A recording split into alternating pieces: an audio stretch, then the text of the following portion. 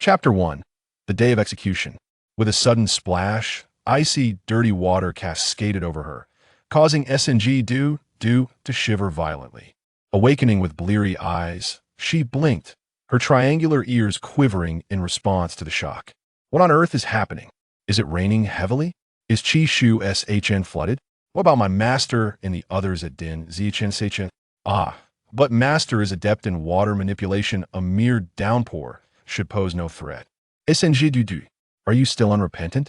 A thunderous voice boomed, reverberating in her ears.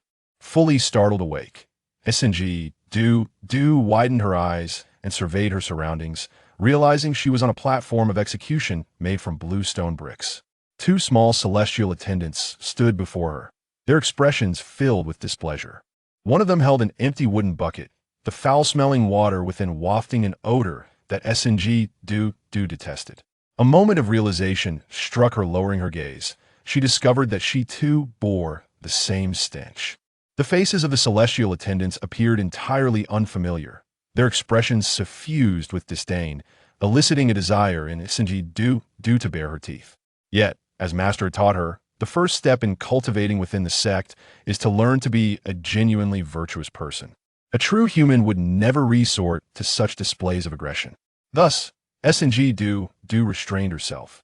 Having fulfilled their task, the two celestial attendants retreated in opposite directions, allowing Doudou to gaze at those they had obscured. Several intricately designed chairs occupied by dignified individuals clad in celestial robes, both men and women, most of whom she recognized. From left to right, there were the head of the law enforcement hall, her master, the sect leader, Elder Yu from the neighboring Zio Yo Peak, and Elder Wing from QNGYN Peak. Surveying the crowd, Doudou noticed that disciples of WN Xing ZNG surrounded the execution platform, with her elder brothers and sisters present, though her second brother was absent. They stood beside Master, their gazes fixed intently upon the center of the platform or position. Spotting familiar faces elicited an involuntary wag of her tail, which quickly turned to sharp pain.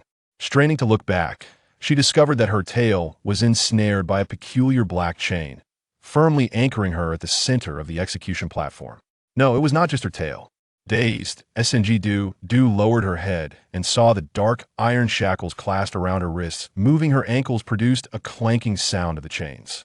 The sect leader rose from his chair, the sun behind him blinding, rendering his features indistinct. He stood with hands clasped behind his back, his robes billowing.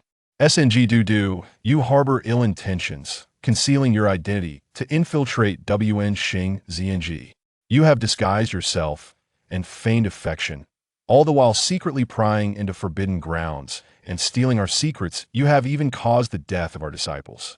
Now that your treachery has come to light, you continue to employ cunning words and deceitful excuses.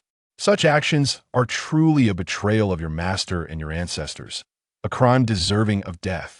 The words erupting from the sect leader struck Doudou like a boulder, leaving her dizzy and momentarily speechless. Harboring ill intentions, concealing her identity, prying into forbidden grounds, stealing secrets?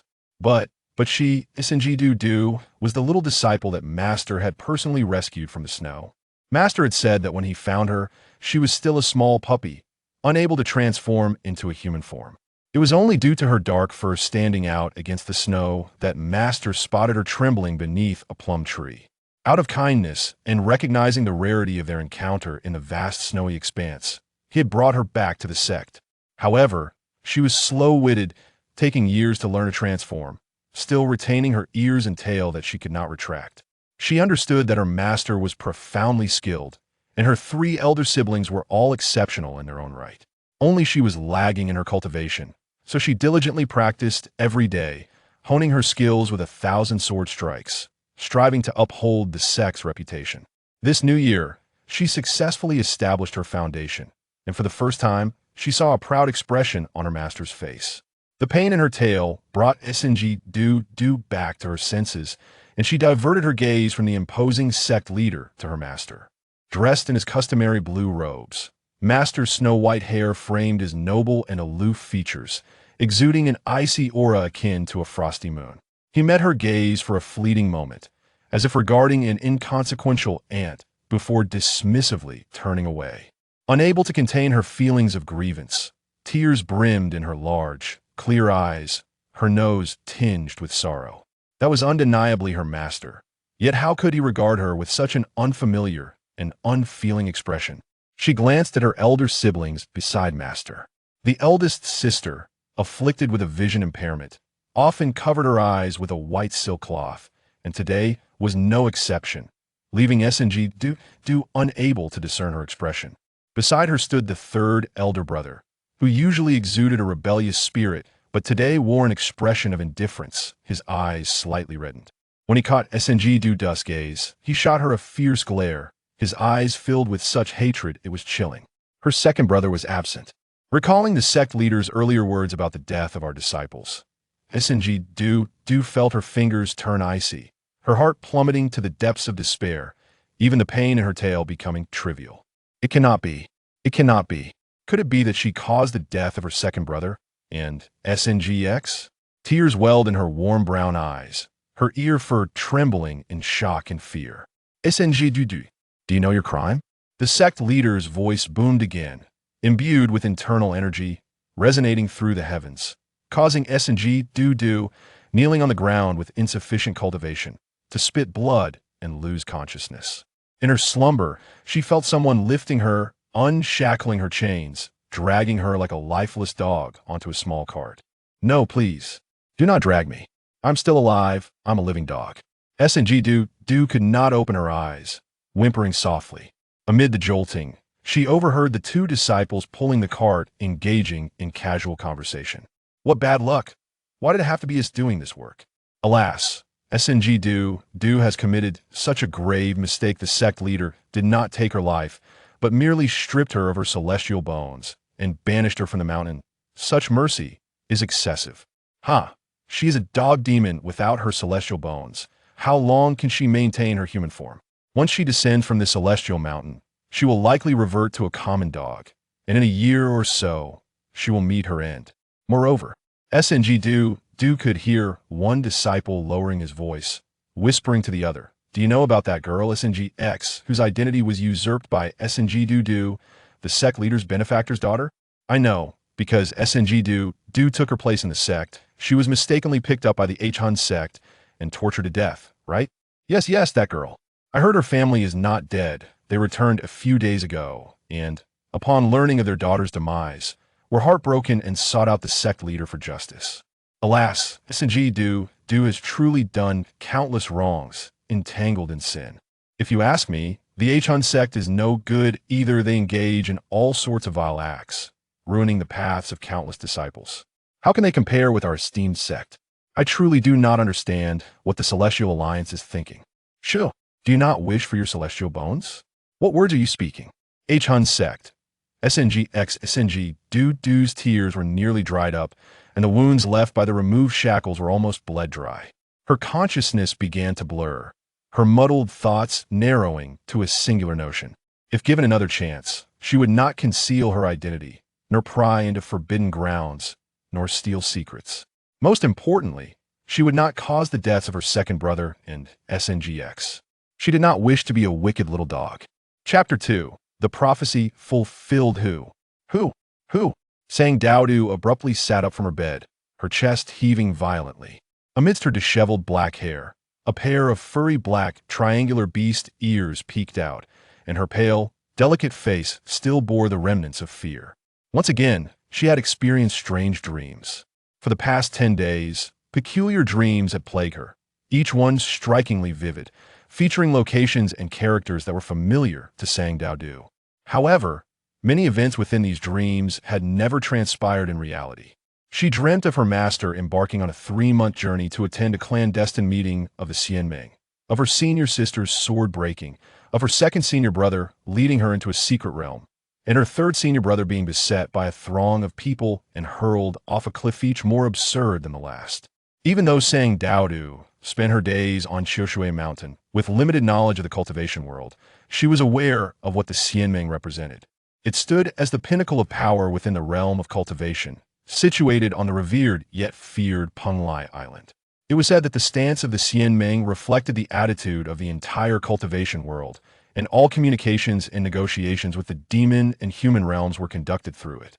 Absolute power, of course, was backed by absolute strength. Even the guest elders of the Xianmeng were among the world's foremost experts. In contrast, her own sect, Wangxiangxing, was merely a small sect, and despite the formidable prowess of her master and several senior brothers and sisters, she had never heard of any interaction between them and the Xianmeng. Yesterday's dream was particularly bizarre, as she found herself on an execution platform, accused of heinous crimes, deemed a disgrace to the cultivation world. As far as she knew, Wangxiangxing possessed an execution platform, but she had never been there. It was rumored that the current sect leader governed with kindness and leniency, and it had been a long time since anyone had been summoned to the platform. Upon waking, the memories of her dreams began to fade, and she gradually distanced herself from the emotions they stirred. Leaping from her bed, she padded barefoot to the desk by the window and began to record the details of her dreams.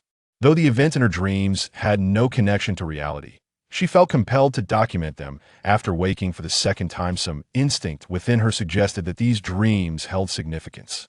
As her pen danced across the page, the fluffy black tail behind her swayed gently, occasionally curling as she pondered, the golden bell tied to its tip jingling silently. Her thin garment slipped from her shoulder, revealing half of her fair, delicate shoulder, a small red mole adorning her collarbone, reminiscent of a plum blossom amidst snow, accentuating her exquisite beauty. When Qingwu Xianjun entered the courtyard, this was the scene he beheld. His obedient little disciple had risen before dawn, not practicing her swordplay or breathing exercises as usual, but rather sitting at her desk, fervently writing, occasionally nodding her head in contemplation, her expression serious and her ears perked up. Her attire was not even properly worn. He sighed inwardly, shrinking himself down, and in the next moment, he appeared behind Sang Doudou, dispelling his protective barrier.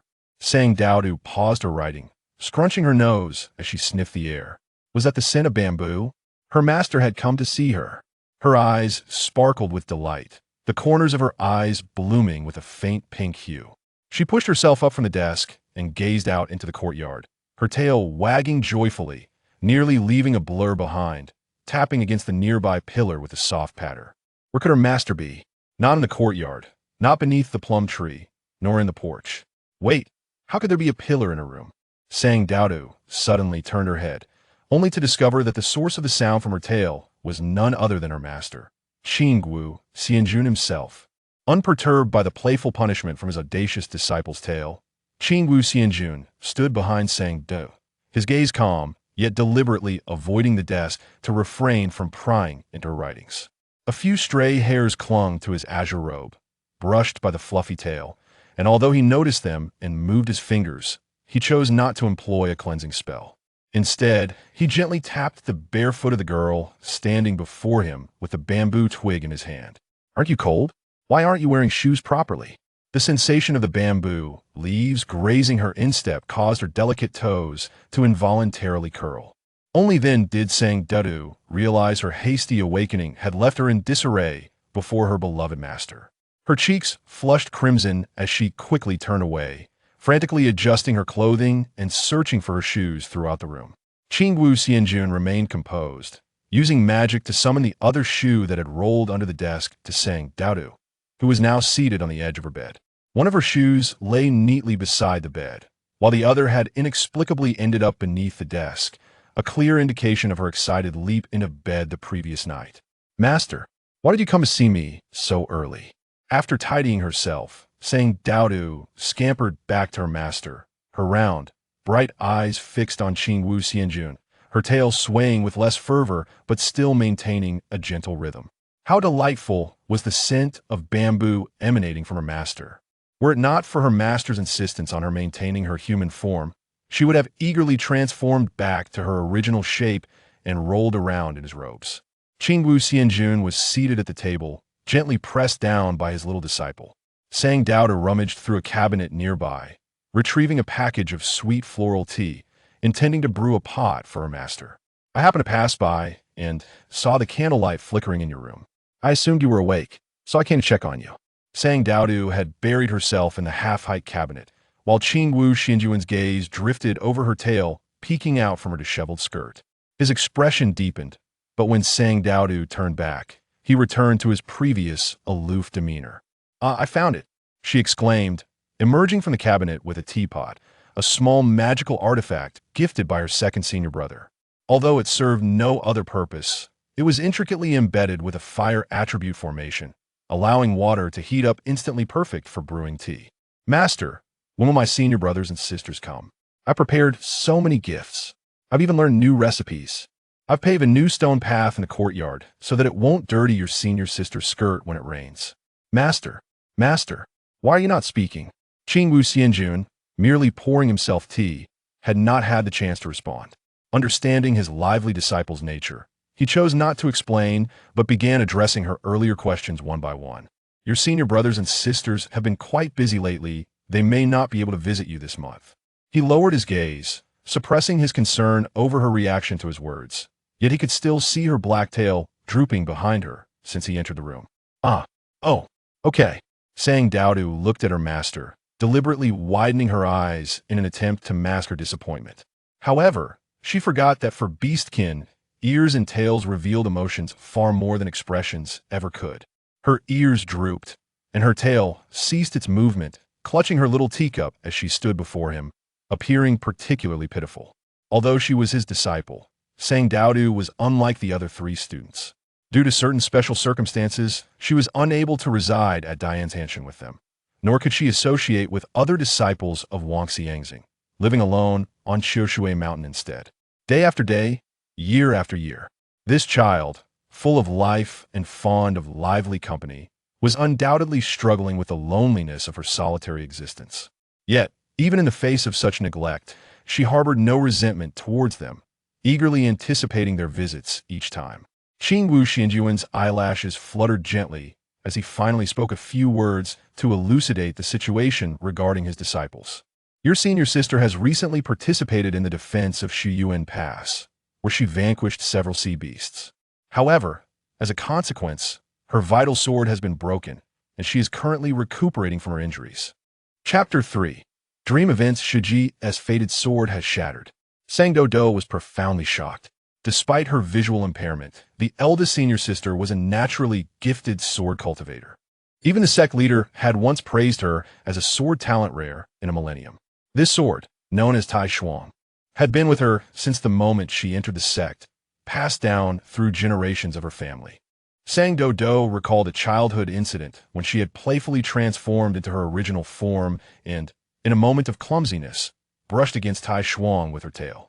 The sword's edge had swiftly severed a tuft of her fur, sending her scampering beneath the table in fright, only to be coaxed out by her master with a chicken leg. Her master had explained that Tai Shuang was among the top 10 swords in the sword manual, renowned for its ability to freeze with a chilling frost and capable of cleaving through iron with ease. Few swords could rival its prowess. From that moment on, she had developed a healthy respect for Tai Shuang, keeping her distance from it. Therefore, when she dreamt of the sword breaking, a reflexive sigh of relief escaped her lips. It was merely a dream, a preposterous occurrence. Yet now, Tai Shuang had actually broken. Sang Doudou momentarily lost her bearings, then hurriedly approached, half kneeling on the ground, anxiously clutching her master's robe. "What has happened to Shiji? Is her injury severe? Can I see her?" To Sang Doudou, Shiji was undoubtedly a cold beauty, even more so than her master, who seldom spoke when visiting. Yet, she adored her nonetheless. Shiji bore a delicate fragrance reminiscent of snow melt mixed with plum blossoms, a scent that always evoked a sense of familiarity in Sang Doudou. Additionally, in her youth, when she had carelessly rolled into Shiji's embrace, covered in mud, Shiji had not pushed her away, but instead helped remove the burrs from her fur. "Shiji, very well." Qingwu Xianjun glanced at the wrinkled fabric of his robe, which unfurled as if stirred by an unseen breeze, a gentle force lifting Sang Doudou from the ground and guiding her to an empty chair at the table. Elder Wenshun had treated her injuries and provided a regimen for recovery. She was no longer in peril. However, the battle had shattered Tai Shuang, and her vitality had been somewhat depleted, her spirit not as vibrant as before. For the past few days, she had declined all visitors. He glanced at his little disciple with an inscrutable expression. "If you wish to see her, that is possible. In a few days, when Azay returns, he can take you. Shixiong, where has he gone? To fetch medicine for your Shiji. Sang Doudou did not feel any relief at this news. She recalled the subtle discord between Shixiong and Shiji, seemingly stemming from an old matter, and despite her inquiries, she had never uncovered the truth. If Shixiong was gathering medicine for Shiji, it must indicate that her injuries were grave. At this thought, Sang Doudou felt a pang of sorrow. In that moment, she wished fervently that she were not merely a small dog demon, but rather a legendary ancient beast capable of reviving the dead, or a being with greater spiritual roots and higher cultivation talent, so that she could assist Shiji in her time of need. What about San Shixiang? Has he completed his task? Has he returned from Long Sugwa? Can he take me to see Shiji? I want to disturb her. Even a distant glance from the courtyard would suffice. In response to her inquiry about the third disciple, Qing Wu Xian Jun's expression betrayed a hint of weariness. Ling Xiao was currently being reprimanded in the discipline hall and would not be able to emerge for some time. Sans Doudou Gasped. As she had mentioned, the current sect leader was benevolent and lenient, and it was rare for disciples to err to the extent of facing disciplinary action. Moreover, from the tone of her master's words, it seemed Ling Xiao would remain in the discipline hall for a considerable duration. What did San Shixiang do? Qing Wu Xianjun shook his head slightly, refraining from answering. The fleeting glint in his eyes suggested that Ling Xiao's transgression was significant. Sang Doudou's worry deepened. She was concerned for both Shiji's injuries and San Shixiang's predicament. However, due to a decree from the previous sect leader, she was forbidden from wandering the Hehuan Sect unaccompanied. Disobedience would result in expulsion. How frustrating. She had merely indulged in a few extra days of sleep. And upon awakening, so many troubles had befallen her sect. She vowed never again to sleep in. As Sang Doudou paced anxiously, a slender hand gently rested atop her head. Qing Wu Xianjun pinched her ear lightly between two fingers, causing her to involuntarily twitch her ears. What are you so anxious about? You are still so young, and these matters are not yours to worry over. His clear, magnetic voice, laced with a hint of amusement, met her gaze, and he found himself disarmed by her glistening eyes. Your brothers and sisters will handle their own affairs. And you? Do you have nothing else to discuss with me? Qing Wu Xianjun intended to inquire about her unusually early rising, concerned that the little one might be troubled by her thoughts with no one to confide in. He wanted to ask what she had been so earnestly writing moments ago and hoped she would speak up if she needed assistance. His little disciple had grown day by day, no longer the small fluffball seeking affection at every turn, and it was natural for her to harbor some secrets. Yet the disciple posed another question. Master, will you be traveling far in the near future? The shock of Shiji's broken sword weighed heavily on her, compounded by the terrifying imagery from yesterday's dream. She felt a deep-seated fear that the events of her dream would gradually manifest into reality. Not all. I will remain within the sect for the time being. The gentle reassurance from her master soothed Sang Doudou's troubled heart. Thank goodness. He had no plans to attend any secret gatherings with the Xianmeng. She concluded that the dream was merely a coincidental manifestation, perhaps a product of her overindulgence in reading, leading to an overactive imagination. As she thought of the storybooks, Sang Doudou perked up. She recalled that the name Hehuan Sect felt strangely familiar in her dream, and she remembered a minor character from a storybook associated with that sect. What kind of sect was it again? Unable to recall, she poured her master another cup of tea, smiling sweetly. Master, have you ever visited Hehuan Sect? Qing Wu Xianjun, a man who had weathered many storms, managed to swallow the scalding tea with remarkable composure at his little disciple's unexpected query, responding with calmness. I have not. The little dog drooped her head. Oh, I see. It was surprising to her that there was a place her master had yet to visit. In Sang Doudou's eyes, her master was the most formidable person in the world, also the most well-traveled. After all, he had found her in the extreme cold of the borderlands of the 13 states, a place devoid of life. How could someone who traversed such desolate lands have never been to Hehuan Sect? Her curiosity about Hehuan Sect intensified. What kind of place was it? Did a person named Sang Shi truly exist there? Chapter 4. Hehuan Sect, where did Doudou hear about this sect? Qingwu Xianjun set down his teacup, seemingly casually inquiring. Now, it was Sang Doudou's turn to feel flustered. Her tail drooped nervously as her eyes darted around, avoiding her master's gaze. Well, she was not prepared to divulge the events of her dream to her master, especially since he had appeared somewhat indifferent within it. Sang Doudou did not wish for him to misinterpret her perception of him as such. Moreover, her master had already been burdened with many concerns lately, and she did not want to add to his troubles. It was a storybook from San Shixiao. I'm sorry, San Shixiao.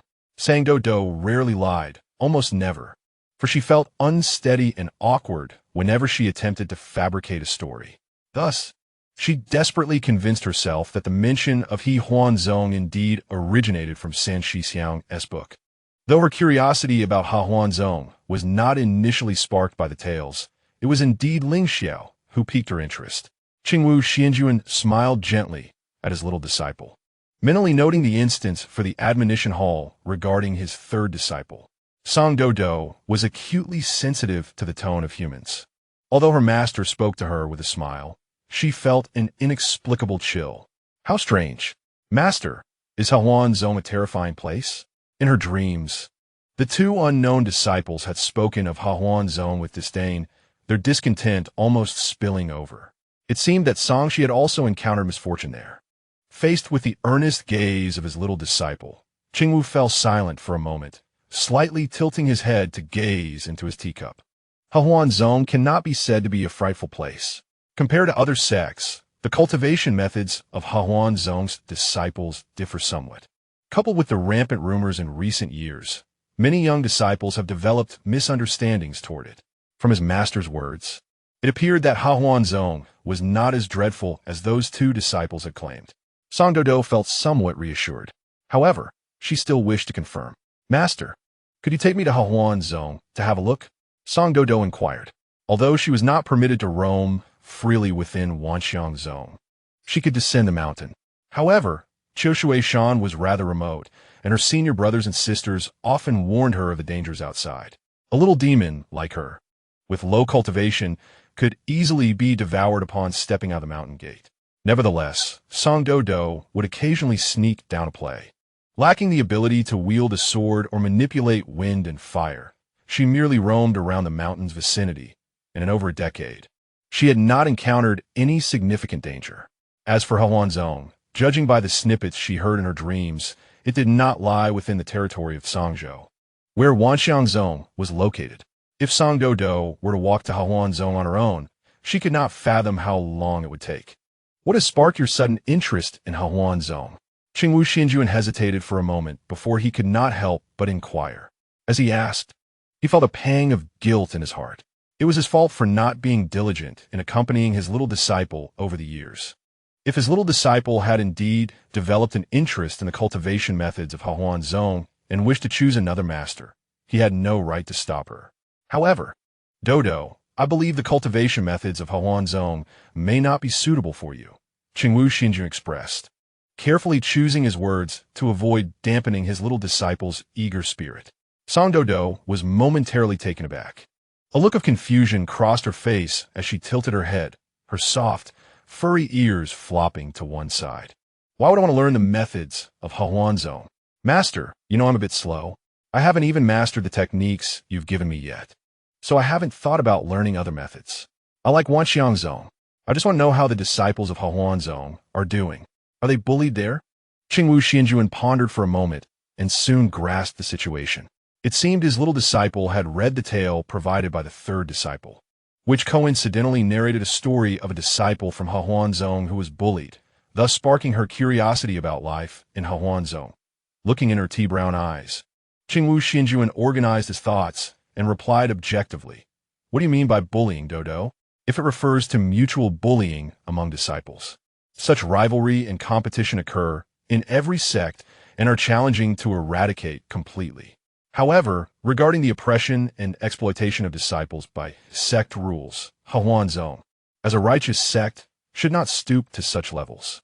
As he spoke, Qingwu Xianjun resolved to take time in the future to investigate Hehuan Sect.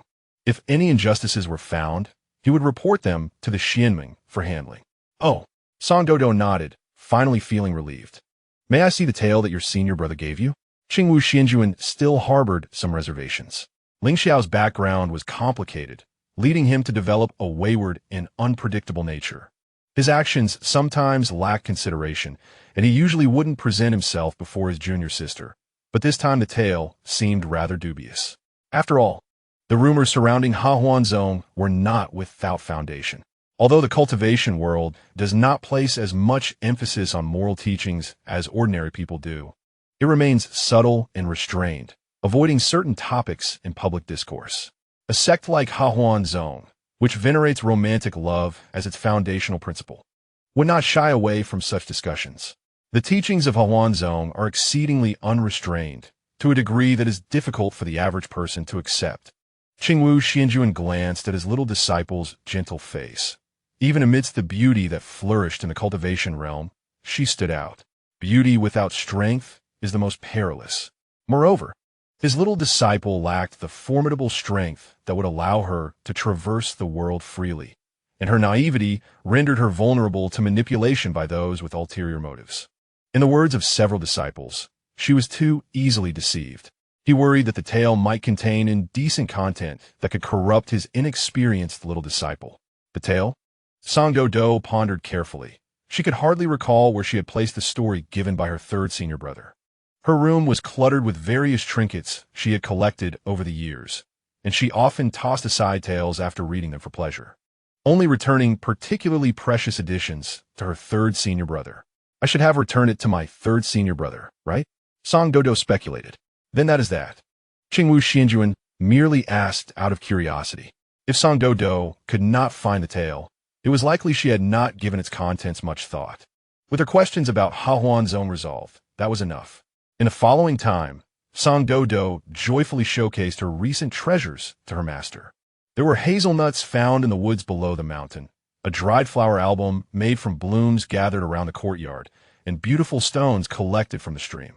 As Qingwu Xianjuan sipped the flower tea brewed by his little disciple, he listened to her animated recounting of the amusing events she had encountered recently. Song Doudou also reported her recent progress in cultivation. After establishing her foundation, her realm had shown little fluctuation, and there were no signs of her training. Once she finished her presentation, Song Doudou leaned her head against her master's leg, feeling a bit guilty. For some reason, she had been unusually drowsy these past few days, and she had forgotten her daily breathing exercises and sore practice over the past couple of days. Qingwu Xianjuan gently patted the furry head resting on his leg, saying nothing. In a few days, when your second senior brother returns, he will come to see you in the courtyard, Qingwu Xianjuan remarked before taking his leave. Song Doudou accompanied him to the courtyard gate, wagging her tail as she watched her master depart slowly until he disappeared from view, at which point her tail drooped.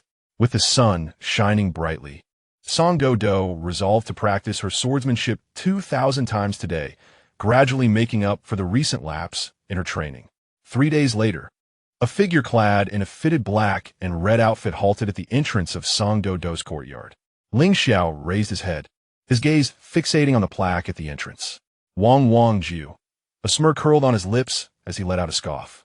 He had heard months ago that his junior sister intended to rename the little courtyard, finding Qiu Shui Jiu too dreary and not befitting her temperament. He never expected it would be changed to something so trivial. Inside the courtyard, a girl in red was brandishing her sword. To the eyes of an untrained mortal, she appeared as graceful as a startled swan and as fluid as a swimming dragon, her flawless profile reminiscent of a celestial maiden. Unfortunately, this Qiu Jiu was not a place accessible to ordinary folk. To Ling Xiao, his junior sister's cultivation, stable for decades from Qingqi to Jingji, bore no difference from that of an ordinary person. With a flick of his fingers, a shadow shot from his hand towards the girl in red, slowing as it approached her. Despite this, she still cried out. Song Doudou clutched her hurting head, angrily scanning her surroundings. In broad daylight, beneath the clear sky, she, a disciple of the illustrious Wang Xiangxing, was unexpectedly ambushed in her own courtyard. Is there any sense in this? However, after scanning her surroundings, she found no suspicious individuals. Song Doudou stood still, quietly swallowing her apprehension.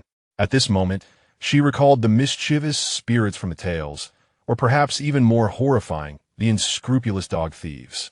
No matter who you are, Sang Doudou said softly, feeling a lack of intimidation, and then mustered her voice. An ambush is unbecoming of a gentleman. I believe we have no grievances or enmities, so let this matter rest for now. Next time, it must not happen again. Concealed in the shadows, Ling Xiao stood at the entrance of the courtyard, arms crossed, leisurely observing his little junior sister as she looked around nervously, her voice trembling with false bravado. Yet, his tail was firmly pressed against his leg, and upon closer inspection, it even quivered slightly. Inadequate, completely inadequate. How could his little junior sister be such a timid little creature? As his thoughts fluctuated, he flicked his fingers, sending another shadow darting towards Sang Doudou in the courtyard. This time, its speed was half compared to the previous attempt. Sang Doudou's ears twitched. She decisively turned around and raised her sword to block. Clang! This time, she successfully deflected the ambusher's hidden weapon, which clattered to the ground. Picking it up, her eyes brightened. It was a piece of candy. However, it had fallen to the ground and was dusted with dirt, rendering it inedible.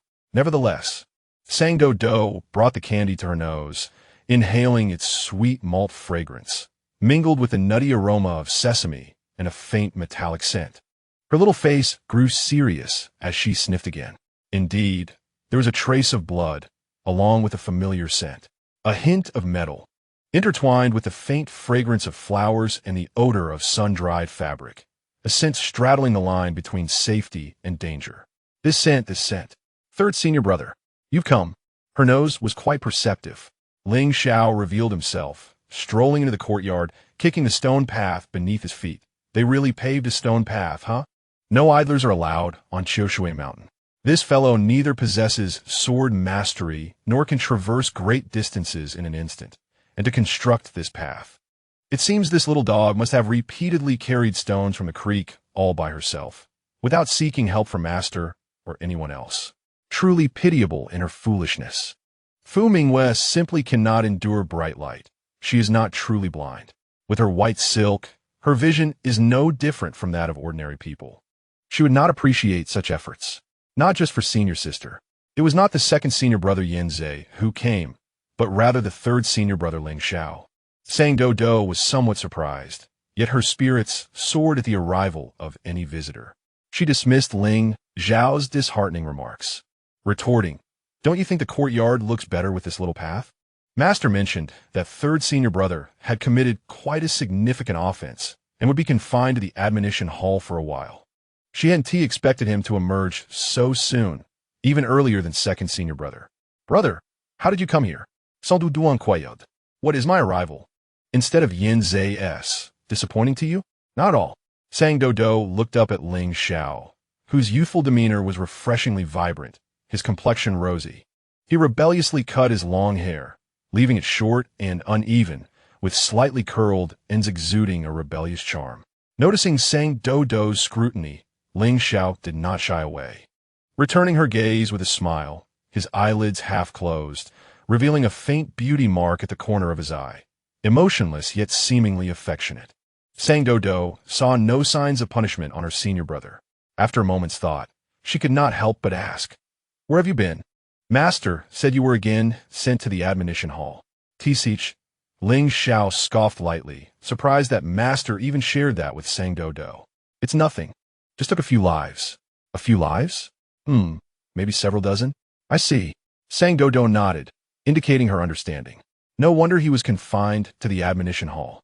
Taking dozens of lives is no trivial matter. If this reached the martial world, anyone would call Ling Xiao a merciless demon. Sang Doudou's calm reaction astonished Ling Xiao.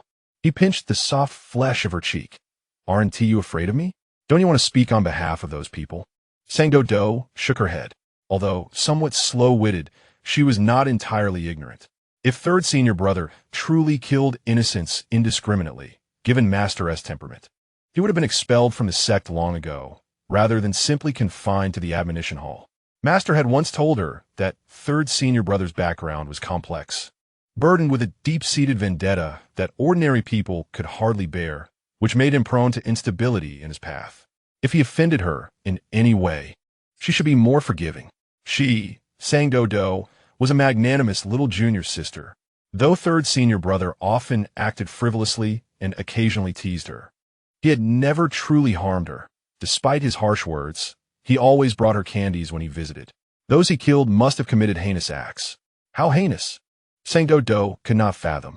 Yet, she thought, if someone bullied Master or her senior brothers and sisters, inflicting serious harm, she would spare no effort to retaliate. Such is human nature. In this world, can there truly be perfect individuals? Everyone fights for those they love and the matters they care about. If someone were merciful enough to treat everyone equally, Sang Doudou would find such a person both pitiable and somewhat terrifying. Seeing the sincerity in his little junior sister's eyes, Ling Xiao felt a sense of satisfaction, and the mental burden he had been carrying lately lightened somewhat. It seems that in the realm of cultivation, some people's intellect is still inferior to that of his little junior sister. Here, take this. He retrieved a stash of candies he had prepared earlier from his storage pouch. Chapter 6. A change occurs. So, how did you get out so quickly? Did the elders of the admonition hall go easy on you? Sang Doudou assessed third senior brother's popularity, quietly dismissing that possibility. Ling Xiao smiled broadly, casually patting Sang Doudou's head, and said with remarkable nonchalance, I drugged the guards of the admonition hall and escaped. Sang Doudou stared at him, utterly astounded by his calm demeanor, which even hinted at a touch of pride, momentarily doubting her own hearing. Such an act was tantamount to openly defying sect rules. The lightest penalty would be doubled, while the heaviest could lead to expulsion from the sect. Third senior brother has become this reckless. Master isn't even intervening. Sang Doudou felt a pang of melancholy, thinking that if third senior brother were expelled from Wangxiangzing, she would be left without him. Then she would become the third senior sister. That doesn't sound too bad. Ling Xiao watched as the light in Sang Doudou's eyes gradually brightened, guessing that this peculiar little dog was likely concocting some other fantasy in her mind, and he lightly tapped her on the head. What are you thinking? If I were expelled from the sect, no one would come to see you anymore. How dare he know what I'm thinking? No. What do you mean if you were expelled from the sect, no one would come to see me? Sang Doudou grasped the implication of his words and became anxious. What is going on? Did something happen to Master and the others? If Master and senior sister were safe, they would surely remember to visit Sang Doudou. Though they all had their own affairs to attend to and might take dozens of days or even months to come, they would definitely come. Ling Xiao nearly toppled over from the sudden agitation of Sang Doudou. Rubbing his sore chest where she had bumped him, he grimaced, realizing that with such a hard head, this girl might not be suited for swordsmanship, but certainly fit for physical training. Ling Xiao was not Qing Wu Xianjun.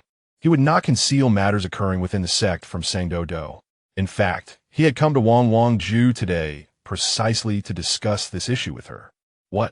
Sang Doudou's pupils dilated, her entire being stiffening. Senior sister's injuries are not as light as Master described. The relationship between Shiji and her destined sword transcends that of a mere contractual bond. After the severance of Tai Shuang, Shiji suffered a grievous loss, leaving her with only half of her heart as pulse.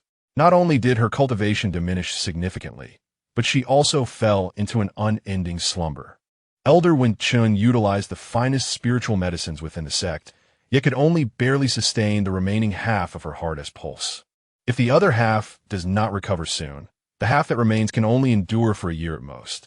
A year, for cultivators who naturally enjoy longevity. Shiji had already reached the early stage of yuanying and should have had several centuries to gradually seek the path to immortality. In the blink of an eye, only a year remains. Her initial judgment was not erroneous. It was precisely because Shiji's injuries had reached such a critical juncture that Shi Xiao would set aside past grievances to seek a remedy. To heal Shiji, the Taishuang sword must be reforged, which requires 3 types of medicinal catalysts: Li Huiyu, Wu Niangu, and Bei Chun Han Quan Shui. Sang Doudou had never heard of any of these.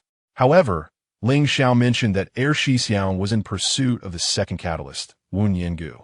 Among these 3 catalysts, Li Huiyu was once a treasured heirloom of a prominent family, yet it has been decades since any news of it emerged. The Beichan Han Quan Shui is only recorded in ancient texts, and its existence remains uncertain, while only Wu Nian Gu has some reliable information. Coincidentally, the Zhouchang secret realm had recently opened, and the last Wu Nian Gu was discovered there. Yin Zhe had already entered. Ere Shi Xiang had entered the secret realm. Once again, this coincided with the event from her dreams, though unlike in her dreams, he did not take her along. In her dreams, what was that secret realm like? A smear of blood color enveloped her vision, countless withered bones floating and sinking in a blood pool, and Yin Zhe was amidst that blood pool, sinking deeper and deeper. In her dreams, ere Shi Xiang could not escape the secret realm. Sang Doudou shook her head, striving to awaken from the scenes of her dream. A few days prior, her master sensed the waning light of Yin Zhe's beacon, fearing it might extinguish, and sent word to her, urging her to assist. Her master, indeed, had hurried off to the Xianming, as the Zhouchang secret realm only permitted Jindan and Yuanian cultivators to enter, and considering the recent urgent summons, he likely would not return until the latter half of the year. As Shixiang was truly in peril, her master had indeed gone to the Xianming. The incidents in her dreams were manifesting one after another. Sang Doudou felt a chill envelop her entire being. Those dreams were not mere fantasies, but genuine omens of the future. What to do, what to do? At this moment, Sang Doudou could not focus on how she had gradually found herself at the threshold of forbidden grounds, stealing secret arts. Even though the pain in her dreams felt so real that her tale still bore a numb sensation upon waking. She was only concerned with one thing: how to ensure the safety of her Shi Xiang and Shiji before the fateful conclusion arrived. Sans Doudou? Sans Doudou? Hey, snap out of it. Sang Doudou looked up in a daze, gazing at Ling Xiao. The ears atop the girl, as head drooped, her brows furrowed, her apricot eyes wide with tears pooling at their corners.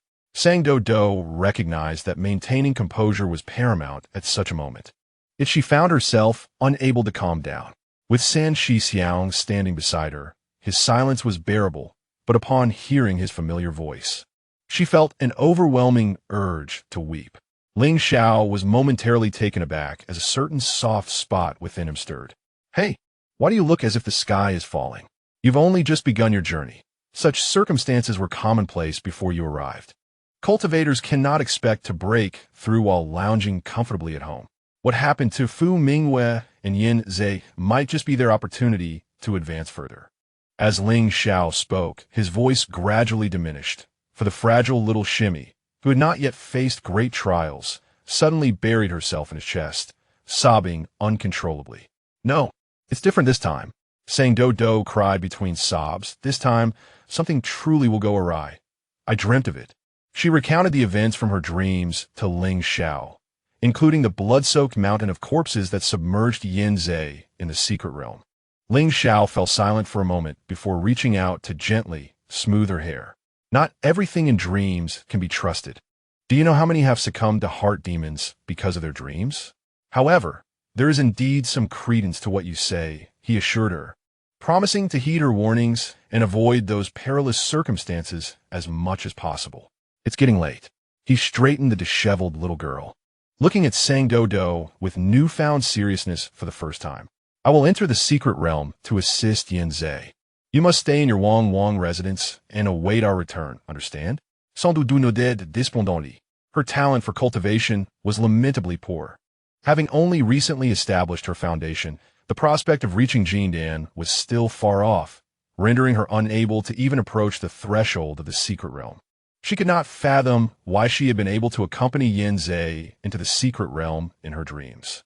She could only stand beneath the tree in the courtyard, watching Ling Xiao depart and then return. Sang Doudou, she gazed in confusion at Ling Xiao, who had inexplicably returned. Foolish dog, she heard him mutter under his breath. You must remember, within our Master's teachings, there has never been a precedent for a wasted disciple. Chapter 7. Memories after Ling Xiao departed. Sang Doudou stood with her head bowed for quite some time. Eventually, she wiped away her tears and retrieved her sword from her room, practicing her moves beneath the plum tree, from dawn until dusk. The blade reflected a dazzling light, indistinguishable from that of the stars. She must grow stronger. as strong as her Shixiangs and Shijis, as formidable as her master. Rarely did she find anything she disliked. Yet now she was unequivocally certain. She detested this feeling of helplessness. While Shiji could be tended to by Air Shixiang in her time of need, and San Shixiang could fight alongside him, she, despite having foreseen these events in her dreams, could do nothing. If only she had believed in the truths of her dreams sooner. With a determined expression, Sang Doudou accelerated her swordplay, her strikes becoming increasingly swift, almost leaving traces in the air, a faint blue aura enveloping the sword, executing the technique of shattered blossom and leaf. If Qingwu Xianjun were present in this courtyard, he would witness countless tiny light points converging upon Sang Doudou's sword, subsequently transferring to her dantian, gradually coalescing into a small azure orb. Clang! The long sword slipped from her grasp, embedding itself forcefully into a nearby stone table. The azure orb in her dantian dissipated into wisps of dust. Pain flared in her wrist. Sang Doudou said nothing, nor did she grimace as she usually would. She simply picked up the sword in silence, placed it on the stone table, and returned to her room. Lying on her bed, Sang Doudou tossed and turned, staring blankly at the ceiling.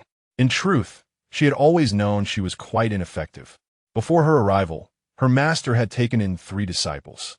The eldest sister, needless to say, was regarded as the next generation's swordsmanship heir, exceptionally gifted, reaching the early stage of yuaning by merely 100 years of age.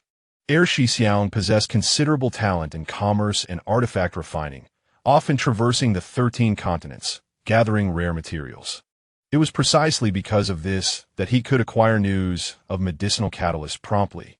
San Shixiang's swordsmanship was also commendable, particularly in stealth and close combat, paired with his family's ancestral bloodline's secret arts, allowing him to take lives silently. When he deliberately concealed his aura, even their master found it difficult to discern his presence. The brilliance of her 3 Shixiangs and Shijis was overwhelmingly radiant. When her master brought her to the sect, everyone assumed she would be the next prodigy to illuminate the sect. Yet it took her 5 years to successfully draw in chi. When she was younger, her master would often take her to the main mountain, where the spiritual spring possessed the ability to cleanse marrow and dispel evil. She would follow her master up thousands of steps, surrounded by hundreds of disciples coming and going. Initially, she could not take human form, and those disciples would reach out to touch her as they passed by. She did not mind being touched, for she could feel their joy in doing so. The gentle hands that brushed against her ear tips radiated a warmth unique to humanity, which Sang Doudou cherished. However, once she transformed into human form, no disciple ever came to touch her again. Furthermore, they often whispered among themselves as they passed by her. The 4th disciple, a creature devoid of talent, brought disgrace upon the esteemed Qingwu men. Sang Doudou, possessing keen hearing, could not comprehend the words spoken around her. So she noted them down and inquired with her senior sister, whose expression turned grim. She chose not to press further. On one occasion, the revered Qingwu Xianjun received an urgent summons and took her to the foot of the main peak, instructing her to ascend alone while he would meet her atop the mountain shortly. She obediently began her climb, only halting when encircled by other disciples. As she looked up in confusion, she was met with their mocking smiles devoid of kindness. "Foolish dog, are you not adept at reporting grievances? Have we erred in our words? Who among Qingwu Xianjun's disciples is as talentless as you? 5 years to cultivate qi into your body? Even the most inept outer disciples would not falter so greatly. Dear brother, cease your speech. How can a mere beast compare with humans? Were I in your position, I would have departed from the arrayed mountain long ago, sparing Qingwu Xianjun and senior sister Mingyue from humiliation, with her tail seized and ears tugged." Young Sang Doudou's eyes brimmed with terror, prompting her to struggle vigorously. Crying again? What a charade! Enough, enough, cease bullying her. She may report you again. And what of it? Merely a dog. Even if killed, the compensation would be trivial. Yet, even as a dog, she belongs to Qingwu Xianjun. If a serious incident arises, your lives would scarcely suffice as restitution. Sang Doudou remained silent about the events of that day. After the ruckus subsided, the disciples ambled down the mountain. while she picked herself up, slowly straightening her attire, and taking time to conceal the patches of fur that had been yanked from her ears and tail. Upon reaching the summit, her senior brother inquired about her well-being, noticing the abrasions on her hand. She merely mentioned that she had tripped. She refrained from discussing how the disciples had forced her to kneel and bark like a dog, nor did she reveal the humiliation of being dragged by her collar across the ground. She was not one to report grievances. Furthermore, she did not wish to hear other disciples claim that Qingwu Xianjun and several of his disciples were mad, using their profound cultivation to bully ordinary disciples. At that tender age, having read little and grasped even less, she instinctively rejected anything that might jeopardize the warm home she had finally found. Had it been the current Sang Doudou, she would have fought back with all her strength, biting the hand of any disciple who dared to pull her ears, refusing to allow anyone to take advantage of her. What truly saddened Sang Doudou were the events that transpired thereafter. Upon reaching the second level of qi refining, her master brought her to Qiushui Mountain. Doudou, from now on, you shall reside here. Sang Doudou surveyed the tidy yet desolate courtyard and glanced at her senior brothers and sisters, who lingered at the entrance but did not enter. Once more, she felt lost. Initially, due to her youth, her master and several senior brothers and sisters were apprehensive about her living alone, visiting her frequently. Despite seeing them nearly every day, she would joyfully revert to her original form each time they met, running in circles around them until exhausted, curling up on her master's lap to sleep soundly. Her senior sister practiced swordplay, her second senior brother conversed with the third, and the birds chirped in the trees. Everything was idyllic. However, as she grew older, her master and senior siblings became increasingly occupied, their visits dwindling from once a day to once every 3 days, then once a week, and eventually to once a month. Now, months often passed without a single glimpse of them. Sang Doudou did not comprehend the concept of loneliness. But each time her senior siblings and master departed, she felt an emptiness within her heart. Was her weakness the reason she could not live with her master and senior siblings? Sang Doudou lay in bed pondering. Why was she so weak? Why, despite her earnest efforts at cultivation, could she not advance even a single step? Had the sect leader and her master ceased to acknowledge her as a disciple of Hehuan Sect by confining her to Qiushui Mountain? She pulled the covers over her face, then covered her ears as well. She desperately wished to become of use. Chapter 8. Descent from the Mountain. Sang Doudou dreamed again. This time, she envisioned the aftermath of the execution platform. After the two disciples dragged her down the mountain in a cart, they discarded her by the roadside. She tumbled from the cart and lost consciousness. When she awoke, she had reverted to a small black dog, lying on a silk cushion in a warm room. Her broken tail had been bandaged, and a bowl of water was placed beside her. Inger, stop staring at the little black one. Your brother will scold you when he returns. The girl named Inger pouted at this. Mother, why can't I have a spirit pet while my brother can? The elegant woman beside her simply patted her head and smiled gently. Your brother is reserved, and it's rare for him to find something that piques his interest, especially a little dog. Do not provoke him further. Seeing the girl's lips protrude in discontent, the woman, in exasperation, offered her a sweet date. You are grown now. If you truly wish for a spirit pet, I shall have your father take you to the market tomorrow to choose one. But let me be clear, once you have it, you must take responsibility and not shirk your duties as you did in your childhood. Thus, Sang Doudou became the spirit pet of this family. This was no longer the realm of Zhangzhou, but rather Yinzhou, where cultivators and mortals coexisted, governed by the three great families, with the Chu family leading. The first girl she encountered was named Chu Yingying, the youngest of the Chu family's younger generation, with her brother being the current young master, Chu Hang. After being abandoned at the foot of Hehuan Sect, she was rescued by the passing Chu Hang. Chu Hang's demeanor was markedly different from others. He was a man of few words, often choosing silence. For a long period, Sang Doudou believed him to be mute, her heart heavy with sympathy. Routine matters within the clan were conveyed by the servants at his side. Yet, Chu Hang was astute and perceptive. Even his sparse words could orchestrate intricate decisions without error. However, this Chu Hang would, at dusk, hold her by the window, shedding his daytime aloofness and speaking to her as if she were a dear friend. The first time this occurred, Sang Doudou was terrified convinced Chu Heng had lost his mind. Yet as time passed, she grew accustomed to it and understood that he was not insane, but merely possessed a peculiar inclination to keep his affections hidden from the world. He would speak as he gently stroked her soft fur, pinching her ears or the already fur-covered stub of her tail, indifferent to whether the little black dog could comprehend his words. Occasionally, he would pause, calmly remarking that several clan elders were a bunch of fools. By this time, Sang Doudou's lifespan was dwindling to less than 3 months. She thought it rather agreeable to remain in the Chu family. For Sang Shi and her second senior brother had perished, leaving her unable to return to Qiushui Mountain and too fearful to face her master. Everything seemed to be set in stone. Yet one day, Chu Mu brought unexpected news.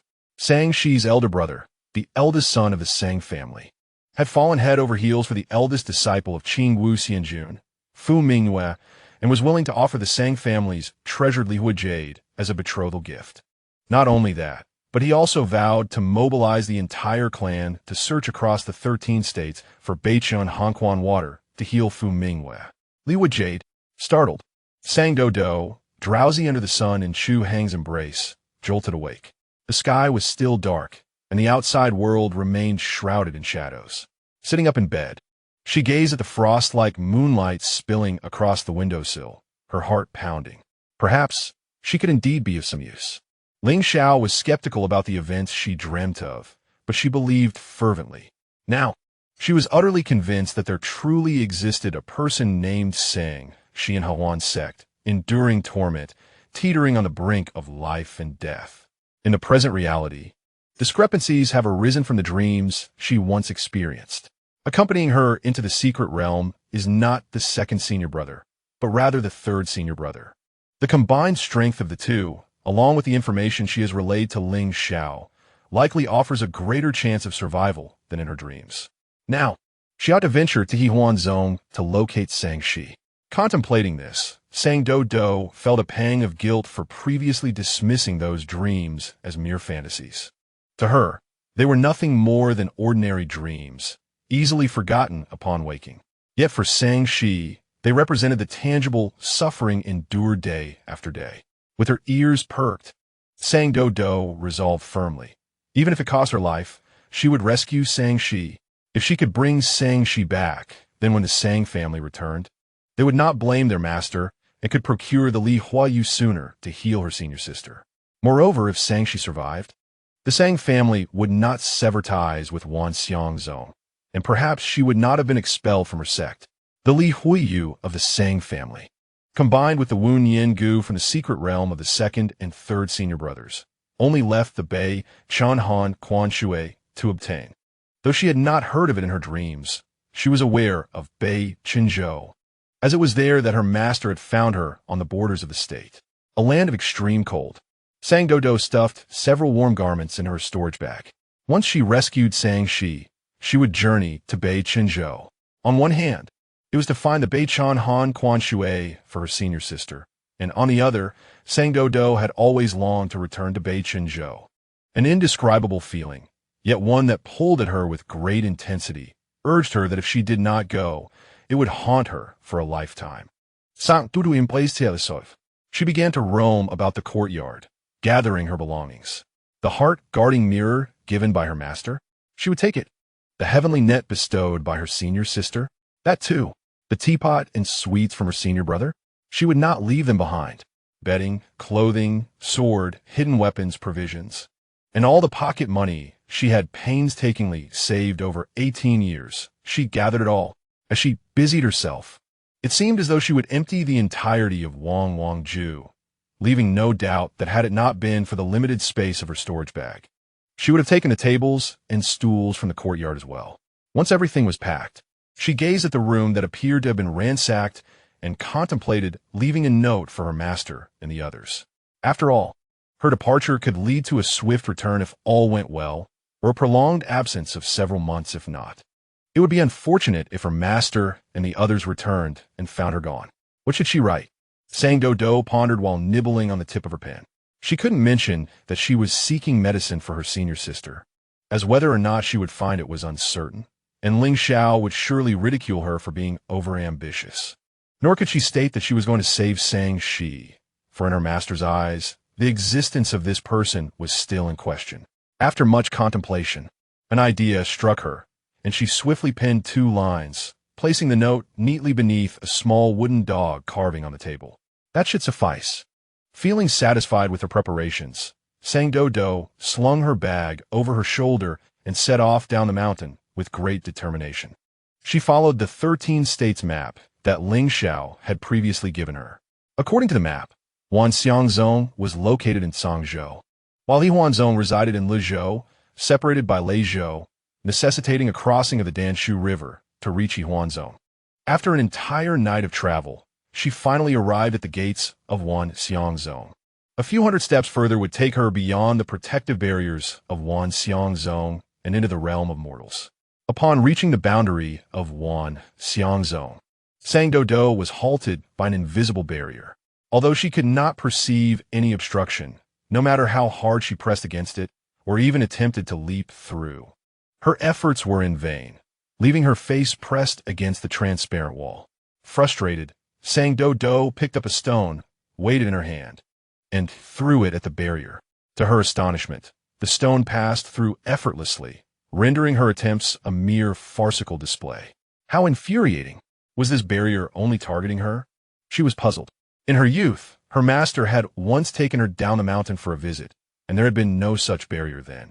After scratching at the transparent wall for a while, she reluctantly abandoned her efforts and squatted to rummage through her pack for any useful tools. Suddenly, her fingers brushed against a cool, round object. Pulling it out into the sunlight, she discovered it was a palm-sized golden compass.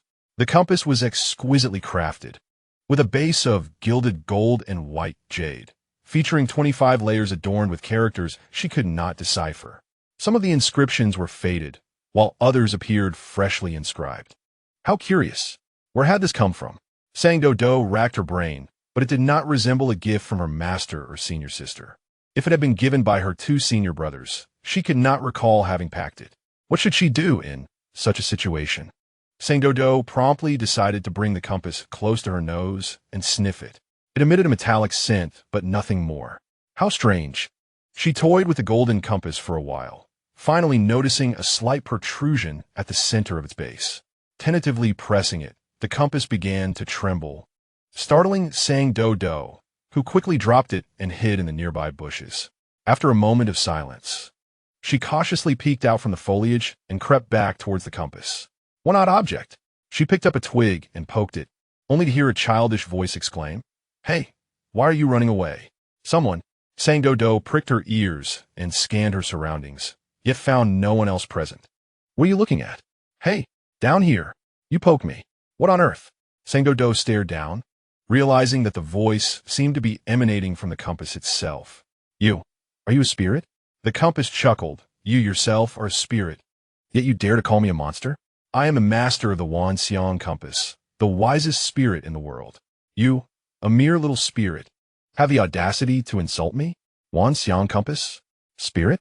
Sang Doudou had indeed heard her senior sister mention that certain vessels, under abundant spiritual energy and after enduring countless years and tribulations, could gain sentience. However, such sentient vessels were exceedingly rare in the realm of cultivation, typically being of the highest quality or even divine artifacts. "You are a divine artifact? How did you end up in my bag?" Sans doute question. Unsure of how she had come by the Wanxiang compass, fearing it might belong to someone else. If someone misinterpreted her as a thief, it would not bode well. Divine artifact? From your mortal perspective, you may consider me one. I am no mere mortal. "Yes, I understand," Sang Doudou replied obediently. "I am a spirit. As you know, I indeed know," the Wanxiang compass acknowledged. It perceived Sang Doudou's realm to be no different from that of mortals. It sensed that discussing matters further with this little canine spirit would be futile, and thus swallowed its remaining words. "Then how did you end up here? Where is your master?" "In this world, no one is worthy of being my master," the Wanxiang compass proclaimed, brimming with pride, though its childish voice lent a touch of absurdity to its arrogance, causing Sang Doudou to stifle a laugh. "Staying in that dilapidated tower is utterly pointless. I wish to venture out and see the world. Take me with you." The Wanxiang compass demanded, its tone filled with expectation. Sans Doudou hésitated, her face betraying her uncertainty. It seemed that the Wanxiang Luopan had discerned Song Doudou's predicament. As a hint of indignation and an urgency that could only be detected by the most attentive ears emerged in its voice. You are unwilling?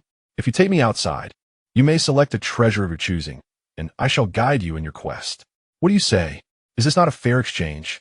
The tone of Wanxiang Luopan was laced with a biting frustration, clearly indicating that proposing such a condition was a considerable sacrifice for it. Song Doudou's eyes sparkled with excitement at the offer. In truth, even if it had said nothing, she would have been inclined to take it outside. However, if Wanxiang Luopan were willing to assist her in her treasure hunt, it might aid her in locating the Beichen Hanchuan water. Yet, as she stood before Wanxiang Luopan, she reached out to touch the transparent barrier and lowered her ears. I cannot pass through this barrier. Wanxiang Luopan fell silent. Is it solely due to this? Song Doudou nodded. Though Wanxiang Luopan's expression was inscrutable, she could still perceive its speechlessness. Take me with you. Simply follow the direction indicated by the pointer, and you will be free in less than a quarter of an hour. Song Doudou was elated, her eyes gleaming as she nodded vigorously, following the compass's guidance. She indeed soon emerged from the barrier. Xiaowan, you are remarkable. Xiaowan, you must address me as Wanxiang Darren. Wanxiang Luopan corrected her with a hint of dissatisfaction. It felt no embarrassment at her praise. The essence of that barrier was the protective formation of the Hehuan Sect. As a disciple within the sect, Song Doudou could not exit without the proper token, which was why she could not penetrate the barrier. However, Wanxiang Luopan was a divine artifact that gathered the myriad formations of the world, and no formation could obscure its vision, let alone that of a minor sect. Very well. Wanxiang Darren. Song Doudou did not dispute, acquiescing to whatever Wanxiang Luopan decreed. Its voice resembled that of a youthful human, and having just aided her, she was more than willing to indulge it. Wanxiang Luopan, rarely encountering such an obedient little spirit, felt a sense of comfort in its heart. It floated up from Song Doudou's grasp, hovering before her and scrutinizing her from head to toe. Hey, you have quite the aptitude for learning formations. It spoke casually, not anticipating that the young girl before would freeze in place. Her furry black ears perked up, trembling slightly, her eyes wide with surprise as she stammered. Me? Are you saying I possess talent? This exaggerated reaction left Wanxiang Luopan momentarily speechless, as it pondered whether its earlier comment had merely indicated a fair amount of talent, rather than the nonsensical notion of her being an unparalleled genius. Witnessing the little spirit's elation, with her tail raised high, Wanxiang Luopan felt an unusual surge of ambition.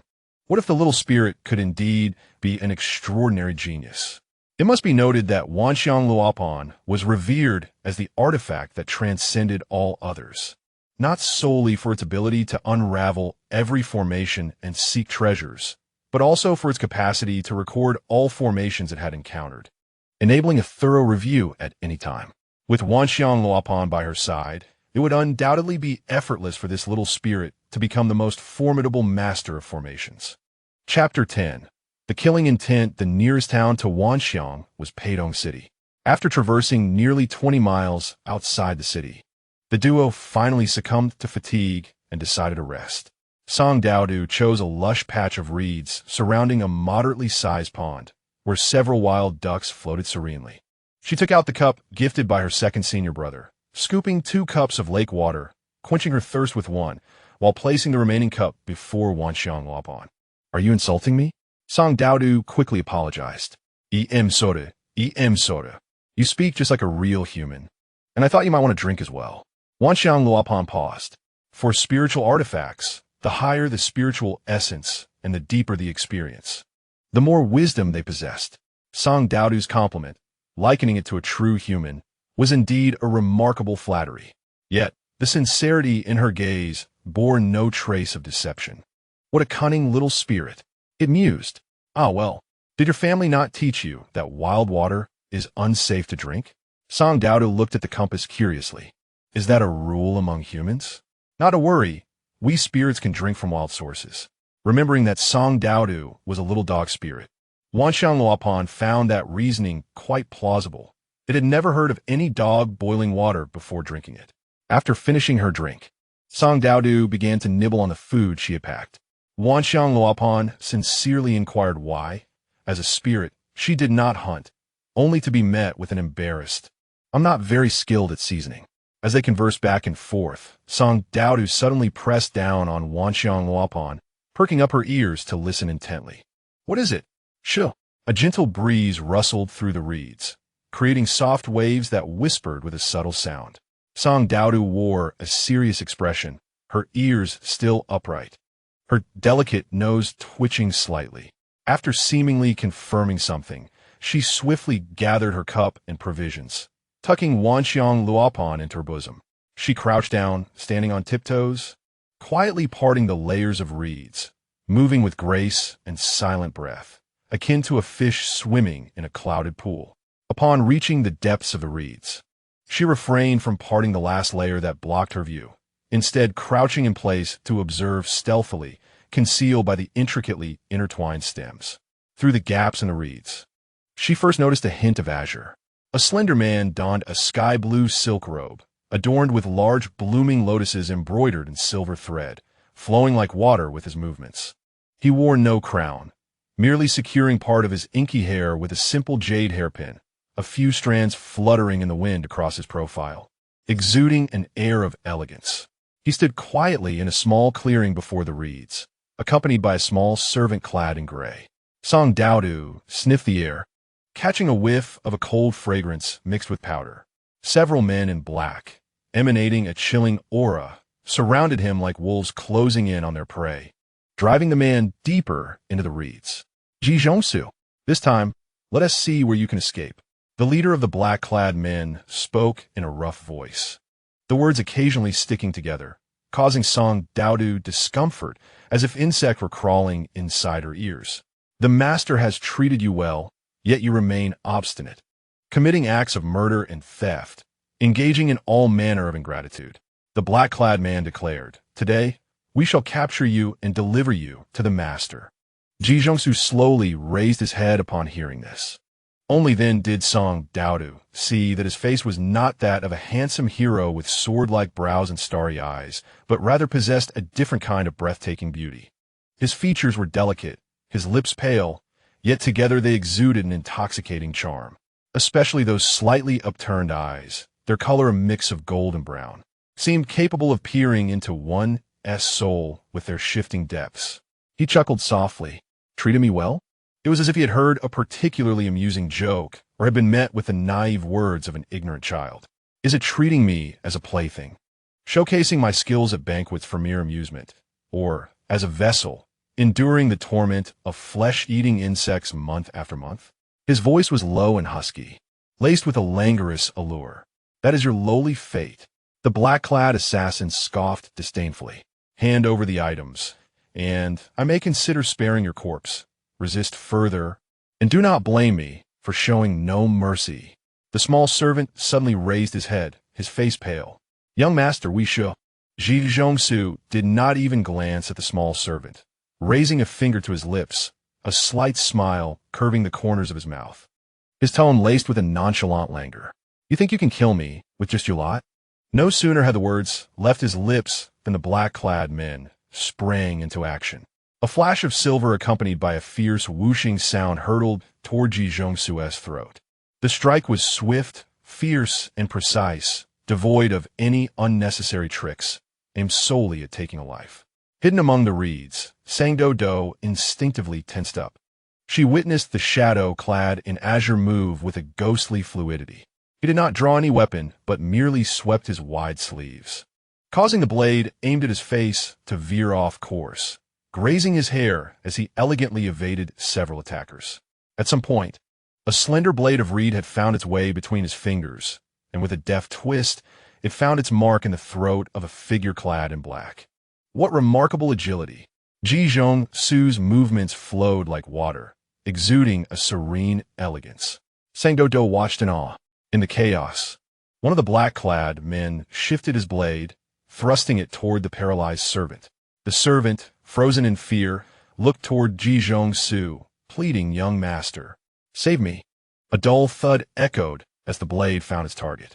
The servant's eyes widened in disbelief, feeling a sharp pain at his throat, blood mingling with the soft reed leaf that had pierced him. Alas, a slip of the hand. Jizhong-su feigned surprise. How unfortunate. What to do now? Perhaps your blood shall serve as a tribute to my poor servant.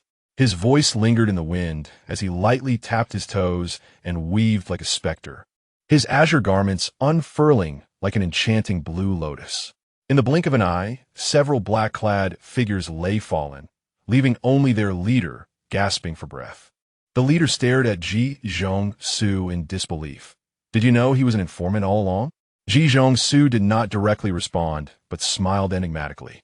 I shall spare you. As he stepped closer, the black-clad man trembled at his movement. Return and inform your master that if he desires something, he must come to see me himself.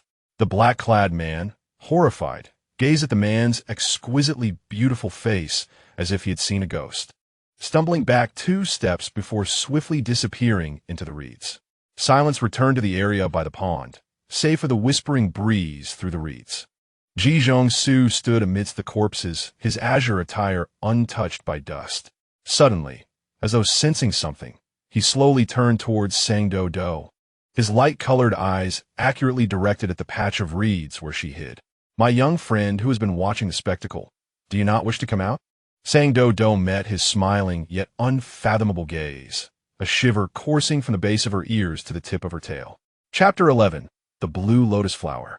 Panic surged within Sang Doudou.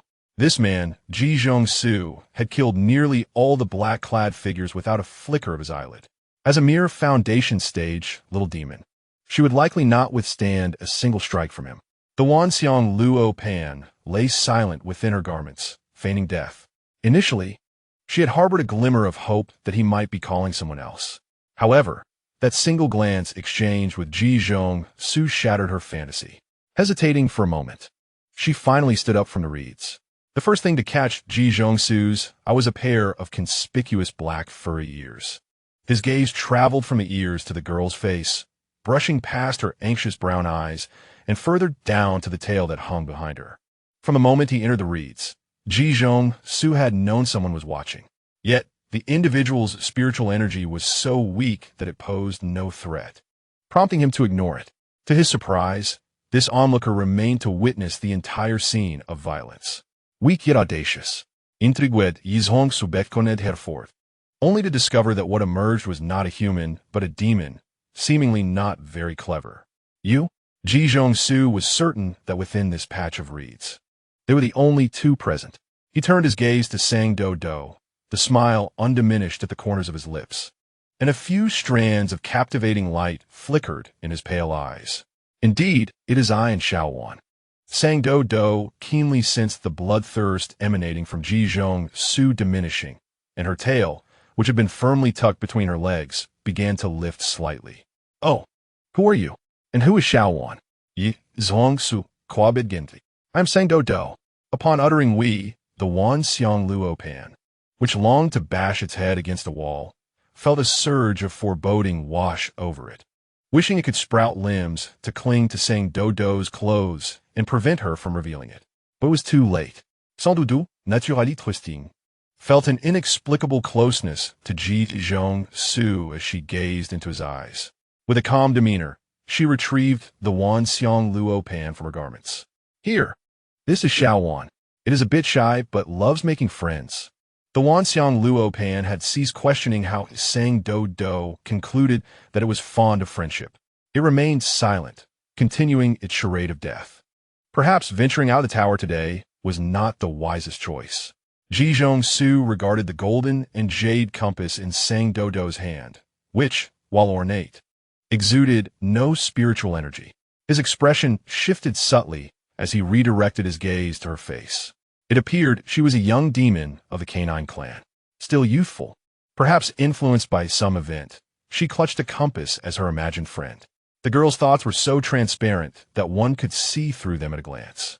He had just finished his massacre, the blood on the ground still fresh, and yet, with a few friendly inquiries, her tail was nearly wagging with joy. Foolish. Such naivety, coupled with a face that was undeniably endearing. Without the protection of her clan's elders, she wandered into a perilous world, akin to a tender piece of meat willingly offering herself to the jaws of a ravenous wolf. Su required no great effort to envision the scene. The innocent, naive little demon ultimately falling prey to some celestial being, becoming an exquisite captive. She would be lured gently, wrapped in silks and sweet words.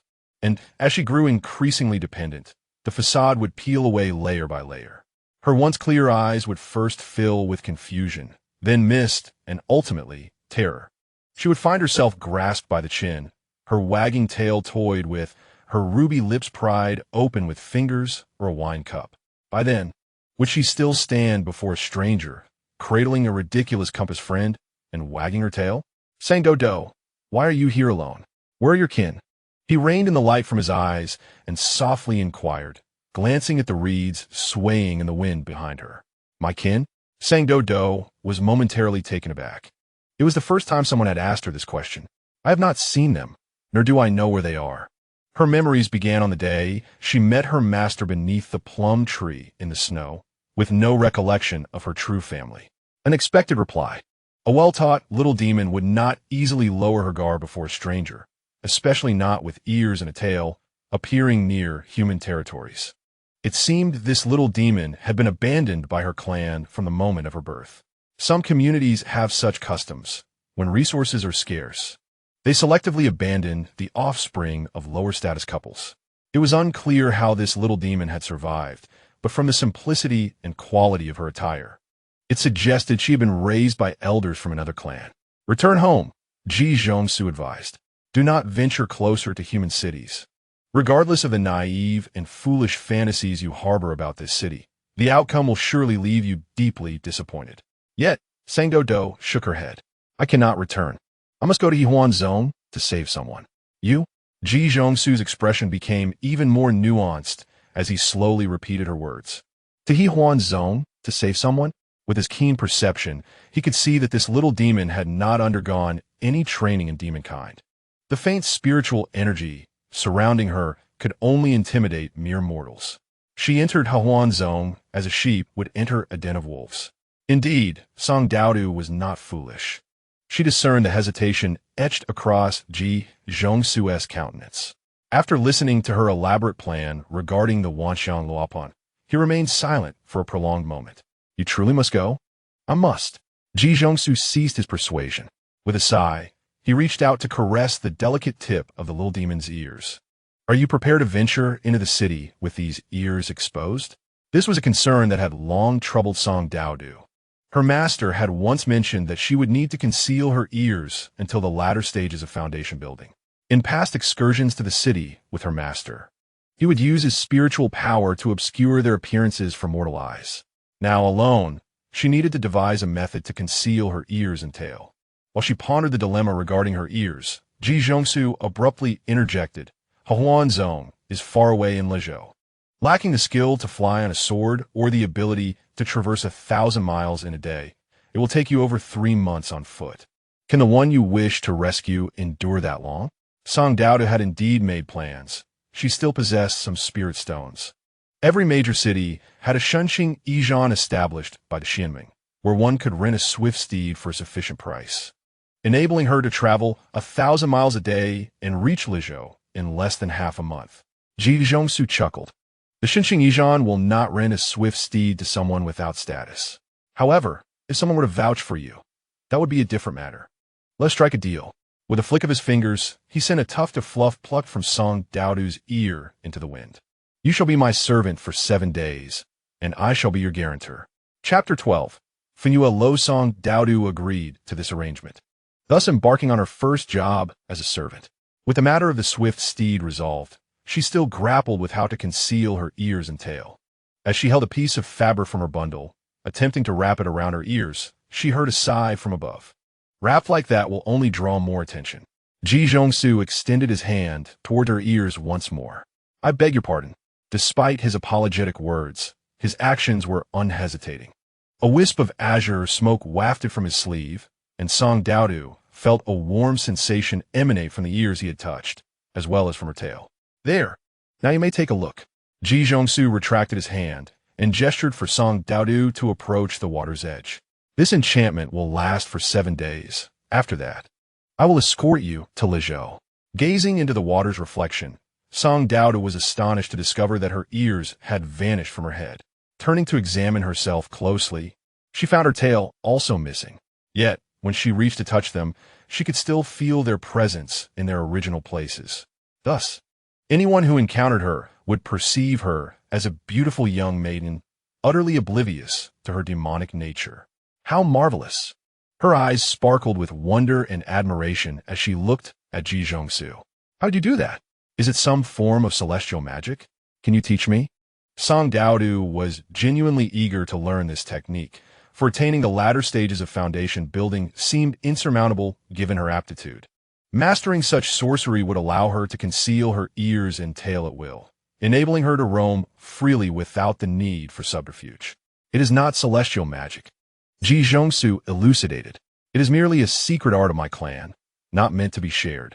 I see, Song Doudou said, feeling a tinge of regret, but quickly dismissing the thought. What responsibilities will a servant have? I have never been a servant before. Outdoors, you will prepare tea and meals, and wash clothing. Indoors, you will simply follow me and heed my commands. Song Doudou shyly scratched her head and confessed, but my cooking is rather unpalatable. Those who have tasted it are reluctant to have a second serving. In truth, she had left herself some dignity with that remark. She had once confidently prepared a grand feast for her master and senior brothers and sisters, only for them to fall into a long silence after a single bite. Her second brother had forced himself to eat a few mouthfuls before promptly leaving for 3 months, while Lingxi insisted on sending her to Elder Wenchen for instruction after sampling her cooking. This girl possesses an innate talent for poison making. It would be a pity not to send her to Yaofeng, Lingxi had remarked. Ji Zhongsu paused, then chuckled lightly. No matter, once we enter Fenuelo, you shall no longer need to worry about meals. Fenuelo? Indeed, Ji Zhongsu nodded, turning his gaze towards the depths of Peidong City, his eyes distant. That is where I make my living. Upon hearing him say this, Song Doudou envisioned Fenuelo as a place of refined elegance, akin to a scholarly institution, or perhaps a library where literary figures gathered for discourse. Ji Zhongsu possessed a unique aura, one that was subtle yet captivating, enchanting yet not bewitching. Song Doudou thought someone like him would embody the essence of a gentle breeze and bright moon, living a life of carefree elegance. Yet, she never anticipated that Fenuelo would be a brothel. She had overheard every word of the confrontation between Ji Zhongsu and the cloaked assassin that day. From the few phrases uttered by the former, she could glean glimpses of his tortured past and assumed he must despise such a life. You actually know what a brothel is? Wanxiang Luopan expressed its astonishment. After the events of the day, it had equated this little demon with a fool in its mind. Song Doudou, somewhat perplexed, held the compass and replied, Why wouldn't I know? Lingxi's storybook contains all sorts of tales, from the familiar pairings of talented scholars and beautiful maidens to the poignant stories of lovers torn apart by fate. Neither of these narratives appealed to her. Fenuelo stood prominently along the main thoroughfare of Peidong City, occupying several shop-sized spaces in this precious location and transforming them into a miniature garden.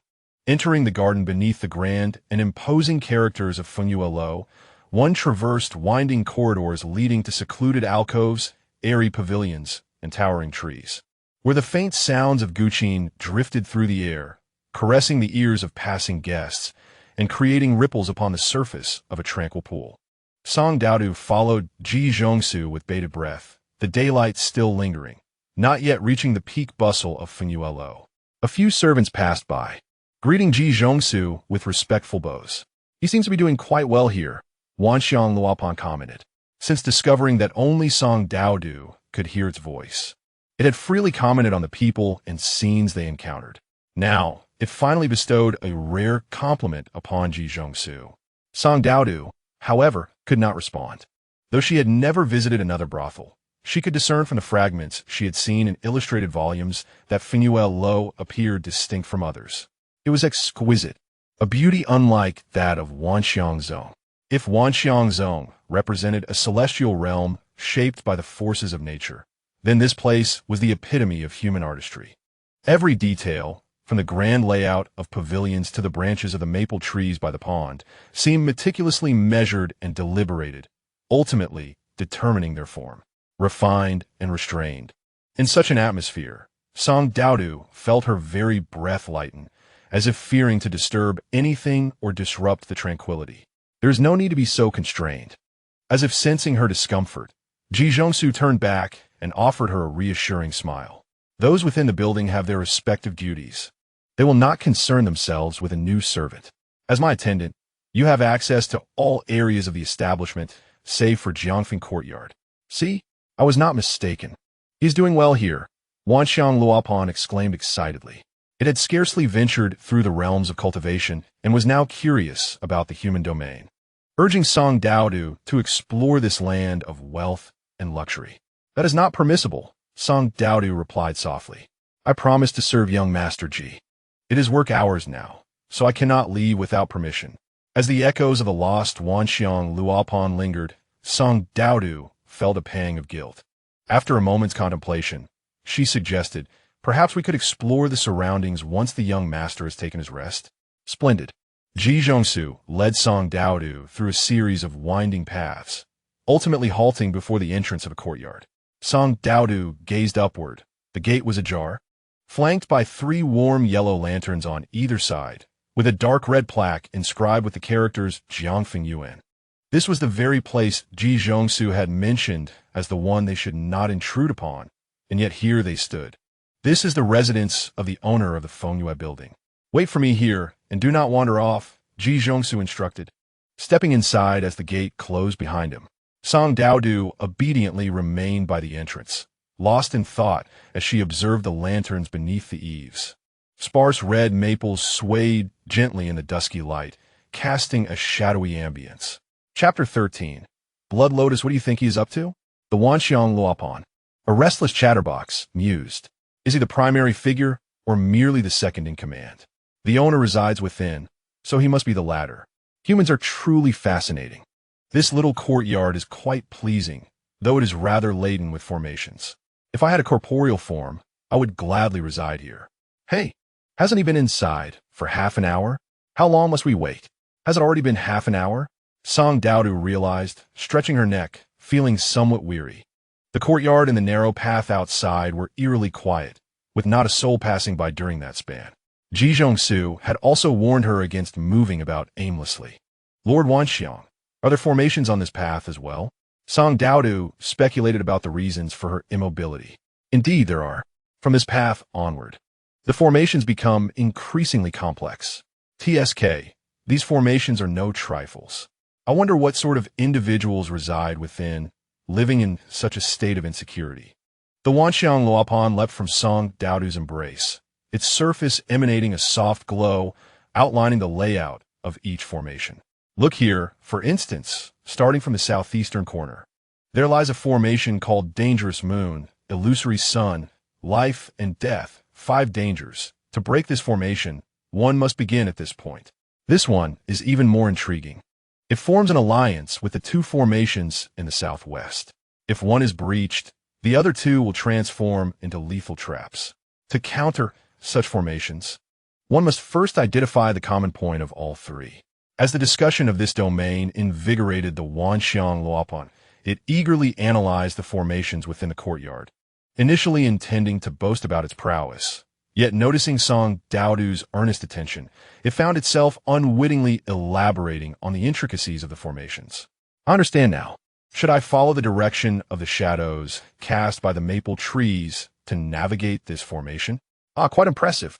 You grasped that remarkably fast. The Wanxiang Luopan's voice resonated with genuine surprise. Mastering formations is no simple task. One must not only memorize the fundamental knowledge of astronomy and geography, but also adapt to real-world circumstances. After all, the formations in reality do not operate like examinations, where one can deduce a solution solely based on theoretical knowledge.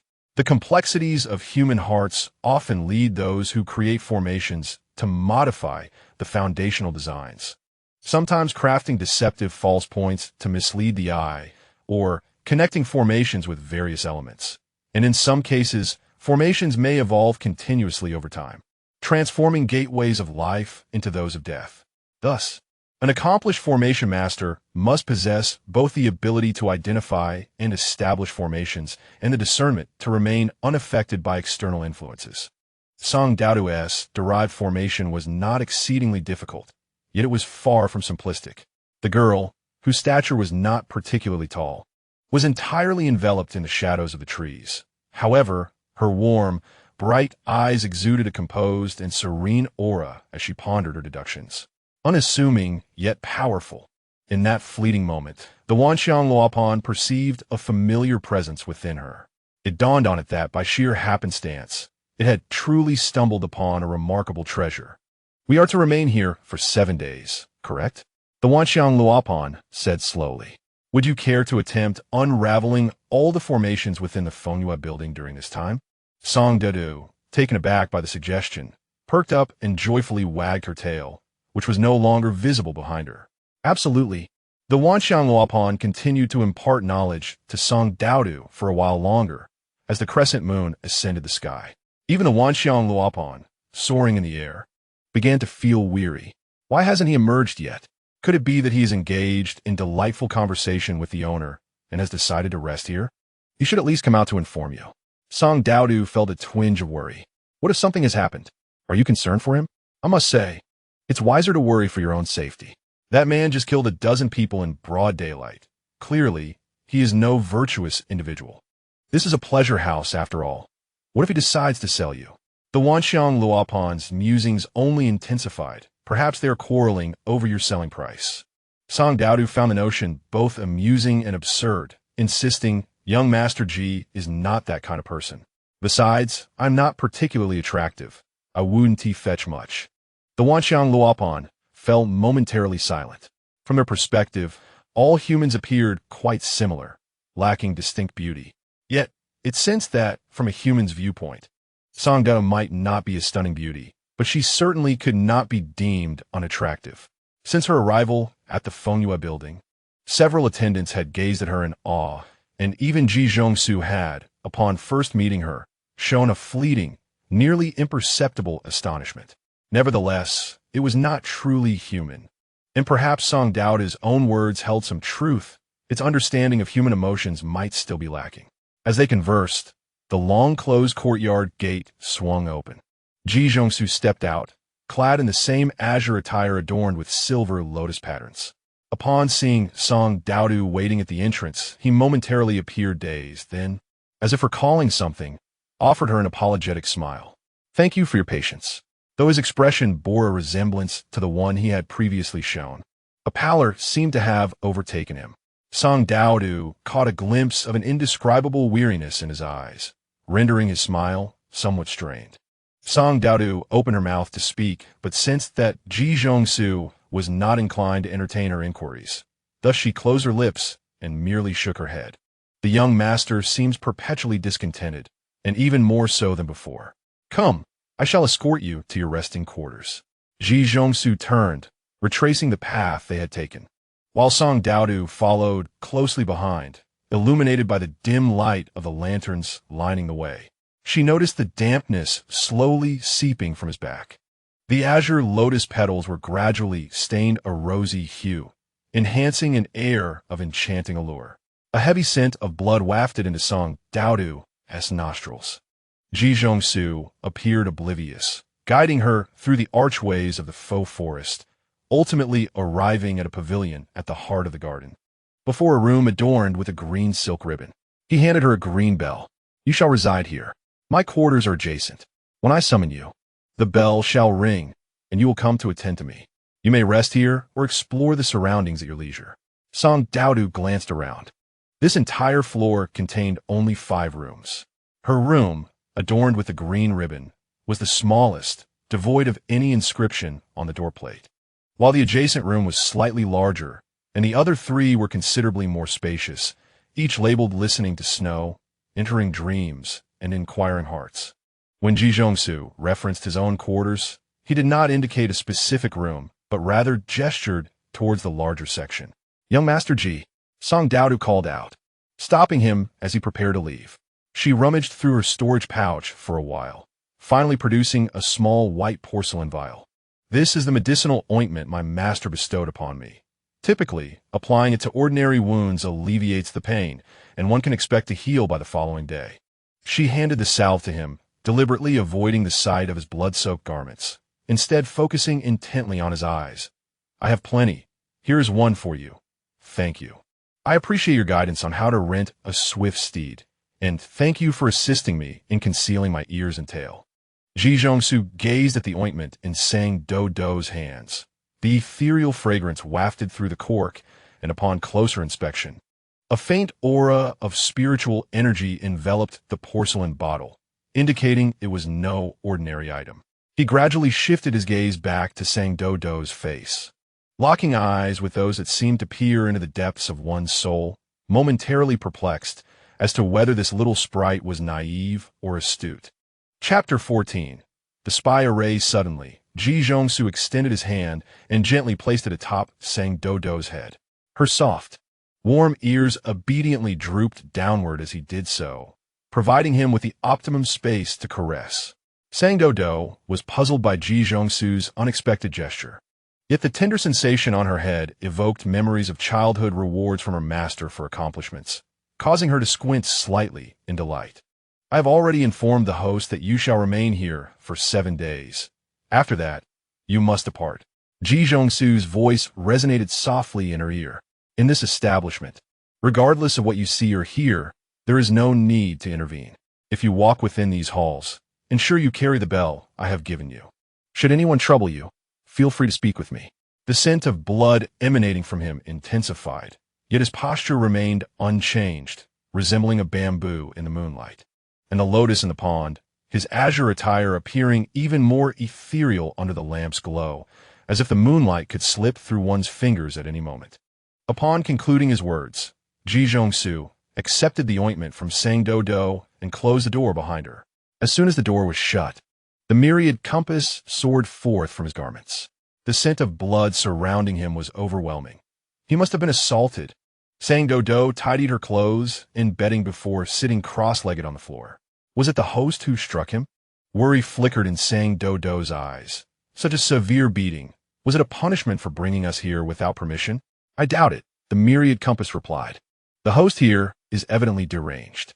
Though I know my voice cannot be heard by others, I will whisper this from the moment you enter the main building. It is riddled with minor arrays. Aside from those for protection and guidance, the remainder are all spy arrays. Spy arrays? These are formations that allow the one who set them to see and hear everything within at any time. While not particularly difficult, they excel in concealment. In the realm of cultivation, such formations are commonly employed at the entrances of major shops to thwart thieves and pickpockets. However, it is the first time I've encountered a place like Fengyue Lu, where spy arrays are pervasive throughout. To establish such a multitude of arrays, the practitioner must possess absolute familiarity with the location, ample time to set them up, and ensure they will not be easily disrupted by the passing crowd. The one capable of dictating the operational rules within Fengyue Lu must be the host. Sang Doudou felt somewhat agitated under the deliberately ominous tone of the myriad compass. So, do we have one in our room as well? Not at all, the myriad compass indicated, gesturing toward the sparse furnishings of the room. A bed, 2 small tables, and a cabinet devoid of any other items, rendering the entire space stark and meager, a stark contrast to the exquisite elegance of Fengyue Lu. The belongings here have been deliberately cleared away. The one who cleared them could be Ji Zhongsu or perhaps the previous occupant. Regardless, it ultimately benefits us. Sang Doudou nodded in agreement. Perhaps due to her instincts as a small creature, she did not demand much from her resting environment. Yet she disliked sleeping under the gaze of others, so the absence of spy arrays in the room was certainly a boon.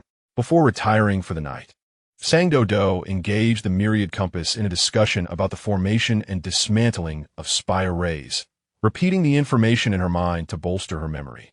She was acutely aware of her meager spiritual energy, recognizing that traversing to Hehuan Sect alone would be as formidable as scaling the heavens. Fortunately, with the myriad compass by her side, each array she mastered would enhance her chances of successfully reaching Hehuan Sect. The following morning, Sang Doudou was jolted awake by a knock on the door, only to realize that the morning light had filled the room. She had enjoyed an unexpectedly peaceful night, free from disturbances or bizarre dreams. Anticipating that the knocker would be Ji Zhongsu, she opened the door only to find an unfamiliar woman, who introduced herself as Madame Lan. Upon seeing Sang Doudou, a fleeting look of surprise crossed Madame Lan's face, quickly masked as she bowed gently. "Greetings, my lady. I have brought the maidens to tidy your room. Please step outside for a moment while they prepare it for you." Sang Doudou, taken aback, hastily waved her hands. "You are mistaken. I am no lady, merely a small servant of young Master Ji, having just arrived here yesterday." "Then you are indeed correct," Madame Lan smiled. "Those by young Master Lien's side all deserve to be addressed as my lady." "Who is young Master Lien?" "My lady jesting. Whoever brought you to this Fengyue Lu is naturally young Master Lien. Ji Zhongsu is young Master Lien." As the two conversed, four girls with bowed heads entered the room behind Madame Lan and swiftly tidied up the space. Madame Lan proceeded to elucidate the resources available to Sang Doudou as young Master Lien's small servant and the responsibilities she was expected to fulfill. It was during her explanation that Sang Doudou began to hazily grasp the truth in the myriad compass's words. Realizing that while Ji Zhongsu did indeed hold a significant position within Fengyue Lu, second only to the host, and his commands must be obeyed, her role as a servant tasked with conveying his orders carried considerable weight. However, it seemed there was more to it than that. Sang Doudou, though perhaps somewhat dim-witted in certain matters, was remarkably attuned to human emotions and preferences. Thus, she could keenly sense that despite Madame Lan's smiling visage and gentle tone, an odd sense of oppression, perhaps even disdain, lay hidden beneath. With but a glance, the four girls cleaning the room had entered without so much as inquiring about Sang Doudou's wishes. Moreover, when young Master Ji Zhongsu was mentioned, an intricate mixture of fear, contempt, and perhaps even a hint of pity flickered in Madame Lan's eyes. Puzzled, Sang Doudou decided to set these thoughts aside for the time being. After bidding farewell to Madame Lan, Sang Doudou intended to fulfill her duties as a servant by checking if her employer, Ji Zhongsu, required her assistance. However, the four nearby rooms appeared devoid of inhabitants. The azure belle, carefully tucked away in her embrace, remained silent. With no choice left, Sang Doudou turned back to her room, planning to tidy up before venturing out. The four maidens worked swiftly yet meticulously, transforming the room in a mere quarter of an hour. Not only were there now tables and chairs, but they also replaced the old tea set with a pristine new one and arranged flowers.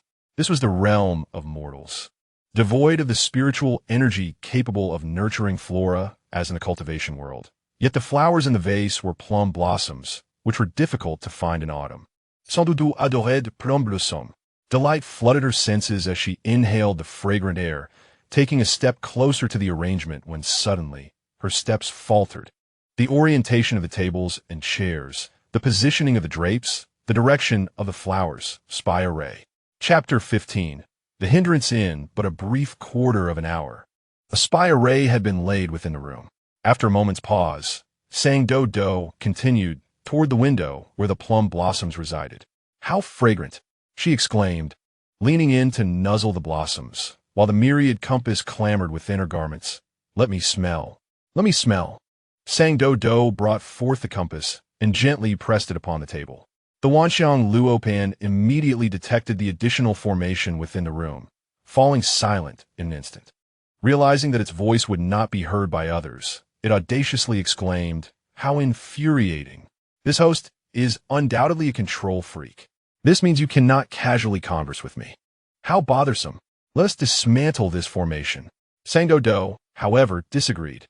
Gently caressing the Luopan, she whispered to Mei Hua, "Thank you, Mei Hua. Let the other flowers bloom." A series of knocks echoed through the air, distinct from the soft taps of Lady Lan's earlier visit. This time, the knocks were brisk and short, indicating the impatience of the person at the door. "Coming." Sang Doudou scrambled from the window to open the door. Upon opening it, a flash of azure struck her vision. She swiftly grasped a bundle of blue garments, consisting of a top and bottom designed for ease of movement and labor, shunning cumbersome sleeves and intricate adornments. A boy, appearing to be around 14 or 15, stood before her, his expression cold and tinged with impatience. Lord Lien shall return in half an hour. Change into these clothes and prepare to follow me. Oh, all right. Sang Doudou glanced at the clothing in her hands and nodded. Please wait for me a moment. After changing, Sang Doudou followed the boy, observing as he navigated the corridors of Hehuan Tower with practiced ease, deftly commanding the passing maidservants. His garments swayed gracefully, exuding a maturity and composure beyond his years. The boy spoke sparingly, attempting to convey instructions to those he encountered in a single sentence, and offered brief replies to Sang Doudou, stating that as a servant, her duties would revolve around Lord Lien from dawn until dusk. At a certain moment, enlightenment struck Sang Doudou, and she realized the boy's identity. He, like herself, was a servant of Jizhong Su, and the adjacent room must be his. What does Lord Lien usually do?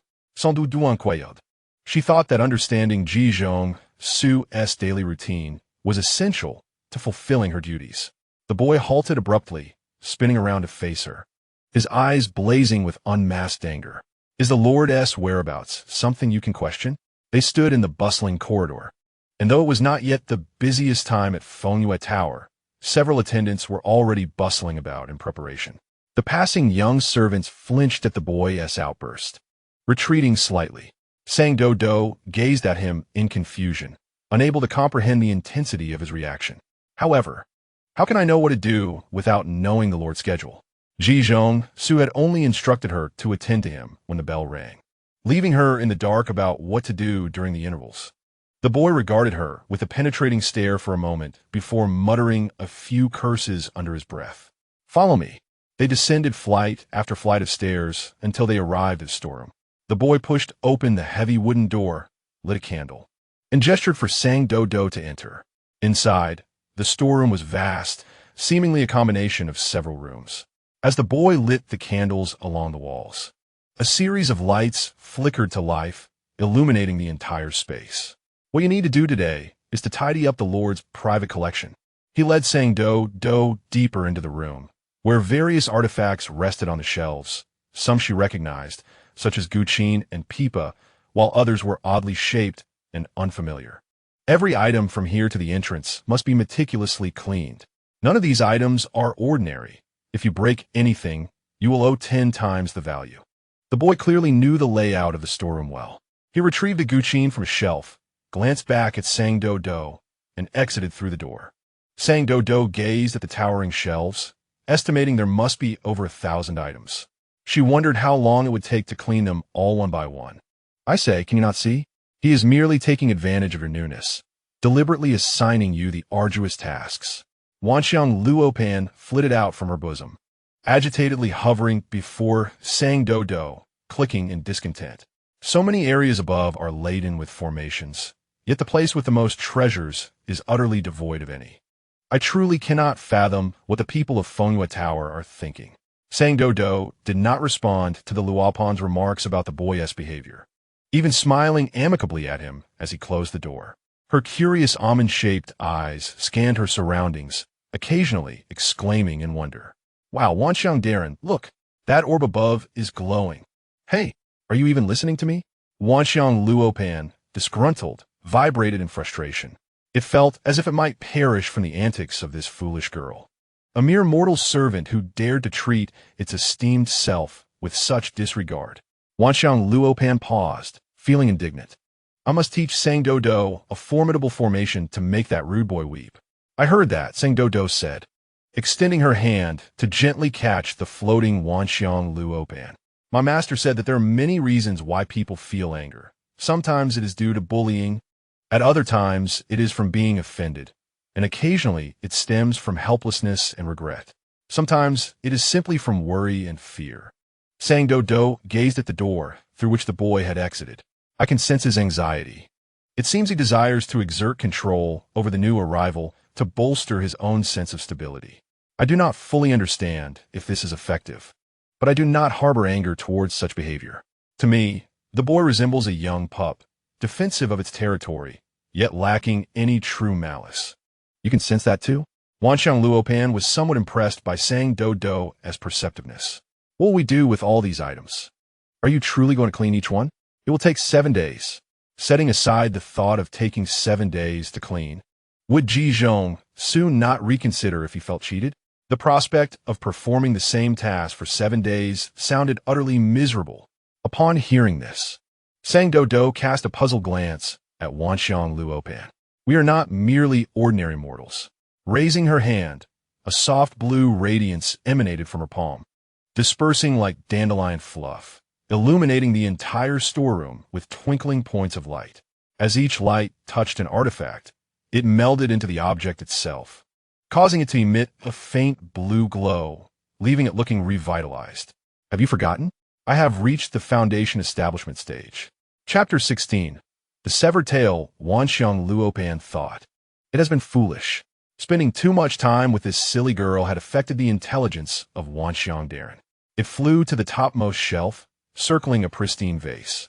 You little demon, you are quite adept at the cleansing technique. Even the most elementary of spells can yield different effects depending on the practitioner's level of spiritual energy. For example, a disciple at the foundation establishment stage may only manage to cleanse a single set of clothing, while a powerful figure at the tribulation transcendent stage could use the same spell to purify an entire city in an instant. Sang Doudou regarded the naive Wanxiang Luopan, whose cultivation was transparent, yet her execution of the cleansing technique was commendable. Sang Doudou chuckled. My level allows for only a limited range of techniques. I must practice the few I can use diligently to attain proficiency. Wanxiang Luopan had not ventured into the outside world for a long time and was unaware if the current disciples possessed such skills. Hearing Sang Doudou speak thus, it drew closer approvingly. Indeed, the path of cultivation must be approached with diligence and steadiness. Only then will your resolve strengthen, bringing countless benefits in the future. In less than a quarter of an hour, Sang Doudou completed the task assigned by the boy, just as she intended to take Wanxiang Luopan out for a stroll. She was halted. Do not be so hasty to leave. Upon casting my gaze upon this storeroom, I was indeed struck by the presence of some remarkable treasures. Since I have arrived, it would be prudent to indulge in a thorough exploration before departing. Sang Doudou gently caressed the Qingling bell nestled within her bosom. The bell remained silent. Ji Zhongsu did not yet require her, so it seemed permissible for her to linger here for a while. As she surveyed the room brimming with rare and exquisite artifacts, Sang Doudou could no longer resist the allure and embarked on her journey of enlightenment. Guided by the Wanxiang Compass's narration, behold, this is a jiaozhu from the East Sea, formed from the tears of the Jiren. Its quality is rather mediocre, yet it can fetch a handsome price. The Wanxiang Compass floated beside the glimmering pearl that Sang Doudou had just mentioned. And this is Hehuan Sect. Garments crafted from it are impervious to both fire and water, a single bolt worth a fortune. The Wanxiang Compass, with its vast knowledge, led Sang Doudou through a dazzling array of wonders, leaving her awestruck by Ji Zhongsu's formidable wealth. Suddenly, the Wanxiang Compass hovered before a shelf deep within the room and came to an abrupt halt, its voice tinged with mystery. This Ji Zhongsu is certainly no ordinary individual. Sang Doudou, perplexed, looked up at the suspended Wanxiang Compass, unable to fathom the reason behind its sudden exclamation. There's an array on this shelf, somewhat concealed. One must traverse the correct path to unveil the true treasures upon it. Follow my instructions. Left, step forward. After considerable effort, Sang Doudou finally arrived at the designated shelf. She was immediately enveloped by a surge of spiritual energy, akin to a chilling breeze penetrating every inch of her skin. This sensation was indescribably both uncomfortable and exhilarating, causing her to tremble slightly. Look at what lies within this crystal box, the Wanxiang Compass whispered. If I am not mistaken, this is a severed tail of a Hehuan, and it is at least at the Heartwarming stage. A Hehuan? Sans Doudou gasped. She had encountered descriptions of the Hehuan in the text provided by her second senior brother. The Hehuan, a creature of great renown within the demon clan, possesses astonishing talents in transformation and seduction. Long ago, the Hehuan clan, consisting of Qinghu and Baihu, ruled over the realm of demons alongside the serpent and tiger clans. However, 200 years prior, the Hehuan clan faced utter annihilation overnight, their mighty members extinguished, leaving the remaining descendants vulnerable to the assaults of other demon clans, suffering severe casualties. The text further indicated that the tales of the Hehuan were highly coveted materials for both artifact crafting and alchemy. For years, collectors have sought to procure them at exorbitant prices, yet sources have been scarce. After all, the last public sighting of a Hehuan was 50 years ago, leading many to speculate that they had become extinct. Doudou could hardly believe that she would encounter a Hehuan whose tale, albeit not intact, in a private vault of a brothel in the mortal realm today. That is why I assert that Su is no ordinary person, the Wanxiang Compass exclaimed. Either he participated in the extermination 200 years ago, in which case he must be over 200 years old, or he possesses immense connections to acquire such rare items. Doudou gazed at the carefully preserved severed tail within the crystal box, faintly perceiving its azure hue and the pristine, fluffy fur, evidently well cared for. She began to comprehend that the eager spiritual energy coursing through her was emanating from this very tail. Merely spending less than a quarter of an hour near it had significantly elevated her cultivation, bringing her close to the mid-foundation stage. In disbelief, Doudou checked her internal spiritual energy, uncertain of why such a phenomenon had occurred. Taking a cautious step back, she noticed the energy around the severed tail momentarily hesitate, then surge toward her as if desperate to keep her close. "Wait, stop," she implored. The energy intensified, nearly overwhelming her senses. In a moment of desperation, she stepped forward and grasped the box tightly, causing the tumultuous energy to finally relent. Contemplating her actions, Doudou opened the box with a sense of trepidation and reached for the severed tail. "Hey, what are you doing? This is perilous." The Wanxiang Compass's warning caught in its throat, for in that instant when her hand made contact with the tail, it erupted in a brilliant azure radiance, enveloping both Doudou and the box within its glow. Her consciousness was drawn into a slow-motion reel as countless images flashed before her eyes. Yet they were perfectly arranged for her to glean their significance. The rift between the Qinghu and Baihu, the botched ritual, fierce internal strife, and the conniving Qi-Hu clan reaping the benefits.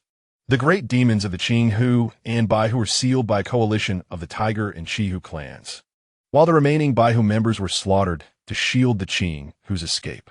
The Qinghu fled, but did not venture far before being pursued.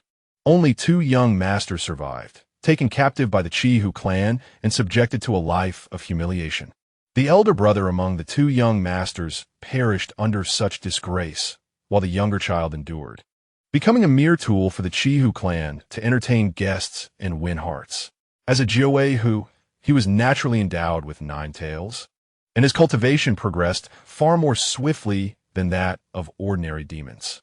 As his power grew, the elders of the Qi-Hu clan were gripped by an uncontrollable fear, prompting the clan leader to sever one of the boy's tails, forever hindering his advancement. Doudou attempted to discern the child's visage. Doudou. Doudou. The anxious voice of the Wanxiang Compass broke through her reverie. Startled, she realized she was standing dazed, clutching the box containing the severed tail. Chapter 17. "You smell wonderful. You nearly frightened me to death." The Wanxiang Compass scolded her mercilessly. "Has no one taught you not to recklessly touch such things? What if this box is poisoned? What if it is a trap? Moreover, if the owner of that tail is still alive, he would sense your touch the moment you laid hands on it. And then what would you do if he came hunting after you?" Doudou blinked, taking a considerable time to recover from the scenes she had witnessed. Sincerely, she apologized to the Wanxiang Compass. "I am truly sorry, esteemed Wanxiang. I shall exercise more caution in the future." She had acted impulsively in a moment of panic. Furthermore, in the final moments, she had glimpsed the face of the young master surrounded by wolves. It was Su. He bore an uncanny resemblance to the Su of the present, though with a slightly more extroverted demeanor. In those images, he often bore a smile, reminiscent yet subtly different from the one he wore now. What was it about him that was different? Doudou could not articulate it. Yet she was certain that the owner of this tale was indeed that young master imprisoned within the Qi-Hu clan for years, now the Ji Zhong-su of today. It made sense why Ji Zhong-su had merely expressed mild surprise upon seeing her ears and tail, accepting the revelation that she too was a demon. After all, such a charming and alluring Jita Run was a fox demon, which seemed quite reasonable upon reflection. The spiritual energy from Jita Run's severed tail had even aided her in breaking through to the mid-foundation stage. Was she to be treated as a plaything, showcased for entertainment, or as a vessel, enduring the torturous afflictions of insatiable desires? Recalling the conversation she had overheard among the reeds between him and the cloaked figures, it seemed those were indeed the assassins dispatched by the Chihu clan, and Ji Zhong-su appeared to have brought something of value from the Chihu clan. Well done, Jita Run. Sang Doudou silently applauded Ji Zhong-su in her heart. She hoped he would grow even stronger and defeat all those who bullied him. Avenging the Hehuan clan. Just as these thoughts crossed her mind, the Wanxiang compass suddenly plummeted from the air, landing directly into Sang Doudou's embrace. Meanwhile, Sang Doudou felt an approaching chill behind her. Danger! Every pore in her body screamed of peril, and she sensed her hair standing on end. Ignoring the box she was holding, she swiftly turned around, entrusting her fragile back to the shelf, confronting the entity that provoked her alarm. Upon closer inspection, Sang Doudou was struck dumb, standing there with the box in her arms, unable to utter a word. How beautiful! Behind her stood a mysterious woman. As a woman, her stature exceeded that of Sang Doudou by a considerable margin, roughly comparable to that of Ji Zhong-su. Her black hair cascaded like a waterfall, silky strands either gliding down her shoulders or gently swaying beside her face. She donned resplendent attire of vermilion and ebony, with wide sleeves crossing at her abdomen, and a gossamer veil as delicate as a cicada's wing draping over her, adorned with crimson and gold tassels. This was indeed a splendid outfit. Yet Sang Doudou's gaze lingered only briefly upon the garment before it became fixated upon the exquisitely beautiful face. Her features were finely sculpted, with slightly upturned eyes, a high nose, and skin fairer than snow, appearing both stunning and fragile. Her crimson lips resembled midnight roses, a tantalizing allure. Strangely, this striking visage bore no expression. Her gaze upon Sang Doudou resembled that of one beholding a lifeless object. The woman approached slowly, her steps so light they seemed to float, yet in an instant she stood before Sang Doudou. At this proximity, Sang Doudou noticed that the gauzy fabric shimmered with circles of golden glitter, shifting with the light in the room, as if it possessed a multitude of eyes. I am here to clean the storeroom today. Who are you? Sang Doudou stammered, not surprised to hear her own voice falter. The woman moved even closer, extending her hand, and in the gaze of the anxious Sang Doudou, she reached into Sang Doudou's embrace, extracting the green bell given by Ji Zhong-su with her index and ring fingers. The one the fox brought back? A low, melodious voice whispered in Sang Doudou's ear, causing her eyes to widen in shock. The voice was enchanting, perfectly matching the woman's appearance. Yet could not mask the fact that it bore a distinctly masculine quality.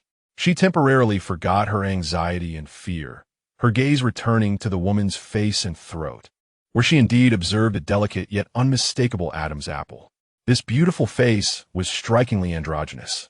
The fox must refer to Lord Ji. The person before her was aware of Ji Zhong-su's identity. Yes, I am brought back by Lord Ji, Sang Doudou hastily replied, her previously tense spine relaxing slightly. Since this individual knew Lord Ji and such an important secret, perhaps they were friends and would not harm her. Just as this thought crossed her mind, Sang Doudou felt a damp, cold breath on her neck. Sang Doudou blankly looked down, realizing that this person, who was of similar height to Lord Ji and seemingly a friend of his, had deigned to bend down, gently resting her head on Sang Doudou's shoulder. Too close, so close that she could smell the fragrance emanating from her.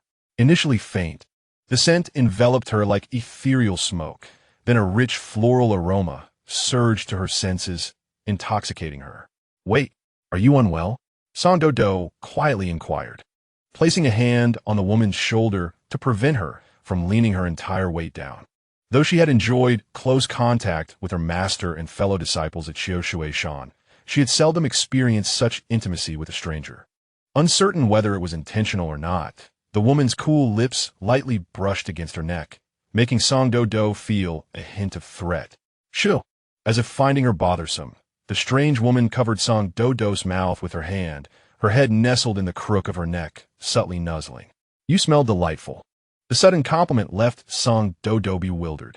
No one had ever remarked on her fragrance. Previously, disciples at Wan Xiangzong had claimed she reeked of dog. Consequently, Song Doudou's face flushed awkwardly, and after a moment of hesitation, she contemplated whether to reciprocate the compliment by saying that the woman also smelled delightful. Only to hear her continue, "May I have a taste of your blood?" The words, accompanied by the startling sensation of her neck being gently licked, jolted Song Doudou into action as she pushed the man away with newfound strength, retreating a few steps while leaning against the shelf. Of course not. I'm not tasty, even if you're a friend of Lord Ji. That is unacceptable. Chapter 18, Help. Song Doudou found herself in a state of utter disarray. The youth had never mentioned that the storeroom would harbor creatures that drank dog blood. As she acted abruptly, the man stumbled back, his back colliding forcefully with the shelf. The sound of a bone cracking resonated through the air. No way, am I really that strong? Song Doudou gazed at her hands in disbelief, gently clenching them, feeling no difference in strength compared to before. The man, having been pushed against the shelf and injured, displayed no anger. His expression remained unchanged. That same cold demeanor devoid of any humanity. Why not? Though a question, his tone bore no fluctuation. He straightened and slowly approached Song Doudou. What do you desire in exchange? He spoke softly as he walked. Wealth, power, beauty, or perhaps that fox? With each step he advanced, Song Doudou retreated. I have no interest in any of those. And why do you speak of Lord Ji in such a manner, as if the moment she consents? You'll pack her up and deliver her to me? Song Doudou almost chuckled at her own vivid imagination, yet as she observed the diminishing distance between them, laughter eluded her. Why do you insist on drinking my blood? Song Doudou had reached for the doorknob of the storeroom, pulling with all her might without success. The youth had locked the storeroom door before leaving. Your blood is quite fragrant, the man reiterated. I have not feasted for many years. Song Doudou was taken aback. Observing the man's luxurious attire, he hardly appeared to be one who could not afford a meal. Was this feasting referring to something else? Song Doudou's complexion paled. She had truly encountered ghost. As she fixed her gaze on the slowly advancing man, she desperately tugged at the door handle, her mind racing through the few spells she knew, contemplating whether to use her spiritual power to simply break the door open. Amidst her struggle, the green bell slipped out from her collar, ringing with a clear sound. The bell rang. Song Doudou felt as if she had heard a celestial melody. Quickly raising the bell. Lord Ji is calling me. I must leave immediately. She had amassed enough spiritual energy to break the door, yet she heard a faint thud behind her. The storeroom door swung open. Suddenly losing her support, Song Doudou fell backward into an embrace that carried a faint scent of powder. Upon looking up, she saw the distinct outline of Ji Zhongsu's jawline. Saved! Ji Zhongsu steadied Song Doudou, withdrawing his hand from her waist, and finally turned his gaze toward the person inside. The individual regarded the entire scene with an unperturbed expression, meeting Ji Zhongsu's eyes without flinching or averting his gaze. His lashes lowered, and a hint of weariness gracing his brow. Lian, you have arrived. He surprisingly initiated a greeting, his voice light and airy, as though merely passing by, rather than cornering someone in a storeroom to inquire about the possibility of drinking their blood. My lord, Ji Zhongsu politely nodded in response. Forgive my foolish servant for causing you trouble. Foolish? Indeed, foolish, the man remarked. Dispose of it quickly. That child's blood is beginning to stink. He spoke slowly, as if he were not discussing a living, breathing human. It is worth mentioning that the individuals around Alien tend to rot quickly. Ji Zhongsu lowered his head and admitted, It is my fault. Yet, the man gently shook his head. No, how could this possibly be Alien's fault? Whether human or demon, food inevitably decays over time. To them, Alien is akin to a delectable morsel. In the face of such appetites, one cannot help but reveal their true nature. As he spoke, his inorganic, dark golden eyes gradually settled on Sang Doudou, causing her to instinctively retreat behind Ji Zhongsu. What nonsense is he babbling about? How did the decay of food end up being linked to Lord Ji? This fellow must be out of his mind. However, Ji Zhongsu referred to this man as Lord. According to the Wanxiang Luopan, the identity of the person before them was becoming increasingly apparent. The owner of Fengyue Lu turned out to be this individual. In the midst of these thoughts, the owner had already approached her. He seemed unconcerned that Ji Zhongsu was subtly shielding Sang Doudou and extended his hand again. Sang Doudou anxiously focused on that hand, fearing he intended to share some deep, heartfelt words, yet she watched helplessly as the hand landed on her head. This was disastrous. Sang Doudou grew tense. Ji Zhongsu's magic could only conceal her ears and tail, which had not truly been retracted. The owner's touch landed directly on her furry ears. The expected reprimand did not come. Sang Doudou opened her eyes to see the owner withdrawing his hand, his touch so gentle it felt like a butterfly's kiss, almost imperceptible. Ah, a child of the canine clan, the owner mused, a hint of realization dawning upon him. The canine clan was indeed known for their pure bloodlines. Yet this child was different. Alien, please gifford me. Sang Doudou kluchid yizhong susleve. No, she must not become the owneress meal. Ji Zhongsu gently grasped her hand through the fabric, as if to console her. I apologize, my lord. Doudou and I are not truly master and servant. I promise to take her to Lezhou in exchange for her temporarily filling Yin Qing's position until I find a new little servant. Yin Qing was the little servant who perished in the reeds due to betrayal. Ji Zhongsu spoke with humility, yet his tone held no hint of concession.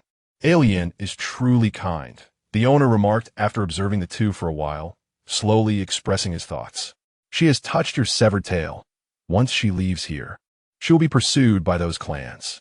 Alien is so kind. You must protect her. You need not worry, my lord.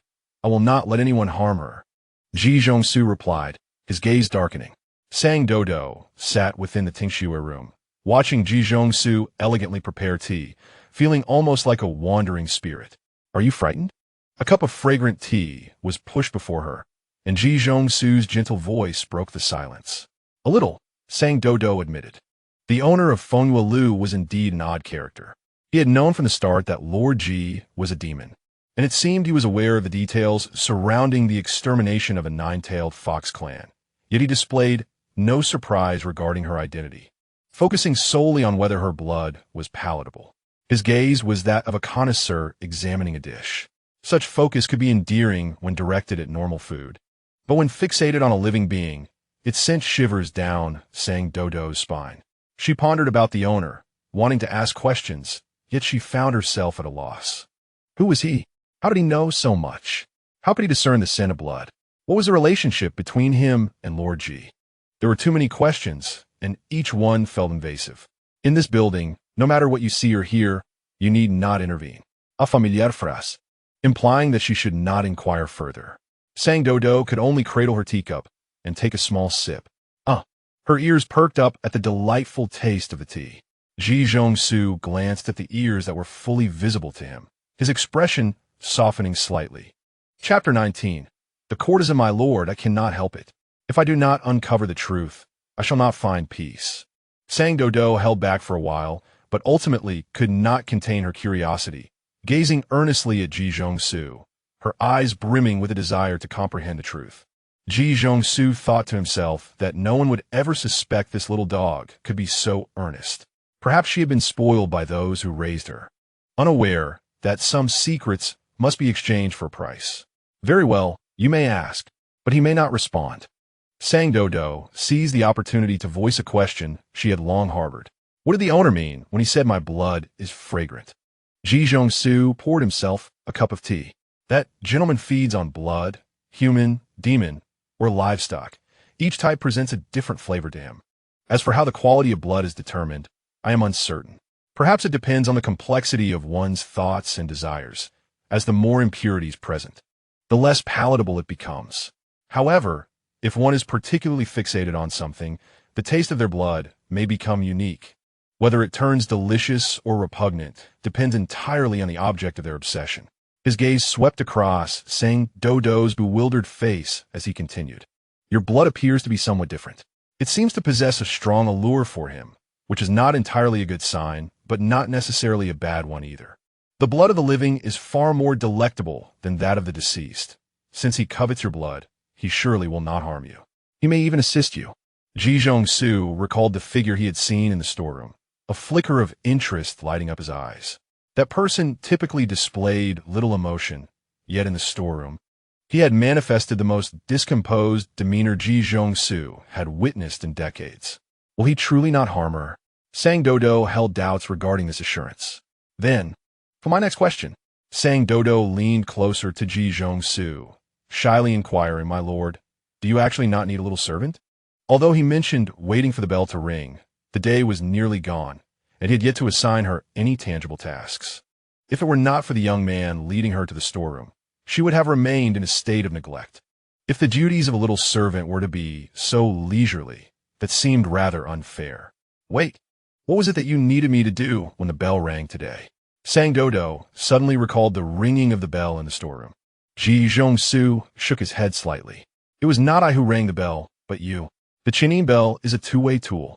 A pair of bells is divided, and regardless of which side rings, the other will respond. I rang the bell. Sang Doudou looked utterly perplexed. When did she ring the bell?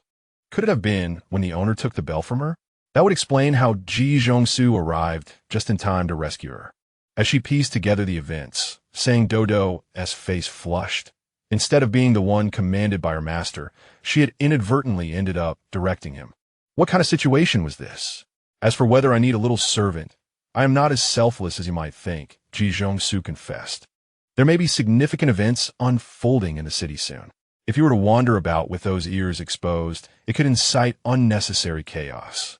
At that time, all demons in the city could be embroiled in trouble.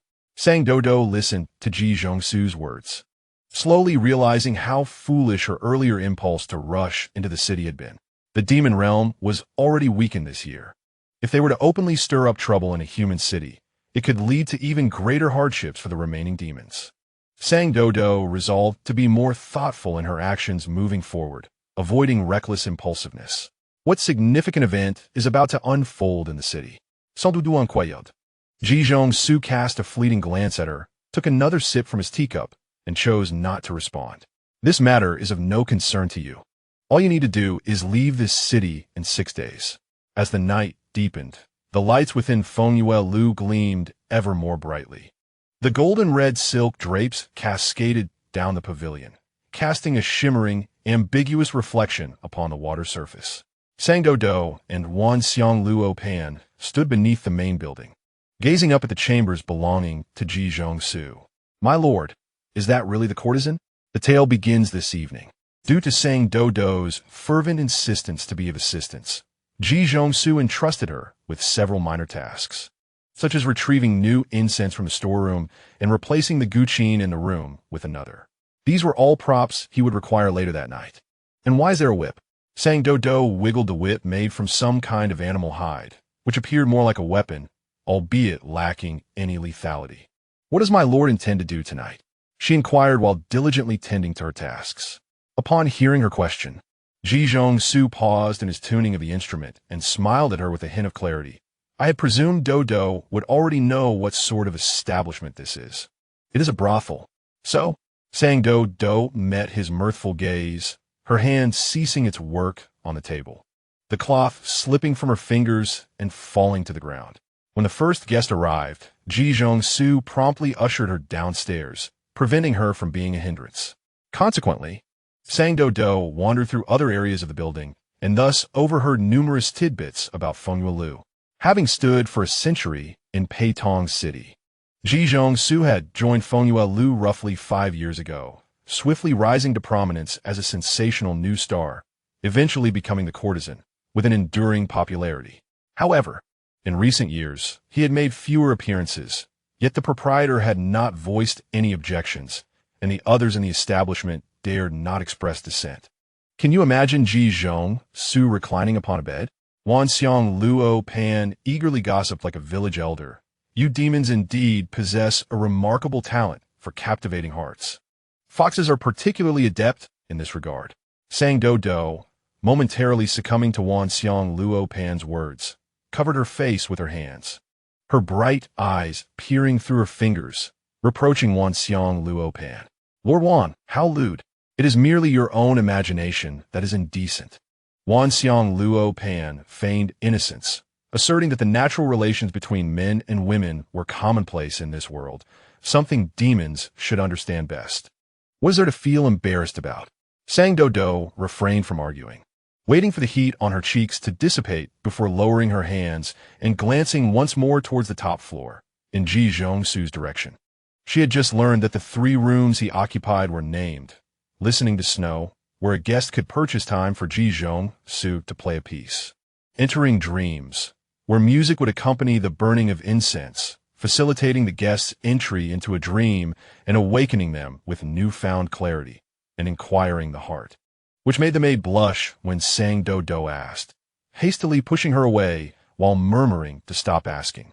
It was said that Ji Zhongsu's music was unparalleled in Fengyue Lu, capable of dispelling worries merely by being heard. She longed to experience it. However, Ji Zhongsu was reluctant to let her listen, sending her far away before he began to play. Chapter 20. The 4 Sons of Xuanzang sounds overly adolescent. Hey, are you really that curious? Wan Xiang Luo Pan leaned into Sang Doudou's ear, deliberately lowering his voice to a devilish whisper. If you truly wish to hear him play, why not sneak over? You know some formations that could be useful. Sang Doudou seized Van Xiang Luo Pan, pressing her finger firmly onto the surface of the compass. No, do not jest like that. My lord has his own affairs to attend to. Let's explore outside for now. Have you not always wanted to see more? Wonderful. Peitong City was bustling with preparations for the autumn moon parade. According to the city's customs, a girl with celestial affinity would be chosen to impersonate the Guiwei fairy, riding in a flower-laden sedan, distributing blessings of osmanthus flowers to the onlooking populace. Naturally, the girl with such celestial affinity was typically the daughter of a wealthy family, and participating in the parade was regarded as an honor. Those who had donned the guise of the Guiwei fairy were often sought after for marriage. While the actual parade was to occur the following day, the long street was already lined with vendors selling fabrics, food, jewelry, and other common goods, as well as trendy bouquets, festive masks, and incense for blessings, with a bustling crowd creating a lively atmosphere. Sang Doudou plunged into the throng with Wan Xiang Luo Pan. Wow, what is that?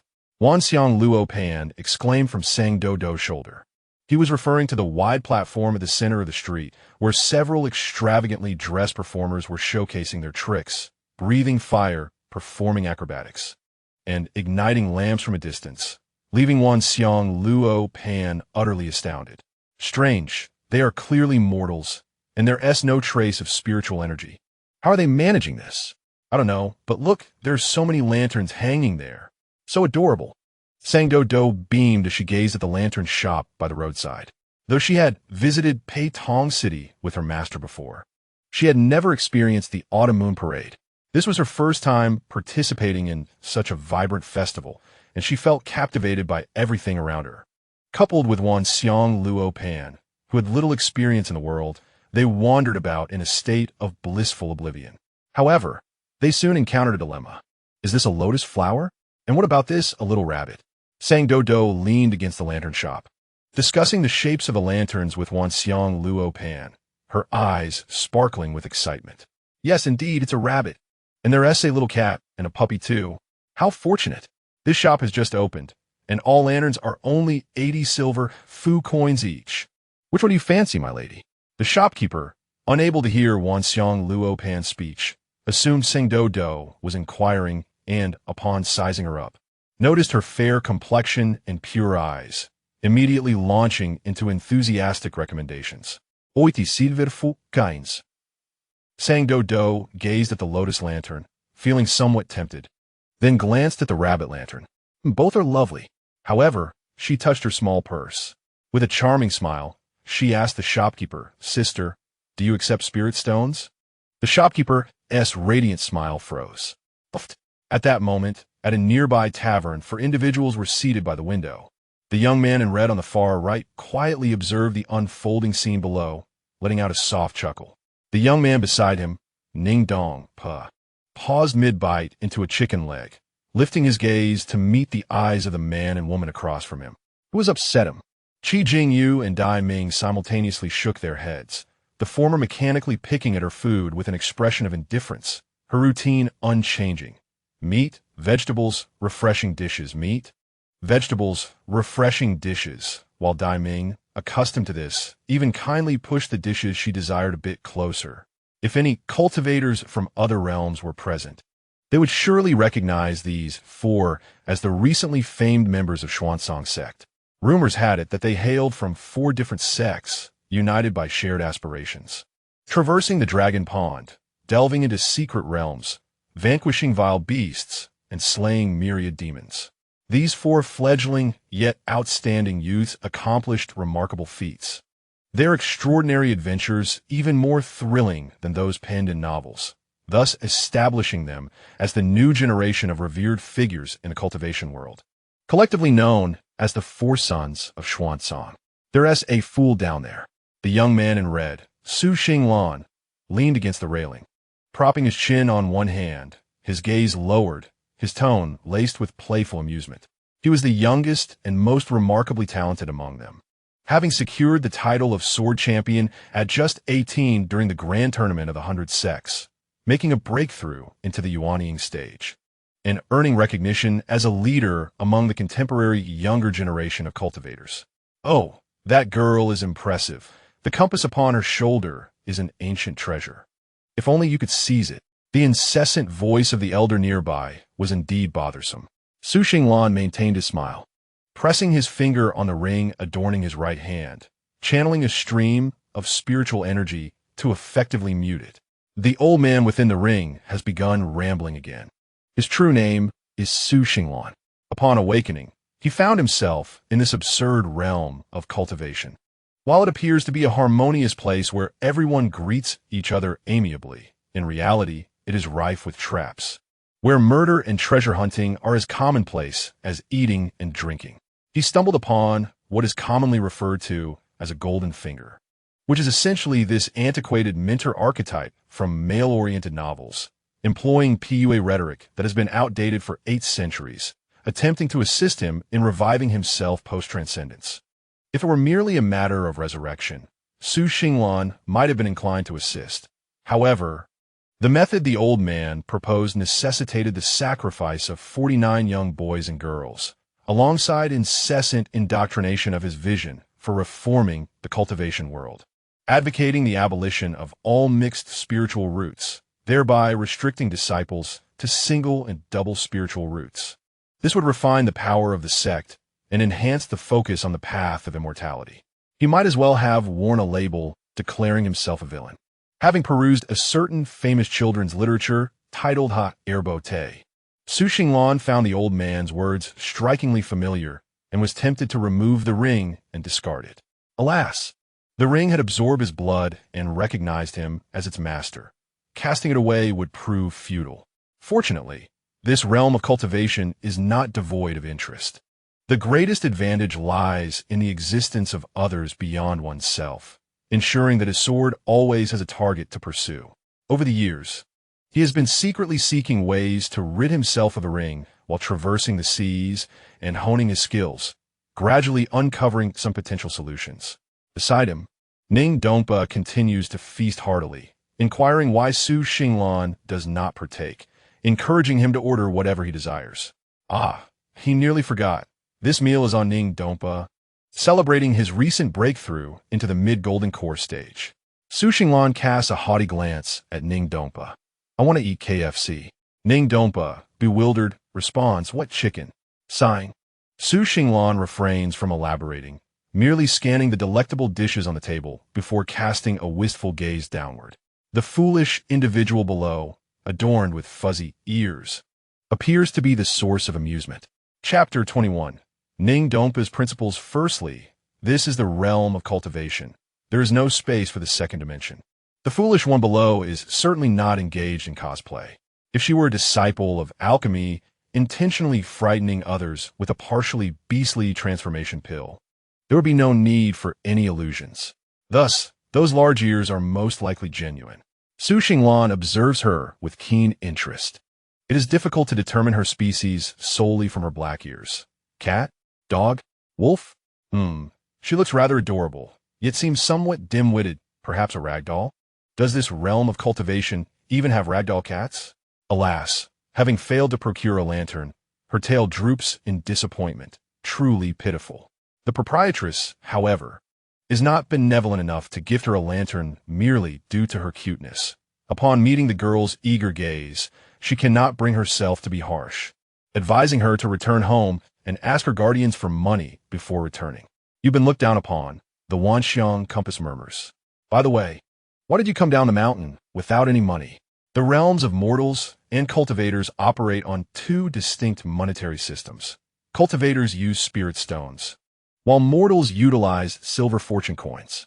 Spirit stones can be exchanged for silver fortune coins at designated trading posts in major cities. And some large chain merchants also facilitate small exchanges, but most small shops or roadside stalls operated by common folk typically do not accept spirit stones. Doudou, lacking confidence, lowered her head. She had seldom ventured down the mountain, always accompanied by her master, who would purchase anything she desired on the spot. She had never concerned herself with financial matters. The spirit stones she possessed were mostly gifts from her master and senior brothers and sisters when they were in good spirits. And even those were scarce, as everyone knew she could not easily leave Hehuan Sect. No matter how many spirit stones she had, there were few places to spend them. Just as she was about to turn to leave, a hand reached out, dropping several silver fortune coins onto the proprietress's table with a clink, two of which rolled to the ground. A rotund man dressed in a blue embroidered robe stood beside Doudou, retrieving the lotus lantern from the stall and presenting it to her, his eyes glinting with ill intent. My dear girl, I see you truly desire this lotus lantern. I shall gift it to you, and in return, you will accompany me for a meal. What do you say? As he spoke, the man inched closer, his eyes narrowing lewdly as he seemed to savor the fragrance emanating from her. What a foul scoundrel! Let us go, ignore him. The Wanxiang compass shrieked. Su Xinglan, observing from above, felt his previously amused expression falter. Anyone savoring the delightful sight of adorable animals would feel displeased if a foul-smelling, unruly pig barged into their midst. I must ask, what has captured your attention so thoroughly since you have been gazing below? Curious about how the foolish one would respond to the man's advances. He suddenly felt a push beside him. It was Ning Donpa, who, intrigued by Su Xinglan's focus, leaned in to glimpse below, his gaze landing on the two individuals. Oh, isn't that the eldest son of the county magistrate? Ning Donpa exclaimed, initially startled, then, upon witnessing the man's hand reaching for Doudou, his fury ignited. This scoundrel dares to attempt to abduct a maiden. He flung open the window and leaped down, swiftly reaching Doudou's side. Junior sister, what are you doing here? I've been searching for you for ages. Doudou responded. Where did this wild senior brother come from? His swift actions left Su Xinglan unable to intervene. It seemed the observer had become part of the performance. Su Xinglan followed suit, gracefully leaping down from the window, silently positioning himself beside Doudou, casually remarking, Junior sister, wandering alone is not a good habit. The son of the county magistrate, startled by the sudden appearance of the two, felt his inebriation dissipate. Observing the pair, one bearing a sword and the other possessing an exquisite beauty, despite their seemingly carefree demeanor, an undeniable aura surrounded them, signaling that they were not to be trifled with. Ah, it turns out to be three esteemed cultivators. He quickly bowed in apology. I acted rashly. Please accept this lantern as a gift. As he spoke, he retreated with his entourage, and upon noticing that the trio showed no inclination to stop him, he wiped the cold sweat from his brow as he departed. My apologies, young lady, Ning Donpa stammered, finding himself momentarily entranced by Doudou's countenance. A truly innocent girl. In terms of appearance, she may not be the most beautiful woman Ning Donpa has encountered, yet no one had ever elicited such feelings within him. Gazing into her clear, gentle eyes, he felt as though he had fallen in love. Ahem. Su Xinglan lightly cleared his throat, bringing Ning Dompa back to reality. His face flushed slightly, mirroring the embarrassment of the county magistrate's son, feeling ashamed of his earlier behavior. Ning Dompa, how could your resolve be so fragile? What will you do if you encounter a beauty trap in the future? Thank you, both young heroes. Sang Doudou addressed the two. She recalled how the heroines in stories expressed gratitude upon being rescued. The earlier incident had indeed troubled her.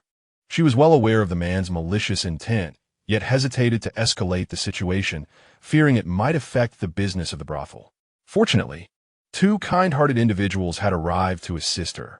You wish to exchange spirit stones for silver fortune coins? Su Xinglan lavili inquit. How much would you like to exchange? I shall assist you. Sang Doudou's eyes brightened. Really? Thank you. She thought, having come this far, she might as well help this little creature. Su Xinglan observed her.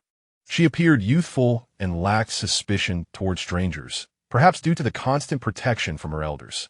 Today, she had ventured out to play and had encountered unsavory individuals. Sang Doudou calculated a figure, and upon seeing the young man nod in agreement, she eagerly presented her spirit stones. Thank you. Allow me to treat you both to a meal. Sans doute m'y invited. Earlier, she and the Wanxiang Compass had passed several taverns, their delectable aromas wafting into her senses.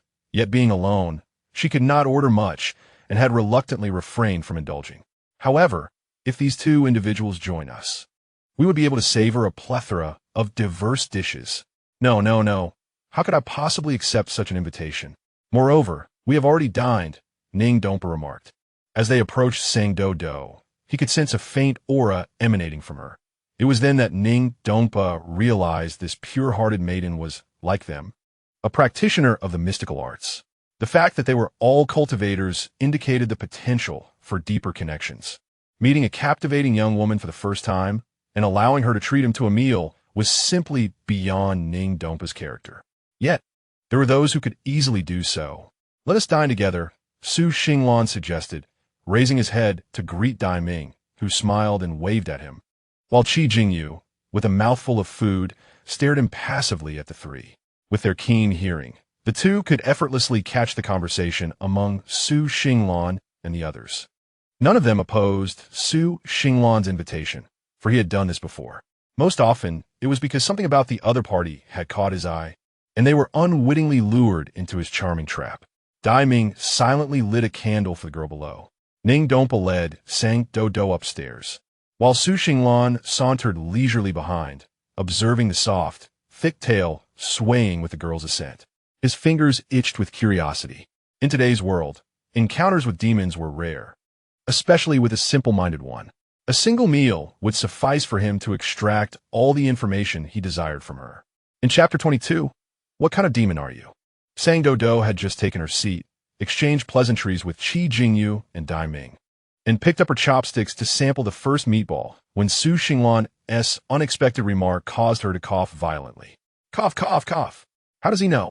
The myriad of voices from the Wanxiang Compass echoed with bewilderment. How noisy, Su Xinglan frowned. Were the beings residing within these artifacts all chatterboxes? The three, who clearly heard Su Xinglan's words, momentarily paused. Qi Jingyu, who had been focused on her meal, finally lifted her head to give Sang Doudou a faint nod of acknowledgement, scrutinizing her from head to toe. The more she observed, the brighter her eyes shone. Cough. What are you talking about, Su Xinglan?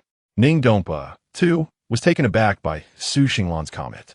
After regaining his composure, he turned to his companion with an expression of disbelief. Miss Sang, how could she possibly be a demon? How do you know?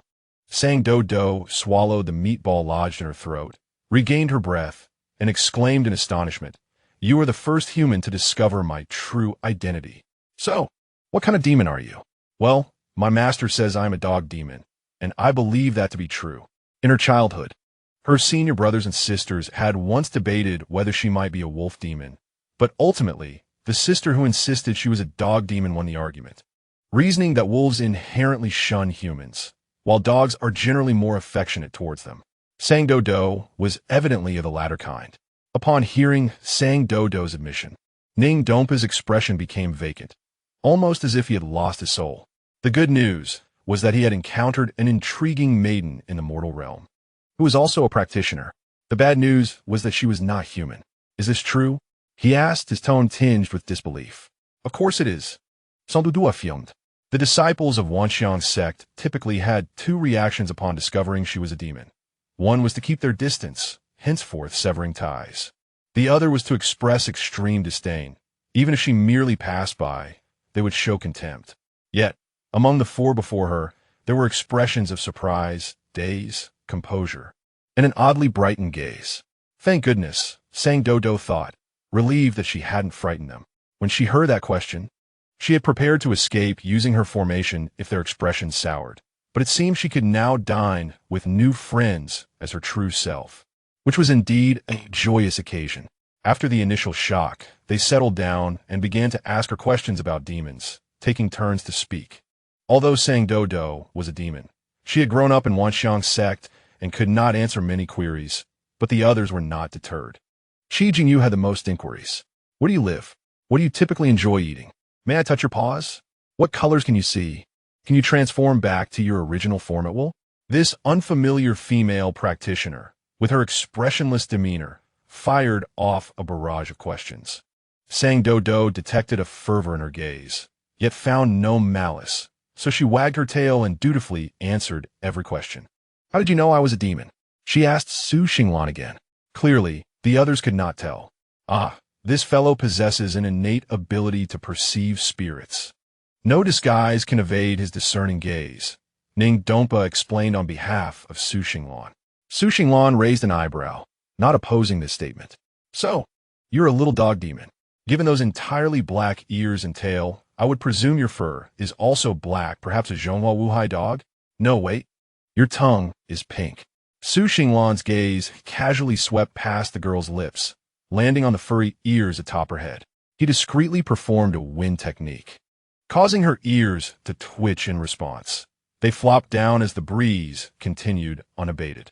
The girl maintained a serious expression, attentively listening to Ning Dompa boast about their past adventures, though a subtle confusion flickered in her eyes, as if she could not comprehend the source of the wind that merely tickled her ears. Su Xinglan ceased the wind technique. Fascinating. I am curious about the texture of those ears, and the tail as well.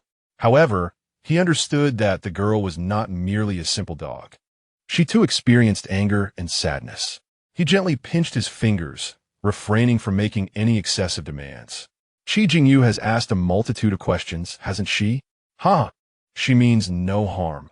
Her ancestors frequently interacted with demons, and upon encountering a true demon today, her curiosity has naturally spurred her to inquire further. This girl has never been one to smile much, but she is actually quite pleased inside, so please do not take offense. Ning Dompa explained Qi Jingyu's oddly enthusiastic behavior to Sang Doudou, which piqued her interest. Is that so? What does Jingyu's family do? Huh. Her family is, Ning Dompa faltered. What? A weapon refiner. Dai Ming interjected with a gentle smile, glancing at Sang Doudou with a hint of curiosity in his eyes. Oh, Sang Doudou realized why Ning Dompa was hesitating. The highest-tier weapon refiners often use materials from demons in their crafting. Their fur, blood, bones, and even organs could imbue the crafted items with unique properties. Please do not take offense, Doudou. Since the Mingyu War, when the Demon Emperor led hundreds of demon clans into hiding, there have been scarce opportunities for weapon refiners to use demon remains. On one hand, there are too few demons left, and on the other, the new generation of refiners pursues originality in crafting, favoring minerals and plants over demons, rendering the practice almost a relic of the past. Sang Doudou patiently listened to Ning Dompa's lengthy explanation, nodding in acknowledgement, though she did not smile. Instead, she turned to Qi Jingyu, gazing earnestly at her as she softly asked, "Are you asking me all these questions to use me for weapon refining?" This was no trivial matter. Explanations from others held little weight, and Sang Doudou trusted only the words of the individual herself. Qi Jingyu looked at her and shook her head. The Qi family never hunted demons for the sake of weapon refining. The demon remains in their collection were primarily obtained by their ancestors or gifted by friendly demons. After a moment of thought, She lowered her eyelashes, turned her palm over, and retrieved a pendant from her storage ring, offering it to Sang Doudou. This is for you. It was crafted by my father and can withstand a full force strike from someone at the mid-core formation stage. It must be quite difficult for a little demon to navigate the world alone. The pendant glistens with a crystalline sheen, sculpted into the shape of a droplet, within which lies a small piece of white jade, carved into the likeness of a paw print, exuding a charming innocence. Upon seeing it, Sang Doudou felt an immediate affection. The female cultivator observed her with a hint of tenderness concealed in her gaze, a look that Sang Doudou recognized all too well, as it mirrored that of her senior sister. She found herself believing the words of her new acquaintance. After rummaging through her storage pouch for a while, she produced a fiery red stone. Here, this is for you. Upon exchanging gifts, the two girls instantly became fast friends, leaving the three men unable to interject during their ensuing conversation. Chapter 23. Clarification. The Shu Xinglan team lingered in Peidong City for 4 days. During this time, Sang Doudou ventured out each day to converse with a few individuals, unwittingly forging a bond with them, and felt a pang of reluctance when it was time to part ways. Qi Jingyu embraced the young girl in comfort, her right hand gently brushing over the soft, plush ears, while the three men standing behind Sang Doudou caught a fleeting smile of satisfaction on her face. It seemed this individual was capable of smiling after all. Ning Dompa grumbled, how infuriating. Why didn't his mother also turn him into a girl? Before departing, Qi Jingyu informed Sang Doudou that within the ancestral home of the Qi family, there existed a relic left behind by an ancient, powerful demon, who had inscribed a message for their ancestor to bestow upon a small demon that resonated with them. However, over the course of several centuries, the world had changed drastically, making it increasingly difficult to find even a single demon. This esteemed being appeared to belong to the Canine clan. If you have the time, do visit the ancestral home, and I shall take you to meet the ancestor. All right. Shu Xinglan tossed a seemingly unadorned spirit jade to Sang Doudou. What is this? This is the Miaojian spirit jade. You can use it to contact us or anyone else you wish, as long as they leave their spiritual essence upon your jade. In fact, the Miaojian spirit jade had emerged a few years prior, swiftly replacing traditional communication talismans and voice jade, becoming an essential communication tool for cultivators in their daily lives. It was astonishing that this little demon had never encountered the Miaojian spirit jade, akin to a modern individual who had never seen a mobile phone. As Shu Xinglan elaborated on the wonders of the Miaojian spirit jade, Sang Doudou's eyes widened with increasing amazement at the existence of such miraculous sorcery. With this, could she not contact her master and senior brothers and sisters at any time? Must the spiritual essence be left by the individual in person? Could it also be done using something belonging to them? Of course not, Shu Xinglan replied. If one could simply pick up another's belongings to obtain their contact information, the world would descend into chaos.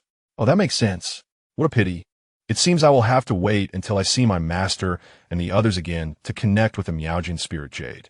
After bidding farewell to Shu Xinglan and the others, Sang Doudou returned to the Fingyue building, carrying a bag of pastries from Zunfang's High. At this hour, Ji Zhongsu should be finishing up, just in time to enjoy the warm pastries. Sang Doudou raced up the stairs, only to find the lights on at the Wenxin door, with the door firmly shut. This indicated the presence of a guest. However, it was clearly not the designated time for receiving visitors. Just as she was about to leave, a sound caught her attention, halting her in her tracks. It seemed to be the sound of someone wielding a whip. Could it be that Lord Ji was being punished again? The mere thought sent Sang Doudou into a frenzy, wishing to rush in and put a stop to the Master's actions, yet fearing that her intrusion would provoke the Master's displeasure and result in an even harsher punishment for Ji Zhongsu. Never mind, I must go in. As soon as her hand reached for the door, it was opened from within. The man who emerged was neither the Master nor Ji Zhongsu, but rather a stranger to Sang Doudou. The man possessed a wheat-colored complexion and a tall, sturdy physique, exuding an air of strength. His gaze upon Sang Doudou was both commanding and astonished, quickly masking his surprise upon noticing the young girl eavesdropping at the door. That will be all for today. My little servant has returned. Let her in, came Ji Zhongsu's voice from within. Thank you, young Master Lien, the man replied, bowing slightly before turning to descend the stairs. Song Doudou observed the man as broad back as he passed by, catching a faint scent of blood lingering in the air. Doudou, Komein, Ji Zongzbekond. Song Doudou hurriedly stepped inside. This was her first time entering Wenxin, and it was significantly darker than other rooms, with furnishings that were markedly different. Ji Zhongsu stood before a specially crafted high table, methodically coiling the whip in his hands. As the foxfire ignited, the bloodstains on the whip vanished, leaving it unscathed. Song Doudou felt an odd sensation, as if Ji Zhongsu were the one wielding the whip, while the tall man who had just exited was the one being punished. Had that individual committed some wrongdoing? Her curiosity prompted her to inquire. No, he is merely a familiar guest, which is why it took a bit longer, Ji Zhongsu explained, clarifying why he had only just finished. Song Doudou's expression grew more perplexed. Is beating guests part of your duties? The myriad of thoughts in her mind had been interrupted by Ji Zhongsu's voice. What do you have in your hands? It's the pastries from Zun Fang's High, Song Doudou exclaimed, her spirits lifting as she bounded over to Ji Zhongsu's side, proudly raising the pastry bag. I bought osmanthus-flavored and red bean-flavored ones, and the newly released powdered fruit candies. Ji Zhongsu placed the whip into a concealed compartment beneath the high table, smiling at Song Doudou. You truly are a good child. Song Doudou felt a twinge of guilt upon receiving his praise, for while Ji Zhongsu seemed to assign her the role of a servant, he had not tasked her with any duties, instead providing her with free accommodation and sustenance. She felt a sense of obligation and thus endeavored daily to procure items to please him. My space is nearly filled with your things, Doudou. Ji Zhongsu continued to smile. How much of your savings have you spent? Do you still have enough for the journey to Hehuan Sect? Song Doudou nodded vigorously. Plenty. I sold some items given to me by my family, and suddenly I have a lot of spirit stones. Ji Zhongsu acknowledged, yet for some reason, Song Doudou sensed his mind was elsewhere. She set down the pastries and leaned closer to him. Master, what is troubling you? She regarded him earnestly. You seem a bit unhappy. Her round, dark eyes glimmered with a hint of tea-colored light. Ji Zhongsu shook his head. No, I'm quite happy. Doudou. He called her name. You've been here for 5 days. Yes. Song Doudou replied, her tail wagging joyfully. It sounded as if she was finally going to be assigned a task. How thrilling. You have performed admirably. Yes. Her tail wagged even faster. Thus, you may depart tomorrow. I have prepared a guarantee letter for you. Present it to the individuals at the Shunxing Yijan, and you shall be able to rent a swift steed. Ji Zhongsu handed Song Doudou a thin sheet of paper while also presenting her with a ring from his hand. This is your payment for the past few days. Song Doudou stared blankly at the letter and ring, momentarily lost in thought. She accepted the letter and looked up at Ji Zhongsu. Why? Why am I leaving early? And this ring shaped like a lotus, I do not wish for payment. Did we not agree that I would serve as your little servant, and you would provide me with a guarantee? I do not need any other form of compensation. She gazed at Ji Zhongsu with confusion, her eyes reflecting worry and grievance. Is it because I've been playing outside too much? I can work, I can do anything. The order and hierarchy of the Fengyue building were stringent.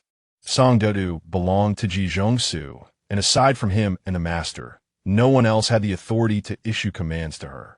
The young man who had previously ordered Song Doudou to clean the storeroom had already faced consequences. Chapter 24. Departure not at all. You have performed excellently. Ji Zhongsu let out a gentle sigh, reaching out to ruffle Sang Doudou's hair, successfully wiping away her tears. His gaze deepened. This child, lively by nature and pure of heart, lacked confidence and was acutely sensitive to partings, akin to a forsaken dog fearing abandonment once more. Where had she spent her past 18 years? Yet, I no longer require a little servant, and significant events are anticipated in Peitong City in the coming days. By then, should you wish to leave, it may not be possible. Noticing Sang Doudou's reluctance to accept the ring, he stepped closer, gently yet insistently placing the ring in her hand.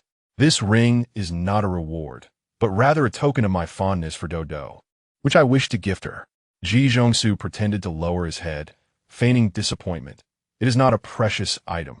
Could it be that Doudou finds it unworthy? How could that be? Sang Doudou was successfully persuaded by his explanation, and, seeing Ji Zhongsu's apparent sorrow, hurriedly accepted the ring, exclaiming, "The ring is lovely. Thank you, my lord. I shall think of Lord Ji whenever I see this ring." Only then did Ji Zhongsu lift his head, his face devoid of any trace of disappointment. He smiled and playfully pinched the girl's ear, soothingly saying, "It is I who must thank Doudou. Thank you for the lotus lantern you gifted me, for arguing with the people in the building on my behalf, for the delightful treats you brought me, and for your concern for my well-being. Doudou is a wonderful child. Both I and the building's master hold great affection for her. Indeed, anyone with eyes in the world would cherish Doudou. Therefore, if one day someone leaves Doudou, it will not be due to any failing on her part, but rather because that person has erred. Doudou need not feel sorrow or distress over it. Do you understand?" Despite uttering words of excessive pampering, Ji Zhongsu's eyes were filled with sincerity, as if he did not find his words exaggerated in the slightest. This heartfelt favoritism made Sang Doudou's eyes brim with warmth. "Oh, why is Lord Ji so gentle? Is this the responsibility of a great demon?" With tears glistening, Sang Doudou vowed to diligently cultivate, aspiring to become a powerful and gentle creature like Lord Ji. Having accepted Lord Ji's gift, Sang Doudou rummaged through her storage pouch for a moment before producing a pale blue spiritual herb. The moment it was revealed, an enchanting fragrance enveloped the entire room. She presented the spiritual herb to Ji Zhongsu. "For me?" Ji Zhongsu did not decline, merely smiling as he held the herb. "This is a millennium-old hibiscus herb, far more precious than the ring I gifted you. You would fetch at least 1,000 spirit stones for it at the auction house, and you are giving it to me so readily?" Sang Doudou felt no regret. The millennium-old hibiscus herb is remarkably effective in calming the mind and healing wounds, yet she was never in need of healing or defensive treasures, as she rarely sustained injuries. In fact, Lord Ji, who was attacked upon their first meeting and subsequently punished by the building's master, needed this herb more than she did. "In my heart, my lord is akin to this herb, elegant and ethereal, gentle and kind. Though initially intimidating, he had always treated her with great care. Moreover, he is fragrant." Yizvongsu, his eyes twinkling with amusement, did not comment on the connection between her last two words and the herb, nor did he find it odd for anyone in Fengyue building to speak of elegance and ethereality. However, coming from Sang Doudou's lips, it held a particular sincerity that was hard to doubt. "Very well, prepare your belongings. You shall leave the city at dawn tomorrow." Sang Doudou reminded him to enjoy the treats while they were still warm before taking her leave. As the girl's charming figure vanished at the doorway, the smile on Ji Zhongsu's face faded. He carefully stored the herb and slowly unwrapped the oil paper from the pastries. "That child is quite dependent on you. Speaking of which, it seems there has long been intermarriage between the fox and dog clans." A low, elegant voice resonated in the room. Golden red tassels brushed lightly against the floor, and a veil covered the table before Ji Zhongsu, casting soft halos of light. "Doudou is quite innocent, treating me as an elder." Ji Zhongsu paused in his unwrapping, interrupting the speaker. "As an elder, indeed." Feng Qi picked up a piece of pastry, idly inspecting it under the dim candlelight, with a hint of teasing irony in his tone. Does she realize that her elder intends to send her away to face death alone? Ji Zhongsu glanced at the pastry in his hand, snatching it back and returning it to the paper. "It cannot be considered a death wish." "Oh, Fengki Chakod." The members of the Chi Fox family are serious this time. The spoiled young master is personally involved. As you set this trap, be careful not to end up injuring yourself. If breaking a leg in exchange for Chi Hongyun's life is what it takes, then it is worth it. Ji Zhongsu also smiled, though his gaze remained profound, devoid of warmth. "You have your contingencies. Do you suppose others lack theirs?" Fing Kirimarkt. "If something were to happen to you, I would care for that child in your stead." Remembering how Sang Doudou had trembled with her tail tucked between her legs upon their first meeting, Feng Qi found it amusing, his tone tinged with impatience. "You need not concern yourself with her. Her severed tail and box are with her. No one could trace her whereabouts." "Have you even given up your tail?" Feng Qi's interest peaked further. All Yin is truly generous. I wonder if this generosity stems from affection for the younger generation or if it matters not. Ji Zhongsu replied coolly. I trust her to keep the severed tail safe. Very well. Feng Qiyond. Since All Yin is at ease, I shall refrain from further comments. By the way, he glided to the door, seemingly recalling something, and turned his head to say, do not forget that you owe me 2 tails. If you must face death, remember to put in some effort and leave a complete corpse. No response came from behind, but Feng Qi knew the other had heard him. With a flick of his fingers, a delicate osmanthus cake appeared at his fingertips. He took a bite, savoring the taste of the pastry, as if relishing something else entirely. All Yin's favorite osmanthus cake is hardly comparable. With a swish, the door behind him was drawn shut. Feng Qi remained undeterred, standing in place as he finished the cake. Then gazing ahead with a soft sigh. I am so hungry. What should I eat? Perhaps I shall seek out that delightful little pastry, which I have coveted for so long, a treat 100 times sweeter and more fragrant than osmanthus cake. Meanwhile, Sang Doudou was busy packing her belongings. Though she had only resided in Peitong City for 5 days, she was astonished to find herself with numerous new possessions, many of which were curious trinkets purchased at the market, along with small items casually gifted to her by Ji Zhongsu and Su Xinglan. How blissful!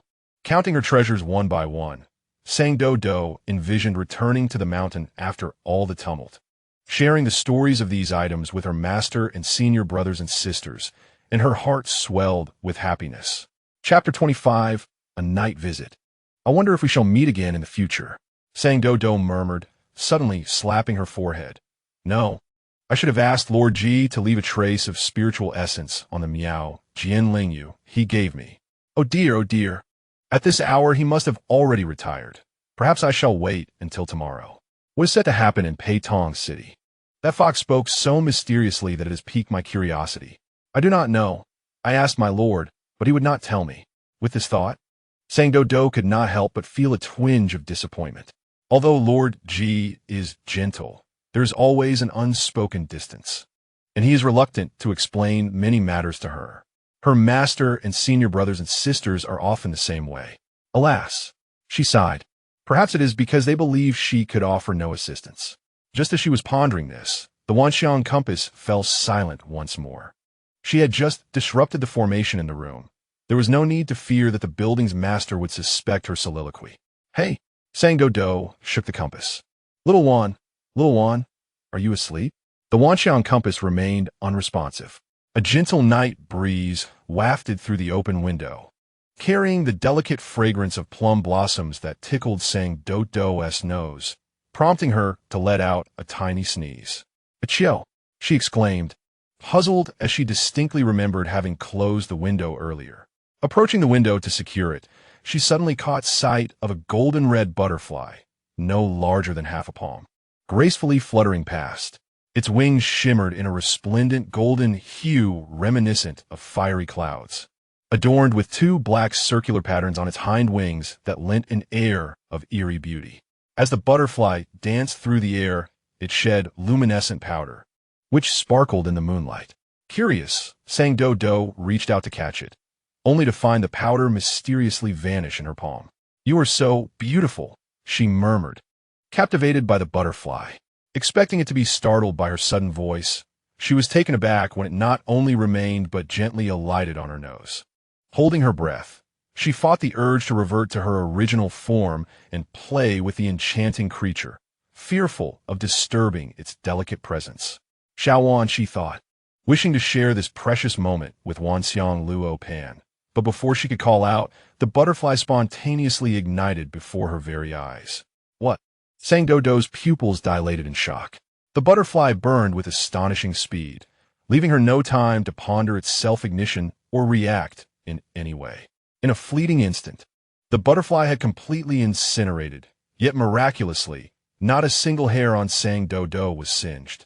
Puzzled, she raised her hand to touch her nose, discovering a plum blossom petal resting there.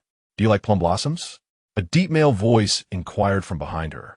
Startled, Sang Doudou turned to find the elusive building master had stealthily entered her room, the door having remained tightly shut without a trace of being opened. Master, She greeted politely, discreetly covering her neck and stepping back. Who knew if he still harbored intentions of asking her for her blood after a casual conversation? You like plum blossoms? Feng Qi inquired again. Not particularly, she replied. Oh, it appears you do, he remarked, observing her puffed cheeks. I heard from a Lien that you will be leaving tomorrow. Yes, Lord Ji said he would release me. At the mention of this, Sang Doudou momentarily forgot her earlier discontent and softly expressed her gratitude to the inhabitants of the building for their care during her stay. Feng Qi settled himself on a nearby couch, casually uttering chilling words. Once you leave, you may never see him again. Sang Doudou's expression paled. Despite repeatedly reminding herself that the building master's words were not to be fully trusted, she still inquired, What do you mean? Feng Qi smiled, motioning for her to come closer as he slowly divulged the truth. It turned out that the looming crisis in Pei Tongcheng, as mentioned by Ji Zhongsu, pertained to the revenge of the Hehuan clan. He had injured an elder of his clan, fled from the Hehuan, and stolen a treasured artifact, a fact that Sang Doudou was already aware of. After his escape, he had evaded the pursuers from the Hehuan clan for years, sustaining numerous injuries and taking many lives, ultimately finding refuge in Fengyulu.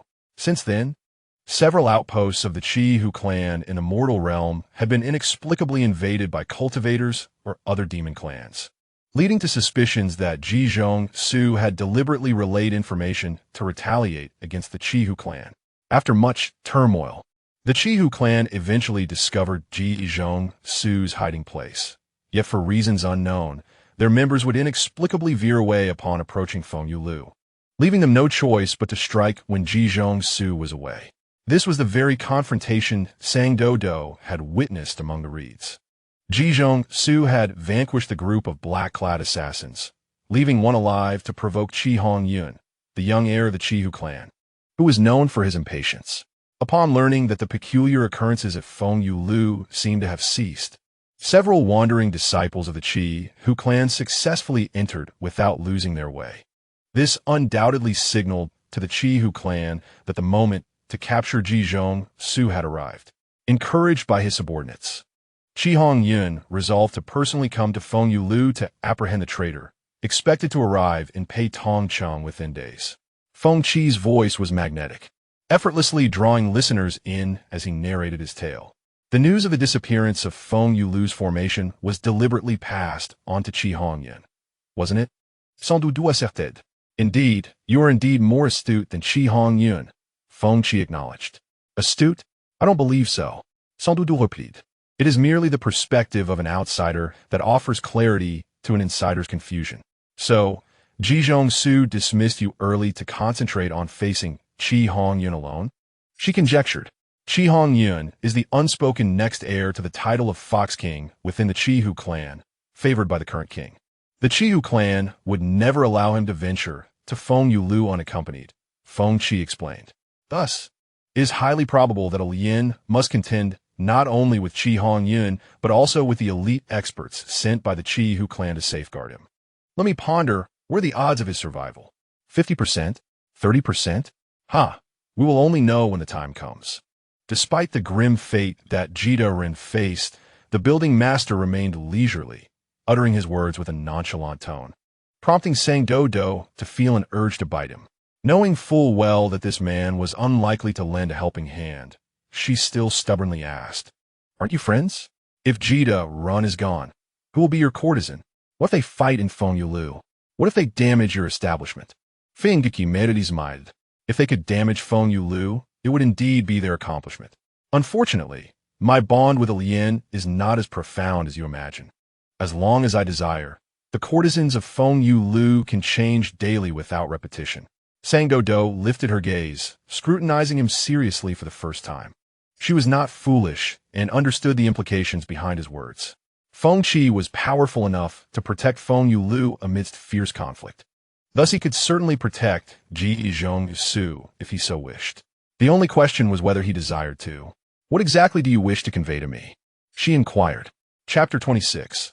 The deal. Sang Doudou maintained her composure and directly asked, What must I do for you to agree to assist Doudou?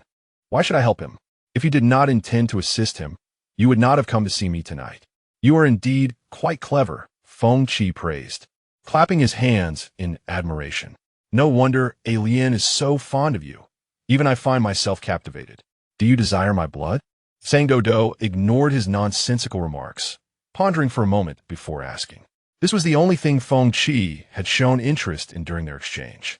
Yet she could not comprehend why, if her blood truly held such allure for him, he would go through the trouble of visiting her at night to clarify matters instead of simply taking it by force.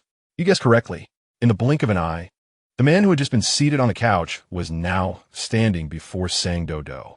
Let's make a deal. I will help you protect Ji Zhongsu and resolve the troubles with the Qi Hu clan in exchange for your blood once every 7 days. Once every 7 days? Sans Doudou froned daitri. Do you expect me to provide blood until I die? Feng Qi tilted his head slightly. Then, how about once a month? Was this condition negotiable like haggling at a market? Even if altered to once a month, there was no mention of a termination date. What was the difference? Sang Doudou grumbled internally, maintaining her composure as she spoke. How do I know you will not use my blood for some strange formation?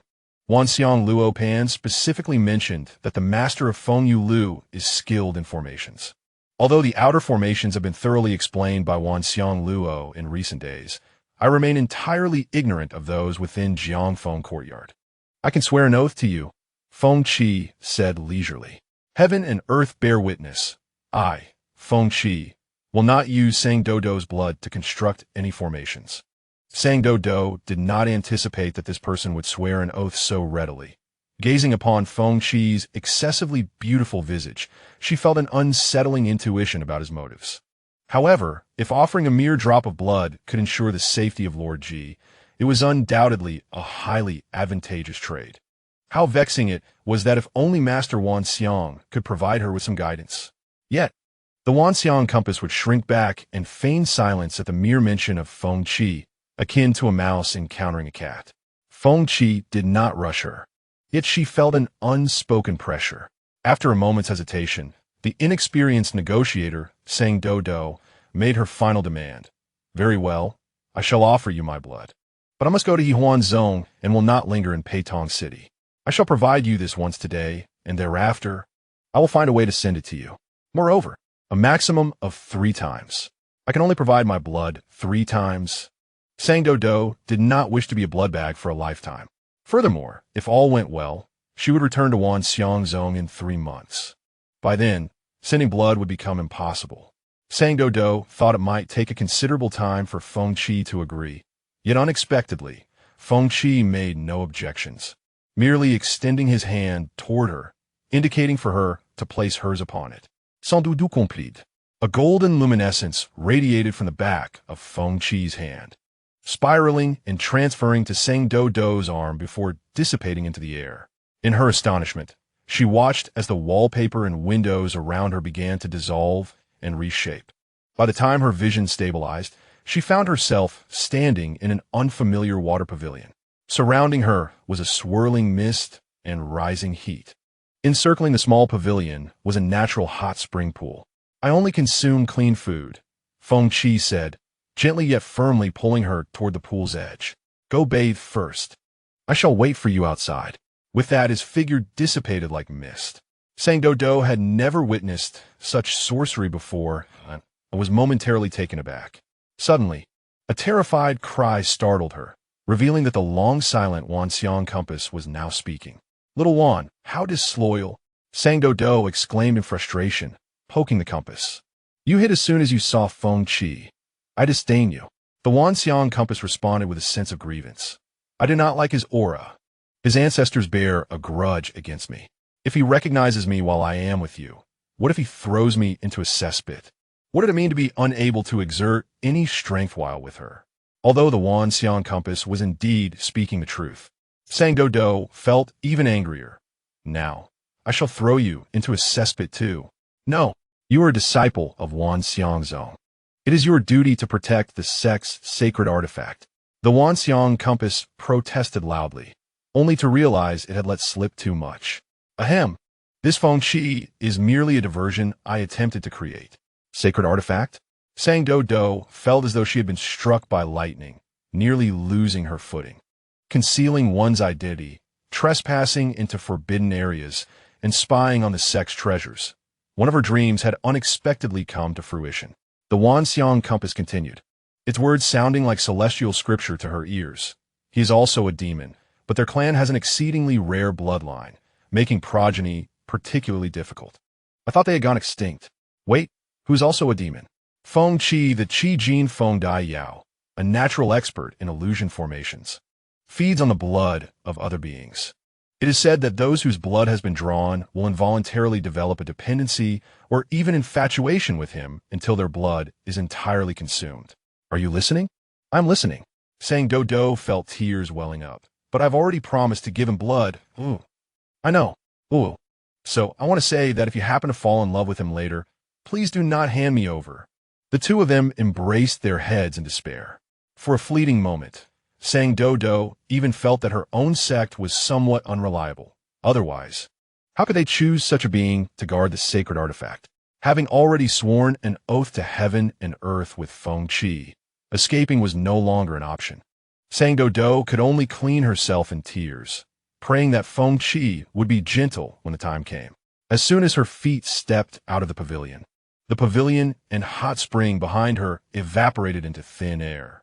Knowing this was an illusion, Saying Doudou no longer gasped in surprise and walked straight along the wooden bridge ahead. At the end of the bridge was a water pavilion, where Feng Qi had lavishly adorned the space with goose-down pillows and gold coins and silk scarf scattered across the floor. Saying Doudou thought, somewhat out of place, that if all this were merely an illusion conjured by Feng Qi, his preferences were indeed quite evident. He favored water, soft fabrics, and glittering objects. Were all butterflies like this? Saying Doudou recalled the beautiful butterfly that had perched on her nose before transforming into flames and vanishing, her tail involuntarily swaying. Chapter 27. Infatuation. Komeyar, Fing Kibekund. Saying Doudou noticed that Feng Qi had changed into a new outfit, the ends of his hair still slightly damp, as if he had just bathed. He had asked her to bathe to ensure she consumed clean food, but what did it mean for him to bathe? Was it merely a meal, or must there be bathing and incense first? A low table was set before Feng Qi, adorned with golden wine vessels. He retrieved 2 cups and, upon seeing Saying Doudou approach, smiled at her. Do not be anxious. He poured a cup of wine and offered it to her. I do not drink this, Saying Doudou replied. Oh, really? Then why is your tail wagging? I have tasted this before. It is not good. Saying Doudou's brows furrowed in conflict. It shocks the tongue. She had indeed tasted wine before. Her second senior brother was a handsome drunkard, and whenever he returned from his business travels, he would always bring back fine wines from various places. Once, when she had approached him during a drinking session with their master, he had poured her a cup with a teasing smile. Saying Doudou could barely recall other flavors, only remembering the overwhelming taste of alcohol flooding her tongue and nostrils. Although it seemed that the cup in Feng Qi's hand was somewhat different, exuding a fragrant, sweet aroma with a hint of berry that Saying Doudou particularly enjoyed. Feng Qi burst into laughter at her whimsical description, his shoulders shaking, even causing the hand holding the wine cup to tremble. Saying Doudou felt herself blush in response to his laughter. Her second senior brother had reacted similarly to her impressions of the wine, laughing at her for half a year, making her reluctant to see him again. It was just an angry remark. She was always pleased to have anyone visit her. But Feng Qi was not her second senior brother. Saying Doudou suddenly stood up. Do you still want blood or not? If not, I shall leave. Feng Qi grasped her wrist. He suppressed his overly exuberant laughter. Yet the mirth in the corners of his eyes and brows could not be entirely concealed. He pulled Saying Doudou back down to sit and pushed the cup of wine he had prepared for her toward her. Only strong alcohol shocks the tongue. This is fruit wine. Little girls like you from the mortal realm adore it. Seeing the doubtful expression on Saying Doudou's face, he leisurely added, people often say that 1 cup of wine can help forget myriad worries. Do you not wish to experience the feeling of blissful intoxication? His tone was filled with alluring persuasion.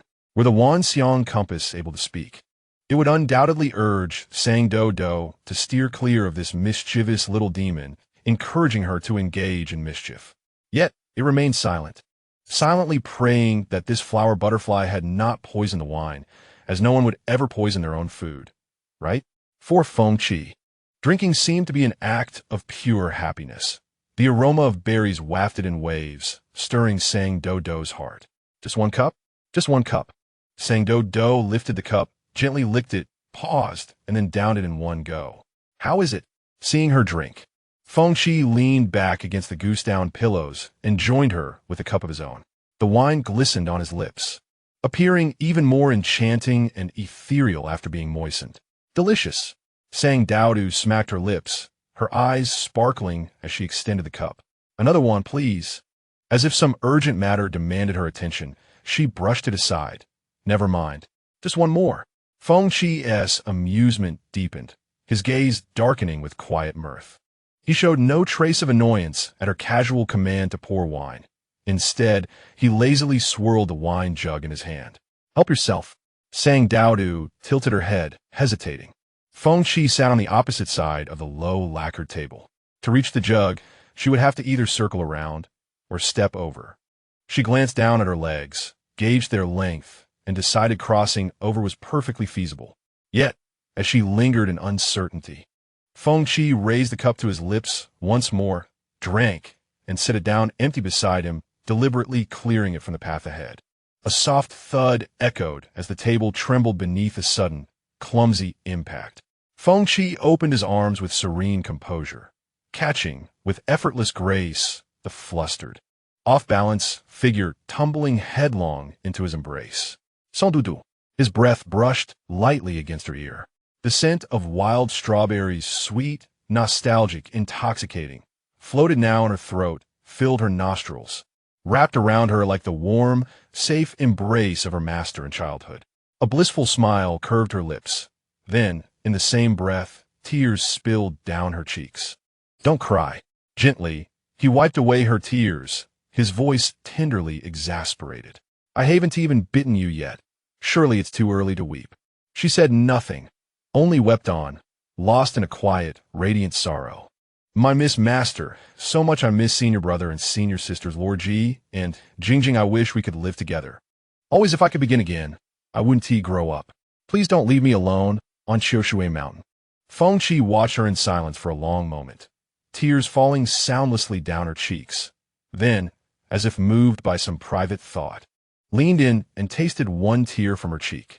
Indeed, even her tears are exquisite. Her tears ceased. She froze, sniffing softly, her voice tremulous with bewildered innocence. Are you a dog too? Then, shaking her head, she corrected herself. No, you're a Qijin hoodie. Qijin Feng Dai, he murmured, smiling. How did you know? In today's cultivation world, few could recognize the golden phoenix butterfly demon. She fell silent. His gaze lingered meaningfully upon the Wanxiang Luopan resting upon her shoulder.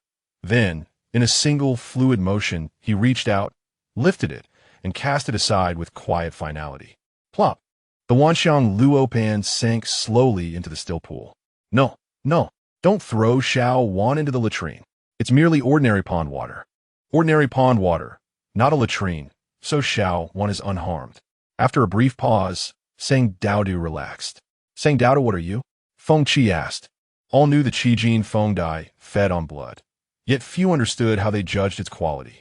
Beyond the purity or complexity of the soul, beyond the weight of desire and greed, one tangible factor bore decisive influence: the blood's origin, the lineage and cultivation level of its bearer.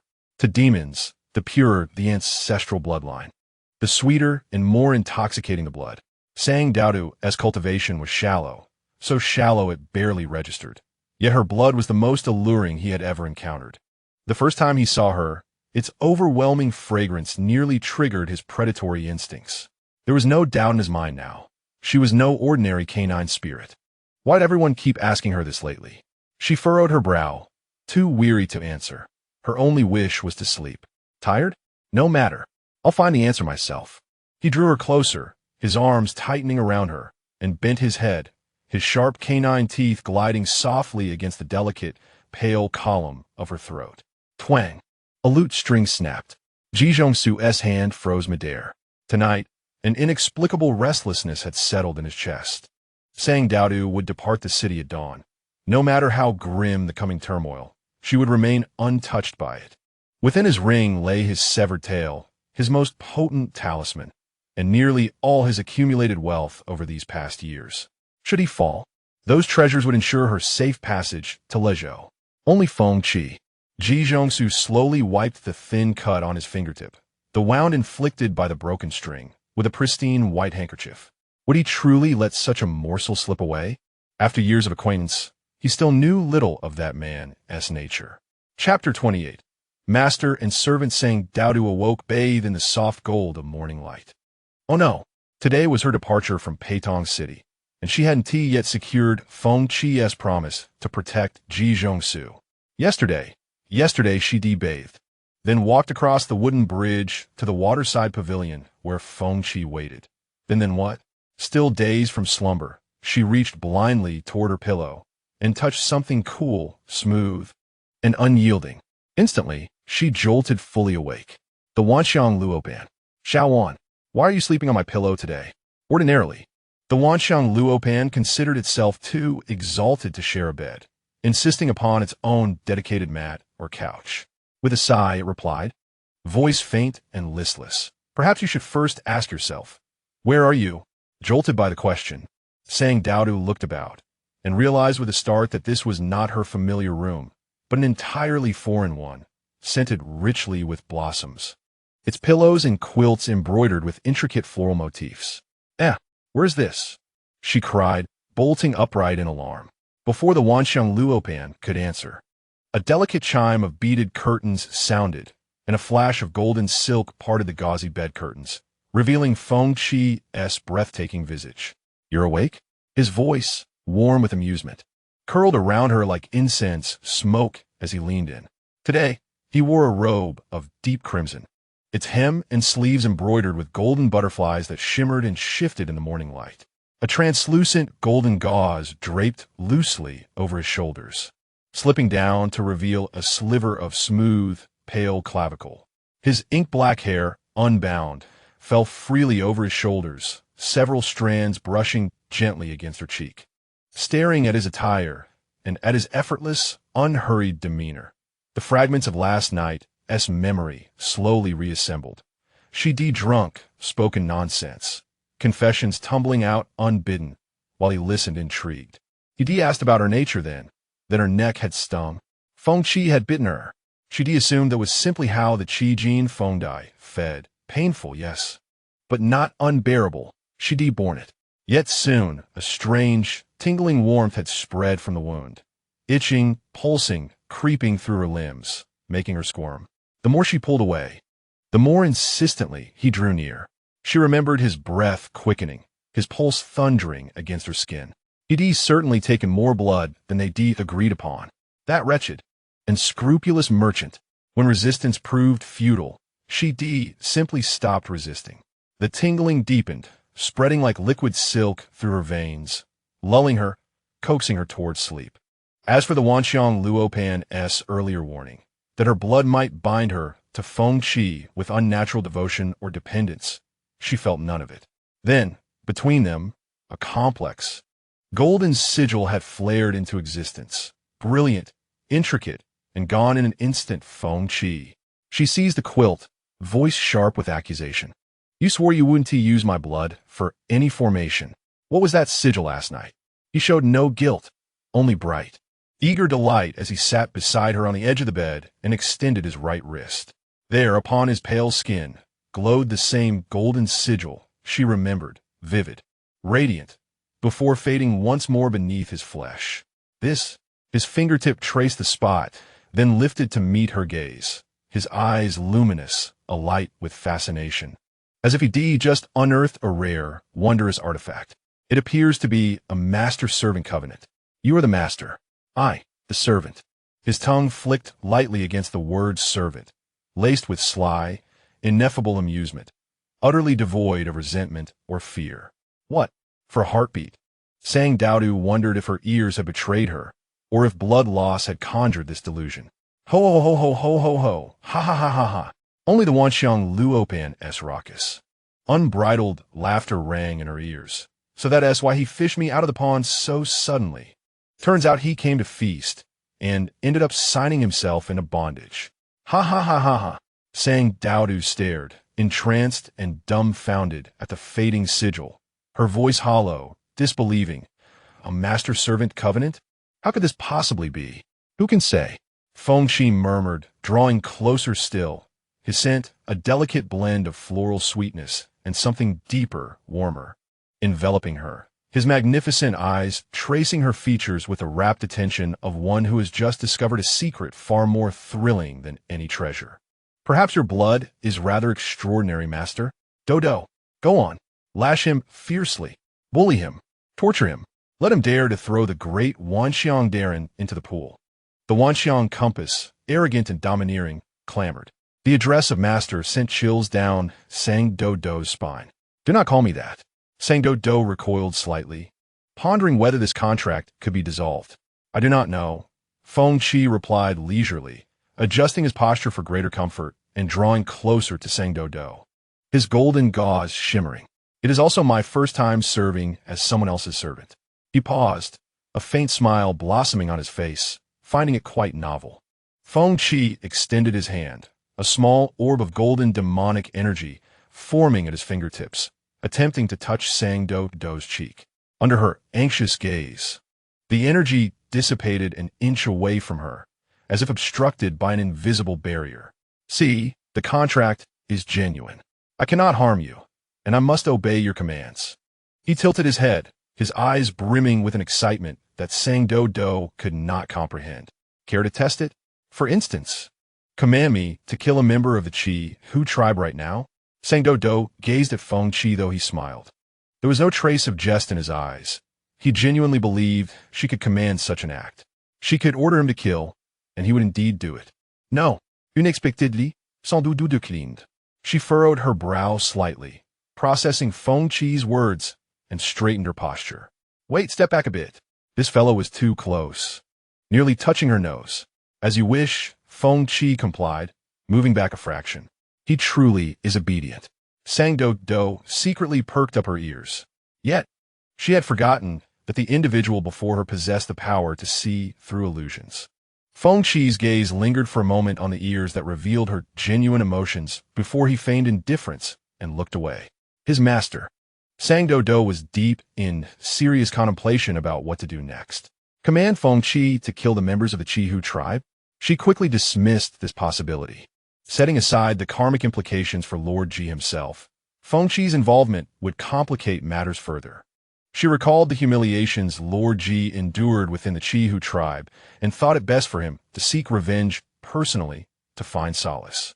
Her master once said that obsession is a stumbling block on the path of cultivation. Although Lord Ji always smiled, Sang Doudou felt a heaviness within his heart, and she hoped he could find true joy after avenging himself. Our previously agreed terms remain unchanged. After a moment's reflection, Sang Doudou spoke to Fengqi. After I leave, ensure Lord Ji's safety, and I will provide you with my blood over the next 3 months. As for the contract, let us consider it non-existent. I will do my utmost to find a way to dissolve it. And you may do the same once you finish your tasks here. Fengqi listened to her series of arrangements with a smile, though the amusement in his eyes faded. Chapter 29, Abandonment. When I find a way to dissolve the contract, will Doudou abandon me? He interjected. Sang Doudou felt wronged by such an accusation. No, that is not the case. It is simply that we are not true master and servant. As she spoke, she felt a sense of familiarity in her words. It was merely a misunderstanding that led to the contract. There was no need to be bound by it. Suddenly, she had a realization. Oh, you are worried that I might go back on my word and use the contract to coerce you, right? I can establish a celestial oath with you. Never to. The last trace of mirth vanished from Fengqi's face. Not true master and servant. He savored the words, pondering. This contract binds our lives. If that cannot be considered a genuine agreement, then where in this world exists a true master and servant? No, no, no. The relationship between people cannot be defined by a mere contract. You see, you do not truly regard me as your master. and I do not view you as my servant. Thus, we need not concern ourselves with this contract. Yet Feng Qi seemed to find amusement in her words. Kneeling beside the bed and inching closer to Sang Doudou. You are not me. How can you know that I do not regard you as a true master? Stunned into silence by his unexpected retort, Sang Doudou met his gaze, her expression turning serious. Just last night, you accepted me, and today you wish to cast me aside? If your closest companion were to abandon you overnight, you would surely feel heartbroken, would you not? Does Doudou wish to treat me thus? Upon hearing his words, Sang Doudou stood frozen in place. Would she truly abandon him overnight? Was it merely her illusion? This butterfly demon speaks in such a peculiar manner. The Wanxiang compass muttered, "Little foolish dog, do not be deceived by him. I do not wish to be with this fellow." Yet Sang Doudou found herself recalling something, wavering. She tightened her grip on the blanket beneath her and lowered her gaze. But you and I are not truly the closest of companions, are we? Those words were indeed disheartening. Feng Qi sighed. Many are close to Doudou. Only Doudou is close to me. What Lord Ji? Him? A subordinate? Your parents? They are deceased. Friends? None. Sang Doudou posed each question, and Feng Qi answered each one swiftly, without even a blink. Sang Doudou fell silent. How pitiful was this lord of the Fengyue Tower, leading such a desolate existence. Stealing a glance, she saw the man still earnestly crouched before her bed, his face betraying no signs of deceit, eagerly awaiting her response. Perhaps this fellow, who appears so ill-tempered, is in fact quite pitiable. Sang Doudou averted her gaze and spoke softly. Very well. Feng Qi blinked, as if he had not heard clearly. Very well. Let the contract remain. From now on, we shall be, friends. Sang Doudou stated somewhat awkwardly. Let it be known that I do not wish to abandon you or cast you aside. However, I have my own matters to attend to, and you cannot accompany me. Why not? Because this is something I must do alone. You must obediently wait for me in Peitong City until I return. I will come back and find you to have fun. Sang Doudou felt a twinge of guilt, but quickly steeled her resolve. This fellow was no mere pet or slave, but the true master of the Fengyue Tower. To take the master away on a whim, what kind of situation would that be? Moreover, Hehuan expressed a desire not to remain in Feng Qi's company. In comparison, sans Doudou chose Hehuan. Feng Qi had no objections. The wounded expression he had feigned for sympathy had long since vanished, and he lazily listened to the series of arrangements Sang Doudou laid out, occasionally responding with a nod. How easy to deceive. His master. While he indeed lacked family and friends, it was simply because his lineage as a Jin Feng Dai was inherently distant. Offspring were sent to a unified nurturing hall for communal upbringing, leaving no concept of parental bonds. As for friends, he found no value in conversing with those lost in fantasy. Observing how greed consumed the human heart was an amusing spectacle, yet one could grow weary of such sights. The matter of the contract is indeed real. It is just uncertain what divine beast bloodline Sang Doudou possesses, capable of automatically triggering defensive measures when her body's owner is entirely unaware, thus forming a contract with him. Was it because her blood was too sweet, tempting him to devour it in that moment? Ah, how could he bear to do so? Feng Qi gazed at Sang Doudou, who was earnestly articulating her thoughts, his eyes drifting slowly from her fair neck to her rosy lips, a hint of obsession flickering within his gaze. It is desire. When faced with her lust, the urge to conquer, hunger, and a myriad of vile desires that plague humanity all reflected upon him, igniting a fire within that he could not escape. Are you listening? Sang Doudou drew nearer, her gaze tender with concern. Have you not slept well? If so, you ought to rest a while longer. Feng Qi murmured softly. I shall safeguard Ji Zhongsu, ensuring the Red Tiger clan can never lay a hand upon him, then remain obediently in Peitong City, awaiting your return. As if Ji Zhongsu must survive, not out of compassion, but necessity. Should she one day inquire, he would need a plausible answer. As for the Fengyue Pavilion, having long feasted upon frivolity and folly, its purpose had now reached its apex, with the most exquisite morsel finally within grasp. The pavilion itself had outlived its reason to exist. Only certain lingering entanglements remained unresolved. Once all affairs were settled, he would join her day and night, without parting.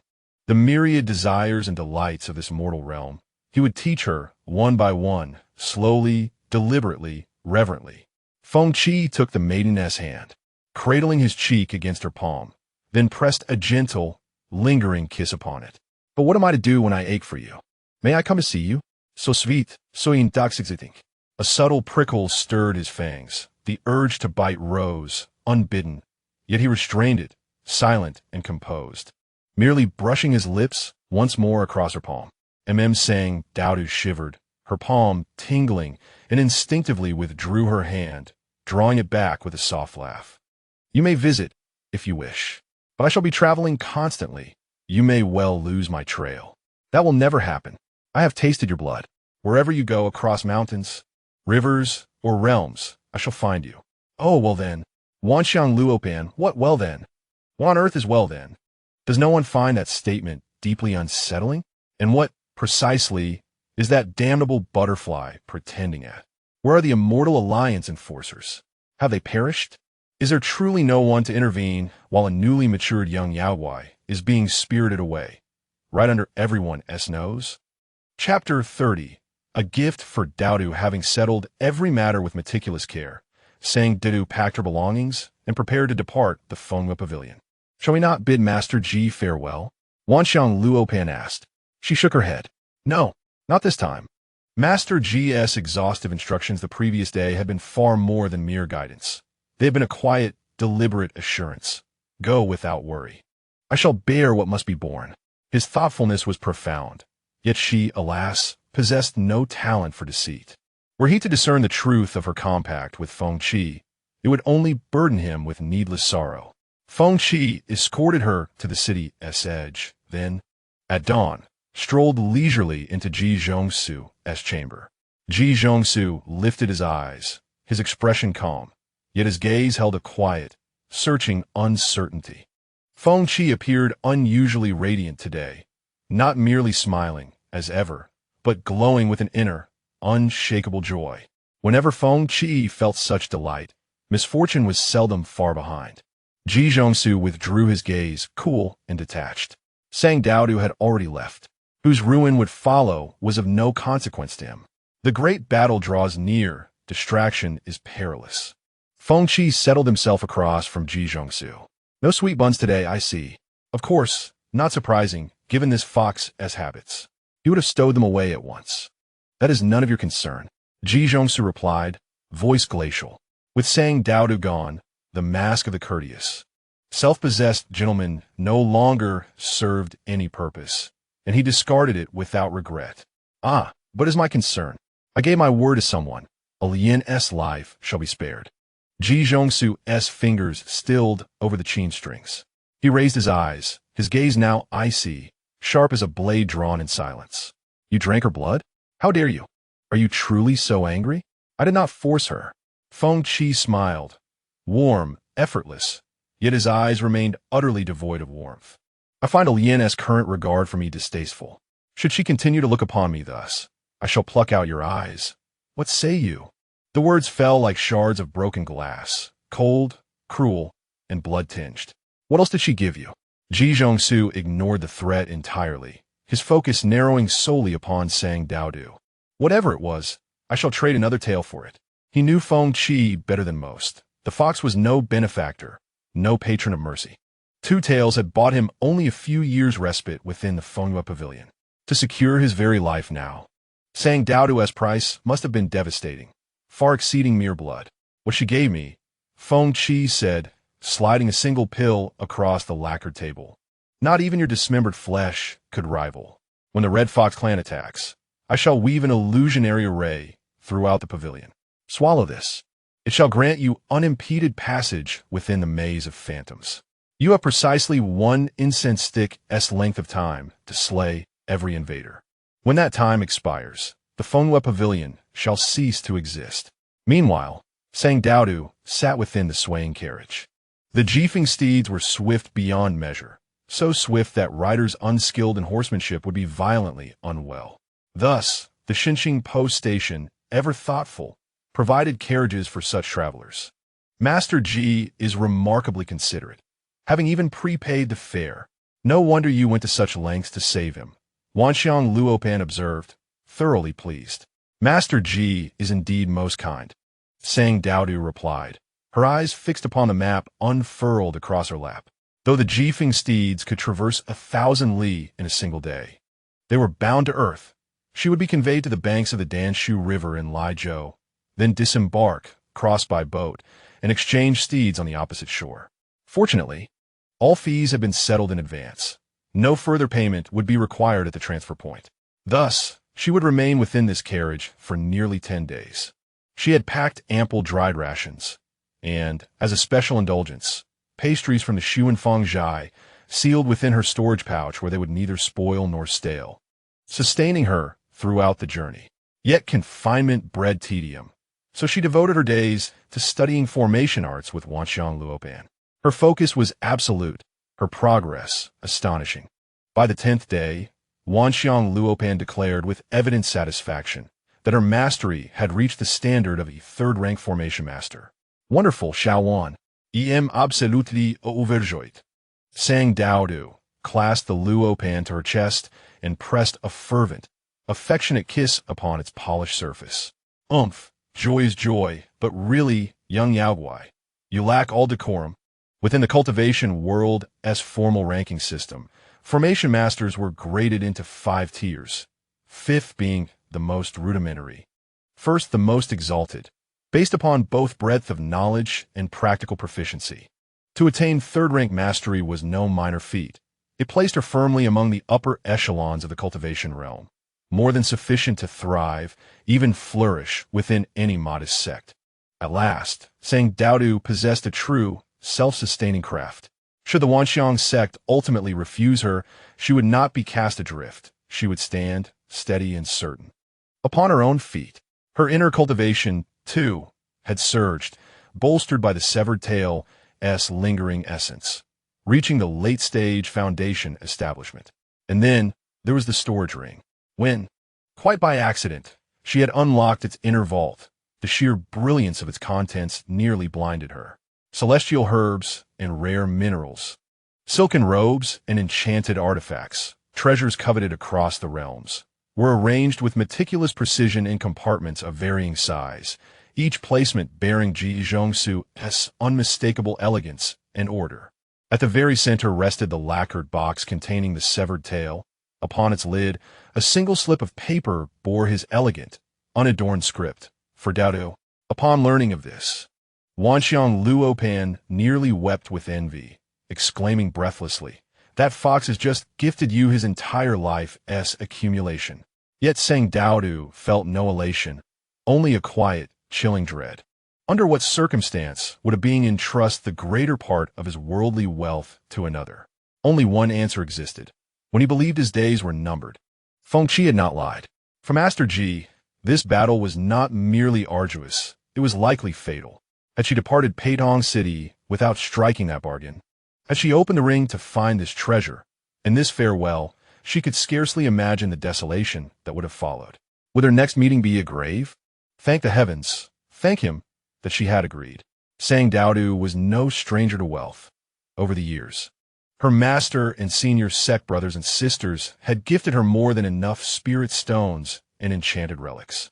As for the treasures within the ring, she resolved to return them in full at their next meeting. Thus, she touched none of the ring's contents, save for the severed tail. She had long feared that drawing spiritual energy near it might degrade its integrity, only to discover, to her astonishment, that the opposite held true.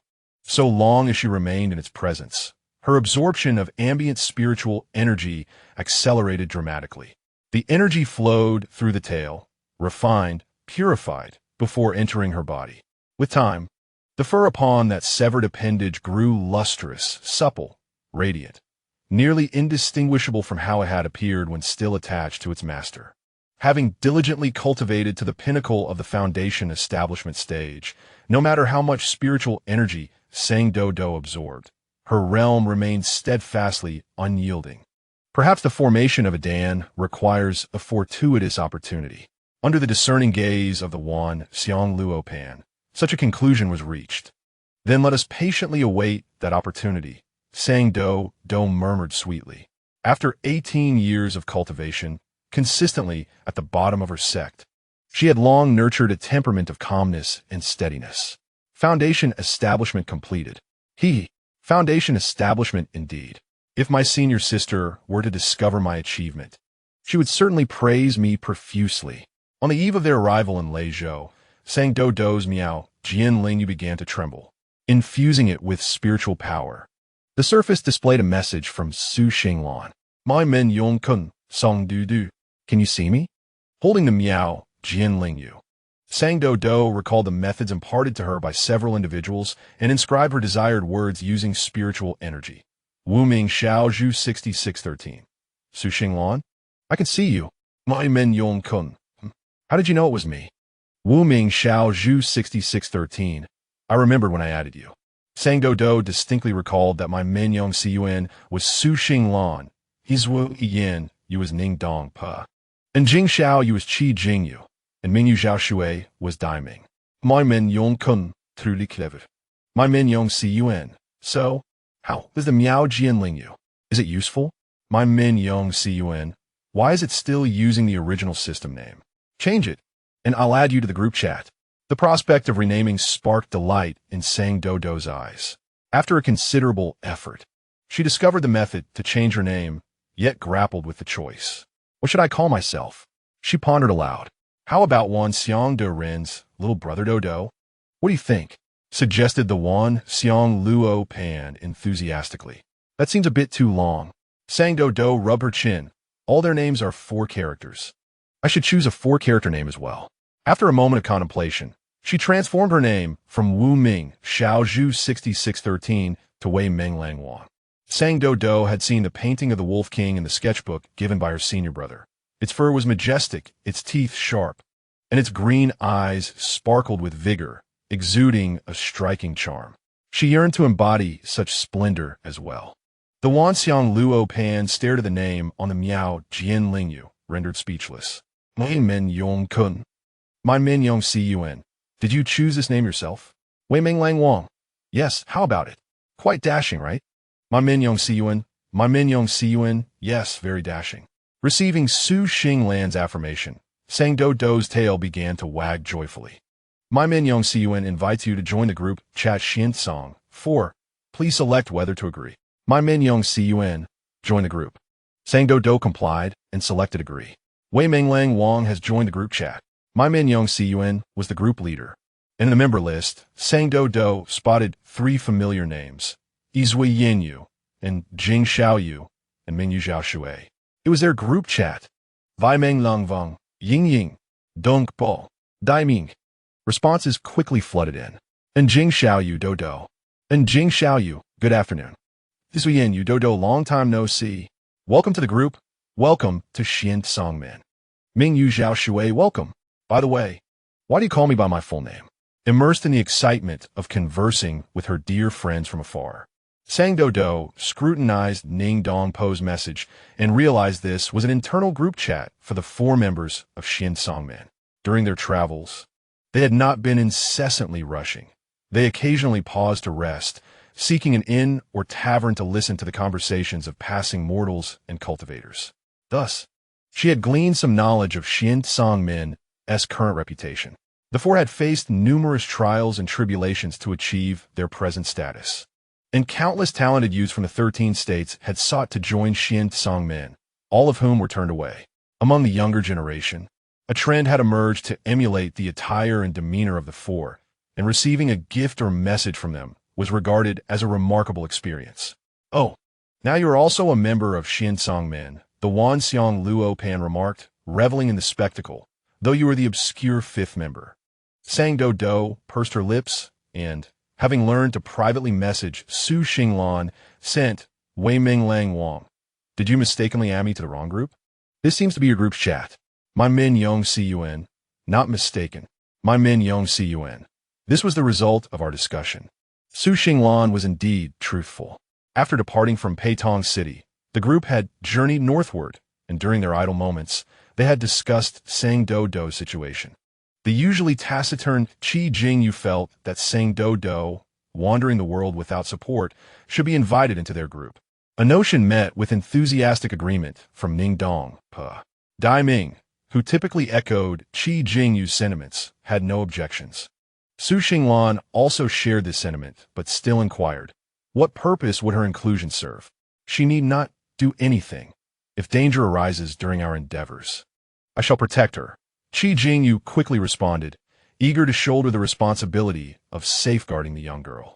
I can protect her too. Ning Dong interjected hastily. If a situation becomes too perilous, we simply take her along. After our return, we can find time to play with her. Dai Ming remained silent. Su Xinglan, however, shook her head. It is not a matter of protection. If one remains in a position that does not belong to them for too long, they will only feel discomfort. The more self-respect a person possesses, the more profound the effect. Your intentions are noble. You wish to invite her into Xiansongmen for additional support. However, if she continuously accompanies us without contributing, it may ultimately harm her resolve. Having traversed from the modern world, Su Xinglan possessed a deeper understanding of human nature than these three genuine youths, despite her usual carefree demeanor. Each of them held a favorable impression of Sang Doudou, and she of them.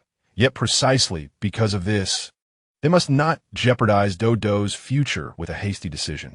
After hearing Su Xinglan's explanation, Ning Dong was momentarily stunned, then meekly remarked, I believe Doudou would think so much.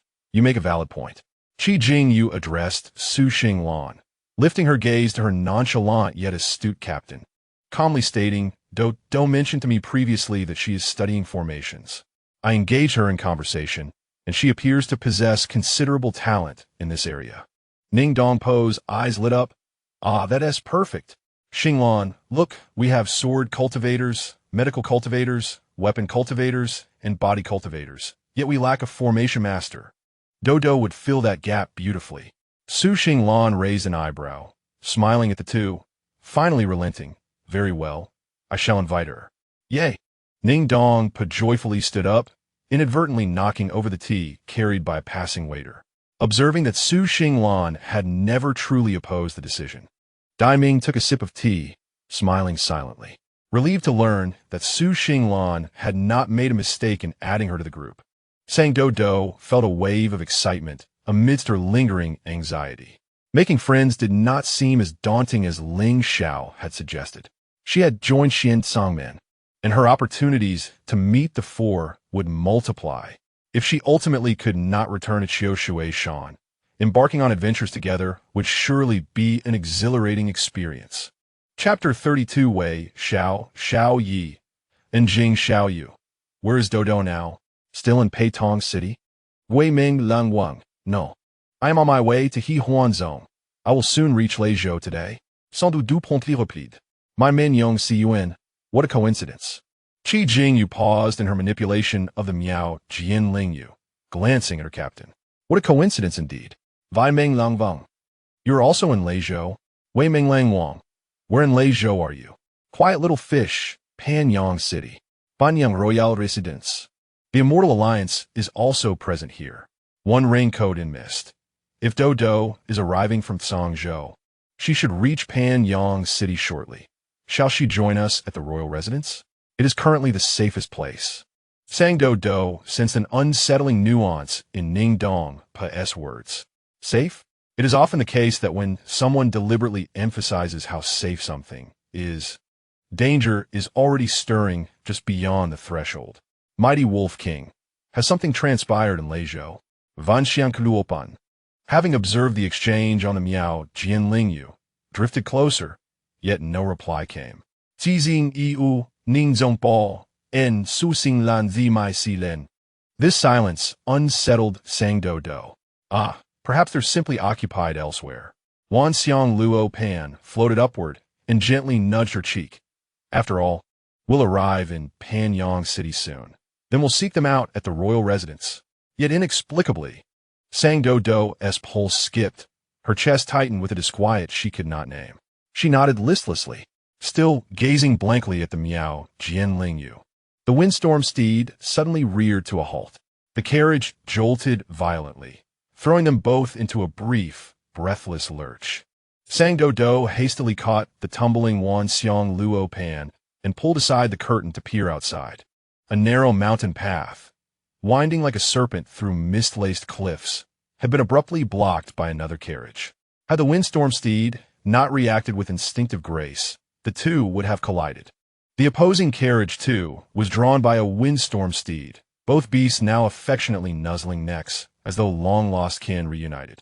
The driver was a middle-aged man, broad-shouldered, jawline chiseled with quiet authority, silver threading his temples. Though seated, his posture remained as upright and unyielding as a pine rooted in stone, exactly the sort of world-weary, wandering swordsman one might encounter in a classical Xinxia romance. Why have we stopped? A drowsy, youthful voice emerged from within the carriage, soft, unmoored, as if just lifted from slumber. We nearly struck someone, young master. The man replied, calm and measured, though, in truth, no collision had occurred. Sang Doudou studied him with quiet curiosity, only to find his gaze meeting hers, steady and unblinking. He offered a subtle, courteous nod, then tugged gently on his steed's reins, retreating 2 paces, clearly yielding the path. Yet the windstorm steed harnessed to her carriage had no intention of moving forward. For days, it had followed the preordained route of the divine travel post. Sang Doudou had never once attempted manual guidance. She coaxed, pleaded, even feigned sternness. Still the beast stood rooted, lost in amorous communion with its counterpart. She turned back, helpless, wordless, meeting the man's gaze once more. Shall you proceed first? Huh? A startled laugh escaped the youth inside. Mu Yuan Chun, what in the world are you doing? In the middle of this desolate wilderness, you managed to intercept another carriage? The curtain parted. The young man blinked, slow, curious, like a fawn emerging from mist. Sang Doudou blinked back. Well, there really is someone. And she's rather lovely. Are you human? Sang Doudou felt as though lightning had struck her heart. Why? Why this question again? Her tail and ears were carefully concealed, yet he saw through her with disconcerting ease. Oh, my apologies. No offense intended. This mountain pass sees few travelers. Ordinary carriages avoid it entirely. A lone young woman appearing here, well, it invites suspicion. As the old saying goes, in wild, remote mountains, one is more likely to encounter a bewitching spirit than a fellow mortal. Mu Yuan Chan sighed inwardly. Young master, perhaps you ought to read fewer romantic novels. This young lady's steed is also a windstorm steed. She is likely affiliated with an immortal sect. Wei leaned out, only then noticing the unfamiliar windstorm steed standing placidly before his own. Ah, indeed. My apologies. I misjudged you. A shared, quiet exhale, relief, mutual and instantaneous. You're cultivators? Sang Doudou asked. Not quite, Wei replied, waving a dismissive hand. I simply possess modest means, and thus acquired several windstorm steeds. Modest means? Wan Xiang Luo Pan whistled low, a sound of sheer, incredulous awe. Even in the immortal cultivation world, windstorm steeds were rare treasures, reserved for sects, grand merchant guilds, or imperial couriers. And the youth's robe, deep azure, embroidered with shimmering silver threads, spoke unmistakably of generational opulence. Where are you bound? Wei asked. This road leads either to Panyang City or to Busu Mountain. Are you entering the city or ascending the mountain to gather rare herbs? To the city. Sans doute en soit de softly. This young master, though perhaps indulged, does not seem unkind. Oh, so are we. Let us travel together. Wei glanced at the 2 steeds, still entwined in tender camaraderie. They clearly have no intention of parting just yet. With effortless grace, he drew back the curtain. Comme à bord. Wo, van xiang luo pandrod. Dripping with theatrical irony, inviting a complete stranger, a young woman, no less, into your private carriage? How delightfully audacious. Wait, why are you actually climbing in? Sang Doudou had already leapt from her own carriage and was now scrambling up into his, cheerful, unhesitating. Ah, he invited us. We can't stay blocked here forever, can we? No, wait, I mean, Wanxiang Luo Pan longed to shake its head in exasperation, but, lacking a head, it resigned itself to silent dismay. What exactly did your master teach you? Yet even as it muttered, it adjusted its position atop her shoulder, ensuring it would not tumble during her ascent. Mu Yuan-chun extended a respectful hand to assist her, then secured her carriage behind his with a sturdy coupling hook. With a flick of the whip, the two windstorm steeds surged forward, side by side, spirited and harmonious. Oh, inside? Sang Doudou discovered that Wei Yi's carriage was a marvel of concealed artifice. From without, it appeared cramped and unremarkable, a humble conveyance. Within, however, space bloomed, expanded by subtle, elegant spatial enchantments. The floor was layered with a silvery tiger-striped fur rug. Incense curled gently in the air, its scent delicate and grounding. Wei reclined upon a plush divan draped in soft pelts, his face bathed in dappled light filtering through the gauzy curtains, luminous as polished jade, soft as peach blossom silk. Seeing that Sang Doudou had entered without hesitation, his eyes gleamed, not with calculation, but with quiet, genuine appreciation. Good. Courage and composure. You have my respect. Wanxiang Luo Pan muttered under its breath. Courage? She is not courageous. She is simply unaware of danger. Chapter 33. The Wei Clan Sang Doudou? A fine name. Wei Yi offered the compliment after hearing her introduce herself, then asked with gentle curiosity, what brings you to Panyang City? To reunite with kin? No, I'm bound for Lezhou. Passing through Panyang City is the swiftest route, and I have friends awaiting me there. Will you stay the night? Have you secured lodging? She hesitated.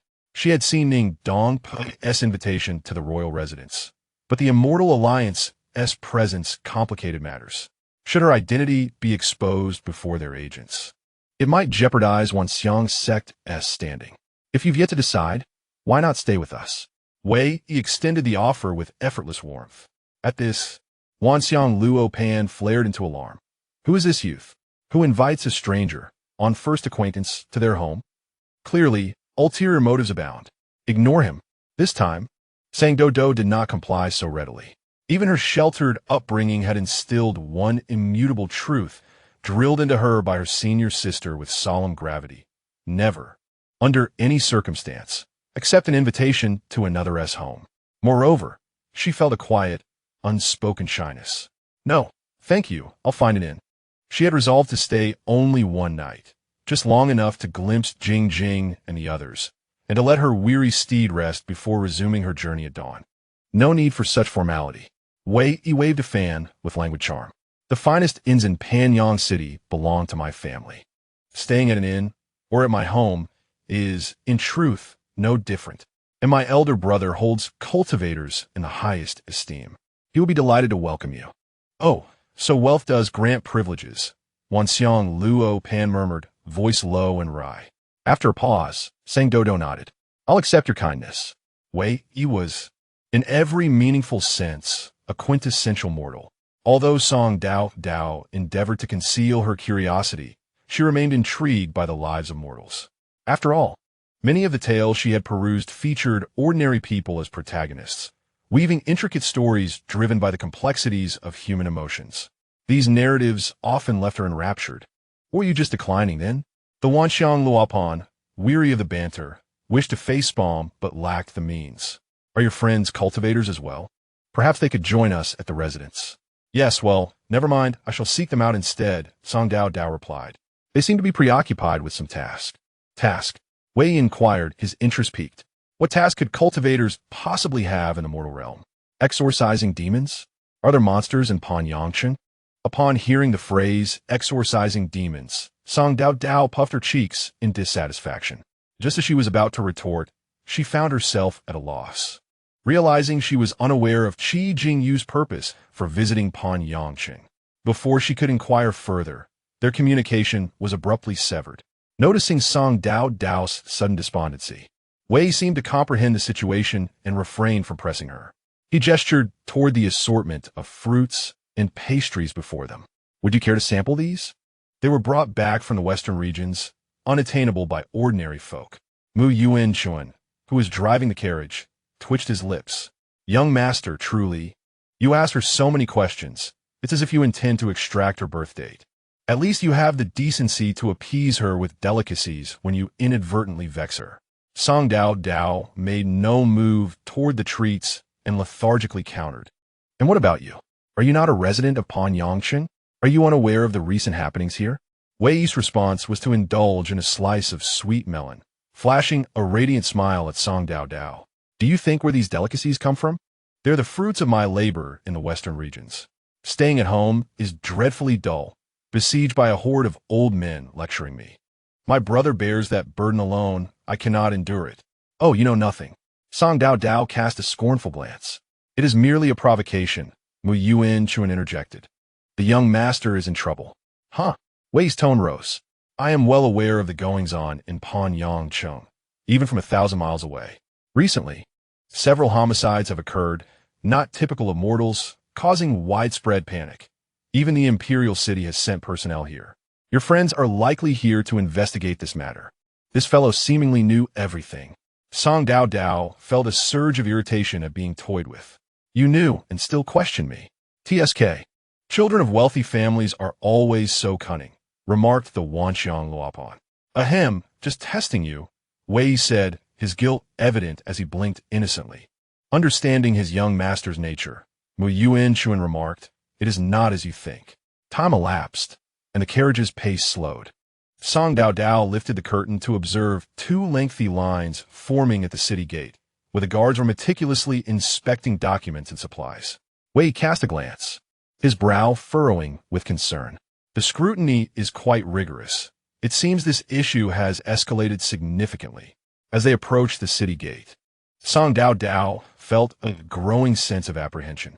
Having previously entered Peitongsheng under Ji Zhongsu's guidance, she had never encountered the identity verification procedure, and it dawned on her that she faced a serious predicament.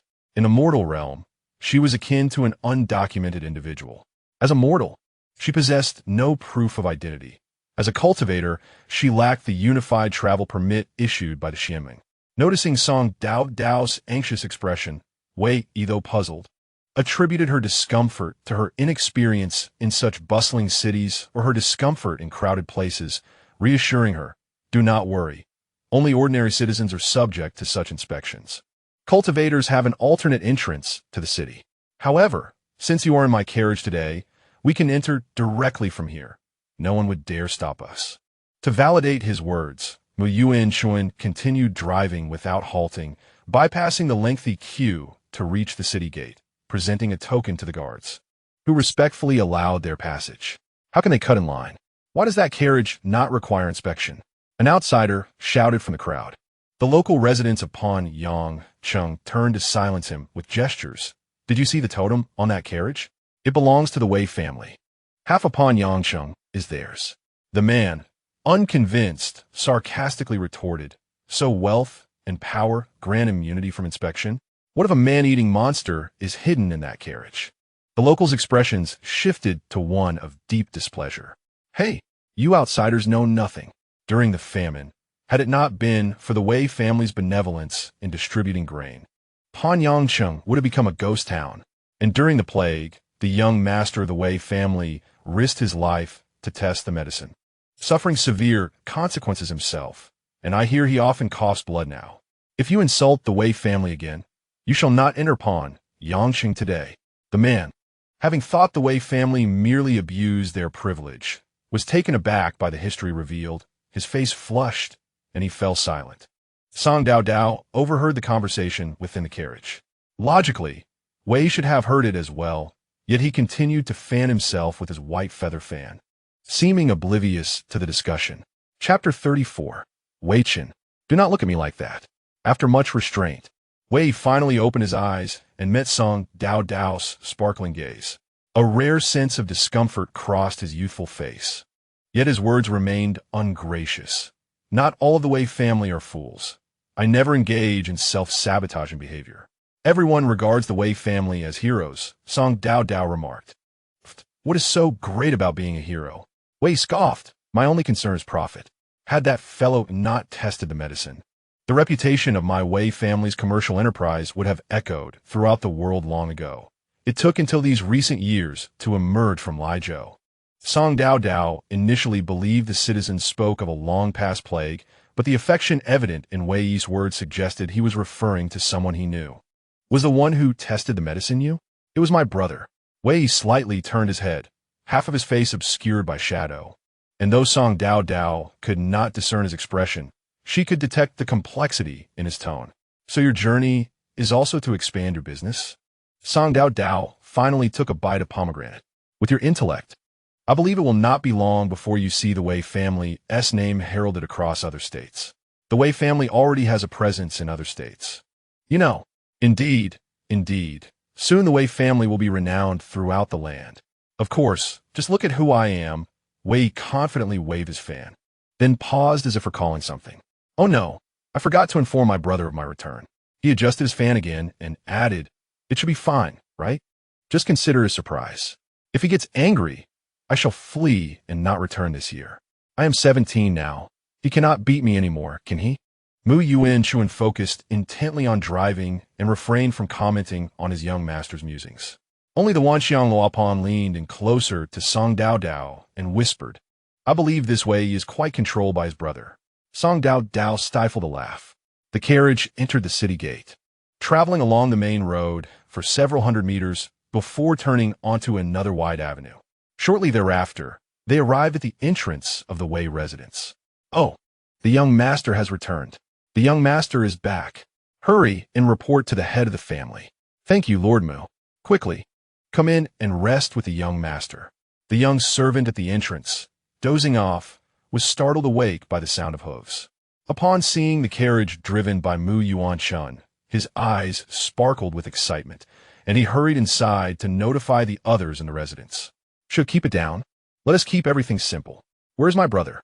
He mimicked Wei Yi's voice, making Sang Doudou stifle her laughter until her face turned crimson. Replying to the young master, the head of the family is in the council hall meeting guests. You may wait for him in the study. How long have they been conversing? About half an hour. Hearing this, Wei Yi chuckled, then it shouldn't be much longer. I shall wait in the side hall. Doudou, you come along. All right.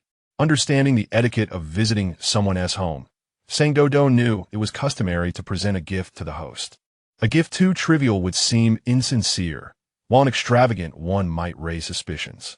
After much deliberation in the carriage, she finally chose a bottle of elixirs given by her master. For those who practice cultivation, these pills were of little significance, providing only a slight boost of spiritual energy, something Sang Doudou had always considered akin to candy. Yet for mortals, they were beneficial for replenishing energy and nourishing the body. Who is this? As Sang Doudou disembarked from the carriage, the servants of the Wei household noticed the unfamiliar young lady. She had a familiar appearance, her porcelain white face soft, and her dark, jade-like eyes seemed gentle and harmless, hardly resembling a villain. However, none had seen the young master bring another young lady home before. Could she possibly be the future young mistress? The servants immediately bowed their heads, not daring to look further. My friend will be staying at the residence for a few days. Arrange for her the finest room. Understood, young master. Indeed, she must be the future young mistress. As Wei escorted Sang Doudou inside, the doors of the council hall abruptly swung open, and a group emerged. Leading the way was a middle-aged man, thin and slightly hunched, with few wrinkles on his face and most of his hair turned white. Despite this, his eyes retained an imposing aura, unmistakably the demeanor of someone in a high position. Following him was a composed woman holding a scroll, dressed in more formal attire than the others. Beside her was a familiar face, Dai Ming. Sang Doudou perked up, her tail wagging in excitement. To her surprise, they had joined forces with the Xian Song people so swiftly.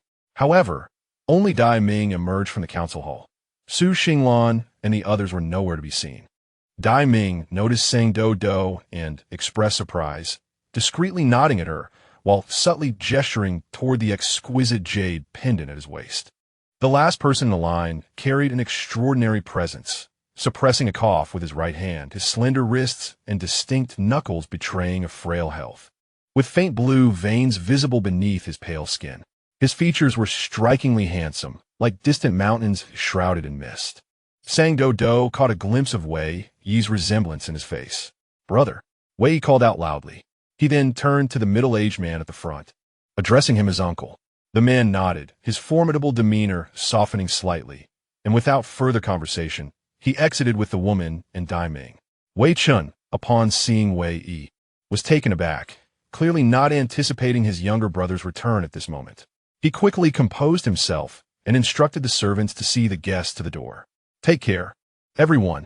For some reason, Sang Doudou sensed that Wei Chun was far more distant with that uncle than with Wei Yi, exhibiting an almost bureaucratic demeanor devoid of familial warmth. He then guided Wei Yi and Sang Doudou to the study. "Who is this?" Wei Chun inquired. "She is Sang Doudou, a practitioner of cultivation, here to visit friends in Panyang City," Wei Yi replied, eagerly accepting the tea offered by a servant and taking a sip, expressing satisfaction. "The tea here is truly delightful." Wei Chun, ignoring his brother's flattery, addressed Sang Doudou earnestly. "Miss Sang, he is rather impulsive. I apologize for any inconvenience he may have caused you." "Not at all. I must thank young Master Wei for providing me with accommodation," Sang Doudou responded, immediately regretting her choice of words, realizing there were two young Masters Wei present. She hastily retrieved the bottle of elixirs from her pocket and handed it to a nearby servant. "This was made by my family. It is not a particularly powerful elixir, but it may aid in strengthening and nurturing health. I hope the head of the family will not find it lacking." "Miss, you are too modest. Since you are a friend of Wei Yi, it is perfectly acceptable for you to stay without presenting a gift." Wei Chun frowned. "Brother, just accept it," Wei Yi interjected while sipping his tea. "Doudou is new here. If you accept it, she will feel more at ease." Unable to argue against his brother, Wei Chun reluctantly accepted the offering. Chapter 35. The city in lockdown. "May I ask where Miss Sang's friends are located? Do you require assistance from the Wei residents in finding them?" Wei Chun inquired. "No need. I just saw them," Sang Doudou replied. "Huh? When?" Wei exclaimed in astonishment, turning to her. "Did you see them from the carriage? Why didn't you inform me? I could have asked Hehuan Sect to stop." Sang Doudou waved her hands dismissively. "It's fine. I will find them tonight." Why did it seem that Wei Yi had become much more obedient in front of Wei Chun, almost overly polite? "That may be difficult," Wei Chun murmured. "I just discussed matters with the prince and the inspector. Starting today, Panyang City will enforce a curfew. After the hour of Su, no one is permitted outside, except for patrolling personnel. Violators will face corporal punishment." "The inspector?" Wei Yi expressed surprise. "That lady is the inspector sent by the court? No wonder she carries herself so regally." Sang Doudou was equally astonished. "Yes, she is by Songyu, the daughter of General Bai. She volunteered to come south for inspection, and General Bai sent a secret letter requesting the prince to ensure her safety." "Ah, so she is the pampered young lady of the general's household, seeking to gain experience, only to encounter a formidable challenge." Wei Yi smirked, a hint of mockery in his tone. Sang Doudou recalled the straight-backed woman who had just exited and had a strong feeling that Bai Songyu was not the kind of pampered young lady Wei Yi described. Not wanting to engage further, she remained silent. "Brother, what has been happening in the city lately? Just a few homicides, which the authorities are handling well enough. Why has it drawn the attention of the court?" Wei Yi asked. "Did you not see the message I sent you?" Wei Chun replied, raising an eyebrow, his expression indifferent. "I did, but why did you tell me not to return, yet you still returned?" Wei Yi thought that any reasonable person would feel alarmed upon receiving a message indicating not to return home during travels, assuming something must have happened. It was hard not to return after receiving such news. If it were him, he would have sent no message at all. But his brother was not him. Wei Chun was a true gentleman, quite different from a rogue like himself. "Fine, since you're back, stay home and behave," Wei Chun said, rubbing his forehead, fatigue evident on his face as he recounted the recent events in the city.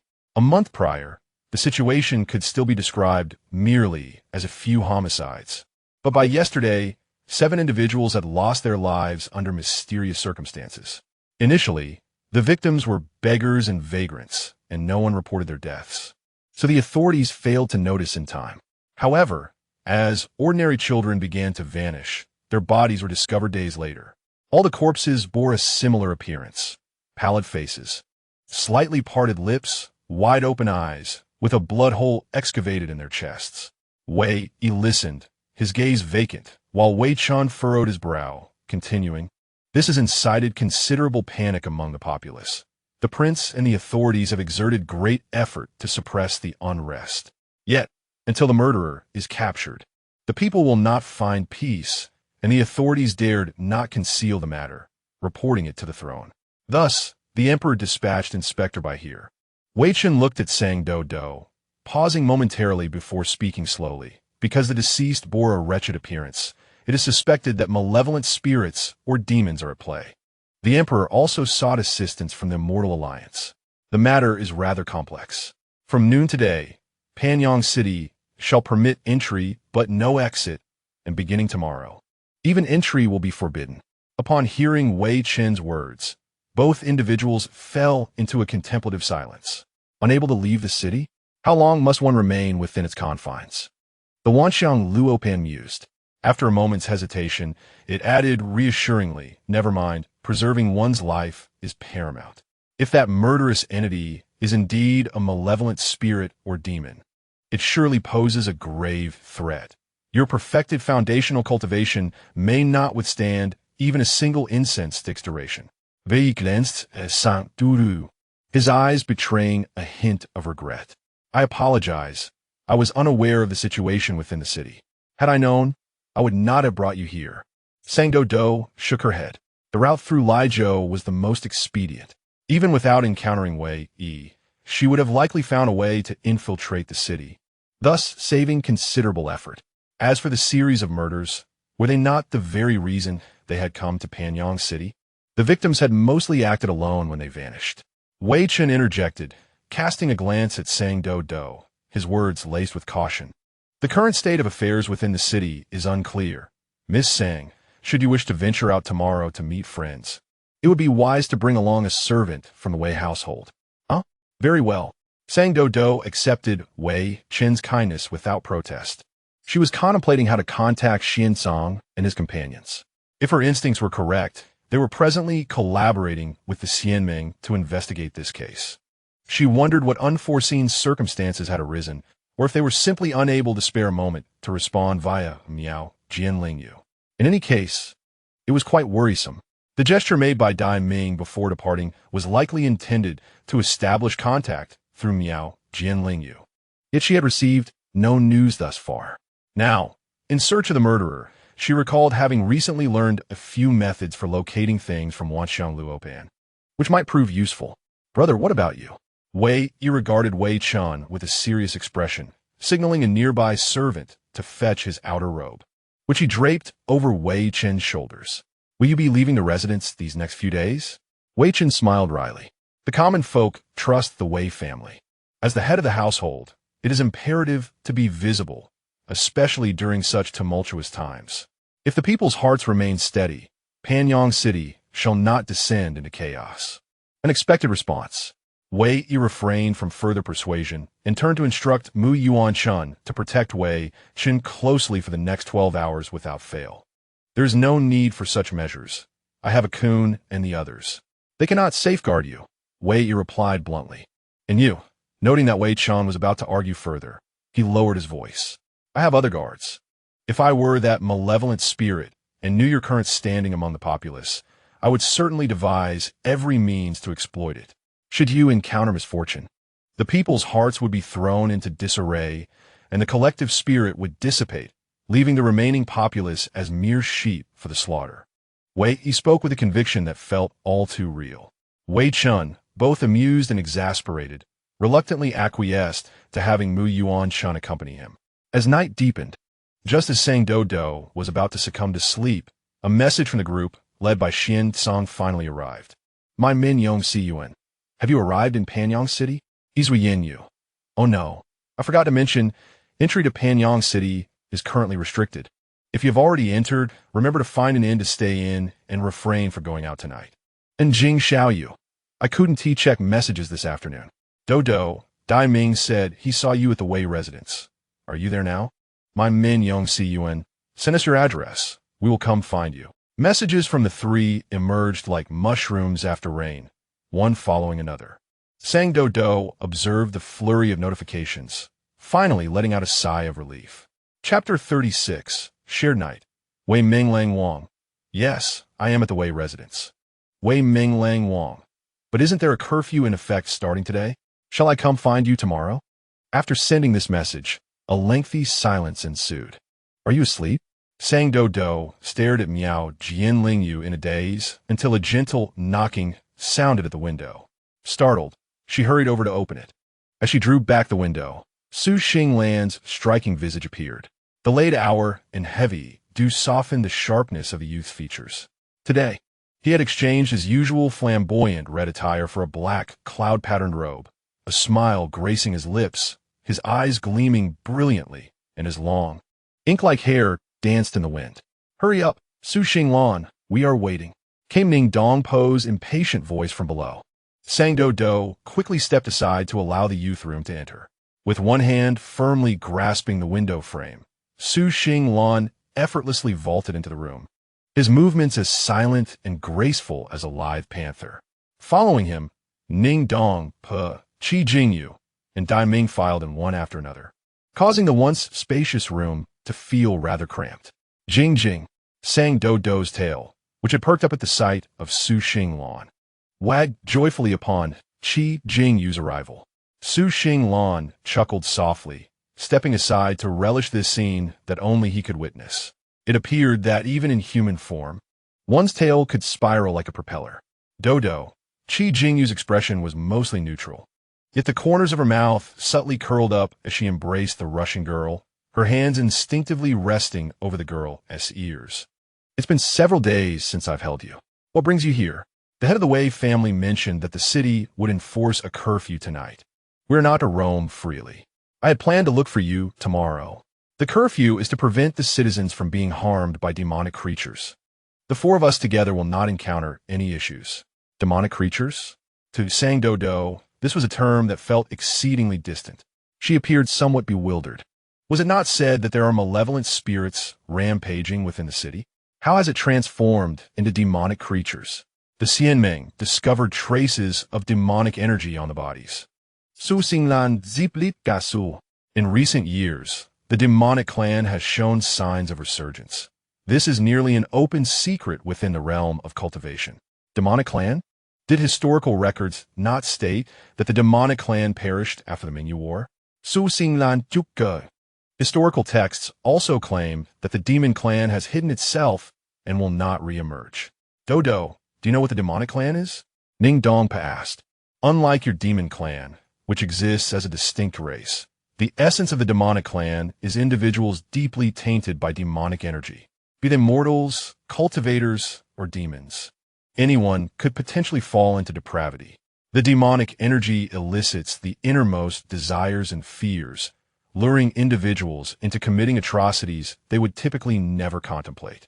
Long ago, during the height of the demonic clan's rampage, many individuals went mad overnight, slaughtering their wives, children, and relatives, only to briefly regain sanity afterward. Unable to bear the horror of their actions, they would take their own lives, and even esteemed elders of major sects succumbed to demonic corruption, causing countless student casualties. Thus, despite occasional frictions between human cultivators and demon cultivators, they have always regarded the demonic clan as a common enemy. Doudou listened in a daze. As Ning Dongpa spoke, Su Xinglan, Qi Jingyu, and the others maintained expressions of calm indifference, clearly treating these matters as commonplace knowledge. While she had never heard of such things, neither her master nor her senior brothers and sisters had ever broached the topic of the demonic clan. Perhaps her master and the others had never encountered the demonic clan. After all, they were merely a small sect, and aside from her master and senior brothers and sisters, the strength of the other members was negligible in the cultivation world. It was entirely reasonable that news would not circulate swiftly. Following the Mingyu War, the demonic clan indeed vanished for a considerable period, yet for reasons unknown, demonic energy has begun to surge in recent years, increasingly so. The Xianmeng is investigating the source of this demonic energy, yet it appears they have yet to unearth any useful leads. How does demonic energy infect individuals? Sans doute incroyable. The mode of transmission for demonic energy has always been a mystery, Su Xinglan explained. No one knows where it originates or how it infects the first person, but from that individual, the demonic energy quickly spreads to those around them, spouses, friends, and all who are close may become the next targets of demonic energy. Even those who merely witnessed the slaughter perpetrated by the fallen were tainted and transformed into members of the demonic race. However, one thing is well understood. Su Xinglan observed Sang Doudou and remarked that the more resolute one's Dao heart, the less susceptible one is to the corruption of demonic energy. Indeed, Ning Dompa interjected, stating in simpler terms that individuals of higher cultivation are generally less likely to be influenced. Yet, conversely, should those powerful beings succumb to darkness, the calamity they unleash would be magnified 1,000-fold. The four had been busily engaged in various tasks over the past few days, and at that moment, upon arriving in Sang Doudou's chamber, they felt as if they had finally found a moment to catch their breath. They collectively relaxed, leaning against the wall or sinking into the cushions. They began to share tidbits of information regarding the demonic race with Sang Doudou, recounting tales from long ago when the discovery of a person infected with demonic energy in a village would lead to the entire village being slaughtered. If a cultivator were to be infected, their entire family would be exiled to the borders of the 13 states. Noticing the shock in Sang Doudou's eyes, Su Xinglan chuckled softly. Quite cruel, isn't it? But back then, there was no method to purify demonic energy. To protect others, such measures were necessary. However, that is no longer the case. Now, as long as the infection is not too deep and no killings have occurred, there exists the opportunity to cleanse the demonic energy at the Tai Sui pool. Sighing, Ning Dompa feigned sentimentality. Ah, the advantages of a grand sect. The only spirit pool capable of purifying demonic energy lies on the mountain of Master Xinglan, a place inaccessible to others, yet that rascal passes by it daily. Get lost. Su Xinglan retorted with a laugh. What do you mean by mountain? You speak of a respectable sect, as if it were a bandit lair. Dai Ming had already found a comfortable spot to recline, and after a yawn, Ning Dompa lay down beside him, suggesting, let us get some rest. Tomorrow we must go door to door at the city's edge to seek clues. Join us tomorrow, Su Xinglan said to Sang Doudou. May I really go? Sang Doudou exclaimed with delight. Even if the others had not invited her, she would have eagerly asked to accompany them, for she had diligently studied formations for so long, yearning to contribute something during their endeavors. Let us go together tomorrow. Ning Dompa mumbled a few words, his voice trailing off as he seemed to drift into sleep almost instantly. Sang Doudou wagged her tail in joy. Initially, she thought the group had come merely to catch up and exchange news, not realizing they intended to rest there. The realm of cultivation differs greatly from the mortal world. Due to the prevailing respect for strength, coupled with the fact that young practitioners frequently venture out together for training, it is common for them to endure hardships. Hence, the boundaries between genders are not as pronounced. She did not feel disturbed by their presence in her room. On the contrary, she relished being with her friends. However, although the room was spacious, there were only 2 beds available for rest. Dai Ming and Ning Dompa occupied one, leaving Sang Doudou, Qi Jingyu, and Su Xinglan to glance at one another beside the remaining bed. Good night, Captain, Qi Jingyu said softly to Su Xinglan, pulling Sang Doudou onto the bed and thoughtfully lowering the curtain. Su Xinglan, glancing at the high-hanging moon through the window, sighed helplessly and closed it. Chapter 37.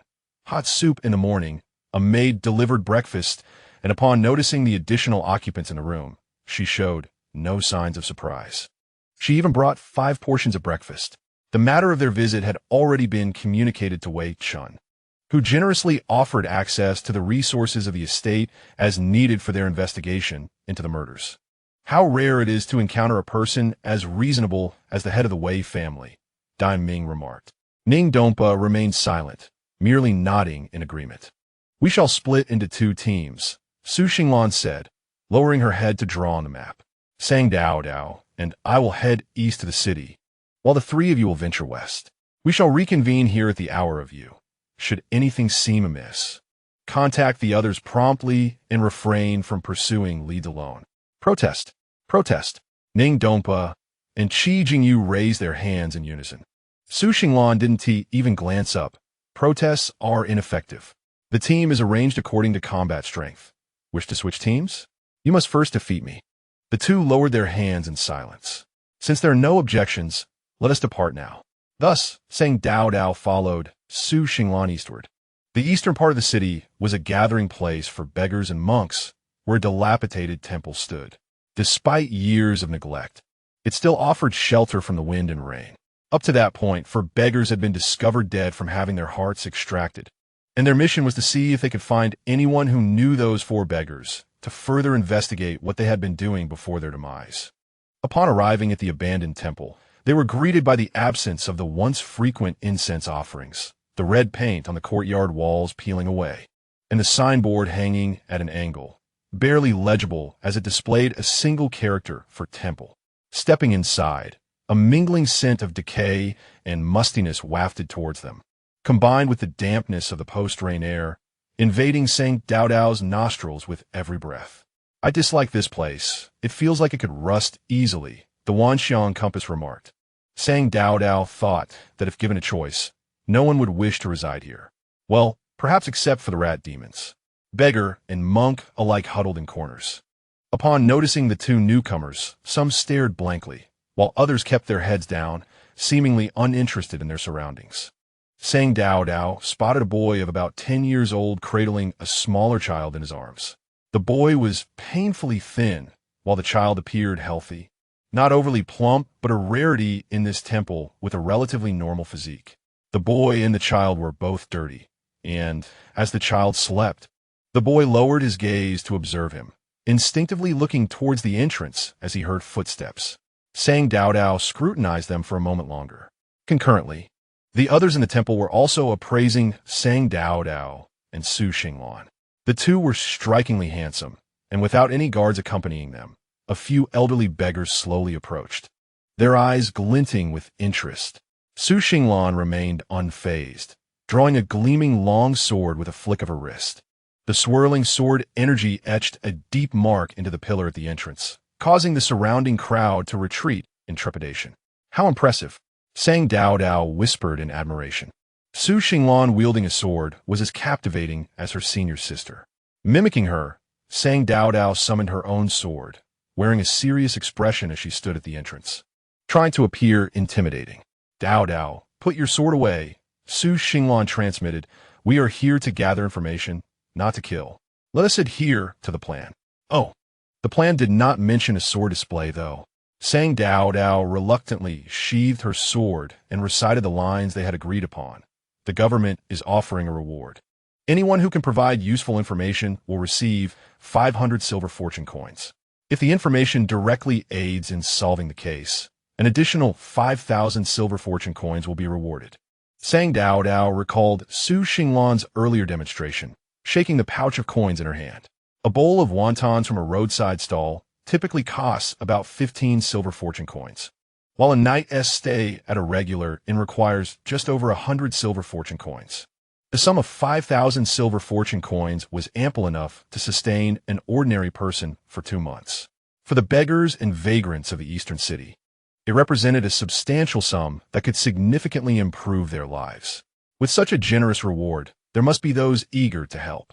2 elderly beggars exchanged glances and began to approach, but Su Xinglan leisurely added, should anyone withhold information or fabricate leads, upon verification, the penalty will start at 20 lashes, and the reward will be fully revoked.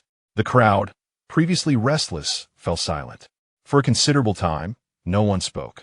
The allure of such a bounty was undeniable, and Sect Doudou could sense the scent of fear in the air. They were afraid. Su Xinglan remained unhurried, setting up a simple stove beside the abandoned temple. From her storage ring, she retrieved fresh fruits and vegetables, tossing a few large bones into the pot as she began to simmer soup. Sect Doudou initially did not understand what she was doing and wanted to help chop vegetables, but Su Xinglan called out for her to sit still, leaving her to rest her chin on her hands and watch as the soup simmered. A pot brimming with broth simmered gently, gradually releasing an enticing aroma. The savory essence of meat and the fragrance of fruits and vegetables began to overshadow the stale air of the temple.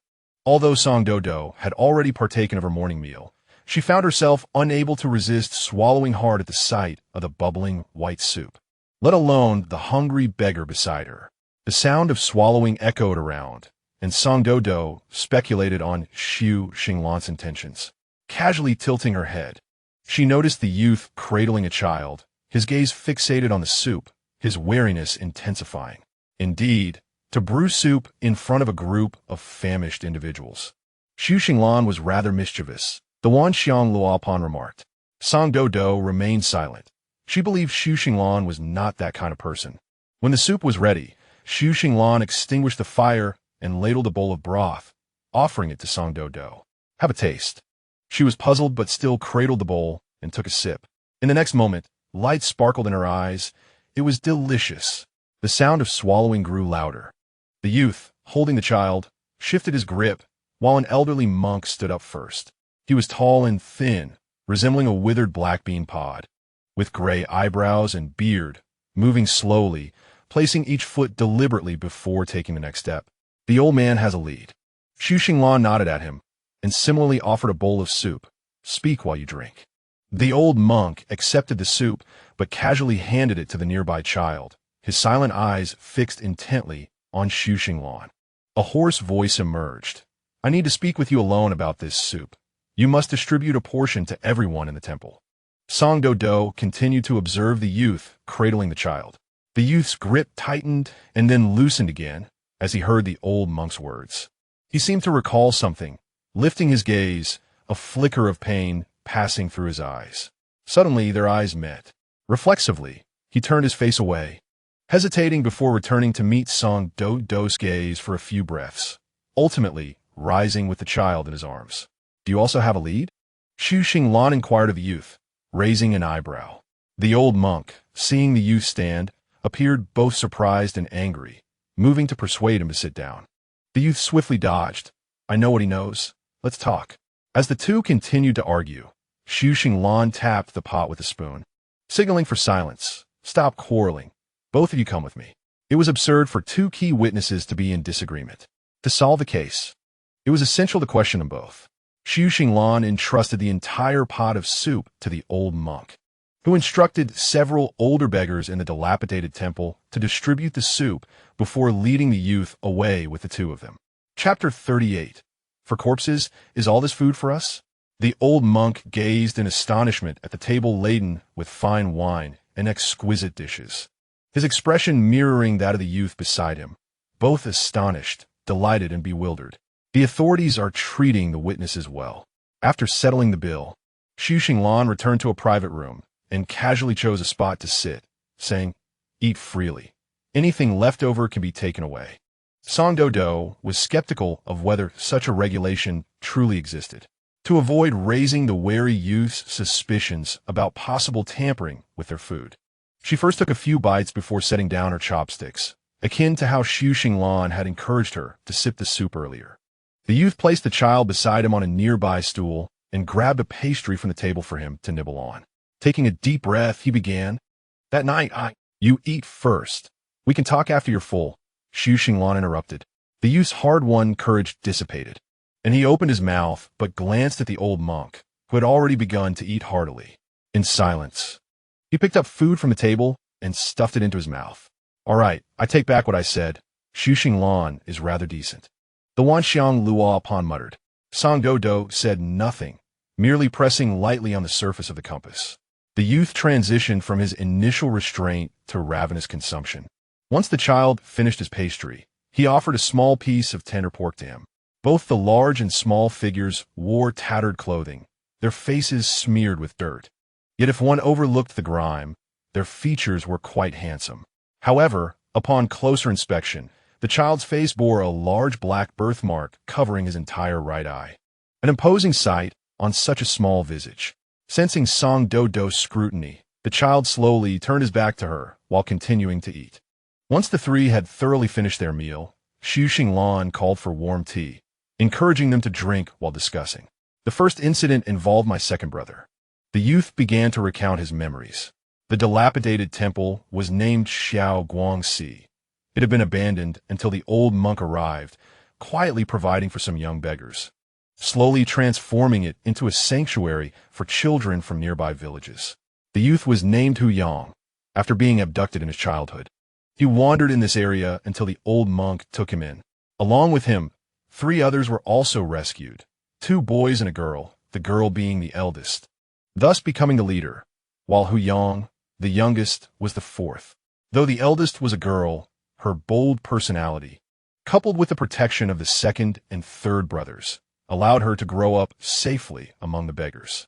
When the 3 came of age, the 2nd brother inadvertently gained a fortunate opportunity to work in the royal palace.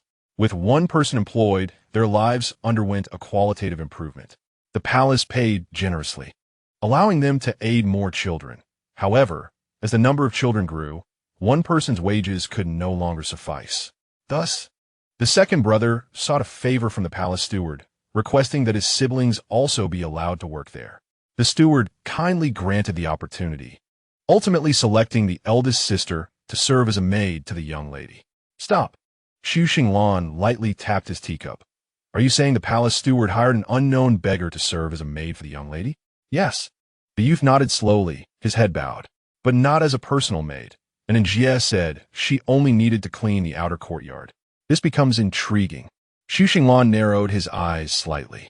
In today's world, even a small shop on the street must verify the integrity of a worker's household registration before hiring, let alone a place like the royal palace.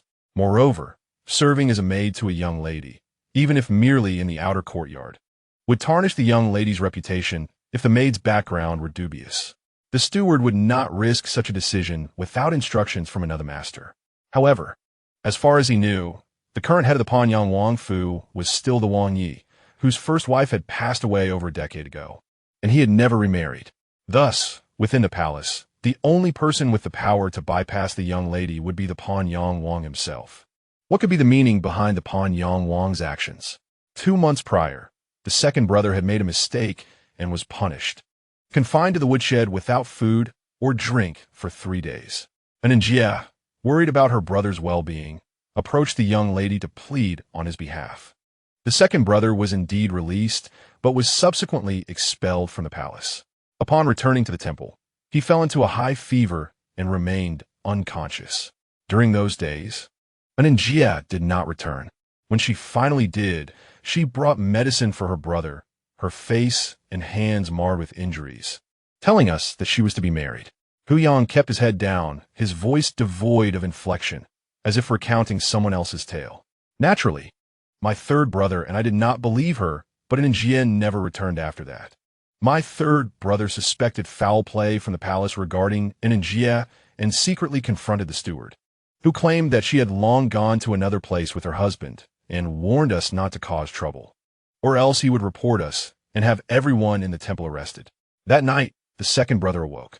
Upon hearing about Jie, he fell into a long silence, instructing me to take good care of Grandpa and the gourd, and left with my 3rd brother under the cover of night. That was the last time I saw my 2nd brother and 3rd brother.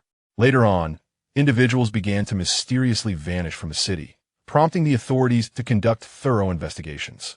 In a mass grave outside the city, 4 corpses were discovered, their hearts removed. I did not go to see them, but my grandfather did, Hehuan recounted, suddenly covering his face. Saying Doudou, peering through the gaps between his fingers, observed the youth's tear-streaked eyes, the tears tracing lines on his grimy face. A sight somewhat absurd, yet no one present could muster a laugh. After sitting in silence for a long while, the old monk, who had remained mute, took over the narrative and recounted the ensuing events. The deceased were all young men. The eldest, the 2nd, and the 3rd were arranged neatly under the sun, resembling 3 chopsticks. There was another boy, renowned in our region as a skilled tomb raider. The monk paused, explaining, "In your words, a thief. This boy possessed a certain craft and seldom visited the temple. Thus, when he died, no one was aware. When I went to see him, he was already infested with insects, barely resembling a human, and I only recognized him by the whistle around his neck. The 4 boys had a single large wound in their chests, their blood long dried. I understand," Su Xinglan interrupted, preventing him from delving deeper into recollections. I have recorded everything you mentioned. For the next few days, you need not return to the temple. Shortly, arrangements will be made for your accommodations. Take this stone. If any other clues come to mind, shake it, and when it lights up, share the clue with it. He retrieved a recording stone from his storage pouch and handed it to Hehuan. Sang Doudou, come with me. Sang Doudou complied and followed Su Xinglan's lead. Chapter 39. Lanlan Sang Doudou closely trailed behind Su Xinglan. Upon exiting the tavern, they turned into a concealed alley. Su Xinglan abruptly halted, and Sang Doudou nearly collided with him, managing to stop just in time. She gazed at him in confusion, expecting him to discuss the information just received, only to see him produce an exquisite little silver cage from his sleeve, with a twist of a mechanism. The cage clicked open to reveal several round, glossy sugar pills inside. Would you like some candy? Sang Doudou glanced at the sugar pills, then at Su Xinglan, whose expression bore no hint of jest. Yes, she replied, pinching a candy and popping it into her mouth. Su Xinglan, maintaining an impassive demeanor, tucked the silver cage away and fell back half a step to walk alongside Sang Doudou. Did you hear what they said?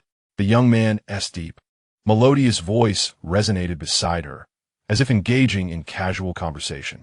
What do you think? It turned out he indeed intended to discuss the recent information. What did that candy signify? Was a means of comfort? Sang Doudou felt a peculiar sensation, as though this routine was somewhat familiar. Before assessing her cultivation, her master would also offer her a piece of candy. Though it felt a bit odd, she candidly expressed her thoughts. The Wang Fu is highly suspicious. The inexplicable invitation for the second elder to work at the estate, followed by the eldest's marriage, the second's injury, and the disappearance of the three are all intertwined with the Wang Fu. Su Xinglan not dead? Indeed, and what else? That girl and Sang Doudou hesitated. I believe she must have known something before her demise, certainly more than the second and third elders. What caused her injuries? If they were inflicted by people from the Wang Fu, why would they allow an to return to the temple in such a condition? Was she oblivious to the fact that returning with such severe wounds would worry the second and third elders? Yet she still returned, repeatedly stating she was to be married. What was she thinking at that time? Is the Wang Fu where you reside the same one Hehuan mentioned? Su Xinglan Juka Sopti. Do you think the Wang Fu is as common as cabbages by the roadside? There is only one Wang Fu in Panyang City. Sang Doudou puffed out her cheeks. Then, did you notice anything amiss during your stay? On the surface, nothing appeared out of order. Su Xinglan strolled slowly, his eyelashes lowered, the wind tousling his hair as it brushed against his jaw, a meaningful smile curving his lips. The prince is dignified and sincere, treating us and the Xianmeng people with utmost courtesy, showing neither fear nor flattery. The rules within the estate are strict, and I did not observe any steward abusing their power or maltreating the servants. However, upon deeper reflection, certain aspects seem quite peculiar. Do you know who first brought the heart extraction case to light? Su Xinglan Ingui.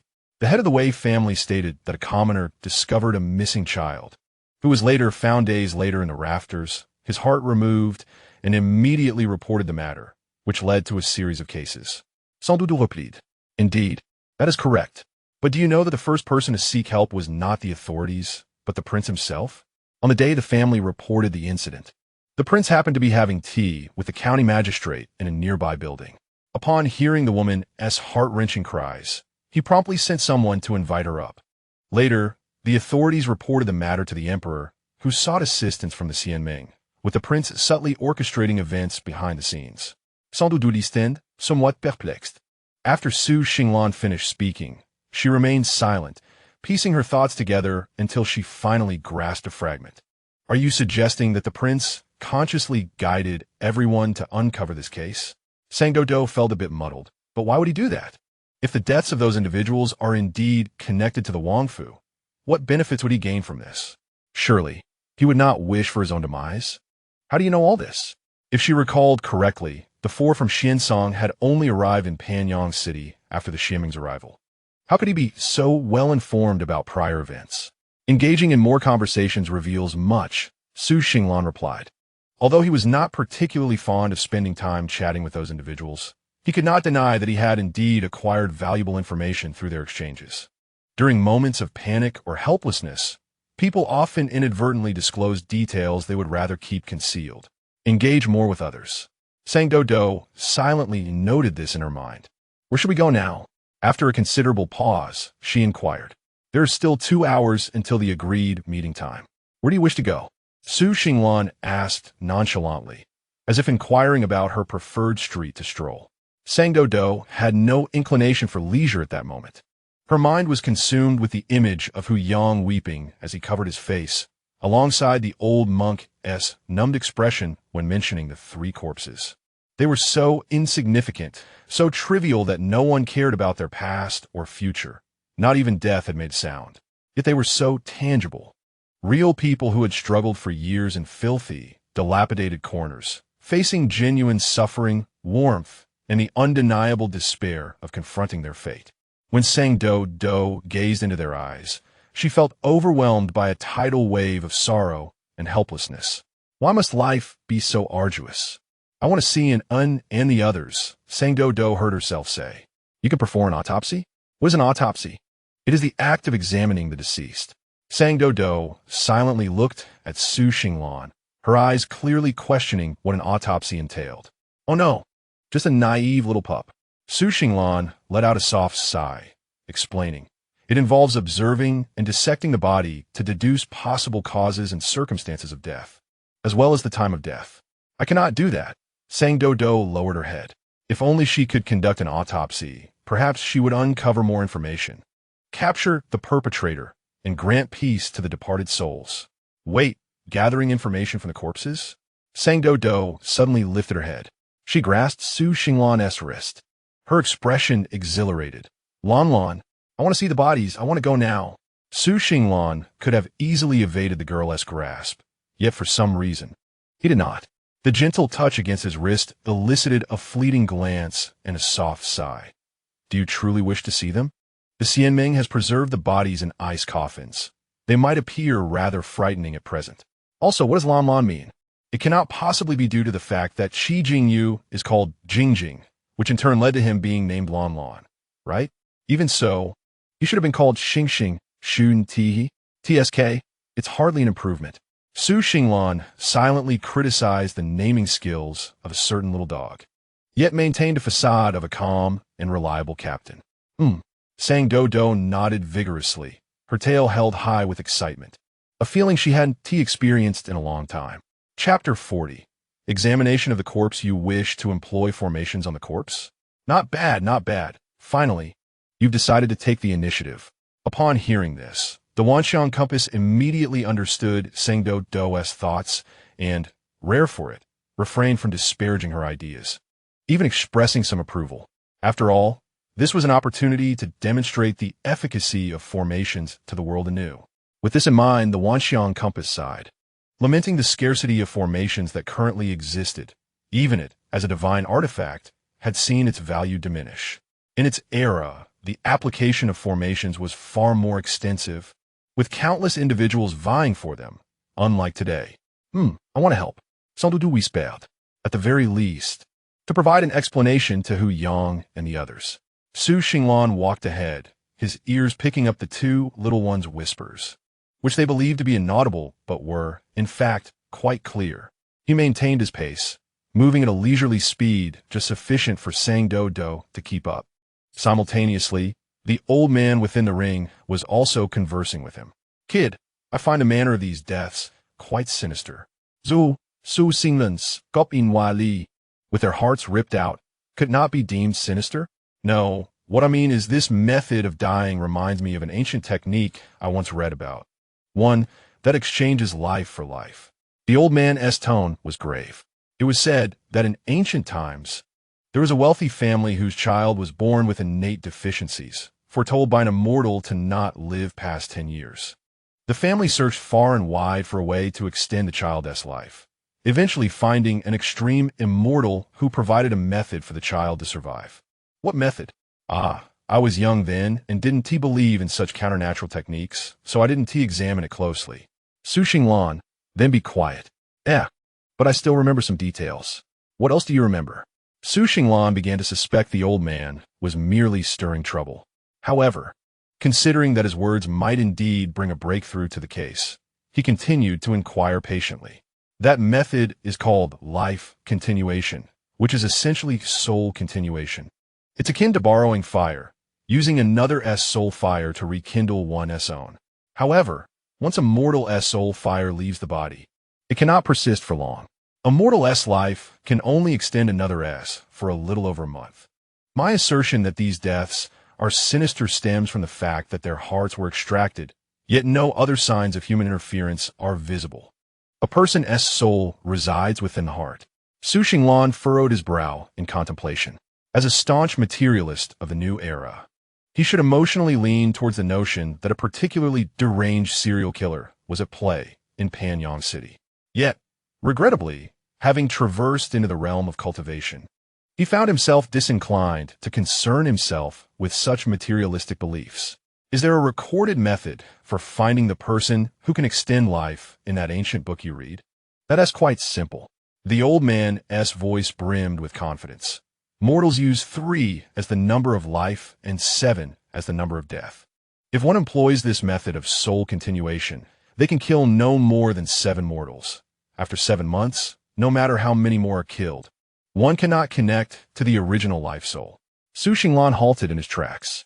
The mortals who had their hearts ripped out in Panyang City were precisely 7. So, we must locate the first of those who died, and by using his date of death to count back 7 months, we can identify those who died inexplicably at the same time. They would be the ones extending life. Haha, so we'll know after 7 months, right? Of course. It's simple. Isn't it? Frankly speaking, you needn't exert yourselves in investigating the case. Having killed 7 people is the limit, and after 7 months, the truth will naturally come alight. Silence.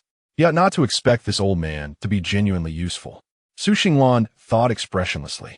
If this was indeed a scheme involving life continuation, then the old man was undoubtedly of the same ilk as those who orchestrated it, both treating mortal lives as inconsequential. If not, no one could guarantee that another victim wouldn't emerge. Investigation was imperative. Days prior, he had already suspected the Wang residence was problematic. Secretly surveying the premises inside and out without discovering anything amiss. At least, nothing appeared to be a suitable site for a murder scene. Perhaps someone had employed some means to conceal the true scene. He needed to examine the corpse once more, hoping to glean some clues from the wounds. Upon arrival, the two halted, and Doudou looked up to find they stood before the governmental office. Su Xinglan presented his badge to the officials, who then guided them inside, bypassing the main hall to a nondescript room in a corner of the office. He knocked on the door, and a clear voice called from within, "Come in." At this hour, was there someone in the room where the corpses were stored? Doudou curiously followed inside, discovering 2 women present. One was Bai Darren, whom she had seen at Wei Fu yesterday, and the other was a woman in green with a red birthmark on her forehead, her demeanor gentle as she sifted through the corpse with a slender metallic rod. Senior sister too, Bai Darren, Su Xinglan introduced. This is Doudou, the new member of Xiansong. I brought her to observe the situation. Bai Songyu nodded briefly to the two, then returned her gaze to the corpse. Hearing Su Xinglan's formal introduction, Tu Yao paused her actions and turned to Doudou, offering a warm smile. Xiansong has finally recruited new members. Hello, I'm Tu Yao from the Taihe Sect's Xian E Division. Doudou blushed and nodded, about to introduce herself, when Bai Songyu interrupted the conversation. This one isn't viable. Let us try the others. Not viable? Su Xinglan in Guit, Tu Yao explained. Bai Darren suspects that there are demonic creatures causing trouble in Panyang City, so she brought demon-detecting water to check for residual demonic energy on the corpses. The Human Emperor and the Immortal Alliance have reached an agreement. Apart from the people from the Xian Division, no one else is permitted to touch the corpses privately. So Bai Songyu can only provide the demon-detecting water. The inspection must still be conducted by me. Demon-detecting water? Such a thing exists? Doudou exclaimed in surprise. Su Xinglan had already stepped forward discreetly, positioning himself to shield Doudou behind him. Then please, senior sister, Do it quickly. We also have matters to verify. He did not address Bai Songyu, but directly made a request to Tu Yao. What matters? Bai Songyu asked, pertaining to a unique, secret technique. I'm afraid I cannot disclose further. The youth spoke politely, yet his words bore a hint of insolence. Bai Songyu frowned, but said nothing, waiting until all 4 corpses had been examined before exiting. Tu Yao cast a helpless glance at her inexplicably irritable junior. Who has offended you? What are you talking about? Senior sister? Haven T, I always been like this? Su Xinglan replied with a calm expression, devoid of guilt. Senior sister, you should leave as well. Tu Yao was about to say something when Su Xinglan innocently looked up and said, Elder Gu said that I am also a member of the Xianyi division. That should count for something, right? Tu Yao was left speechless. Su Xinglan had indeed studied in the Xianyi division for 2 years. And Elder Gu had once contemplated competing with the sect leader to take him as a direct disciple. However, the lad later became solely focused on swordsmanship, which led to him being relegated to a nominal disciple. To claim he was a disciple of the Xianyi division seemed somewhat justified. Chapter 41. Crafting the formation, Su Xinglan dismissed Tu Yao, creating an utterly private investigative environment for Sang Doudou to preserve the corpses in optimal condition. The room had been enchanted by members of the Immortal Alliance, rendering it considerably cooler than the outside. However, neither of them felt particularly affected by it. Su Xinglan donned the specially crafted inspection gloves of the Xianyi division, furrowing his brows as he pulled back the eyelids of the corpse. The black pupils showed no signs of turning gray or cloudy. The light in the room was far from bright. At first glance, it resembled the unblinking gaze of a corpse, fixating intently on the 2 individuals present. This defied all logic, Su Xinglan thought. When the body was discovered, it had already been deceased for several days, displaying numerous signs of decay. Yet, those eyes remained as lifelike as a doll in a glass display, unchanged from how they appeared in life, save for a slight darkening. The pupils no longer reacted to light. Someone had tampered with their eyes.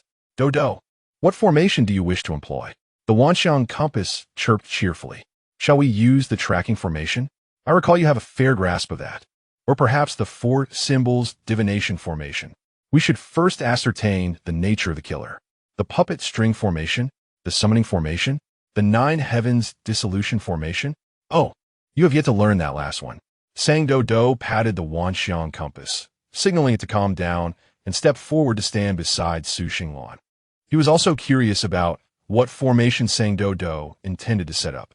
After all, he had only heard from Qi Jingyu that she possessed some skill in formations. He had never witnessed it firsthand and was unaware of her proficiency. He observed the girl standing solemnly, gently inhaling the air around her. The corpse, having been dealt with by the Immortal Alliance, no longer emitted the stench of death, yet it was hardly pleasant. Nevertheless, the girl closed her eyes, furrowing her brow, and sniffed intently, seemingly unfazed by her peculiar actions. Su Xinglan couldn't help but chuckle softly. What is this? Is she training a little dog demon to be a police dog? He detected a strong scent of ink emanating from the body. Sang Doudou stood beside a male corpse, clad in coarse clothing, youthful in appearance, with a black mole on his nose and 2 bloodstains on his chin. One shoe adorned his foot, while the other had inexplicably vanished. According to Hu Yang, this male corpse was the youngest of the 3, as the prominent mole on his face had prevented him from being selected to work in the royal palace alongside the others. Strong scent? Su Xinglan fell silent. He had never encountered any unusual odor emanating from a corpse. Even if he had, he could not extract any specific scent from the complex array of smells. Others shared his sentiments.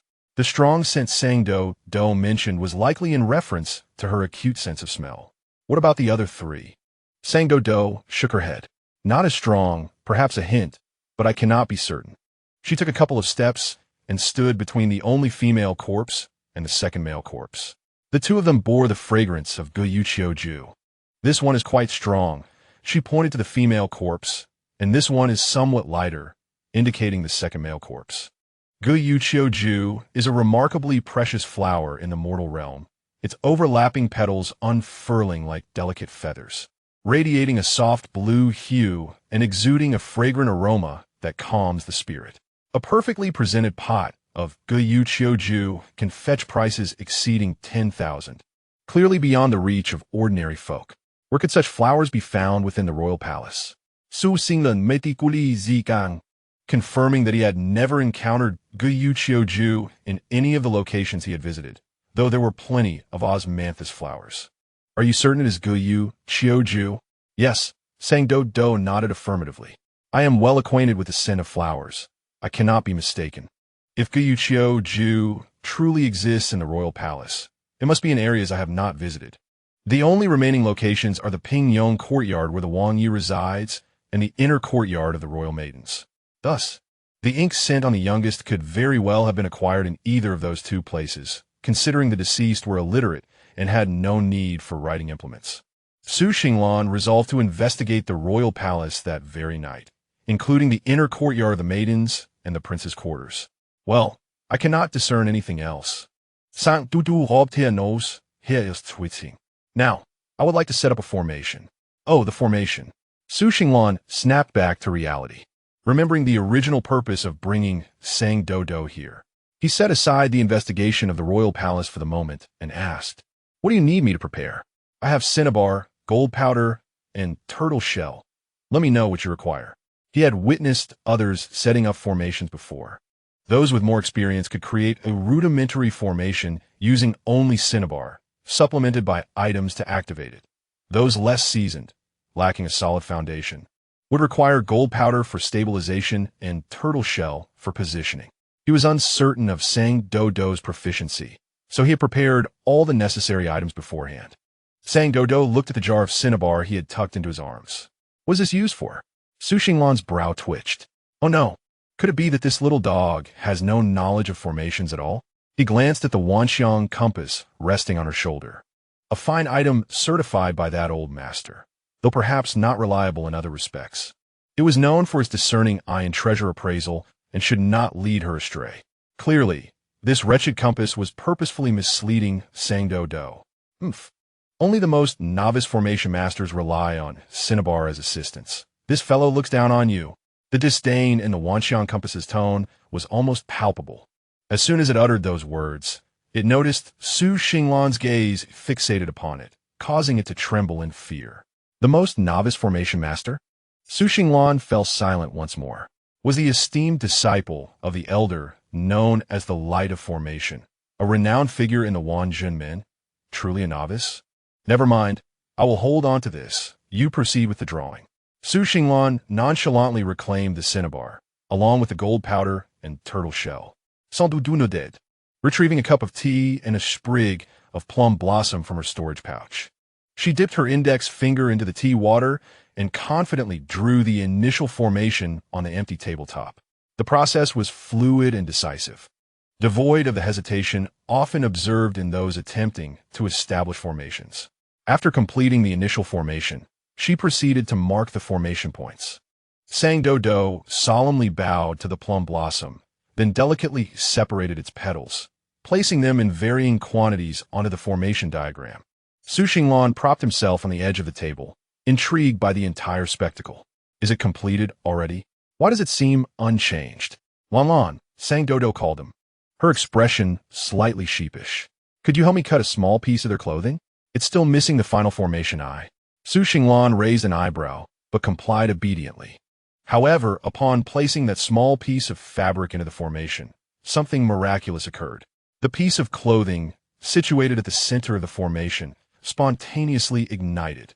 As the flames gradually licked the fabric, the plum blossom petals within the formation appeared to be scorched by an invisible force, turning into ash one by one.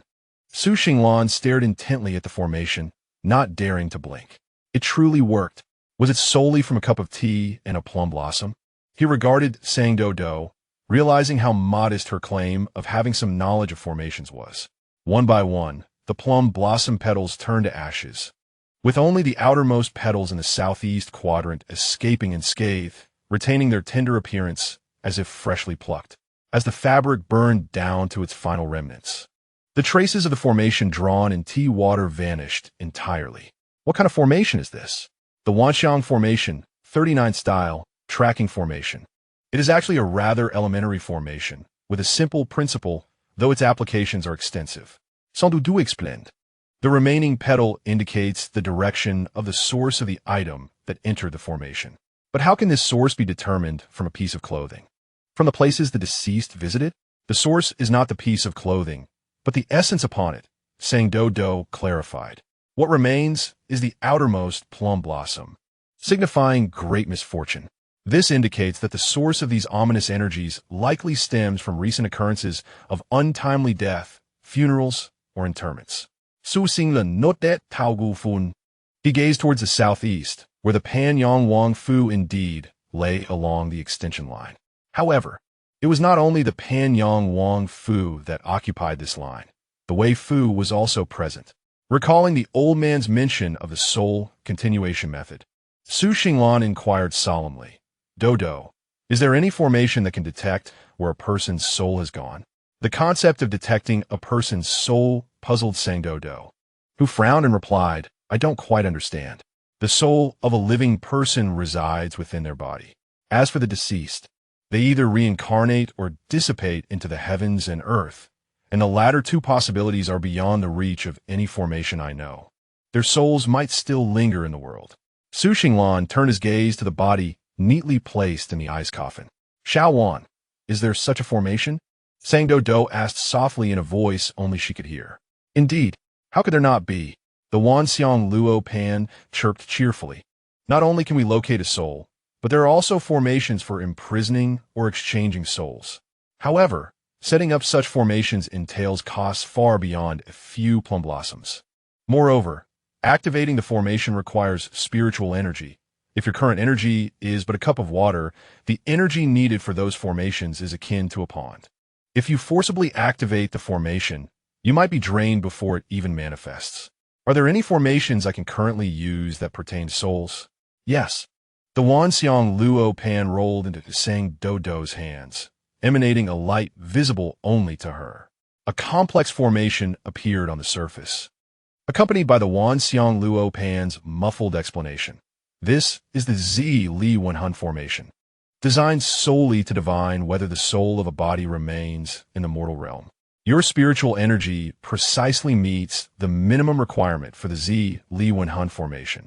2 items are needed to enter the formation, one to represent the soul's master and another to represent the formation's master. After all, probing the whereabouts of a soul essentially tests the will of heaven, so one must introduce themselves. It is a matter of courtesy. As it spoke, the Wanxiang Luo Pan's tone suddenly turned hesitant. However, this also depends on luck.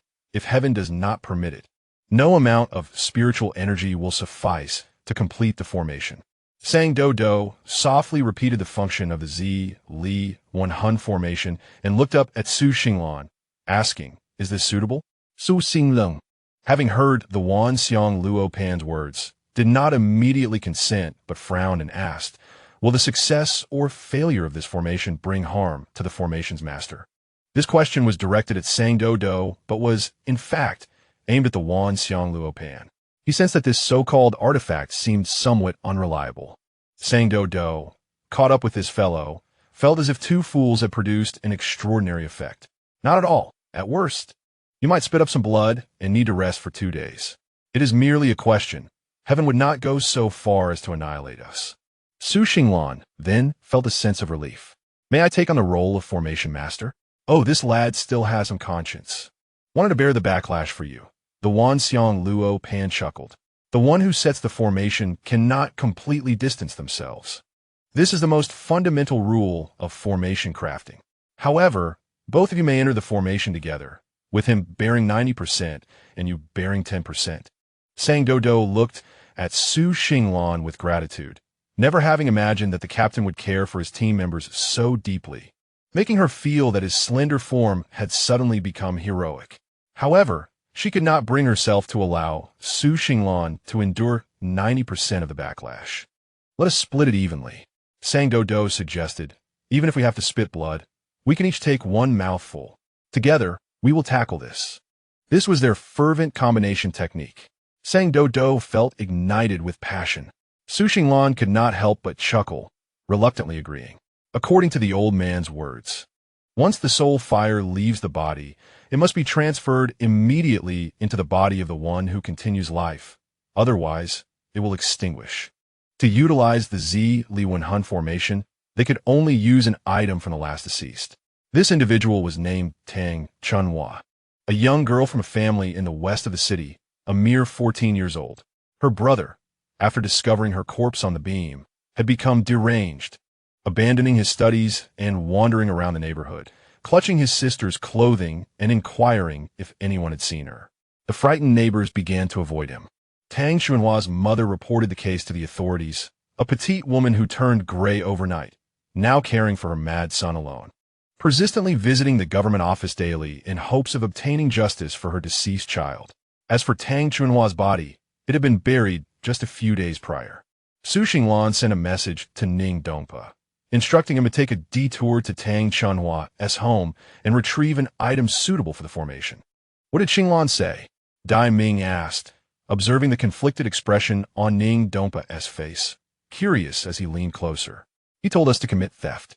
Ning Dongpa replied with difficulty, to steal a little girl's belongings. Bastard, Qi Jingyu said with a blank expression. He said Doudou needs it for the formation. Qi Jingyu snatched the Miao Jianlingyu, confirming it was indeed requested by Sang Doudou, and casually returned it. However, on the other hand, to provide justice for the deceased, sometimes extraordinary measures must be employed. With a cold expression, she turned on her heel and walked away. Hey, where are you going? To retrieve the item. Huh? You're really going? Ning Dongpa felt this action was somewhat unethical, but Dai Ming had already slowly followed behind Qi Jingyu, and he gritted his teeth, reluctantly trailing after them. Chapter 43, A Sibling's Heartbeat. Prior to this, the three had already spent considerable time in the west of the city. Despite the authorities' efforts to keep the serial heart extraction case under wraps, it could not escape the notice of the victim's closest neighbors. The incident involving Tang Chunhua was well known throughout the area, and the trio had interviewed several households. Most were evasive about the matter, shaking their heads vigorously at the mention of the group's intentions, signaling their unwillingness to elaborate. Some would sigh after a prolonged silence, lamenting the plight of Chunhua's mother, whose husband had passed away years prior, now left with one child dead and another driven mad by grief. Truly a cruel twist of fate.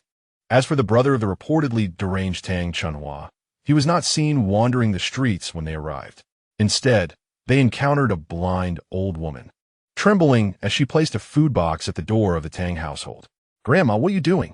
Recently, Wan Yang has been staying at the government office.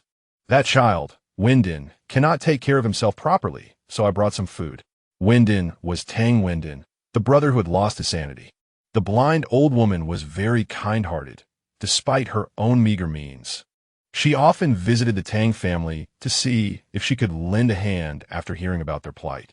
Upon learning that they were investigating the death of Tang Chunhua, the blind old woman grasped Ning Dongpa's arm, feeling for his wrist, and spoke with fervor. Good, good, good. Finally someone has come.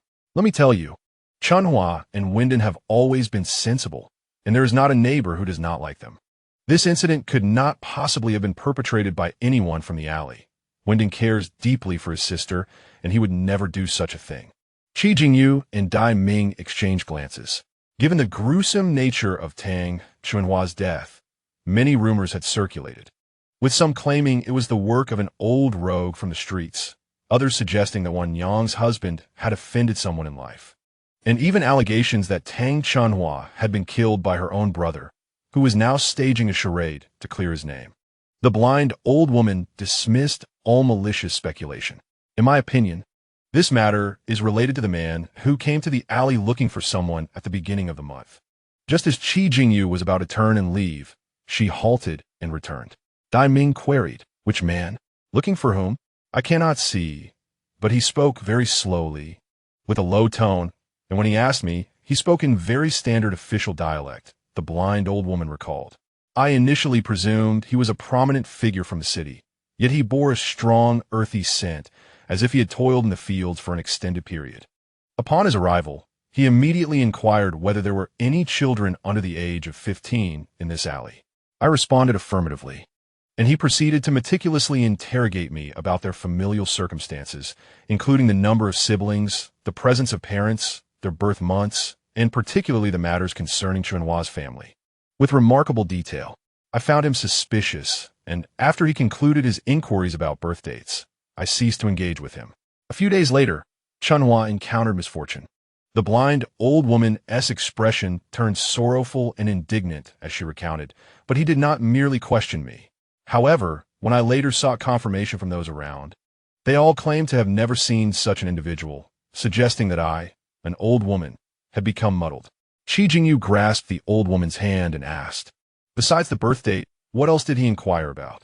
The old woman recounted, he asked about Chunhua's temperament, whether she cried often as a child, her favorite color, if there were any officials among her ancestors, and a myriad of other details that I can hardly recall.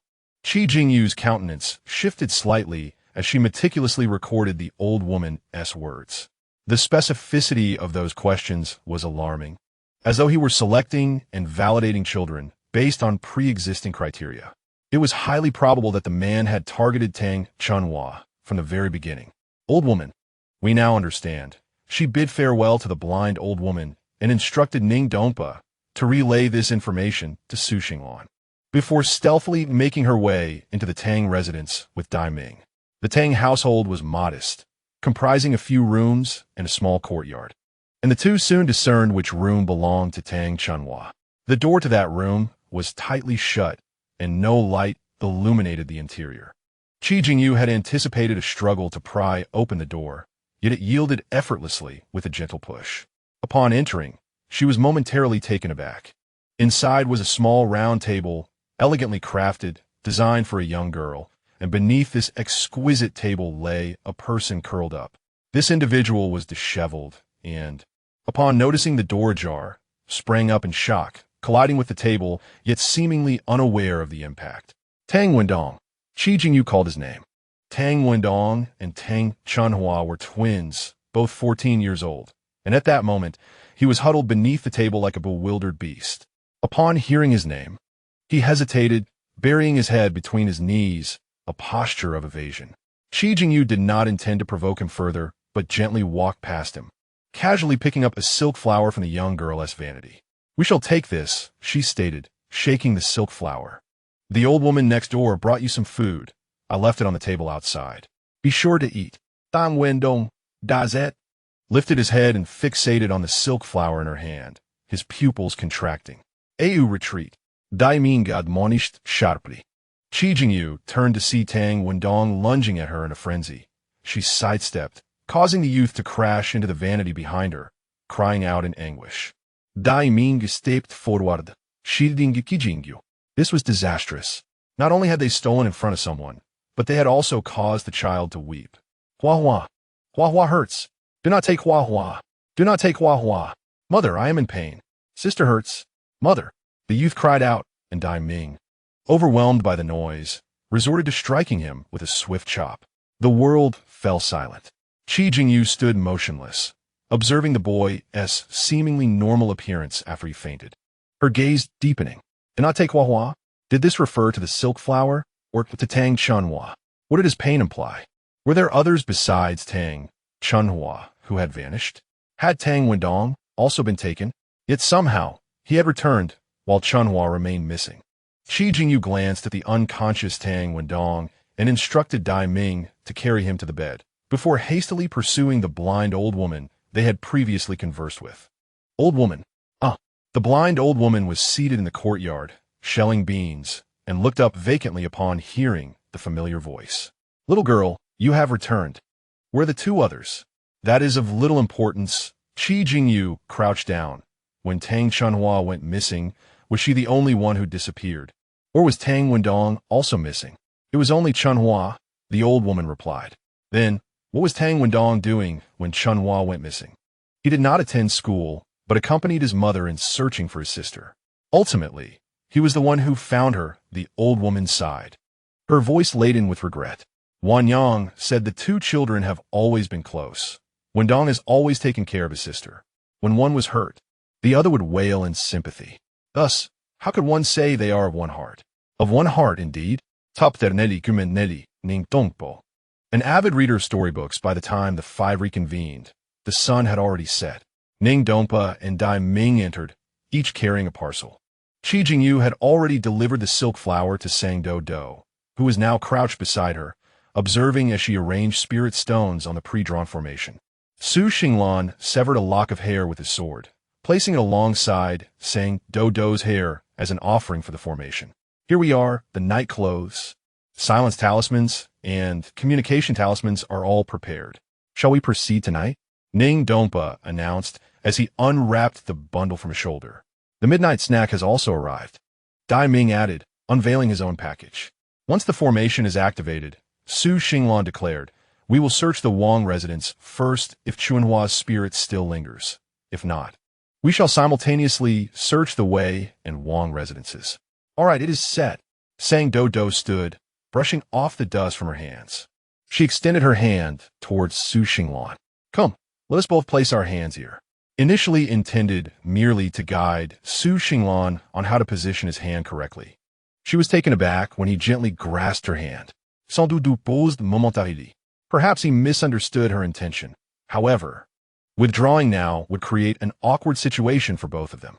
Biting her lip, she held on to Su Xinglan's hand and placed it at the center of the formation. At the moment their hands connected with the formation, an invisible wave surged forth, enveloping them and causing the drapes and paper within the room to flutter wildly. Su Xinglan felt an immense pressure descending from above, akin to a colossal hand mercilessly pressing him down, threatening to pin him to the floor. Hold on. The voice of the Wanxiang compass echoed distantly, rendering it difficult to comprehend. Sang Doudou, holding his hand tightly, glanced up at Su Xinglan, who was gritting his teeth, his face flushed. In mere moments, beads of sweat began to form on his forehead. The voice of the Wanxiang compass finally reached her ears. Hold on? Hold on to what? Sang Doudou felt no pressure nor discomfort. The wind generated by the formation gently caressed her ears, bringing with it a pleasant, tingling sensation. Yet, observing Su Xinglan's current state, she could sense something amiss. The Wanxiang compass had indicated that once the Zili asking soul formation was activated, it could not be easily interrupted. Growing anxious, she hesitated to release her grip. How could this be? She had not adhered to the Wanxiang compass S instructions to proportion the formation's cost in a 1-to-9 ratio. Instead, she had chosen to share the burden equally. Theoretically, whatever she endured, Su Xinglan should bear as well. Why was he suffering so? Resolute, Sang Doudou decided to transmit a modicum of her spiritual energy to Su Xinglan through their clasped hands. In the next instant, the oppressive weight on Su Xinglan vanished abruptly. He cast a meaningful glance at Sang Doudou before he could utter a word. Their hair ignited like the edges of garments in daylight, and the silk flower was engulfed in blue flames. After a considerable duration, their hair was reduced to a tuft of black ash, and the blue fire on the silk flower dissipated as the formation concluded. Sang Doudou picked up the silk flower for inspection, discovering only minor scorch marks on the edges, while the overall structure remained largely unscathed. She widened her eyes. The soul of Chuanhua still lingers in this world. No one responded.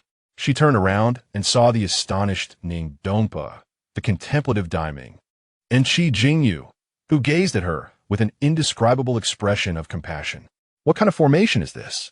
I have never seen anything like it. So impressive. Truly worthy of Doudou. As the others regained their composure, they quickly gathered around, with Dai Ming even expressing concern for Su Xinglan, whose face still bore a hint of redness. The other two immediately surrounded Sang Doudou. Doudou, where did you learn this formation? Can I learn it too? Asked Ning Dongpa. Are you tired? Would you like some snacks? Ingui ti yingui. Not tired at all. Sang Doudou's eyes sparkled with joy, thrilled that her knowledge could assist everyone. She turned to Ning Dongpa and said, well, Xiaowan mentioned that you might not be suited to learn this. Huh? Who is Xiaowan? On what basis does he say that? He is the master who taught me the formations, and he is quite formidable. After Sang Doudou spoke, the Wanxiang Luopan on her shoulder shifted closer, almost as if to nuzzle her. My apologies, it turns out he is Doudou's master. Doudou's gaze lingered momentarily. And just as she intended to clarify that her true master was someone else, she caught sight of Xu Xinglan, who was watching the conversation with his arms crossed and a smile. She hurried over, concernedly inspecting him from head to toe. "Are you all right, Xinglan? You seemed unwell just now. I didn't know it would be like this. I'm sorry." Xu Xinglan smiled and gently rubbed the fluffy head he had long coveted. "It's fine." Recalling what Ningdompa had said earlier, he added, "Your formation is quite impressive. It has been immensely helpful." Doudou beamed at the praise, unable to resist lowering her ears to provide Xu Xinglan with the best spot to pet. Confirming that the soul of Tang Chuanhua was still in this realm, the matter of extracting the heart for the purpose of prolonging life had become almost a certainty. Now, it was merely a matter of identifying the individual responsible for this extension of life. "I observe that the prince possesses a robust physique and spirited eyes. He hardly appears to be someone in need of life extension," Ningdompa murmured. As a physician, he could discern the physical condition of mortals with just a glance. However, the head of the Wei family clearly appeared to be ailing. If he did not receive effective nurturing methods, he would likely not last for many years. All had encountered Wanyang Wang, and they wholeheartedly agreed with Ningdompa's assessment. "I doubt Wei Chen would consent to prolong his life at the expense of another's," Song Doudou quietly stated, her voice resolute. Wei is also aware that his brother would never agree to such an act. A person willing to risk their life to test medicine for the sake of the common folk has long made their choice between life and morality. Human hearts are inscrutable. Who can know? Zai Ming Vima? Song Doudou puffed out her cheeks. She could not believe that someone could become so corrupt in just a few short years. Ningdompa glanced around, finding it hard to draw any conclusions. In any case, it felt inappropriate to voice an opinion. He scratched his head and pointed to the package on the table. "Shall we have a late-night snack before we proceed?" That night, the five of them crouched on the beams of the Wanyang Wang's chamber. As for why they did not act separately, Ningdompa, well-versed in traditional tales, explained, if it were to split up at night, inevitably one group would fall into danger, and then the other would have to rescue them, transforming us from the initiative to the passive, a grave military taboo. Daiming retorted, "But what if we all act together and fall into danger?" "How do you speak like that? Are you not cursing us? Spit it out quickly." Daiming was left speechless, but obediently spat. The five held their breath as voices reached them from below. "Your Highness," the Taoist said, "the Jiuzhuan Xianlua formation has been set." Chapter 45, The Ghost Academy. The deep, authoritative voice of Wanyang Wang resonated. "Jiuzhuan Xianlua? Is there such a level of formation master among mortals?" The Wanxiang Luopan was greatly astonished. That is a highly difficult forbidden formation. Once activated, any cultivator entering the formation will have their spiritual bones forcibly extracted, trapped within for 3 days and nights until their soul is severed. Both Song Doudou and Xu Xinglan's expressions shifted slightly. However, this formation only targets cultivators. Should mortals enter, it would not trigger any effects. Why would a mortal prince harbor enmity against cultivators? Pondered the Wanxiang Luopan. Wanyang Wang continued conversing with his subordinates, and the others dared not make a sound. Song Doudou refrained from replying to the device. "Tomorrow, summon Inspector Bai and the members of the Xianmeng." Stating that there are pressing matters to discuss, he instructed his subordinates, "Ensure the Taoist prepares tea. Do not allow any errors tomorrow. I shall personally attend." He stepped outside, and the five quietly followed behind at a respectful distance. Thanks to the sound-dampening talisman prepared by Ningdompa, their movements went unnoticed. Daiming focused intently on the prince's figure, fearful of losing sight of him, while Ningdompa turned back to ask Song Doudou in a hushed tone, "What is the Jiuzhuan Xianlua formation?" Song Doudou faithfully conveyed the Wanxiang Luopan's words, and after hearing them, the group fell silent, their expressions grave. Xu Xinglan walked ahead. Upon hearing Song Doudou's words, he refrained from joining their conversation and quietly reached for his ring, waking the drowsy old man. "Wake up! Do you know about the Jiuzhuan Xianlua formation?" "Huh?" The old man, just roused, was still disoriented. "What is this Jiuzhuan? Who is using this formation?" "That life-extending fellow. The soul fire extends a mortal's life for a month, while the immortal fire prolongs it for a year. Remarkable. The old man muttered to himself, the weight of recognition increasingly palpable in his voice, gradually transforming into the delight of encountering a kindred spirit. Combining these two methods could grant a few more years of life to someone on the brink of death. And the immortal fire is so potent that it can also heal the ailments caused by consuming mortal fire. Astounding. Xu Xinglan's expression darkened. The old man was a morally bankrupt, wretched spirit. What kind of good company could he attract? This discourse, while couched in flattery, resonated as a complete derision in Xu Xinglan's ears. Wanyang Wang would host a banquet for Lord Bai and the members of the Xianming tomorrow. Since he had prepared the Jiuzhuan Xianlua formation, it was clear he intended to act against the Xianming. Yet, what was the significance of inviting Lord Bai as well? Was he planning to use them as a cover for his own schemes? The five followed Wanyang Wang out of Pingyong courtyard, traversing the royal palace, where they encountered various courtiers who bowed respectfully. But Wanyang Wang paid them no heed, moving swiftly. They arrived at the inner courtyard of the princess. From the outside, it appeared to be a standard noblewoman's courtyard. Tidy and elegant. A few late-blooming magnolias exuded fragrance in the night. A stone table and stone bench stood quietly to one side. And beneath the eaves hung a gilded birdcage, within which a green-feathered parrot dozed. Two maidservants with twin buns were busy sweeping fallen leaves. And upon hearing footsteps outside the moon gate, they did not lift their heads, contrasting sharply with the earlier courtiers in the palace. Wanyang Wang strode directly into the courtyard, and as Ning Dongpa and the others were about to follow, Song Doudou suddenly reached out to stop them. What's wrong? Ning Dongpa glanced at the vanishing figure of Wanyang Wang, feeling anxious. We're going to lose him. There's a formation here. Follow me. Song Doudou quickly explained, moving to the front of the group. This time, there was no need for the Wanxiang Luopan to remind her. She was entirely familiar with this formation, having set up similar ones outside her Jiangfen courtyard. This was also the first formation she had unraveled.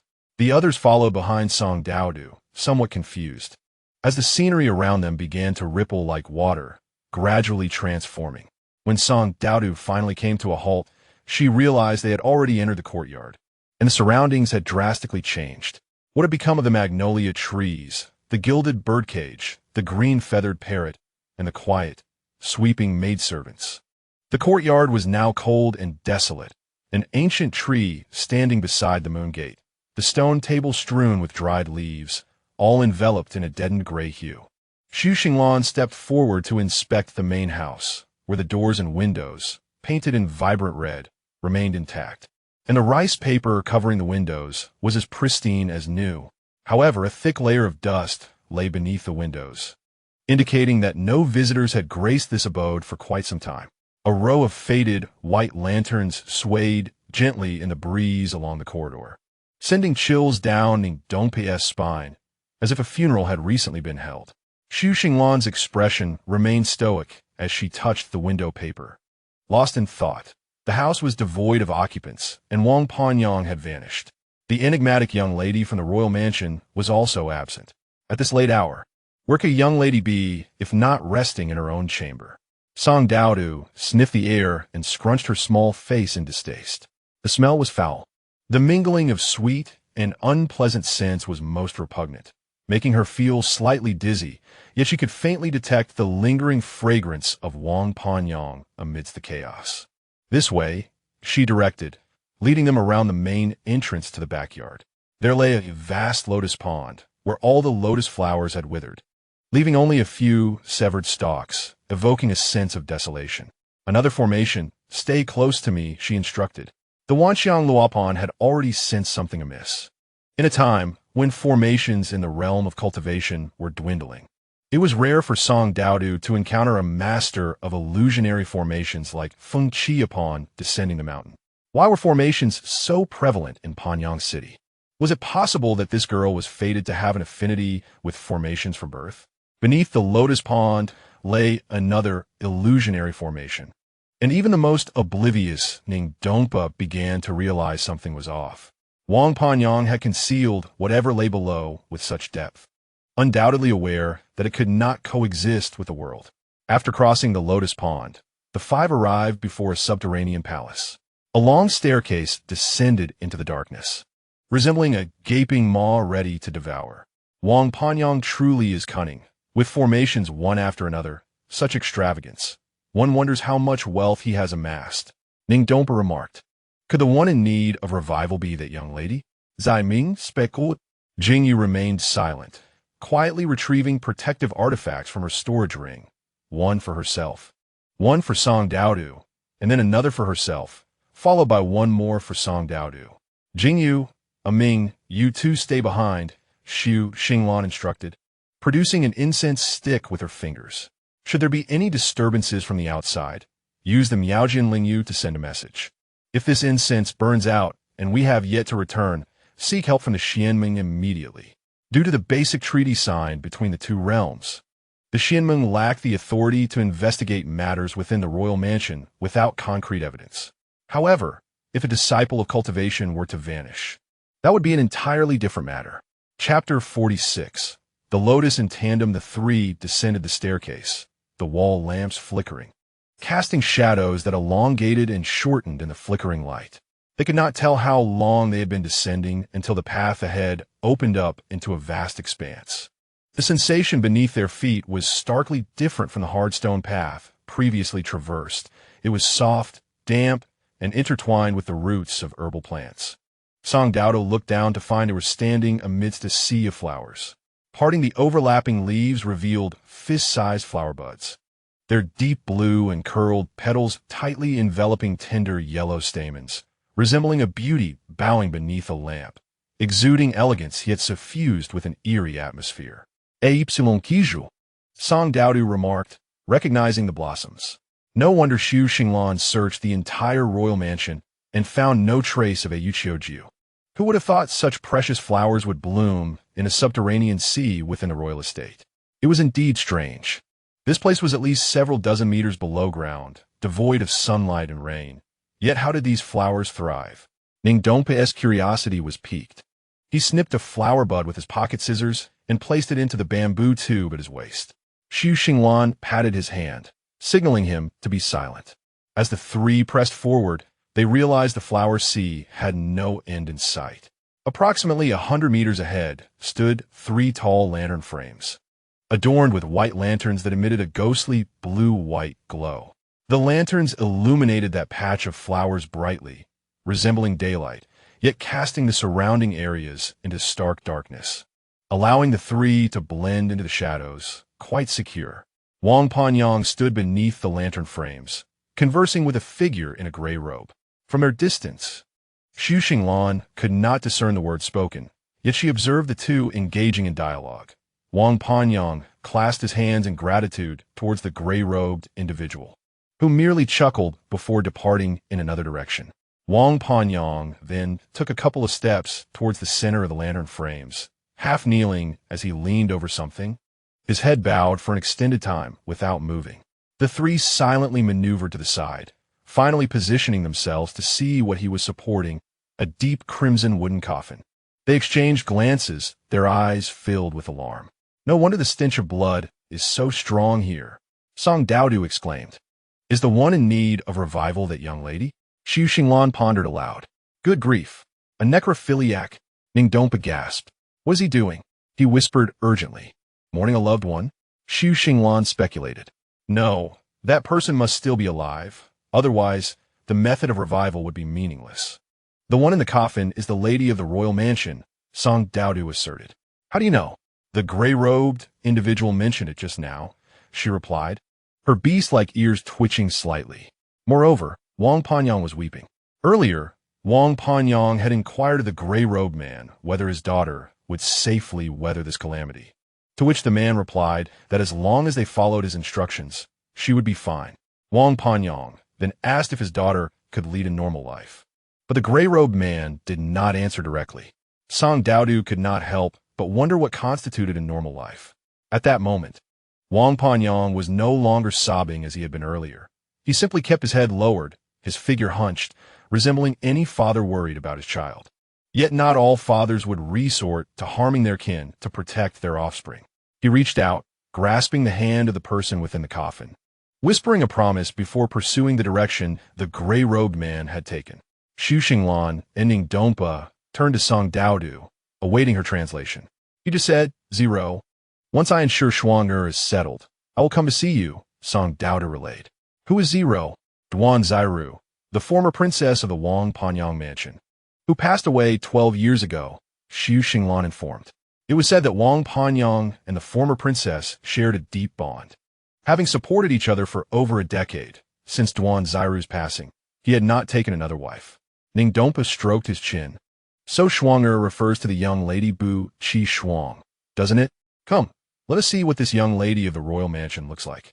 Xu Xinglan, light as a swallow, swiftly led the two to the base of the lantern frames. Ning Dompa eagerly peeked into the coffin. Inside lay a dark silk fabric, smooth and soft, upon which rested a slender woman clad in exquisitely crafted finery, her garment embroidered with intertwined lotus patterns that accentuated her graceful figure. Her hands were delicately folded before her, fingers long and pale, exuding a lifeless chill. Ning Dompa couldn't help but hold his breath. As his gaze rose, he noticed a heavy red cloth covering the woman's face, shielding her from prying eyes. "Do you think if I remove this red cloth, she might suddenly sit up and choke me?" Ning Dompa asked nervously. "Get a grip. Her chest is still rising and falling. She's not a zombie." "Should I take her pulse?" He pondered, "But I can't see her face. I'm scared. What if she suddenly grabs my hand?" Ning Dompa was torn between curiosity and fear, nearly pacing around the coffin. "What if I remove the red cloth and she opens her eyes? I can't think about it anymore. I'm getting anxious." Song Doudou stared at the red cloth covering the face, feeling an inexplicable strangeness growing within her. In what should have been a prominent bridge of the nose and slightly sunken cheeks, the covering of red cloth appeared overly ample, even somewhat grotesquely bloated. The fabric's undulations delineated a peculiar protrusion, as if beneath it lay not a head, but something entirely different. "Never mind.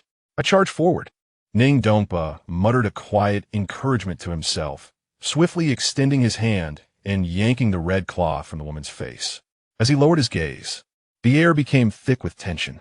"Ooh, ooh, ah, Ning Dompa exclaimed, only to have his mouth swiftly covered by the quick-witted Xu Xinglan, collapsing onto the ground, his outstretched hand trembling in the air. Both Sang Doudou and Xu Xinglan were equally taken aback. Beneath the red cloth was not the anticipated visage of breathtaking beauty or fearsome countenance, but rather the serene faces of two sleeping figures. On the elegant neck, concealed by a lavish collar, two heads sprouted, sharing the slender, alabaster neck like twin blossoms blooming in unison. The contours of their heads were nearly identical, radiating a youthful innocence and gentleness unique to girls. Had they not shared a single body, they might have blossomed into a pair of distinctive sisters. Yet, due to their shared neck, the positioning of their heads appeared unnaturally cramped, with faint hints of abnormal skeletal connections and slight deformities visible beneath the skin. Their black hair cascaded down from their crowns, intertwining upon the silken pillow, indistinguishable from one another, like fates entwined. Chapter 47. The beauty in the coffin. She, or rather they, know was she asleep? Ning Dompa inquired softly. Xu Xinglan gazed at him with an air of mystery. "You are a physician. Why do you ask me?" "Pulse diagnosis. Dear Ning, what are you waiting for?" Under Xu Xinglan's insistence, Ning Dompa hesitantly placed his trembling hand upon Bu Qishuang's wrist. In that moment, he seemed transformed. The expression of fear and anxiety that had graced his face vanished, replaced by a demeanor of solemnity and focus. Ning Dompa lowered his eyes, remaining silent for several breaths, pressing slightly deeper into Bu Qishuang's wrist, letting out a soft click of his tongue. Strange. What is it?" "Her pulse is peculiar. Perhaps it is due to having two heads. It is slow and heavy, yet upon closer examination, it seems robust." Ning Dompa furrowed his brow, signaling the others to remain quiet, his fingers twitching. Just now, the pulse vanished for several beats. "What does that mean?" Sang Doudou asked, her ignorance of medical matters evident. The earlier pulse patterns were contradictory. Overall, they suggested a grave illness, yet the subsequent pulse was strong. which appears positive but may indicate a perilous resurgence. To my understanding, this individual is nearly at death's door, suffering from a deficiency of both yin and yang. As for the pulse disappearing, I cannot explain it. Ning dongpo elaborated. It is not uncommon for some to experience a temporary cessation of pulse in severe conditions. But this duration is truly unheard of. Her breathing is exceedingly faint. Su Xinglan withdrew her hand from beneath Bu Qishuang's nose. This aligns with the characteristics of one whose life hangs by a thread. As a modern individual, he possessed a deeper understanding of bodily deformities than Ning Dongpa and the others. Such occurrences are rare, both in animals and humans, and deformed beings often carry various health issues, such as diminished vision, impaired hearing, and mobility challenges, with a low probability of reaching adulthood. The Wang of Panyang must have exerted considerable effort to raise a daughter with such a rare condition to this age. Yet, regardless of the effort expended, such a fate should not befall her. Sang Doudou curiously leaned over the coffin to observe Bu Qishuang.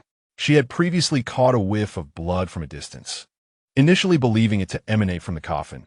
Yet Bu Qishuang bore no foul odor. Instead, she exuded a fragrant aroma reminiscent of herbs and plants. Where did that scent of blood originate? Ah, it is the dual lotus.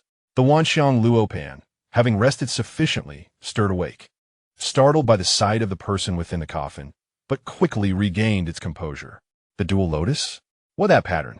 Sang Doudou assumed the Wanxiang Luopan referred to the design on Bu Qishuang's garment. I mean the individual herself. Those with dual anomalies are referred to as dual lotuses in ancient times, often used in sacrificial rites to beseech fortune from the heavens. The Wanxiang Luopan recounted, however, with the rise of righteous paths, this practice was deemed heretical, and given that such dual lotuses are exceedingly rare, it has become infrequently utilized. This dual lotus is even double-headed, with the convergence of yin and yang at its apex, making it the perfect offering for heretical practitioners. You should investigate this matter thoroughly. If it is mere coincidence, then so be it, but if there are malevolent forces at play. The Wanxiang Luopan swallowed the remainder of its words. Sang Doudou felt an inexplicable discomfort. The implication in the Wanxiang Luopan's words seemed to reduce Bu Qishuang to a mere object to be manipulated. And although she understood that Xiao Wan was not truly a person, she still found herself wounded by its occasional displays of coldness. Investigate whether there are any traces left by the deceased in this vicinity, Su Xinglan instructed the two, while he moved towards the spot where the gray-cloaked figure and Wang of Panyang had vanished. The entrance to the secret passage was guarded by Qi Jingyu and Dai Ming. Yet the three were oblivious to the exit. Should the gray-cloaked figure return midway, it would spell trouble. Hearing that they could finally distance themselves from the coffin, Ning Dongpa exhaled in relief and hurried to examine the surroundings. However, Sang Doudou remained at the coffin's edge, her nostrils flaring as she attempted to discern other scents amidst the herbal fragrance. She felt she had caught a familiar scent, only for it to be swiftly obscured by the floral aroma. How vexing! Sang Doudou, dismissing superstition, intended to reach into the coffin for a closer look, only to suddenly lock eyes with a pair of crystalline orbs. Sang Doudou froze in place, her ears drooping anxiously, her tail erect like a steel rod. But Qishuang had awoken. No, she was only half awake. The two heads, once peacefully resting in proximity, had shifted, with the right head now facing Sang Doudou directly, her eyes intently fixed upon her. What should one do when caught disturbing someone's slumber? It matters not. At this moment, feigning ignorance and slipping away discreetly would suffice. Sang Doudou resolved firmly, swallowing hard as she averted her gaze, gradually retracting her hand from the coffin. Just as she was about to withdraw completely, a delicate, boneless hand gently grasped her wrist. How infuriating! Bu Qishuang's gaze remained unblinking, her grip light, yet Sang Doudou hesitated to break free, fearing that even a slight exertion might shatter the fragile being before her. Who are you? Bu Qishuang inquired in a voice as soft as silk, barely above a whisper. Sans Doudou. Sans Doudou replied obediently. The Wanxiang Luopan, a silent observer, interjected. Sang Doudou, Do you have a compulsion to answer whenever someone asks your name? You are. The new maid, then? I am not. Where is an inn? Sang Doudou hesitated, sharing a silent glance with Buqi. Buqi body appeared exceedingly frail, her spirit seemingly drained, and there was an undeniable weariness in her eyes as she spoke, her tone gentle, akin to a caring neighbor. Where hasn't gone? She repeated her question. Sang Doudou's lips moved soundlessly, unsure of how to respond. Buqi seemed unaware that it had perished, and it was highly probable that her demise was linked to her. She's missing. The abrupt return of Su Xinglan interrupted Sang Doudou's words. A flicker of confusion crossed Buqi gaze, yet she accepted the response in an instant, turning her attention to Su Xinglan. And you? Who are you? Are you the husband my father chose for me? Sang Doudou gasped. Good heavens, Su Xinglan has become a prospective son-in-law. Su Xinglan, wipe that expression off your face. You fool. No, I am a relative of Anin. She has not returned home for quite some time, and I came to inquire about her. What has happened to her in the Wangfu? As she spoke, Su Xinglan tossed a spherical object into the air, which emitted a silvery glow and thus floated gracefully above. This was the lying stone. Upon hearing Su Xinglan's words, Buqi gently closed her eyes, grasping Sang Doudou's hand with a slight firmness, and turned to her with an effortful smile. Doudou, could you assist me in rising? Chapter 48. Hate for the bright moon, Sang Doudou complied and helped Buqi to her feet. As she grasped her arm, she realized how alarmingly gaunt this person was. Beneath her splendid attire lay a skeletal frame, as if it might shatter with the slightest pressure. Yet, this was not the most daunting aspect. The other head, resting on her shoulder, remained unresponsive, compelling Sang Doudou to support it in order for Buqi to sit upright, all the while under her apologetic gaze. The first sensation upon contact was an icy chill. This head was even colder than Buqi hands and body, as if the blood within had solidified. Before Sang Doudou could fully comprehend, her skin prickled with goosebumps. Let me handle it. Buqi accepted the other head from Sang Doudou's hands, her expression calm as she placed it upon her shoulder. Su Xinglan observed her actions, and in a fleeting moment, a look of understanding crossed her eyes. When it came to my residence over 2 months ago, she began softly. At that time, her condition had not yet deteriorated to such an extent. She resided in the courtyard, attended to by the maidservants as usual. She could not recall their names nor their faces. Her father had said that such names were not worth remembering. Until one fateful day, she fainted. When she awoke, she found herself lying on her bed in the courtyard, her father and an unfamiliar man standing by her side, watching her with sorrowful expressions. She attempted to rise, but found herself unable to move. Her father looked at her, his eyes filled with grief. From that day forth, Chier never awakened again. Buqi tenderly brushed the hair of the other head, patiently untangling it, and pressed the cold face against her own, slowly closing her eyes. Who is Chier? 2 identical faces lay side by side, both eyes shut. One still bore a faint breath of life, while the other appeared utterly lifeless. Sang Doudou felt it unnecessary to pose this question. The Wang family dismissed all the maidservants from her courtyard overnight, leaving only the steward to attend to her daily needs. However, being a man, he was ill-suited for such care, prompting her strong objections. Thus, one afternoon, An arrived in her courtyard. The steward brought her before Buqi, and they exchanged glances across a gauzy curtain. She noticed that the girl on the other side raised her head, curiously surveying the entire room, exclaiming inaudibly in wonder. Unfamiliar with the rules, yet vibrantly alive, she decided to keep an inn, though only allowing her to tidy up the outer courtyard. Perhaps with autumn's arrival, the leaves of the maple trees dwindled day by day, and then found herself increasingly frustrated as she swept the leaves beneath the trees daily, occasionally pocketing a few beautiful ones. Buqi leaned against the gauzy window, silently observing everything in the courtyard. She watched as An leisurely nibbled on snacks she had filched from somewhere, waved a broom to scare off squirrels leaping from the trees, and dozed off on the recently cleaned stone table. She noted how An stood upright like a mouse before a cat upon encountering the steward. She also noticed An's curious gaze, peeking into the room. Buqi Shuang remained hidden in the shadows, and could not see her face, nor was she permitted entry into the room. Thus, the bold maid was lured closer by the mysterious darkness, inching towards the window. Bu Yishun had beat it. In the next moment, Anan was scolded and taken away by the suddenly arriving steward. Buqi Shuang slowly lowered her head, her silver needle piercing the white silk. And as the sun dipped below the horizon, she completed the final chrysanthemum of autumn in the fading light. The following day, she no longer stood by the window, watching the maidservants play outside. Instead, she rose, opened the door, and extended her hand toward Nun, who turned in surprise. From that day forth, and became my sole personal maid. Buqi Shuang reminisced, a gentle smile gracing her lips, seemingly recalling something that brought her warmth. She did not perceive me as a monster, nor did she shy away from my gaze as others did. She styled my hair, selected beautiful garments for me, and gifted me the maple leaves that rightfully belonged to me.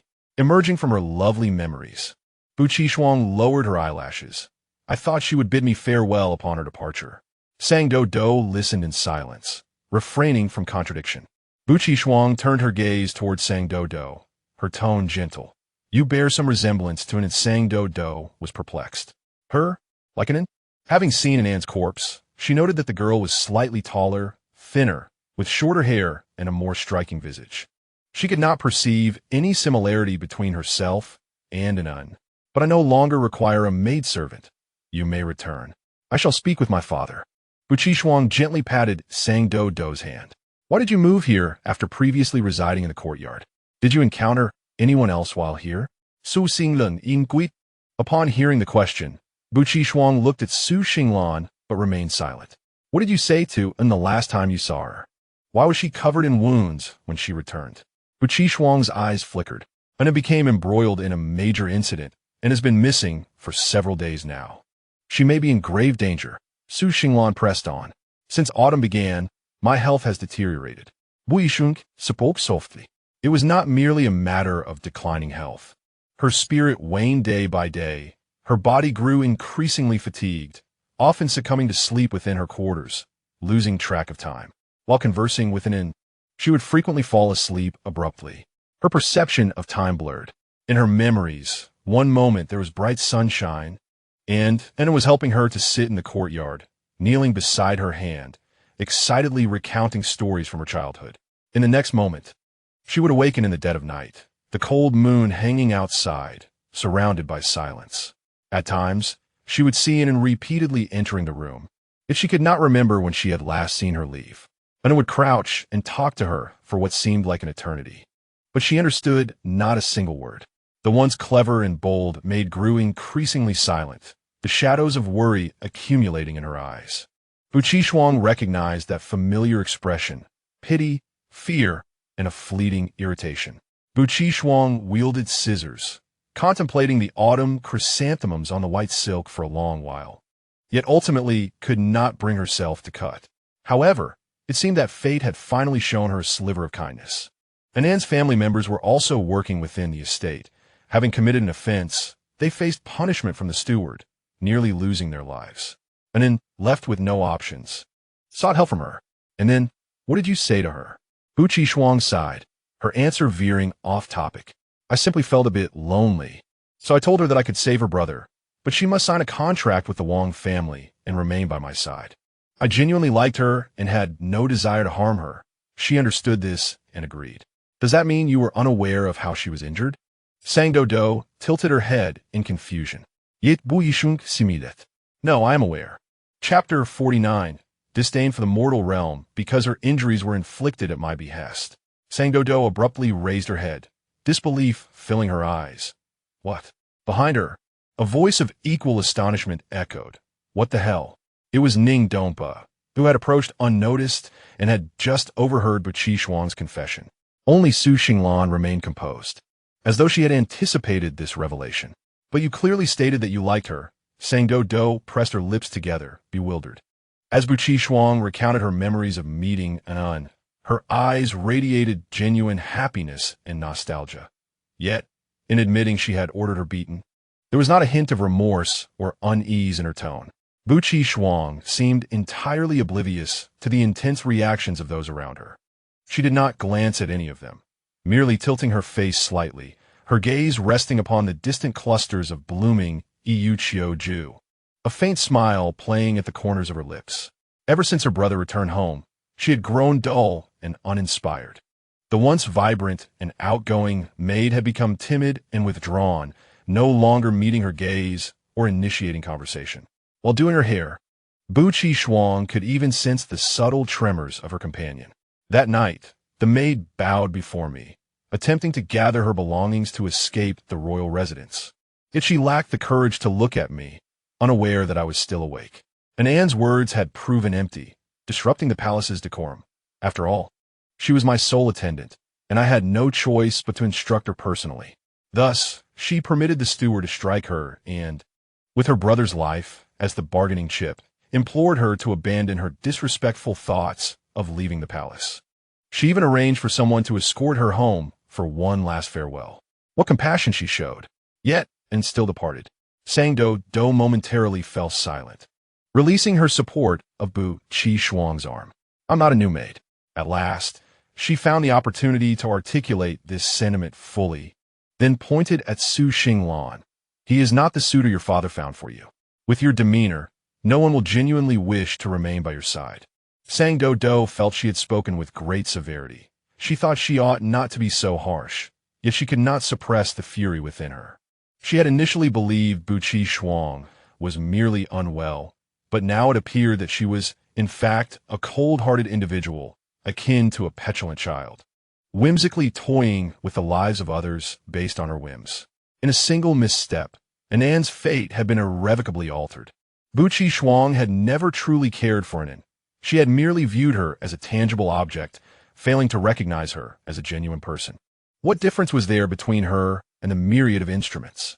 No, Shaolin was not a real person. It did not comprehend. Did Bu Qi Shuang also lack understanding? Faced with Sang Doudou's ire, Bu Qi Shuang maintained an unusual calm. Indeed, because of my circumstances, many things have become unattainable luxuries for me. My mother perished because of me, and those in the residence both fear and disdain me. Even my closest sister Chier departed not long ago, leaving me to endure this monstrous existence alone. Saint Doudou clenched her fists. She wished to clarify that her discontent was not with Bu Qi Shuang's appearance, but rather with the darkness within her. Hearing Bu Qi Shuang's words, she suddenly realized that if Bu Qi Shuang possessed a normal body, perhaps she would not be this way. A wave of helplessness washed over her. But thankfully, I shall soon meet my end. Bu Qi Shuang spoke, an unexpected trace of relaxation appearing in her expression. This statement rang true. Ning Dongpa nodded in approval. Su Xinglan would not allow her to continue in this state of ease. The time for questioning was swiftly approaching its end. Have you remained in the coffin for over a month? Have you not encountered anyone else? Bu Qi Shuang regarded Su Xinglan for a moment, then smiled and nodded. Lies, Su Xinglan gauta metsilets. He raised 2 fingers, conjuring a flicker of spiritual fire, drawing it near Bu Qi Shuang. There's a bloodline on your left wrist. Do you know what that signifies? Without waiting for her response, he swiftly declared, it is a mark of retribution. It only appears on those who consume their own kin. Shall I make it clearer for you, Bu Qi Shuang? You have partaken of human flesh, haven't you? Sang Doudou was left in utter shock, unsure how to react. The compassion that had surged within her moments ago evaporated in an instant as she stared blankly into Ning Dongpo's eyes, seeing the same bewilderment reflected there. Deceived. At least she was not alone in her deception. Sang Doudou found herself somewhat comforted by this realization. The smile that had lingered at the corners of Bu Qi Shuang's lips faltered. Then, as if nothing had transpired, she resumed her gentle and fragile demeanor. What of eating? Why not eating? Spare me your feigned ignorance. You and your father harm the common people. Do you not fear retribution? Ning Dongpo asserted. Retribution? Only the living are entitled to experience such a thing, Bu Qi Shuang replied. My Bu clan has fought for years to unify the realm. The common folk have enjoyed this period of peace. What is wrong with offering a little recompense? How can we know if my current state is not the retribution for the bloodshed my ancestors wrought? Bu Qi Shuang's tone grew heavier. and she could not help but cough a couple of times, subsequently softening her voice. Moreover, this is my Boo family's dominion. Matters of the mortal realm likely do not fall under the jurisdiction of you esteemed immortals, do they? Oh, does the Emperor know you speak such words? What do you mean by your mortal affairs?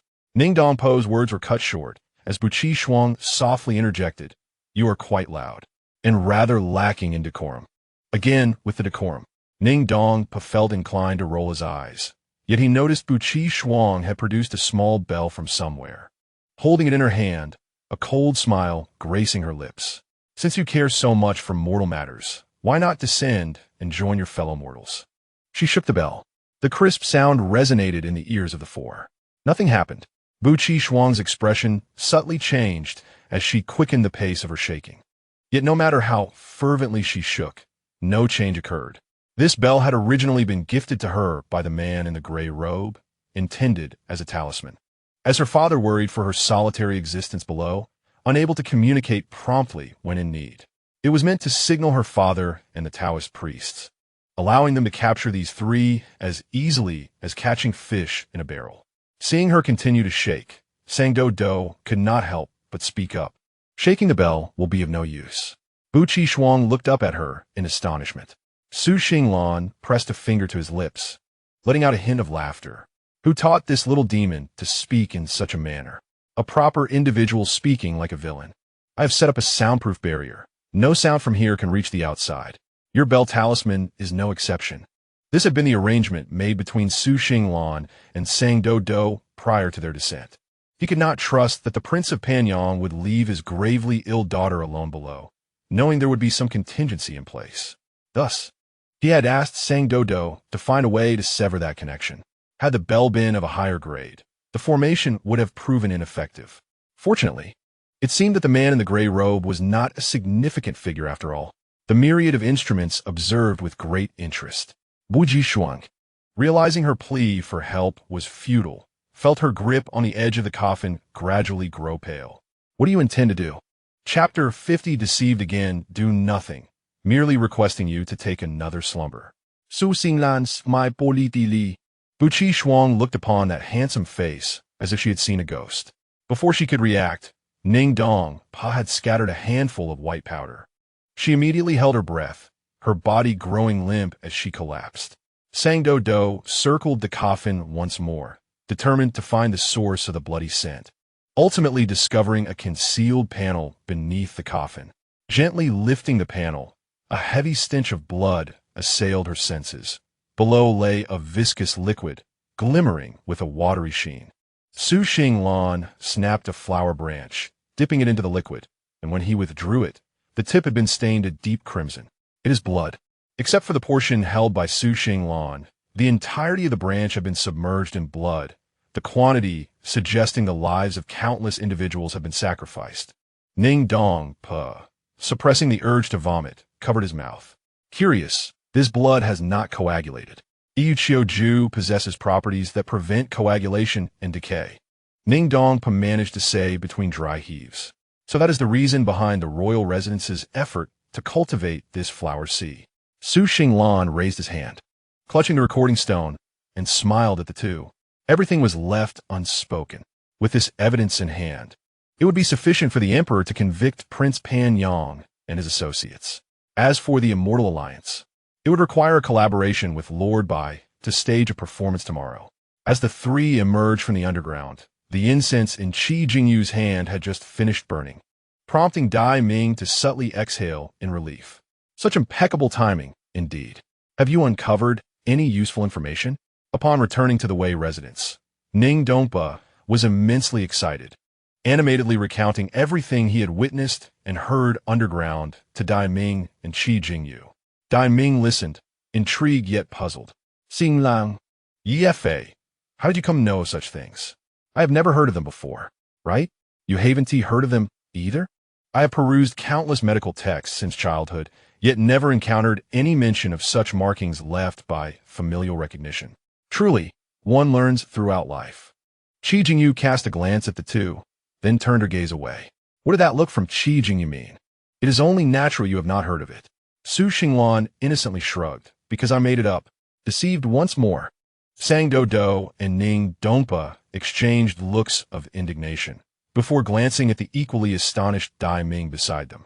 At least this time, it was not just the two of them who were duped. And that red thread on her wrist?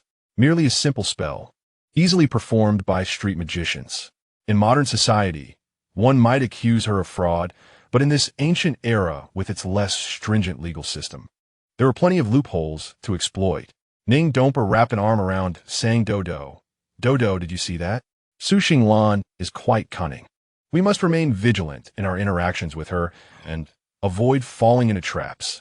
Indeed, Sang Doudou nodded earnestly, her eyes sparkling with mirth as she regarded the group. Our Doudou is truly wonderful, honest and clever. Her insights into the formation have been invaluable. Without you, we would have wandered in circles for much longer. Ning Dongpo sincerely praised.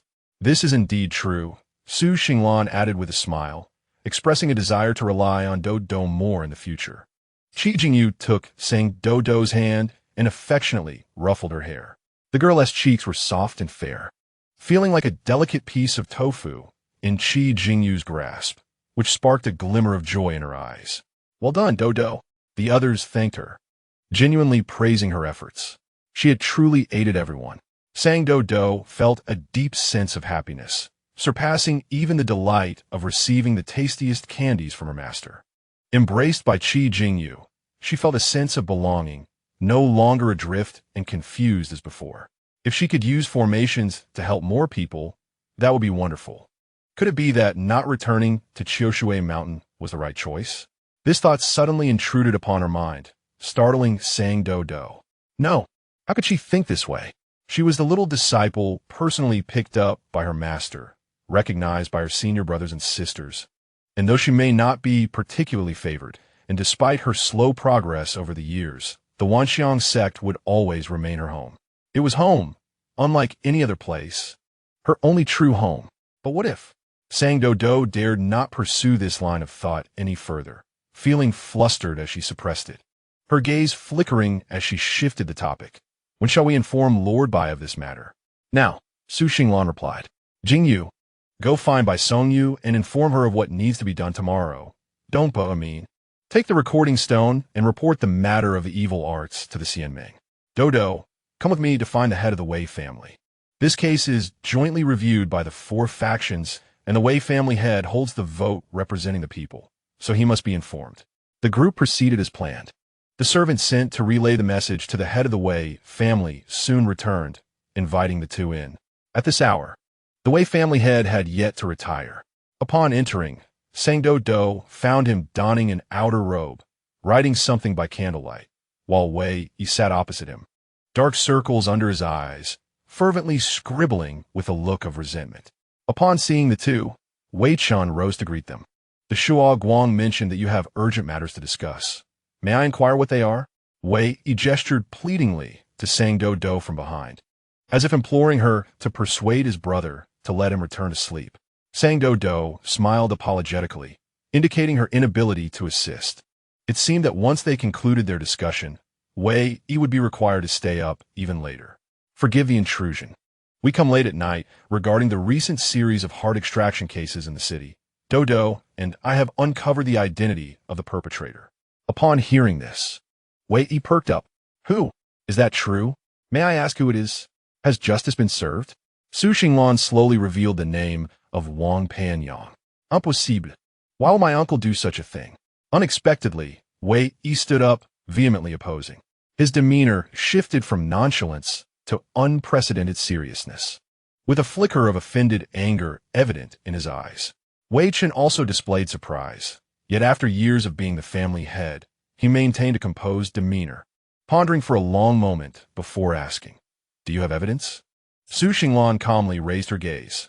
Wang Panyang colluded with the evil path to construct an underground formation within the Wang residence, employing the heart extraction technique to extend the life of his daughter, Buqi Shuang, who has already confessed. Furthermore, he intended to use the 9-turn immortal array to harm members of the Xianming, as he himself stated, and this was recorded by the recording stone. Chapter 51, The Evil Seed. As these words were spoken, even Wei fell silent. He looked to Wei Chun, only to find a complex expression on his brother's face, lacking any semblance of surprise. "Brother? You knew all along? What nonsense!" Wei Chun cast a helpless glance at him.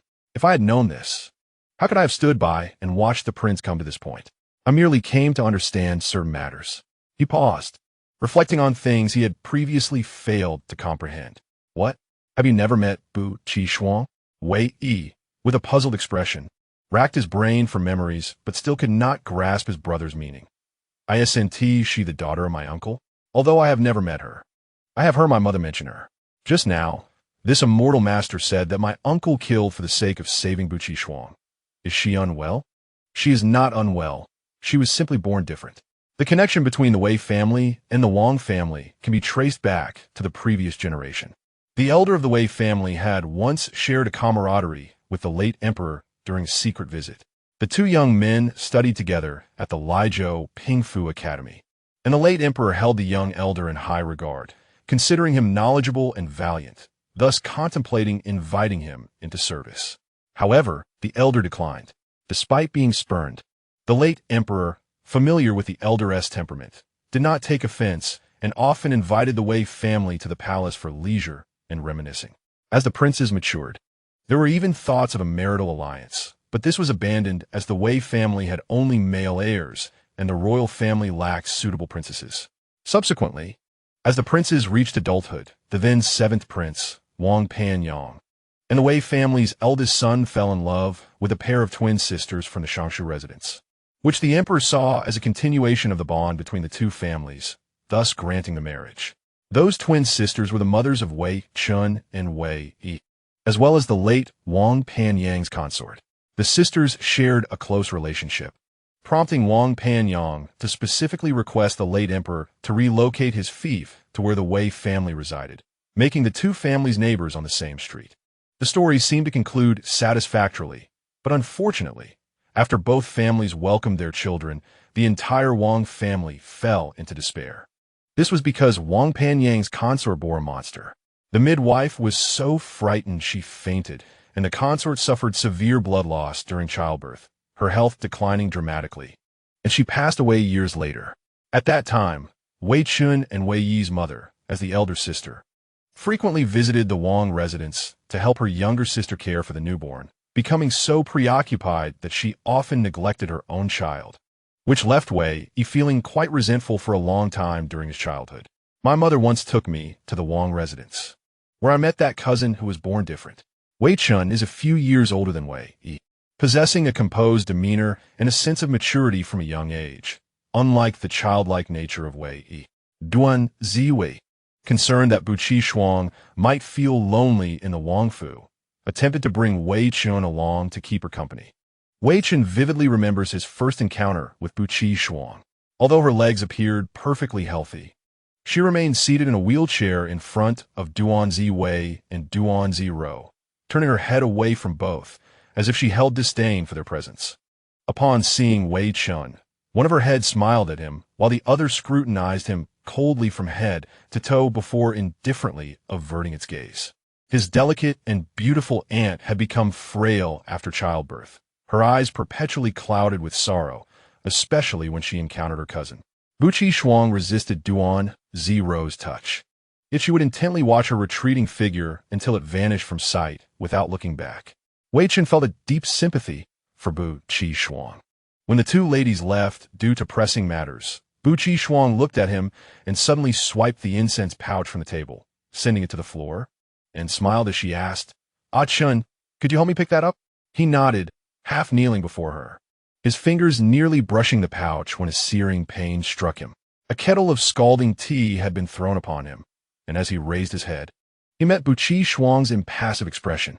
Then Duan Ziwei rushed in, alarmed, embracing him and urging a maid to fetch cool water and ointment. Duan Ziro followed closely behind, glancing at him and then at her daughter, who was bowing her head on the couch, momentarily frozen in indecision. That was the first and last time he saw Bu Qi Shuang. Afterwards, he occasionally heard news about the Panyang Wangfu from his mother, mentioning that Bu Qi Shuang's health had worsened, with a new doctor predicting she would not live past 10, that his uncle had gone to Yingzhou in search of medicine, and would return only by year's end, that his aunt had resorted to a Taoist's dubious remedies, including bloodletting, which fortunately the servants discovered in time. It seemed that after Bu Qi Shuang's birth, both the Pan Yang Wangfu and the Wei residents were perpetually in search of liberation from their fates, yet to no avail. One day, Duanzi Wei returned to the Wei residence in a daze. Unlike her sister Duanzi Ro, she was a formidable woman who rarely exhibited vulnerability. Yet that day, she held Wei Chun, appearing deeply wounded, murmuring, "Have I been unkind to her? Why? It was only later that he learned that on that day, Bu Qi Shuang had inexplicably fallen ill, using shards of porcelain to threaten Duanzi Wei against the window, claiming her aunt favored her most, and asking why she could not be taken along the path to the underworld. Duanzi Wei was terrified, while Duanzi Ro stood by with medicine, merely watching the events unfold without intervening. In his youth, Wei Chun had learned to be open-minded and receptive, harboring little aversion. But on that day, he acutely realized his disdain for Bu Qi Shuang, even for the entire Pan Yang Wangfu.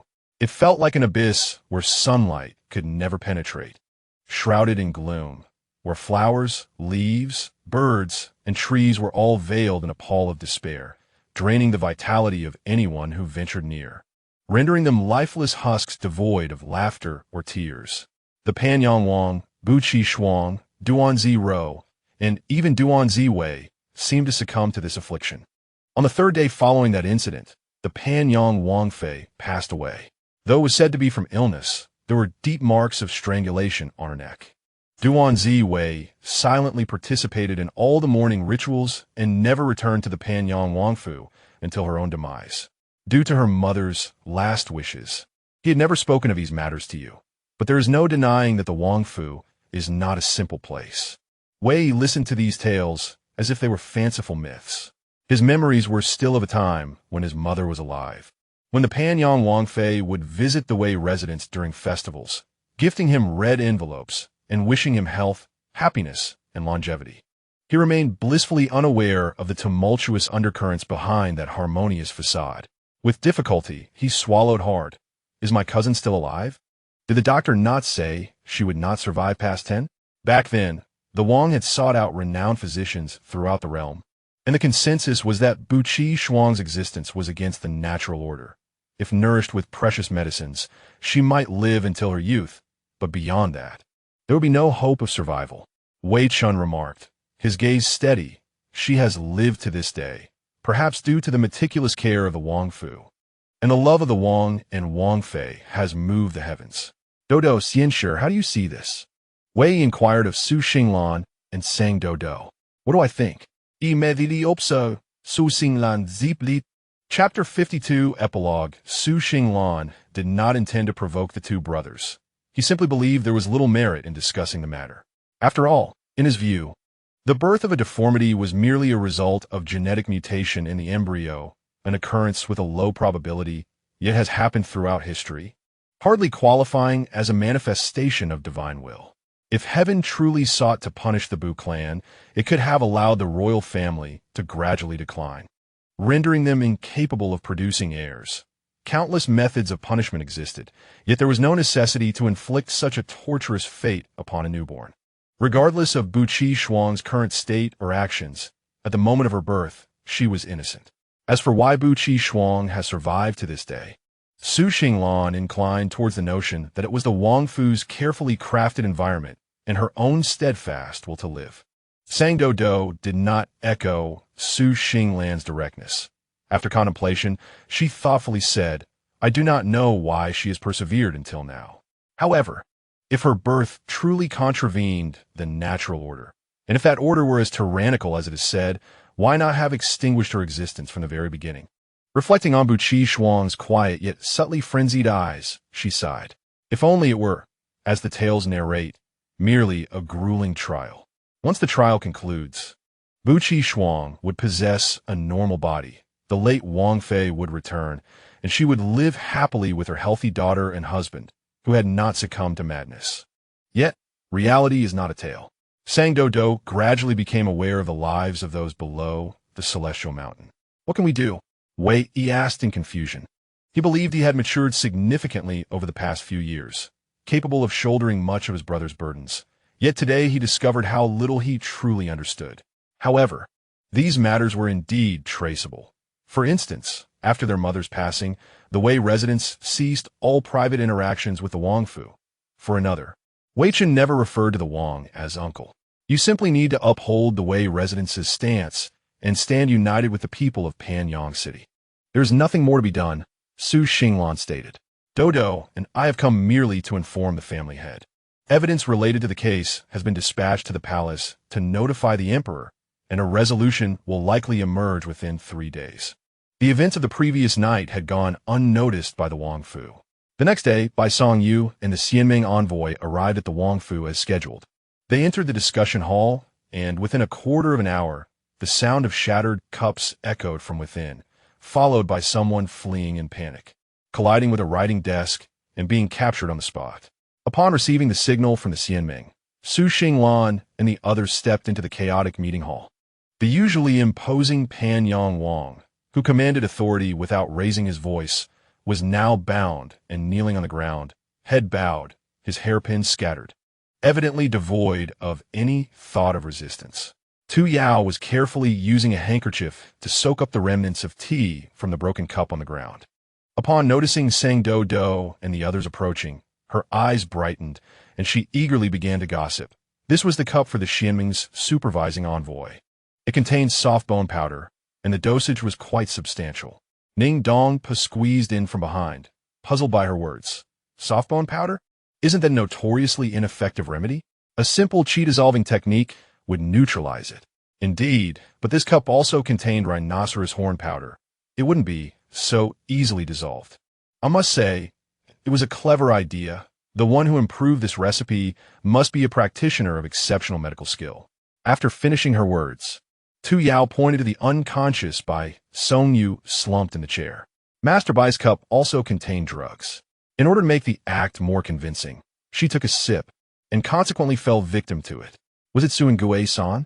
No, that cup seemed to contain some hallucinogenic substance. As for what it truly is, I regret that my medical knowledge is insufficient to discern it at this moment. We shall have to wait until we return to the mountain and present the evidence to the elders for clarification. The others followed her gaze to Bai Songyu. Even in her stupor, wore a furrowed brow, displaying signs of pain and restlessness, her lips moving as if she were attempting to articulate something. 2 young attendants were administering acupuncture to her when she suddenly opened her eyes, bloodshot, and shouted, "Where do you think you're running, demon creature?" The assembly was startled, and one young attendant, trembling from the sudden outburst, mistakenly pierced the wrong spot.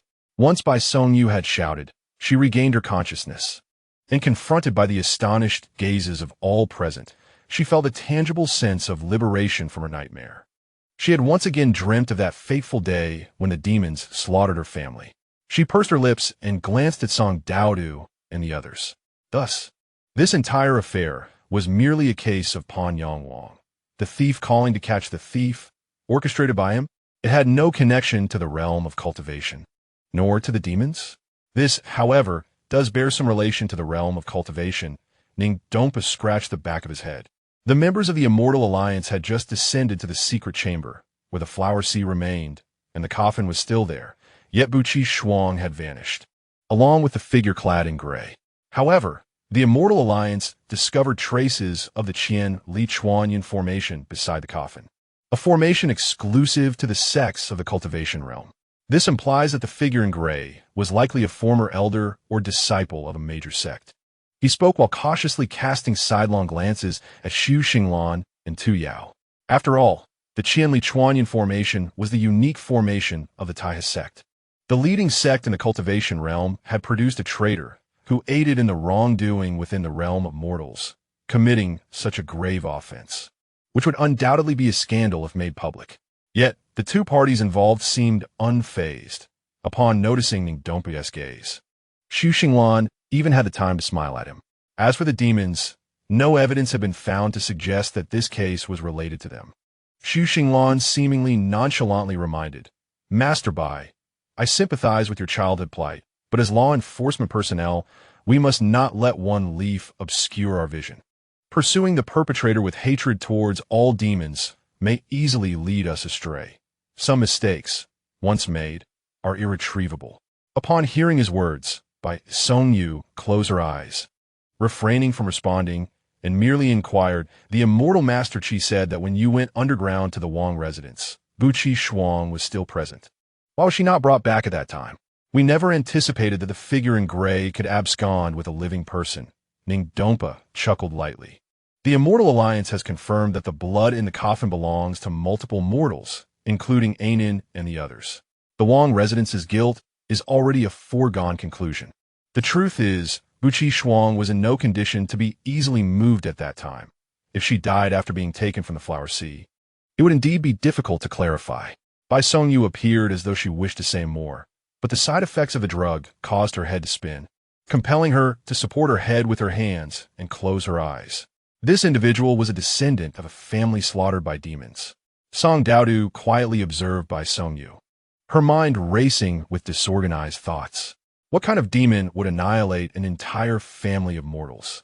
She had witnessed demons kill, seen Ji Zhongsu's servant silently perish in the deadly game between him and the Qihu assassin, and witnessed how a mere phrase from Feng Qi could seal the fates of the servants in the Fengyue Tower. Yet she had never encountered the primal, bloody scene of murder, seemingly manipulated by savagery and brutality. Chapter 53. Have you ever seen the Qingwu, the Immortal Lord? Just as the group was quietly discussing the case, messengers from the Immortal Alliance arrived at the council hall, accompanied by several familiar faces. They were all relatives of the victims. How they come here? Have you informed them? Bai Song-yu asked Xu Xinglan and the others. Indeed, Daiming replied, glancing at the figures supporting one another in the crowd. After today, the Immortal Alliance will escort Pan Yang Wang to the capital for trial. It is highly unlikely he will return here again. After discussions with the officials, we decided to allow the deceased's closest relatives to meet him one last time. If there are questions or accusations, they may express them all at once. The deceased have departed. Anger can serve as a stronger motivation for the living than mere regret. Song Doudou turned to look back, seeing Hu Yang, the old monk, Chuan Hua's mother, Chuan Hua's brother, and an old man supporting a weeping elderly woman. The group entered the council hall, their footsteps scattered and heavy, as though they were dragging their entire beings down. Chuan Hua's mother rushed to the forefront, ever since her daughter's incident. She had not spent a day without worrying about her child. Now, her hair was disheveled, and her face was streaked with tears. Upon seeing the bound figure in the council hall, her tears flowed uncontrollably, and she grasped a hairpin, attempting to charge forward, only to be halted by the attendants who had been prepared. Let me kill him. Let me kill him. My Chunhua. I beg you. Allow me to kill him. I am willing to pay with my life. The distraught Tong Wendong stared at his mother in agony, frozen in place, before trembling all over. Slowly kneeling down, covering his face with his hands, his voice choked, Hua, I am at fault as a brother. Tong Wendong felt a deeper sense of regret than Chuan Hua's mother. He had always been able to empathize with his sister, particularly during emotional moments, though this ability had gradually diminished as they grew older.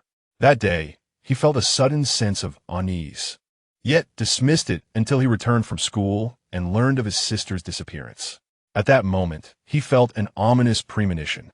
He and his mother had tirelessly searched for his sister day and night, but each night, a pain akin to having his flesh carved out clawed at his heart. He worried that the source of that pain was his sister, yet dared not believe it, nor could he tell his mother. As the pain intensified, he felt close to madness, until the day the body was discovered. He understood that his heart would never again ache for no reason, for his sister would not return. Tong Wendong crawled over, supporting the weak and distressed Chuan Hua's mother, shedding silent tears. The old monk retrieved a tattered, moldy leaf of tobacco from his robe, taking a deep drag, his hand trembling while holding the cigarette. Thank you, esteemed immortals. Song Doudou stared blankly at the crowd when she suddenly heard someone speaking at her feet. Looking down, she saw Hu Yang.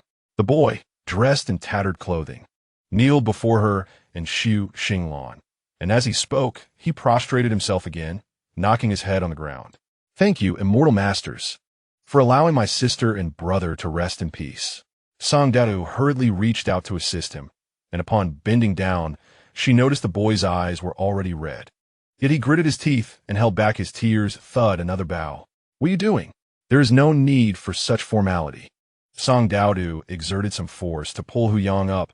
Looking into his eyes earnestly, she said, if thanks are to be given, it should be to yourself. Without the clues you and the master provided, we would not have been able to find the perpetrator so swiftly. The boy gazed at her with red-rimmed eyes. She took out a handkerchief, unbothered by the grime on his face, wiping away the dirt to reveal his bright eyes. You are remarkable, full of courage. Would you be willing to ascend the mountain to cultivate? Me? Can I become a powerful, immortal master like you? Hehuan was astonished. No, you will be even more formidable. Song Doudou grasped his wrist. Demons have their advantages. For instance, she could sense the boy's innate potential through their contact. Though he had not yet formally embarked on the path of cultivation, a faint aura surrounded him, a rare gift in a world so lacking in spiritual energy. Good news descended from the heavens. The old monk nearby was so shocked that he dropped his cigarette and hastily pressed Hehuan's back, prompting a bow and thanks Song Doudou. Yet Hehuan stood still, a look of struggle in his eyes. Before he could speak, Song Doudou leaned closer to his face.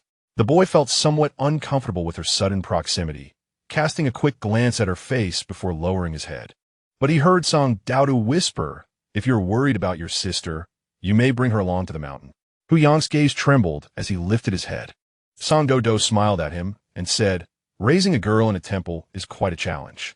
If you take her up the mountain, even if she lacks celestial affinity, the elders will ensure she finds a suitable place. From their very first encounter, Song Doudou recognized that Hehuan was cradling a girl in his arms. The child had been nurtured well by Hehuan, despite having a birthmark on her face. It did not hinder her curiosity as she explored the world around her with wide, adorable eyes. Thus, she wholeheartedly believed that Hehuan would also be a good child. With exceptional talent and a virtuous character, Wan Xiangzong had accepted her, leaving no reason to reject such a disciple. Lost in thought, suddenly, the collar of her robe was lightly tugged from behind, pulling her back. It was Xu Xinglan, who looked at Song Doudou with an inscrutable expression and remarked, why speak so closely? Are you afraid no one can tell she's a little demon? He glanced at Hehuan's flushed ears, clicked his tongue, and shifted his gaze away. The little demon was careless in her actions. Was she not tarnishing her own righteous path from the very beginning? I'm leaving, Xu Xinglan yawned, exchanged a few words with the people from the Immortal Alliance, and beckoned those from Xuansong to depart. Song Doudou acknowledged him and pulled out a long-in-use disciple token, placing it in Hehuan's hands. Follow the instructions on the token, and you will reach the Immortal Mountain, where Wan Xiangzong resides. All disciple tokens look the same, so you need not mention that you know me. Concerned that her less than favorable reputation within the sect might affect Hehuan, she quickly turned and exited with Qi Jingyu and the others. Refreshing. After leaving Wei Fu, Ningdongpa stretched lazily, feeling invigorated as he exhaled deeply. Another matter resolved. But why was Hehuan's second brother sent back home? Could it be that he saw Bu Qi Shuang's true appearance? Zai Ming Bonde. Qi Jingyu replied softly. He is a servant, occasionally assisting the gardeners in the estate. A servant from the Wang family reported that several corpses had been buried in the Wang family's garden over the years, said to belong to Bu Qi Shuang's maid. When he saw those corpses, the steward became fearful of exposure and thus took action against him. Ningdongpa added with a sigh. It seems the steward never intended for him to leave the Wang family alive. The pretense of sending him back was merely to satisfy Bu Qi Shuang's malicious amusement at an inn. After lamenting for a while, the group chose not to dwell in the sorrowful atmosphere. Ningdongpa then shifted the topic, moving closer to Song Doudou, and excitedly inquired, you are a disciple of Wan Xiangzong? How come you never mentioned it? Have you met Qingwu Xinjuan? Is he truly as formidable as the legends say? Of course I have. Upon mentioning this, Song Doudou perked up, her chest swelling with pride. Xinjuan is my master. I see him every day, every month. The moment those words escaped her lips, a peculiar silence enveloped the group, as if they were suddenly struck dumb. Song Doudou turned around in confusion. only to finding Dongpa with his head down, covering his face with one hand, his shoulders shaking. What's wrong? Huh. You look too convincing. Ning Dongpa could no longer contain his laughter, pulling his hand away from his face and doubling over with mirth. Dai Ming and Qi Jingyu shared amused glances, while only Xu Xinglan glanced down at Song Doudou's head with a contemplative expression. Impressive, Song Doudou. How come I never noticed this humorous side of you? Ning Dongpa clapped her shoulder enthusiastically. But next time you boast, make sure to do your research. Qingwu Xianjun's disciples are well known. Pretending to be one is easily exposed. The more he thought about it, the funnier it became. Oblivious to Song Doudou's expression gradually turning blank. She bit her lip, trying to defend herself. I am not lying. I am not joking. I truly am a disciple of Xianjuan. Hearing the seriousness in her tone, Ning Dongpa ceased his laughter, observing her serious countenance. He cleared his throat and asked, So, Doudou, do you know how many disciples Qingwu Xianjuan has? For Song Doudou replied, her head downcast and glum. Ming Yue Shi Jia, Yan Zai Shi Xiong, Ling Xiao, and me. The last three words were spoken softly. Doudou's tone seemed surprisingly genuine. Ning Dongpa rubbed his nose, about to tease her again, but was interrupted by a jab from Qi Jingyu, silencing him. Dai Ming chimed in, indeed, those three. Xianjuan once brought them to the Heroes' Assembly, and all three made it into the top 100 of the rankings. Fu Mingyue even wielded the Tai Shuangjian, decisively securing a spot in the top 3. That day's competition was truly spectacular, leaving the world in awe of Xianjun's remarkably gifted disciples. His tone was gentle, and his words were tactfully delivered. Everyone knew of Qingwu Xianjun's 3 disciples, yet none had ever heard of 4th. Song Doudou opened her mouth, wanting to say something, but no sound emerged. Haha, well, after all, these are matters known only to those close to him. It's fine. We believe you are a disciple of Qingwu Xianjuan, Ning Dongpa said, draping an arm over Song Doudou's shoulders to lighten the mood. With such a formidable master, we now have another ally when we undertake missions. The entire realm of cultivation shall tremble before us. A handsome youth emitted a sinister laugh from his throat. Have you read any books? Is that how you use tremble? Xu Xinglan retorted coldly. He knew Ning Dongpa was merely jesting. If he dared to act improperly, Ning Dongpa's master would be the first to step in and restore order. He casually extracted Song Doudou from Ning Dongpa's embrace, remarking indifferently, do not engage with him. He is simply a gossip monger. Your relationship with your master does not require others' judgment. After a brief pause, he added, moreover, the atmosphere in the cultivation realm is quite liberal now. It is commonplace for disciples to change masters. With your talents, exchanging your master is merely a matter of words. Sang Doudou discreetly wiped her eyes and murmured, I do not wish to change masters. All right, if you don't want to change, then you won't, Su Xinglan said, gently stroking the plush ears atop the girl's head. His voice softened in a soothing manner. Yet, in his heart, he contemplated that the next gathering of heroes would occur in just a few months, and he would not hold back. As for Fu Mingyue, Yan Zai, and that nonsense Ling Xiao, they could take it up with his long sword. Additionally, he needed to devise a plan for his master to engage in combat with him. Regardless of the outcome, he would not emerge at a disadvantage. Ning Dongpo, aware that he had misspoken, endeavored to make amends by purchasing numerous delectable snacks for Sang Doudou along the way.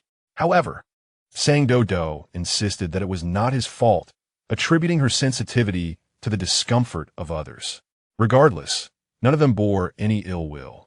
Though Qi Jingyu's vigorous reprimanding had left Ning Dongpa clutching his ribs in lament upon returning home.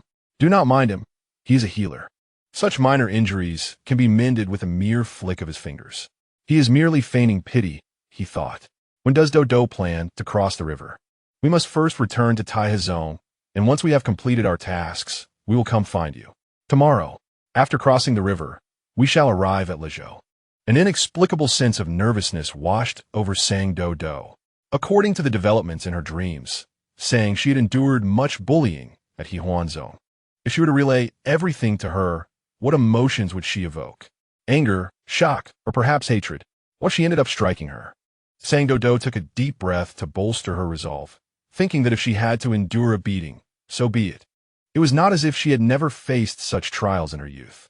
If one errs, they must bear the consequences. That is only fitting. Chapter 55. The Tianzi room on the third day after departing from Lizhou, Sang Doudou finally arrived at Hehuan Zone, or rather, its vicinity.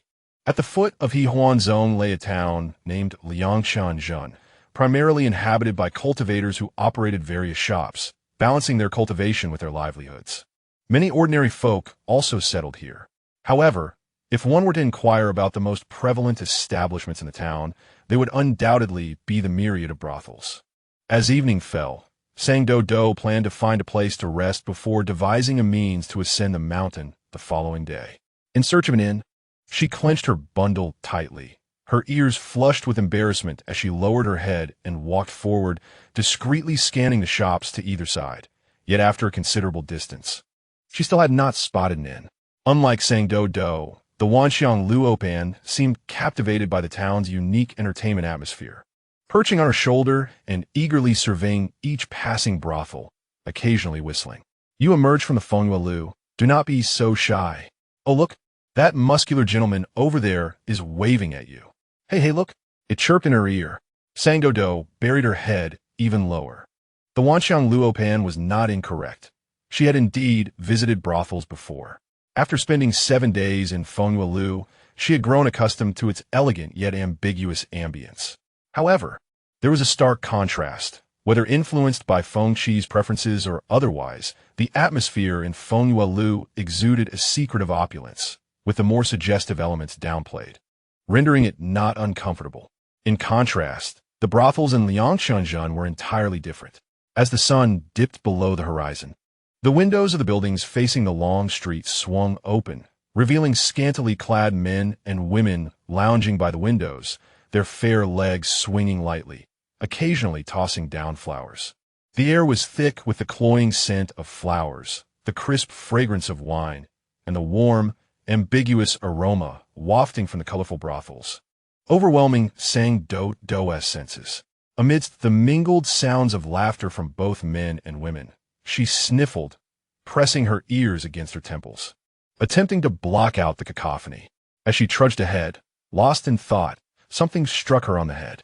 She looked up to find a girl clad in a bright red dress leaning against the railing, her ample bosom tantalizingly close, and the sheer fabric revealed a delicate waist. Sang Doudou averted her gaze in embarrassment, tightening her grip on the Wanxiang Luopan to prevent it from whistling. Suddenly, a handsome face drew near. A young gentleman clad in a moon-white robe, the collar loosely opened, exposing a glimpse of his pale chest. Where did this little fairy come from? You seem unfamiliar, he mused, as he playfully brushed a lily flower against her loose strands of hair. Sans Doudou froze, taken aback by his proximity and the intoxicating scent that enveloped her. Are you startled? He inquired, raising his hand as if to drape it over her shoulder. No need to thank me. I must take my leave. Sang Doudou blurted out a rapid succession of words before turning and dashing into the crowd like a headless fly. Her swift exit was so abrupt that the young gentleman barely had time to react. Now, it was his turn to be left speechless. Ha, this is too funny. Chu Huanyun, look at you. The girl in red, who had been observing the scene from the second floor, descended with laughter, thoroughly entertained by the display. Oh dear, who claimed their charm to be invincible? You cannot even handle a bewildered little girl. Perhaps you should consider asking the elder to let you forfeit this assessment, she teased. Chu Huanyun gritted his teeth, forcing a smile as he turned away. This was an accident. Besides, even if I am inexperienced, at least I have not been rejected by the same person in every major assessment for 3 years in a row. Right? ISNT that's so, Xiao Pan. No sooner had he spoken than a sharp gust of fragrant wind rushed toward him, startling Chu Huanyun, who hastily retreated. Surely, it cannot be that serious, Xiao Pan. Must I not even mention it? Xiao Pan huffed, retracting her fan. For 3 consecutive years, she had chosen to pursue him as her examination subject, only to meet with failure each time. Even the elders had urged her to select someone else. After all, her talents were commendable, and she had many admirers within the sect. Passing the major assessments would be a mere matter of glance. Yet, she refused to yield. He, a fellow disciple of Hehuan Sect, inexplicably chose to study swordsmanship, leaving her utterly perplexed by his intentions. However, the girl who had just passed by was strikingly beautiful, exuding extraordinary charm, a fine candidate for cultivation. She wondered what had brought her to Liangshanjun and thought that if she could devise a way to recruit her into the sect, it would be fortuitous. "Why are you running away?" the Wanxiang Luopan inquired, puzzled. "I did not sense any malice from him. He merely intended to greet you. Surely he wouldn't eat you." Sang Doudou had run quite a distance and was still endeavoring to steady her breath when she heard the Luopan's words, causing her cheeks to flush anew. "No, it's just that I felt so uncomfortable speaking with him. Perhaps he used too much perfume. Your nose is sensitive. It would be wise to select someone whose scent is more agreeable." The two were unaware that this was merely the effect of a male cultivator's charm techniques taking hold. "Shaoan," Sang Doudou stomped her foot. "I will not choose anyone. We are here to save someone." "To save someone. All right, I understand. We are here to save someone. But perhaps securing a male companion along the way wouldn't be a loss," the Luopan teased.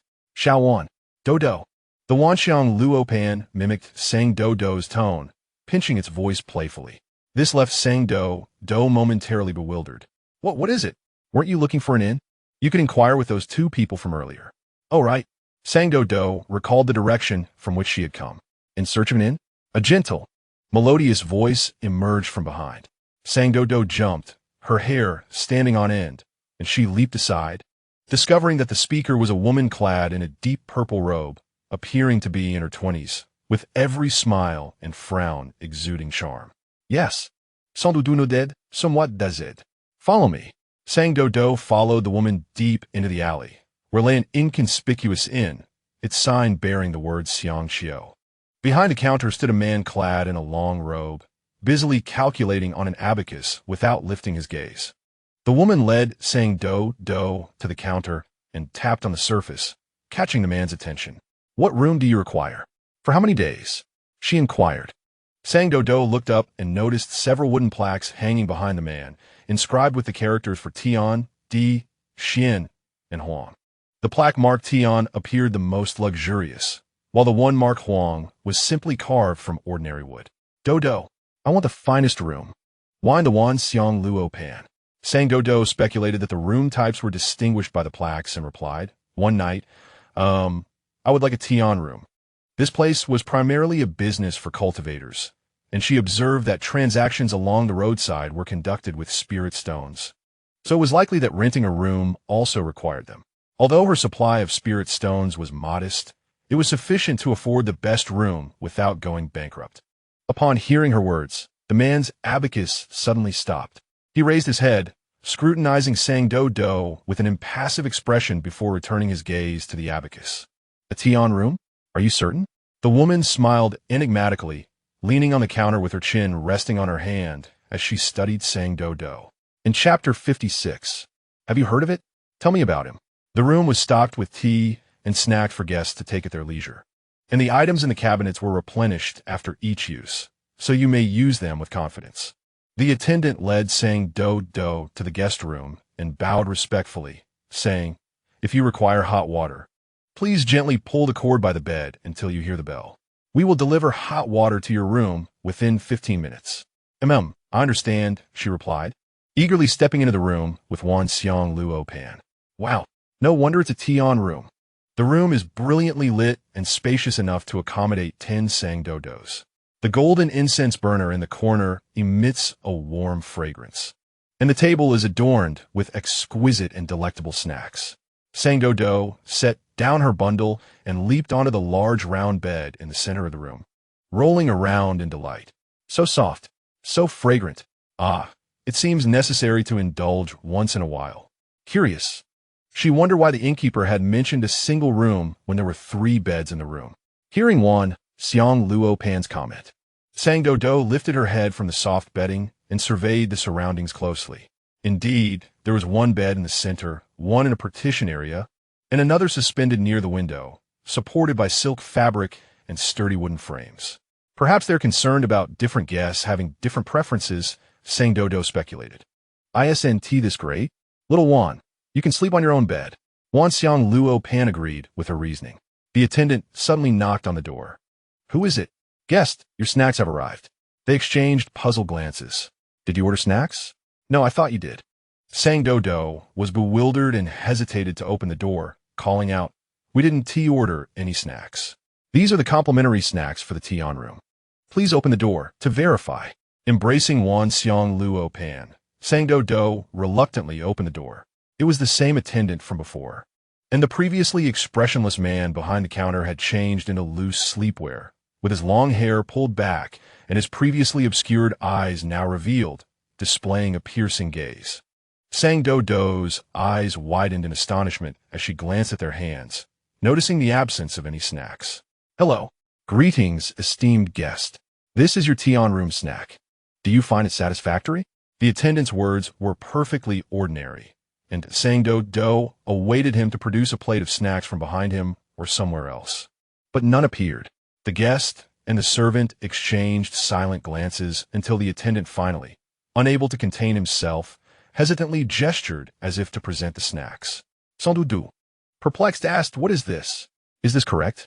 The man in sleepwear regarded Sang Doudou with a calm expression, showing no inclination to explain. You might be mistaken. I didn't request this kind of service," Sang Doudou awkwardly clarified to the attendant. The attendant, however, shook his head. "There is no mistake. You ordered a tea-on room. According to the rules, the person serving you should be selected from the 4 young masters. Today, as all 4 young masters are absent, Master Shi will serve you. Regardless, I don't want this service. But you should. Why refuse? You shouldn't waste your money. When in Rome, do as the Romans do." Wan Xiang Luo Pan admonished her. The attendant's face displayed a conflicted expression. The man finally stepped forward, lowering his head to look at Sang Doudou. "I beg of you." "Who is begging whom?" Sang Doudou questioned, nearly doubting her hearing. Who would beg someone for such a service? That fleeting moment of hesitation prevented her from immediately declining, allowing the attendant to seize the opportunity, bowing to both and quickly turning to leave. This left Sang Doudou and the man exchanging incredulous glances at the doorway. The silence stretched between them as Sang Doudou tightened her grip on the doorframe, unable to comprehend how the situation had escalated to this point. "Can you return to your room on your own? May I come in?" Sang Doudou quickly spoke as Shi quietly asked. Upon hearing his question, they both fell silent for a moment before simultaneously responding, "Sorry, that's not possible." Shi glanced at the corridor's corner and softly apologized to Sang Doudou, then stepped forward to gently wrap his arm around her waist, ushering her into the room before closing the door. Startled, Sang Doudou stumbled forward, swiftly drawing her sword and adopting a wary demeanor. "What are you doing?" Shi glanced at the sword pointed at his chest, his expression revealing surprise as he gently adjusted the sword's angle with 2 fingers, moving it slightly upward. In a direct confrontation, this position provides the best leverage.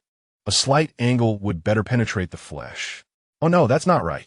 Sang Doudou exclaimed, "Who wants to hear your reasoning? This is my room. Please leave." Observing her reaction, Shi raised both arms in a gesture of surrender, signaling that he meant no offense. "I apologize, fair maiden. I bear no ill will. The person who brought you to the inn is my master, and remaining in your room is part of my examination task. I kindly ask for your understanding." "What examination?" Sang Doudou questioned, recalling the conversation she overheard when the reckless young master in white had startled her. "The winter examination of our sect is currently underway." "You didn't know?" Shi replied, surprised. "Then what brings you to Liangshan town?" "That is none of your business." Sang Doudou slightly lowered her guard but remained cautious. "Which sect do you belong to?" she asked. "You jest, fair maiden. There's only one sect within 100 miles, and that is Hehuan Sect." With a clatter, her sword dropped to the floor.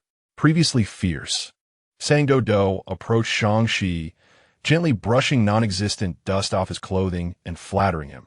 "So you are of Hehuan Sect? What a coincidence." Shi raised an eyebrow. "Oh, are you also of Hehuan Sect?" His tone suggested he was eager to hear her absurd claims. No. I wish to go to Hehuan Sect to save someone." "Save someone? Who?" Sang Doudou made a shushing gesture, stepping back to close the open window and glancing around the room to ensure no eavesdropping devices were present before leaning in closer. "Sang Si, She whispered the name. Shang-Chi paused in his motion to retrieve the sword. Have you heard of him? Sans Doudou incroyable. Shang-Chi scrutinized her from head to toe, his gaze lingering on her earnest yet unoffensive eyes before settling on her throat. He suddenly smiled.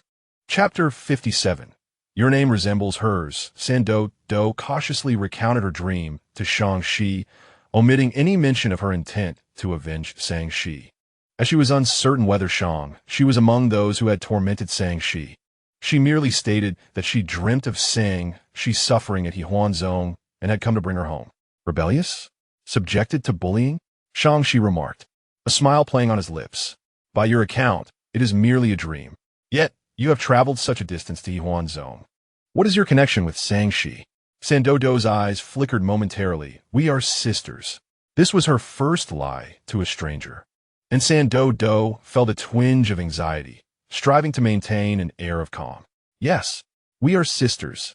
Shang-Chi is my elder sister, and I'm worried about her. Is there a problem with that? Sisters? Shang-Chi savored the term. That makes it even more peculiar. You claim she is your sister, yet you two have not been in contact for many years. What has prompted your sudden concern for this sister's suffering at Hehuan Sect? He stepped closer, his eyes widening slightly. Could it be that this is merely a ruse to infiltrate Hehuan Sect, and you have ulterior motives? The coldness in his gaze was both genuine and feigned, carrying an undertone of intimidation. Doudou, encountering such a cunning man on her first attempt at deceit, was oblivious to the mockery in his tone, feeling the pressure of her own fabrication mounting. Because I only recently learned she is my sister. As soon as I did, I rushed here. I encountered some delays along the way, but I truly tried to come as quickly as possible. What evidence do you have? The question struck Doudou like a blow, leaving her dizzy. She racked her brain for any evidence from her dream that could substantiate her claim of a connection to Shang-Chi. Just as the man was about to lose his patience, she recalled, I know she has a red birthmark on her right wrist. Hastily, she rolled up her sleeve to reveal her own left wrist. I have one in the same spot. It is a unique family mark. Indeed, Shang-Chi bore a red birthmark on her wrist in the dream, but there was no correlation between the two marks. In her desperation to deceive the man before her, Doudou spoke without restraint. Shang-Chi lowered his gaze, methodically reaching out to touch the marks Doudou had displayed, his expression inscrutable. He then shook his right hand to reveal his own wrist. I too have a red birthmark. According to your reasoning, are we perhaps triplets? How infuriating! Can I truly not deceive you? Doudou exclaimed, her anxiety causing her to break into a sweat, momentarily at a loss for words. The Wanxiang Luopan, unable to bear the situation any longer, trembled on her shoulder, urgently advising, Doudou, he is toying with you. Doudou looked up, and indeed, she saw the mischievous glint in Shang-Chi's eyes. He was indeed mocking her. Anger surged within her, and she forcefully pushed him away, rushing to retrieve her sword and thrusting it menacingly into the table. The tale had indicated that disciples of Hehuan Sect were not skilled in combat. Thus, if she merely showcased a hint of prowess, he would likely retreat. Then, she could smoothly request him to escort her to Hehuan Sect. Doudou believed she was being quite clever, entirely forgetting how calmly she had previously guided her. Clearing her throat, she intended to imitate Su Xinglan's authoritative tone to regain control of the situation. But upon noticing Shang-Chi's glance at the cracked table, he smiled sincerely. What impressive skill. This redwood Lu Yun Ba Xian table, nearly new, is worth 15,000 spirit stones. Will you be paying up front or on credit? Doudou's expression froze. How much? Her hand gripping the sword trembled slightly, her ears standing in disbelief, her eyes wide with shock. It was known that a room in the Tianzi Fong cost merely 3,000 spirit stones per night. However, the table was now damaged, and Doudou had no choice but to maintain her facade. Take me to Hehuan Sect to find Shang-Chi. You can set your price. Excellent. You exhibit the demeanor of Su Xinglan, Shang-Chi said, not blinking as he repeated his question. Will it be up front or on credit? Doudou gazed at him, and he at her. Up front, with a heavy heart. Doudou withdrew the sword from the table and extracted 15,000 spirit stones from her storage pouch to hand over to Shang-Chi. The Wanxiang Luo Pan lamented silently at the loss. The grand display she had attempted to create dissipated, leaving Doudou disheartened as she slumped at the table. Silent. Hehuan Sect, how detestable. Having received the payment, she appeared considerably more cheerful and seemed unconcerned with Doudou's numerous inconsistencies in her tale. He moved to sit across from her and quietly responded to her earlier remark. What are you saying? Given your assistance in helping me pass my assessment, I am obliged to assist you. You wish to enter Hehuan Sect? I shall take you. Really? Doudou exclaimed, her heart soaring with joy.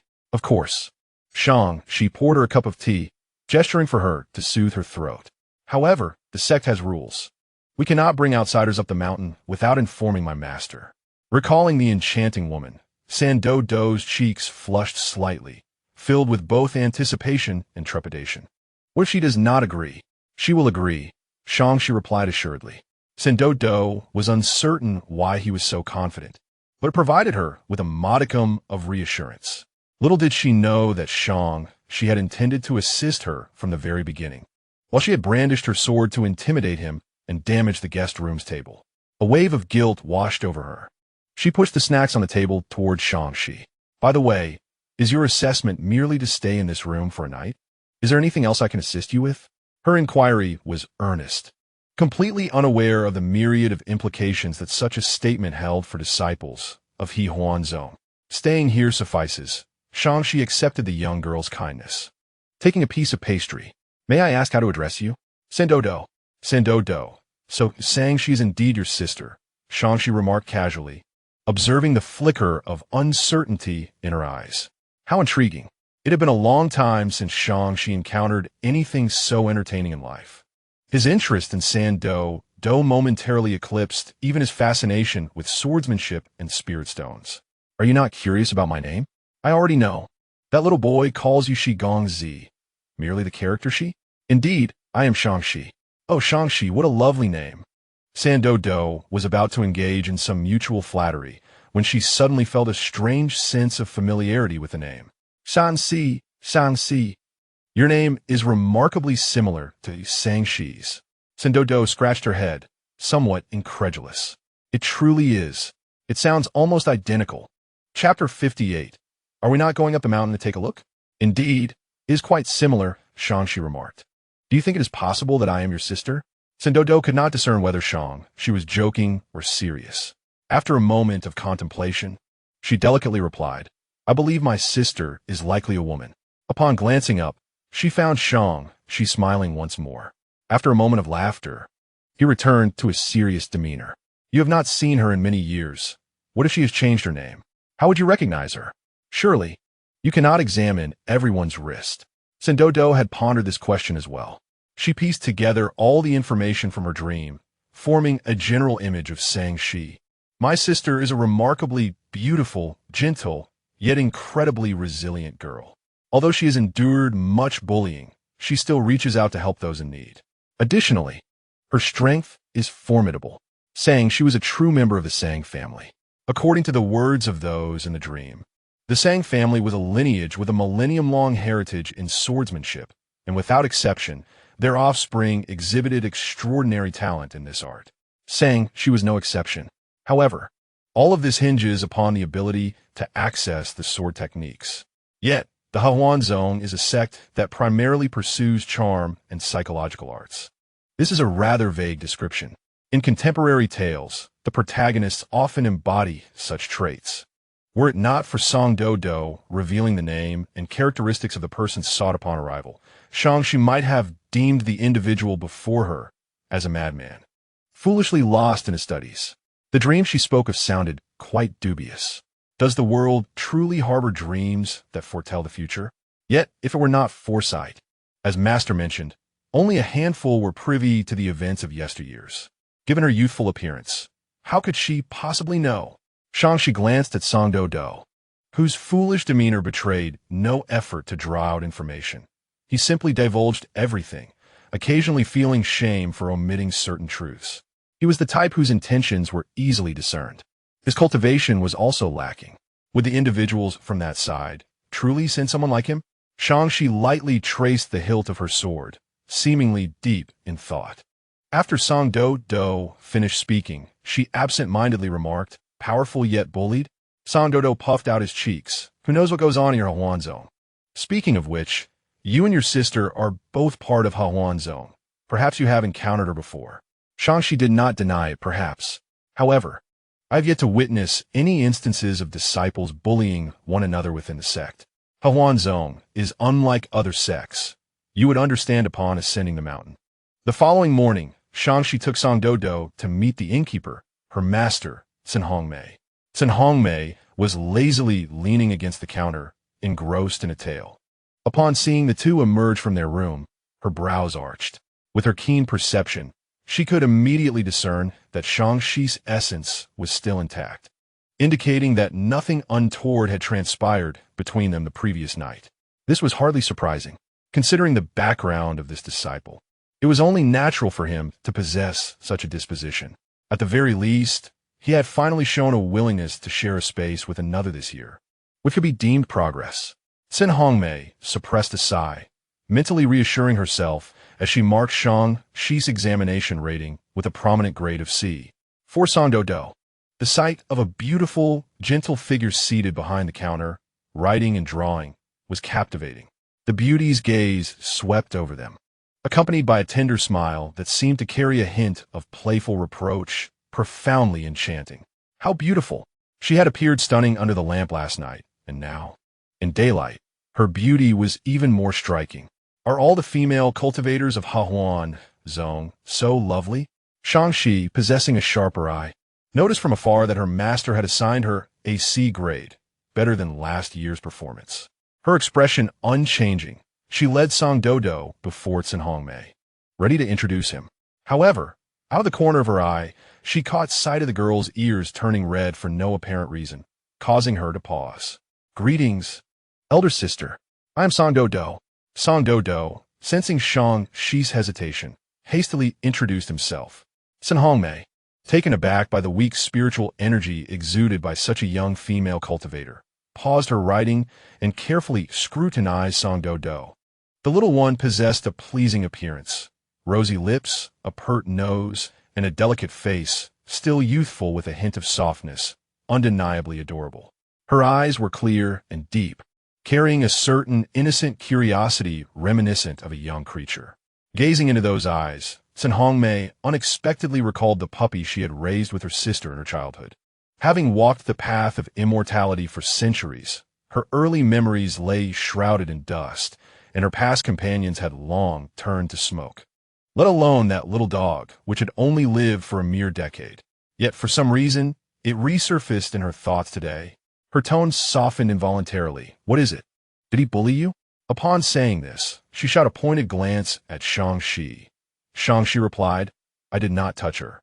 He spoke in a calm tone. It was better not to mention this matter, but once it was brought up, Sen Hongmei scoffed, "You think you have a reason to complain after not touching her? Go outside and see which Hehuan zone disciple resembles you. The reason you received a C grade this time is out of consideration for your father. Based on your performance last night, you ought to retake the examination. This is a major examination within the sect. I have tolerated it. If you dare to drag down the group during the year-end examination and allow those despicable male disciples of Chuanfeng to prevail, Sen Hongmei smiled as she snapped her pen in half. Song Doudou trembled slightly. The beautiful elder sister appeared frightfully fierce. Shangxi remarked, "She wishes to ascend the mountain." Upon hearing this, Sen Hongmei's expression momentarily softened, her fierce gaze transforming into one of tenderness as she looked at Song Doudou.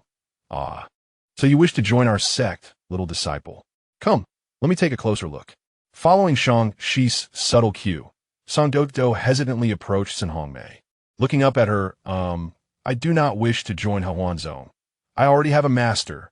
I want to ascend the mountain to find someone." "Whom are you seeking?" She was somewhat apprehensive about Sen Hongmei's potential disappointment, but the elder's expression merely revealed surprise, her tone remaining unchanged. "I am looking for Shangxi."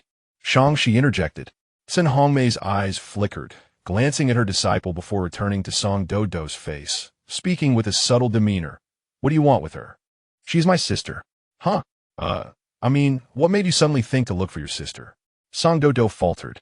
She could hardly express her suspicions regarding Hehuan Sect's treatment of disciples, nor did she wish to deceive the gentle and kind elder. A moment of silence ensued. She dreamt of her sister encountering trouble and could not put her mind at ease. Does your sister know you are in trouble? I do not know. Shang-Shi and her master exchanged glances, their expressions devoid of discomfort.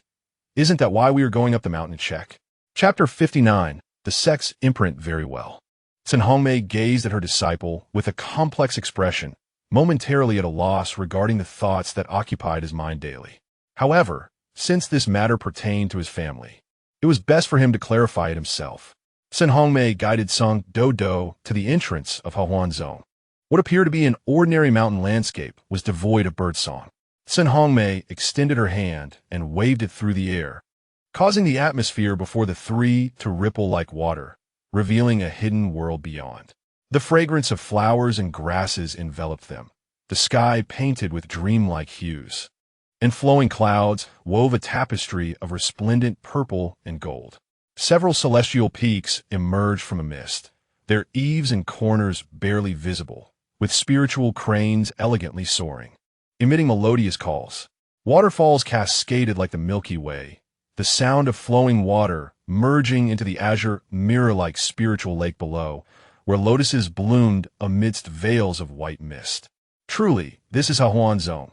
Wanxiang Luopan exclaimed in awe. So romantic. Song Doudou, stepping into another sect for the first time, was utterly captivated by the opulent and ethereal atmosphere of Hehuan Sect, so distinct from Wanxiang Sect, and could not help but voice her admiration.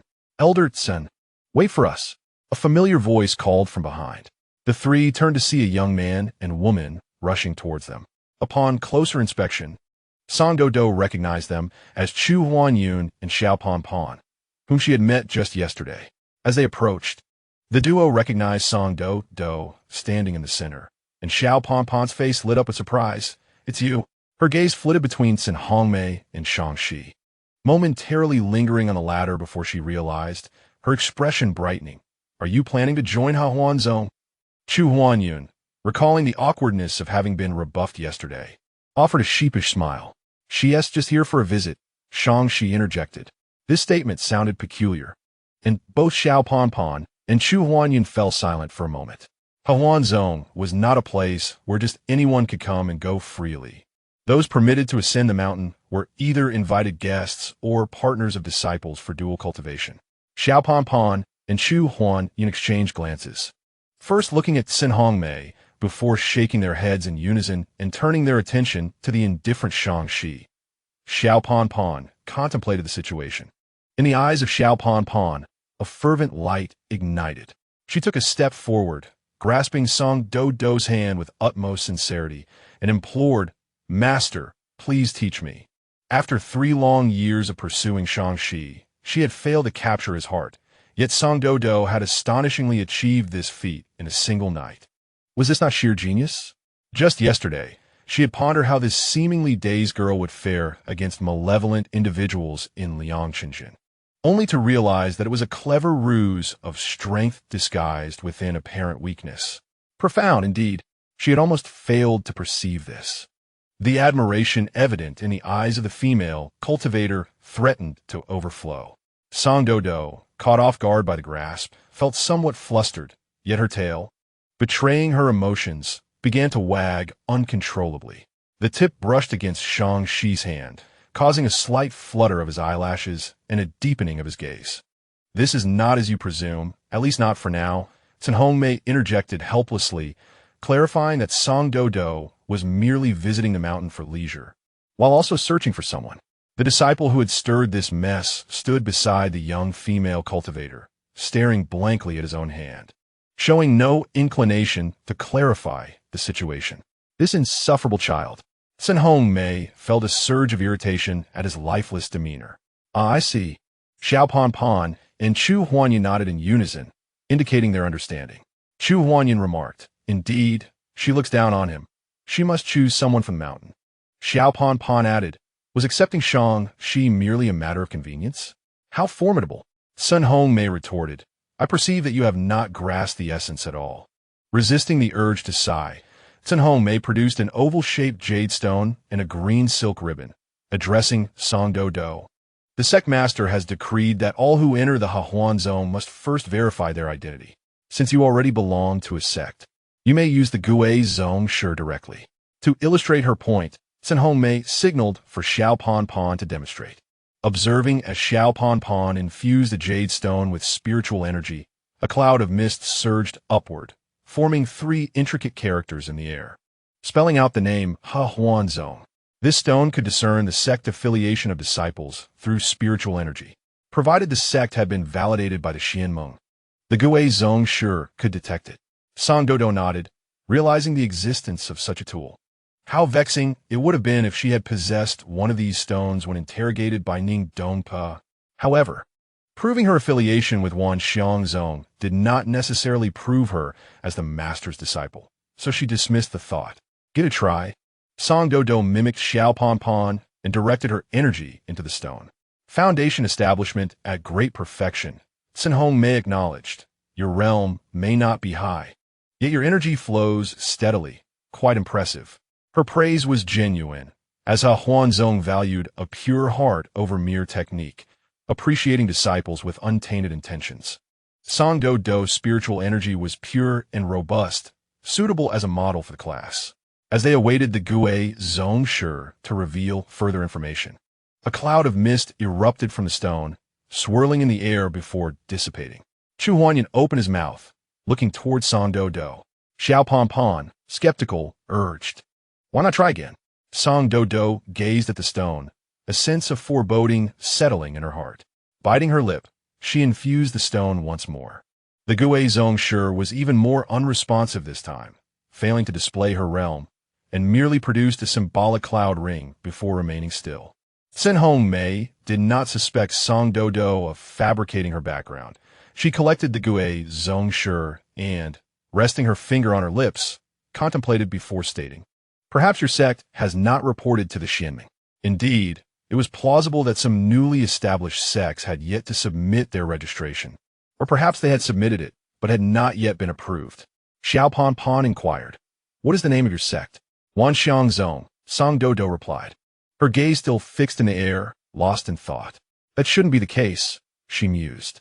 Wan Xiangzong, while not as renowned as the great Hehuan, was certainly not obscure, especially considering the recent emergence of Qingwu, who had led several disciples to sweep through various trials, currently basking in glory.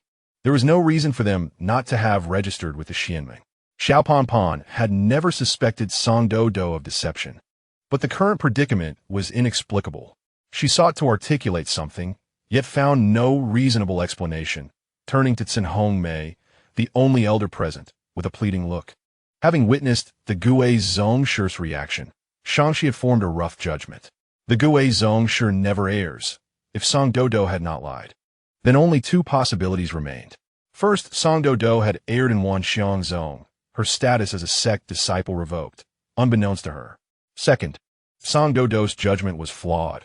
Wan Xiangzong had not accepted her as a disciple, and she had never undergone the spiritual imprinting of the sect, thus rendering her undetectable by the Gui Zong Shi. Observing the dazed expression on the young girl's face, he could not fathom what grave mistake she might have made to be expelled from the sect.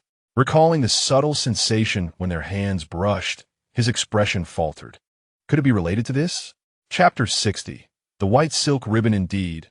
If she were a demon, it would be entirely plausible for Wan Xiangzong to expel her upon discovering her true identity.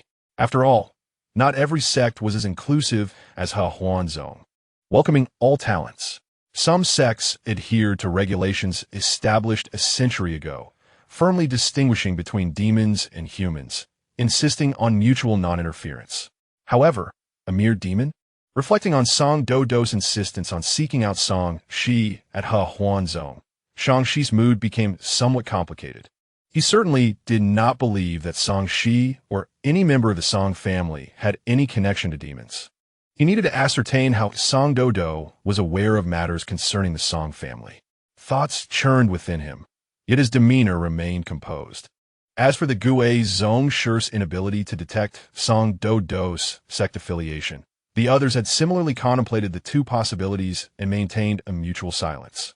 She stepped forward, taking the green silk ribbon from Hong Mei's hand, twirling it around his fingertips as he casually remarked, recently.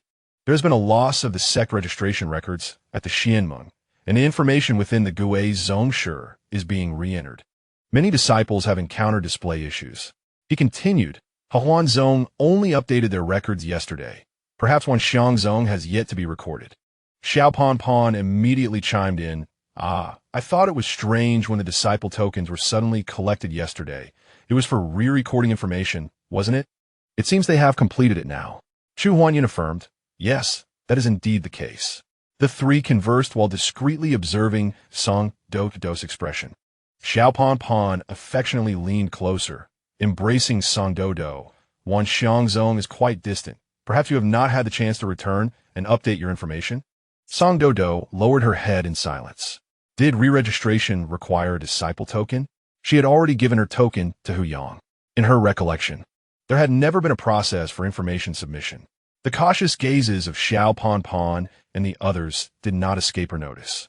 During her years on Qiushui Shan, apart from her master and a few senior brothers and sisters, no one else had ever visited. Much like Hehuan Zong, those without disciple tokens could not freely roam within the sect. She possessed a disciple token, yet for the past 18 years. She had likewise been prohibited from wandering unaccompanied within the sect.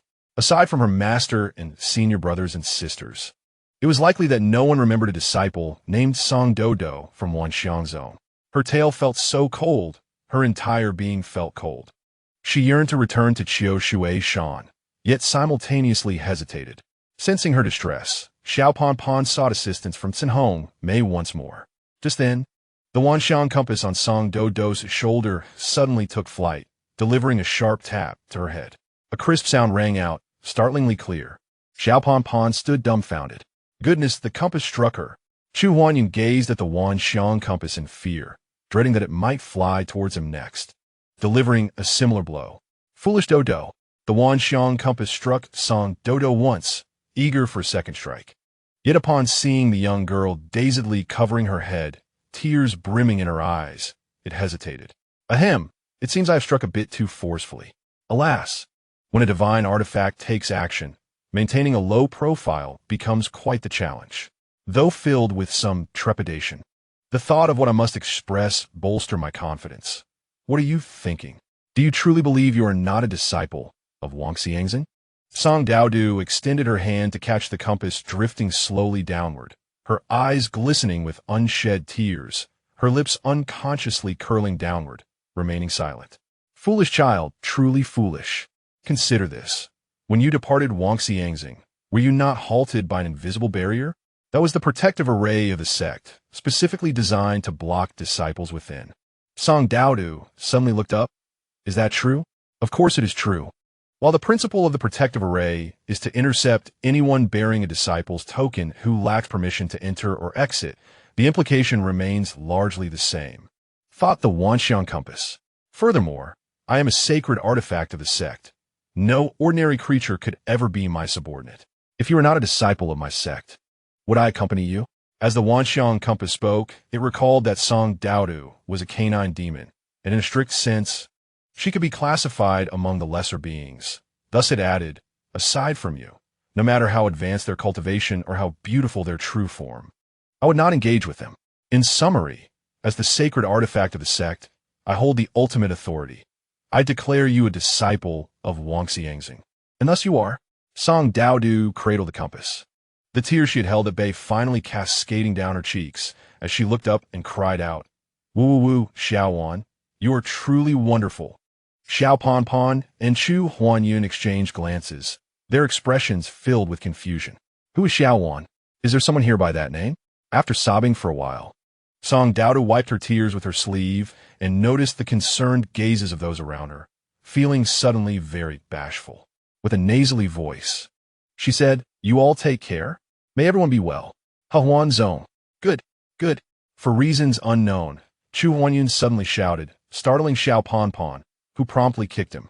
So, can I still enter Hehuan Zong without proof of my sect affiliation? Song Doudou anxiously turned to Hong Mei. Yes, of course you can. Sun Hongmei, having observed the changes in the girl's expressions, smiled brightly, her eyes even gleaming with a hint of excitement. She halted Shang-Chi from tying a green ribbon on Song Doudou, and instead produced a white ribbon from her sleeve, offering it to Shang-Chi. Use this one. It looks better. Shang-Chi exchanged a glance with her, and obediently tied the white ribbon around Song Doudou's wrist. For outsiders entering Hehuan Zone, it is mandatory to wear a ribbon indicating their identity, which can be classified into 3 colors. The first is red, indicating a valued guest, to be received by the sect leader or elders, with no interruptions from others. The second is green, signifying an ordinary guest conducting business, already affiliated with another sect or having a spouse, allowed to converse normally but not permitted to entice dual cultivation. The third is white, denoting a guest without sect affiliation or spouse, whose character and disposition have been recognized and approved by the internal members of Hehuan Zone, eligible to be taken as a disciple under an elder or courted by other disciples for dual cultivation. Once formally initiated or a dual cultivation partner is determined, the ribbon can be removed, allowing free movement and life within Hehuan Zone. Naturally, all of this relies on the guest's own willingness. But donning the white ribbon signifies the potential for further development with the sect's members. Yet, Song Doudou remained unaware of all this. She felt grateful for the kindness shown by Elder Tsin and Xiao Pan, but was also somewhat uneasy about the information regarding the sect, and thus did not linger on the color of the ribbon. I must find Shang-Chi soon. I must heal my senior sister's wounds quickly, Song Doudou thought. When she next sees her master, she will not hastily report her cultivation achievements or ramble on about her journeys down the mountain. Instead, she will first inquire why. Chapter 61.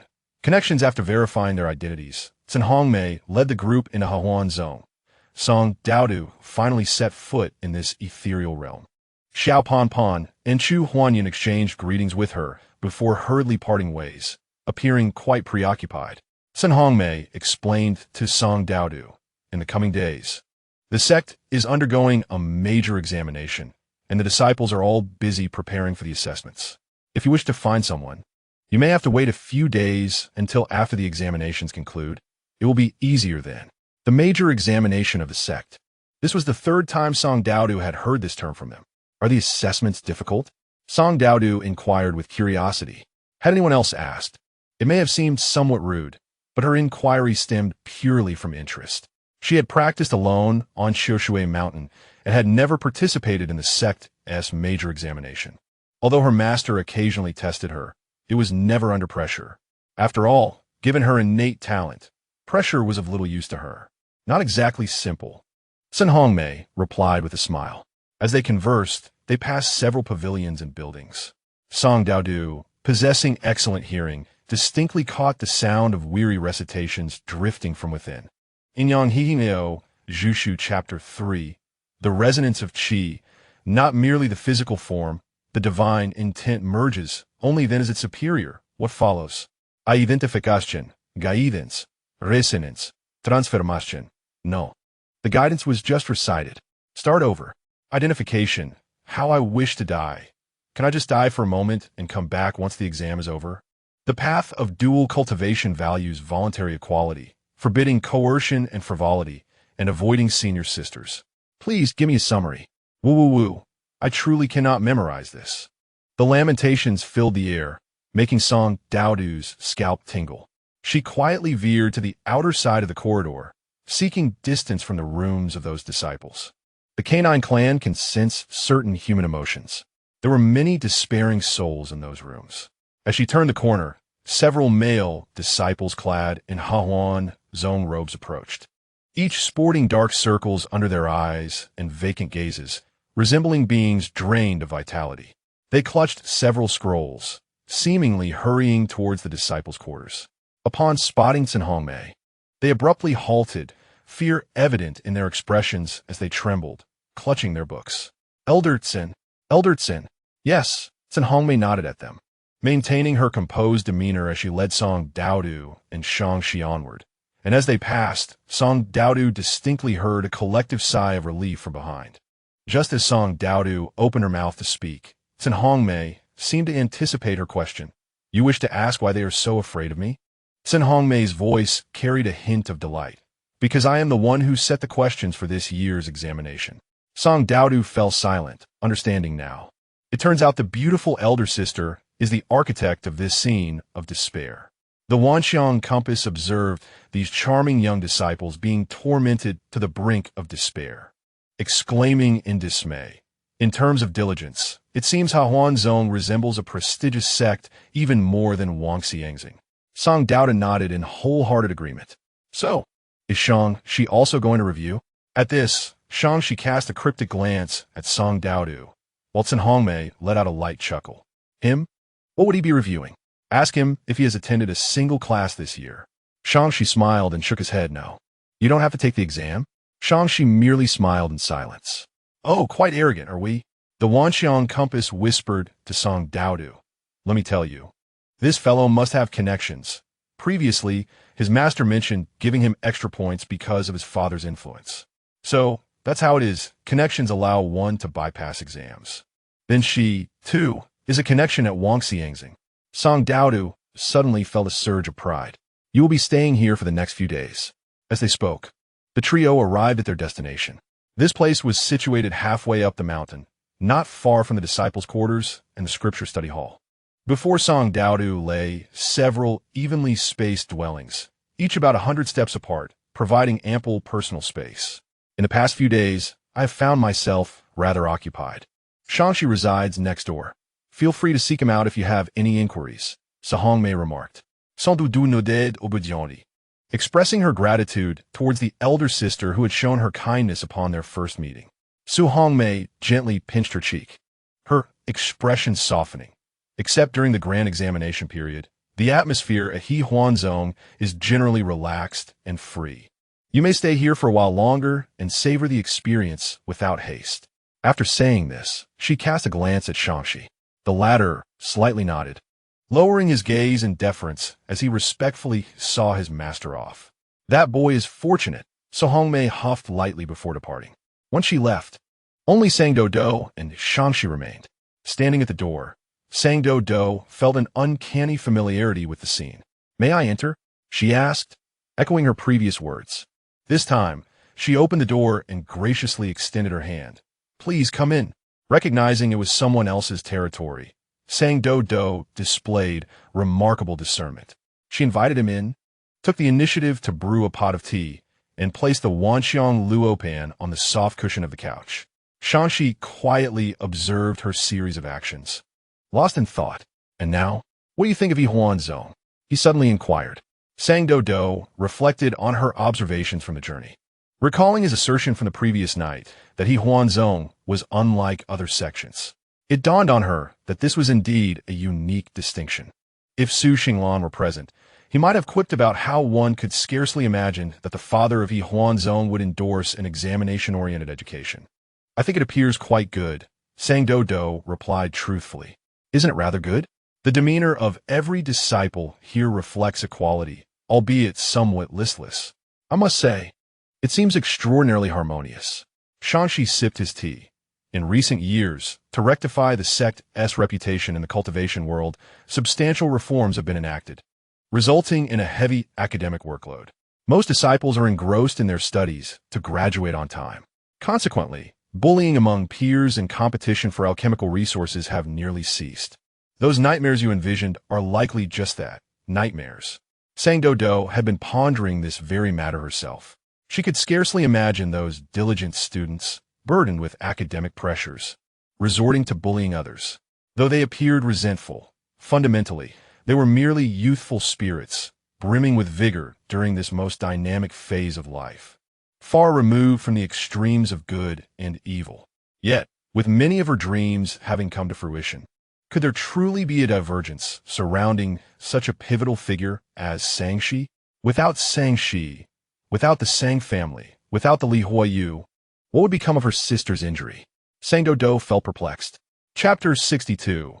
Shang-Shi's negotiation class after some time spent in contemplation. Sang Doudou could not discern the essence of the matter.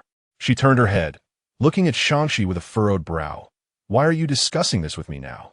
She was baffled. Shangxi had long understood the improbability of bullying within Hehuan Sect, yet still brought her to the sect, even passionately assisting her in explaining her reasons for ascending the mountain to Elder Su. Shangxi smiled gently. Seeing is believing, is it not? If I had not brought you here, would you have relinquished your desire to join the sect? Rather than let you struggle to find a way in, it is far safer for me to guide you. It had seemed true. Doudou felt a mix of shyness and gratitude. She had not anticipated that beneath Shangxi's playful demeanor lay such meticulousness. Initially, she had been wary of him. Furthermore, Shangxi lifted his eyelids slightly, maintaining a calm gaze upon her, saying she is indeed at Hehuan Sect. Doudou propped herself up on the table, excitement surging within her. Really? Where is she? At Hehuan Sect, he replied. Of course, I know she is at Hehuan Sect. But where exactly? In a place only I can find. Doudou paused, her expression shifting as she regarded Shangxi. The way he spoke made it sound as though he had confined Shangxi. However, was it true that Hehuan Sect forbade disciples from engaging in private conflicts? Did confinement not qualify as conflict?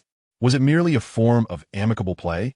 Doudou's brow furrowed in confusion as she scrutinized him, unable to glean any hidden intentions from his unruffled smile. After a moment, she awkwardly leaned closer. Can you take me to see her? Upon seeing her, what would you say? Doudou had a multitude of words she wished to express. She yearned to know if she was faring well at Hehuan Sect, to introduce her to their master, to inform her that her kin had entrusted her to their master before departing, to assure her that her family would return soon, that she had not been abandoned, and that she was loved. If she was willing, Doudou would beseech their master to take her on as a disciple again, restoring everything to its rightful course. Then, she wished to inquire if, after her brother's return, she could borrow the Li Huayu to save her sister. I want to ask her if she is happy at Hehuan Sect.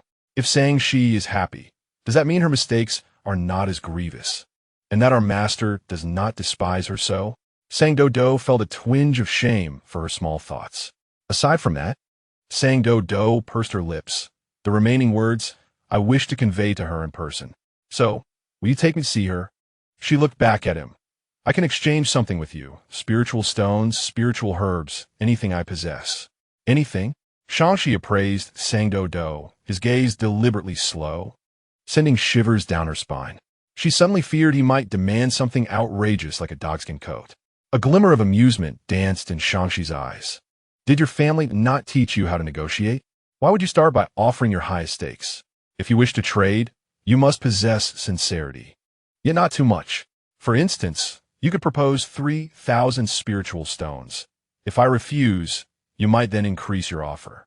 So, 3,000 spiritual stones for a chance to find Shangxi? Shangxi regarded her, chuckling as he shook his head. 4,000? 5,000? The Wanxiang Luopan on the couch seemed exasperated. The two were clearly in a playful exchange. Not enough. Doudou furrowed her brow in distress, gazing at him in confusion. You see, you have already escalated to an unreasonable price, yet I remain unmoved. At this juncture, what should you inquire? Isn't it spiritual stones you desire? Correct. What do you want then? Doudou was on the verge of losing her temper. After all that circling, they had returned to this question. I seek a fair exchange. For every question she poses to you, you shall answer her with an equal number of questions. After stating this, Shangxi glanced at Doudou, softly adding, and I wish to see your true form. Isn't that a fair exchange? Why impose an additional condition? Doudou protested in frustration, slapping the table. Shangxi feigned surprise, revealing that this little demon was not as dim-witted as she appeared. No, you are still rather foolish. Otherwise, why would you still be entangled in this matter? You have even forgotten to deny your demonic identity. Fine, let us not trade then. If you do not go to see Shangxi, I shall not reveal my true form. Shangxi casually spread his hands, reclining against the chair's back. Sans doute froze, her defiance dissipating as she slowly sat down. Something felt amiss. She had a request of Shangxi, while Shangxi had no need for anything from her. Thus, his price increases left her with no grounds for refusal, did they? It was merely a matter of reverting to her true form. Far better than being made into a dogskin coat. All right, it's a deal. In exchange for answers, I will show you my true form. After a moment of hesitation, she declared decisively, "Deal." Shangxi clinked his teacup lightly against hers. 3 days hence is the Huayu Festival. Come to the summit of Huaqing Peak, and I shall arrange for you to meet Shangxi. After stating this, Shangxi took his leave. Doudou spent some time understanding the nature of the Huayu Festival. In simple terms, it was a day of relaxation and revelry for the disciples of Hehuan Sect, occurring once every 3 years, always following the grand examination at year's end. On this day, the enchanting flowers of Hehuan Sect bloom abundantly across the mountains, creating a sea of shimmering blossoms that fills the valley with their sweet fragrance. Disciples gather under the moonlight to perform music and dance, honing their skills. A celebration takes place at the foot of Huaqing Peak, where disciples voluntarily set up stalls. Those participating in the festivities can engage in a variety of games and challenges, earning an array of small gifts. The night of the flower moon is a time filled with beauty and romance. It has become a long-standing tradition for disciples to express their affections and extend invitations for mutual cultivation on this night, as having a cultivation partner enhances one's practice significantly, making this festival highly esteemed by all. He has arranged to meet you on the night of the flower moon. What does it signify when the Wanxiang Luo Pan observes the excitement? It indicates that he has no romantic interest in his fellow disciples. Doudou gazes with sympathy. Surely, someone with feelings would have prepared well in advance. Eldertson mentioned he hasn't attended classes, implying he has no interest in mutual cultivation. Indeed, Wanxiang Luo Pan ponders, imagining the scene of Shangxi confessing to Ling Shi. Doudou counts the days. It has been over half a month since descending the mountain. She wonders if her master has returned from the Xianmeng. Is her senior sister's injury improving?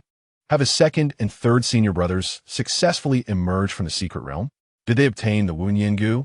Meanwhile, within the Jiuchang secret realm, Ling Xiao leans against the root of an ancient tree covered in moss, panting heavily. Across from him, Yanzhe sits under another tree, supporting himself on his knees. His hair disheveled, equally disheveled. Damn, that foolish dog was indeed correct, Ling Xiao mutters under his breath. Half a month ago, on the very day he conferred with Doudou, he entered the secret realm. However, upon entry, he found himself thrown into a dense jungle, landing squarely on a fruit-bearing spiritual herb. Grimacing in pain, he retrieved the crushed fruit from beneath him, only to find himself staring into the enormous amber eyes of 4 beasts. This is disastrous.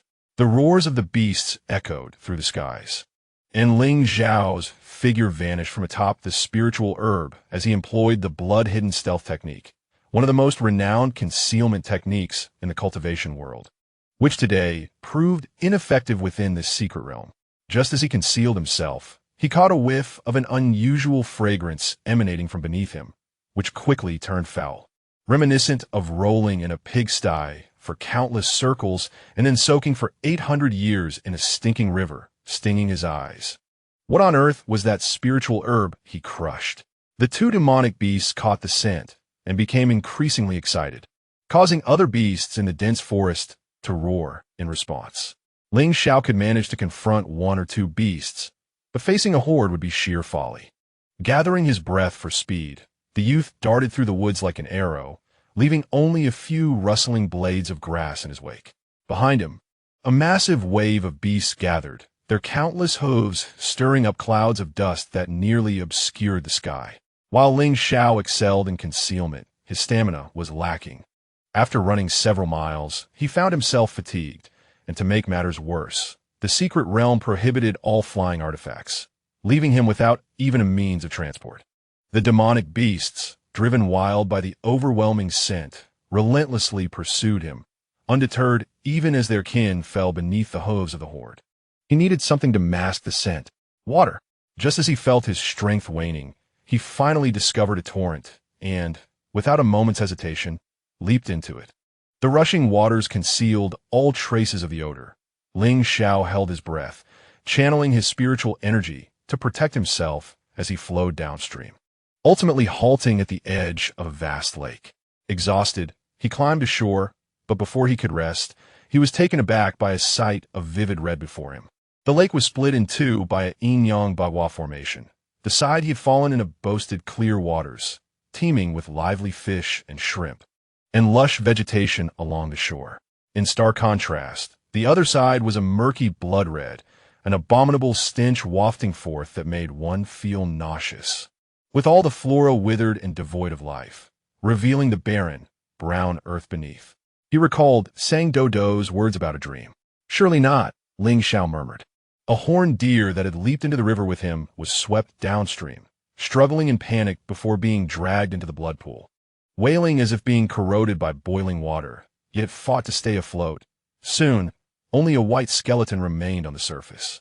This blood water carried an ominous aura. Realizing this, his first instinct wasn't to flee or investigate, but to retrieve Yin Zai's mirror soul fire from his spatial pouch. He had promised to help her return, and he had no intention of breaking that vow. The flames still flickered, pulsating like a heartbeat. This indicated that Yin Zai was alive and nearby. What else did she say? Yin Zai inquired after regaining her composure. She bore mottled wounds, scattered across her torso and lower abdomen, remnants from the blood pool. The blood pool was exceedingly bizarre. He had entered the secret realm alone to procure the Wu Yin Gu, but was lured by the miasma at the shore, inducing hallucinations. And by the time he regained his senses, he was already amidst the lake's waters. Fortunately, over the years of wandering, he had accumulated numerous protective artifacts, which allowed him to endure until Ling Xiao arrived. Had he been a moment later, he too would have become one with the bones in the pool. He hadn't anticipated that his junior sister could dream of all this beforehand. Thinking of Sang Doudou brought a gentle smile to Yin Zai's lips, her gaze softening as she touched the fabric over her chest. Remarkably, after such a tumultuous half-month, the item remained intact. What else could be said? I dreamed of you all getting into trouble and weeping, soaking my clothes in the process. Ling Xiao produced a new vial of medicinal powder from his sleeve, applying it to the wounds on his abdomen without hesitation, wincing in pain. Did you inform her about Fu Mingyue's injuries as well? That wasn't my doing, Ling Xiao replied while binding clean white cloth around his waist. When I arrived, Master had already informed her. I merely supplemented the details regarding you and Masteress whereabouts. Yin Zai furrowed her brows. Now she'll undoubtedly worry again. Better to worry than to know nothing at all, right? The keenest nose belongs to a dog. Do you truly believe she doesn't detect the scent of blood on you every time you visit her courtyard? Ling Xiao scoffed lightly. Stuck in that little courtyard. She's the only one foolish enough to stay. Anyone else would have left long ago. I ask you, do you genuinely believe in that so-called demonic seed theory? Ling Xiao evidently had held these thoughts in for far too long and seized this opportunity to voice them. If that individual were a demonic seed, who in this world would be less frightening than her? Who could still be deemed a good person? To place the safety of the entire world in the hands of a mere foundation-building demon. What sort of skill is that? Hearing this, Yin Zai's gaze flickered, but he remained silent. Speak. Ling Xiao was exasperated, shifting his injured body closer to kick him. Don't pretend to be a blockhead. You're not fooling anyone. Yin Zai lazily sidestepped, showing no intention of assisting him as he stumbled. What shall I say?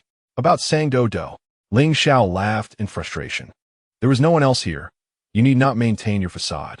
Over the years, your dealings in broken goods have actually been an investigation into the demonic energy. Haven't they?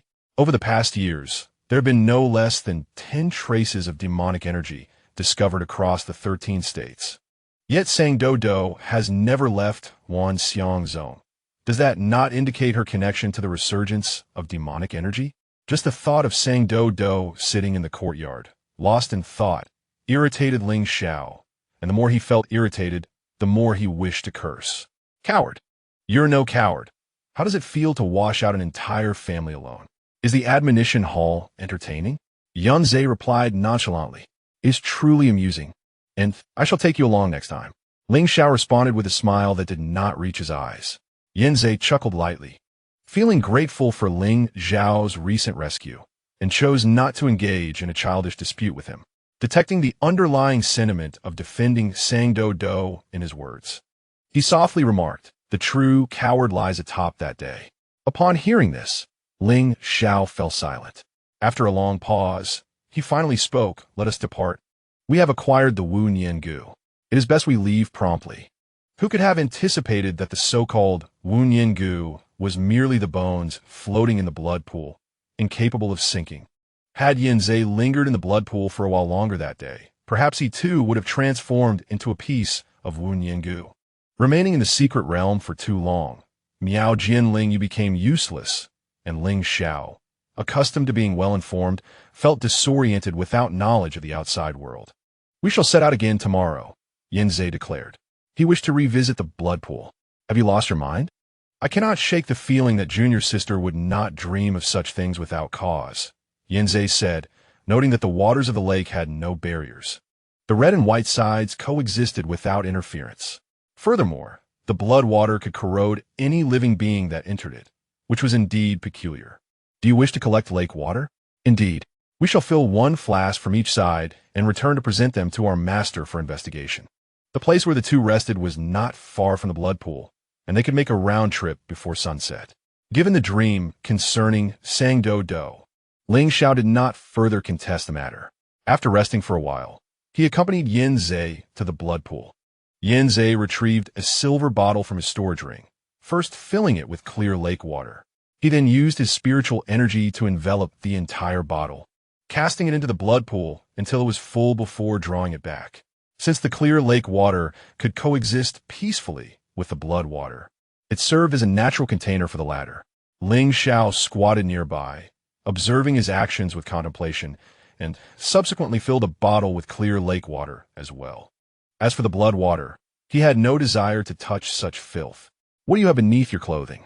As Yanzei filled his bottle and stored away, Ling Xiao suddenly inquired. He had noticed for some time that Yanzei was protectively clutching something against his chest, his pallor from injury resembling a man imitating a delicate woman, which made Ling Xiao feel quite disgusted. Yanzei glanced at him, his tone light. A toy for junior sister. Why do you not bring me and Fu Mingyue some trinkets? If you could become junior sister, I would make up for all the toys you have missed over the years. Yanzei smiled at him. Doudou would surely be delighted to have an additional senior sister. Suddenly, a dagger struck the tree behind Yanzei, mere inches from his neck. You should keep your mouth shut, Ling Xiao said coldly. Even a dog's words sound more pleasant than yours. No. At Hehuan Sect, Fu Mingyue abruptly awoke from her dream. She stared blankly at the ceiling for a moment before slowly sitting up.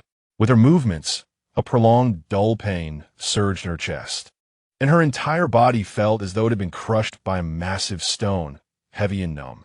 Her complexion remained unchanged as she assessed her current state. She skillfully stood up from the bed and moved toward the window step by step. Fu Mingyue harbored a faint psychological preparation for her physical condition. The sudden appearance of Su Yuanguan's sea beasts had caught her off guard, with two of them already at the mid-stage of the Yuaning, and the disciples from other sects guarding alongside her were unprepared, swiftly being dragged into the sea. She too was engulfed by towering waves, but fortunately, she managed to encase the water beneath her in ice using Tai Shuang, though that was the extent of her ability.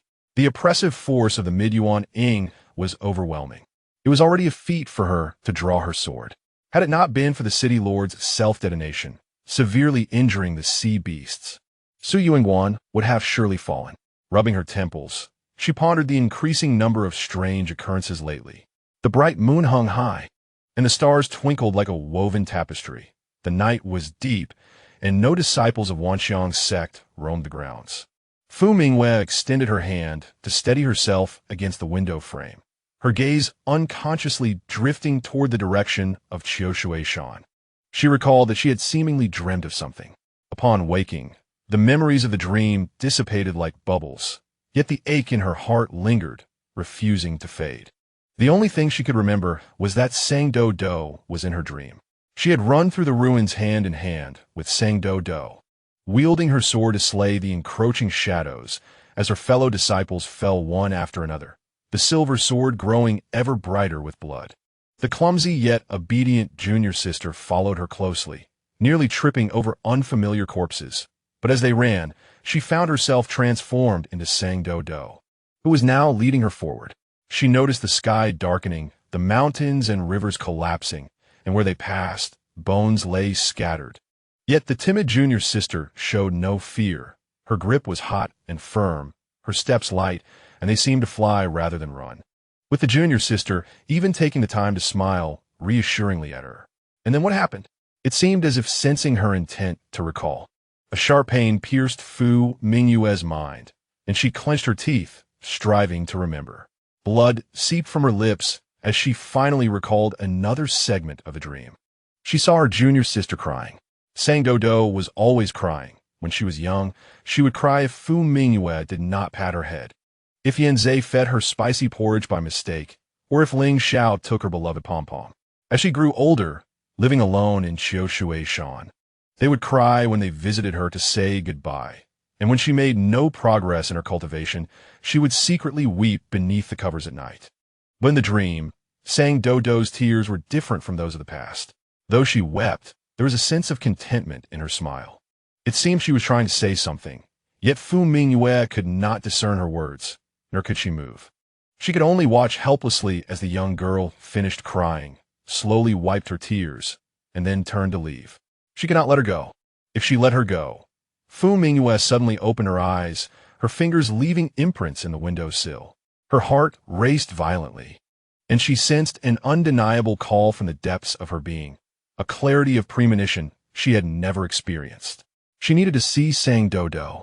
Now, immediately. However, she evidently underestimated her current frailty. Just as she reached the door, Elder Wen Chen's urgent voice rang out, "Mingyue." In the next instant, darkness enveloped her, and she lost consciousness. Sensing the bell by the window had been disturbed, Elder Wen Chen hurriedly arrived, suspecting Fu Mingyue had awakened. "Why does the moment I call? She collapse?" This child, still not recovered from her injuries, should not be lying down elsewhere. After checking her pulse, he discovered that Fu Mingyue had fainted again. According to his estimation, she would need at least 3 more days to awaken. Yet here she was, having stood up and walked to the door. Could it be the phenomenon of startled dreams mentioned in ancient texts? How strange, how strange. If he were to speak, none of the disciples under Hehuan Sect were worry-free. A taciturn Fu Mingyue, who often drew her sword for duels, an errant Yanzai, who traded spiritual treasures everywhere, and a complex Ling Xiao, often under arrest warrants. What a gathering of talents. One might think he was raising a horde of spirits on the Donjon Mountain. Yet, there was one obedient disciple on Shan, who was unfortunately burdened with such a heavy reputation by the Immortal Alliance. After reaching an agreement with Sang Doudou, she returned to his dwelling. The night was deep, and instead of immediately resting, he leisurely changed his clothes and descended to the basement. Yes, his room indeed had a basement. However, it did not house any innocent maidens, but rather a well-crafted memorial tablet. The wood used for the tablet was of superior quality, impervious to water and fire. Even though it had been kept in the dark basement, there were no signs of mold or dampness. Nevertheless, the inscriptions on the tablet were faded and clearly had been damaged by human hands. Shangshi lit several incense sticks before the memorial tablet, observing the rising smoke with a countenance shrouded in ambiguity. After a prolonged moment, he whispered, "Father, mother, brother." He retrieved some prepared fruits from his sleeve and meticulously arranged 3 of them in order before the tablet. "Do you know, in recent days, I encountered someone who, upon seeing me, declared her intention to join Hehuan, claiming to be the younger sister of Shangshi." A flicker of amusement momentarily graced Shangshi's face. It quickly reverted to a serene expression, though his tone retained a hint of elevation. "I am unaware of when you conferred upon me as sister. That person appears somewhat foolish, a reckless simpleton. She bears little resemblance to me. Rather, she resembles my brother. If one were to say, she is my sister, I would find it more credible to assert she is my niece. However, that seems improbable, for she is but a small demon, unable to conceal her tale, yet possessed of considerable audacity, daring to return with us solely on the premise that Shangshi might be in Hehuan.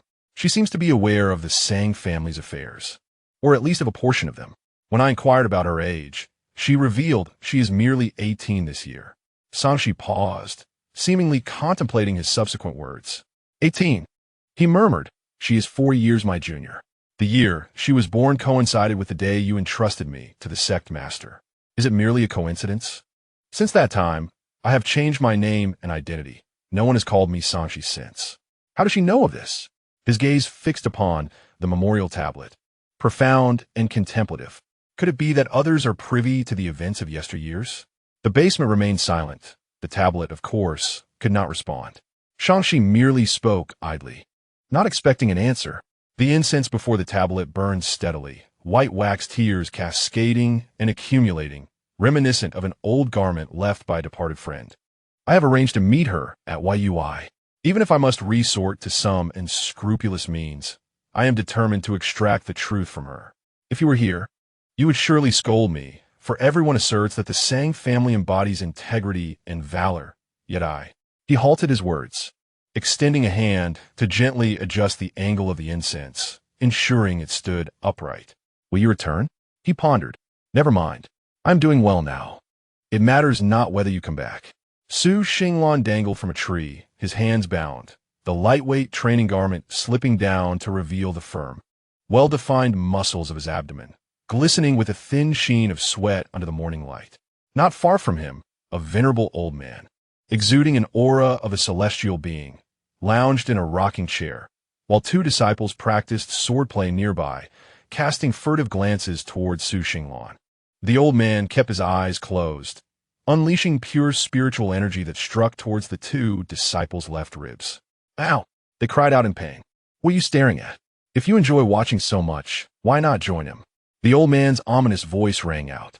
The two disciples immediately shook their heads in unison.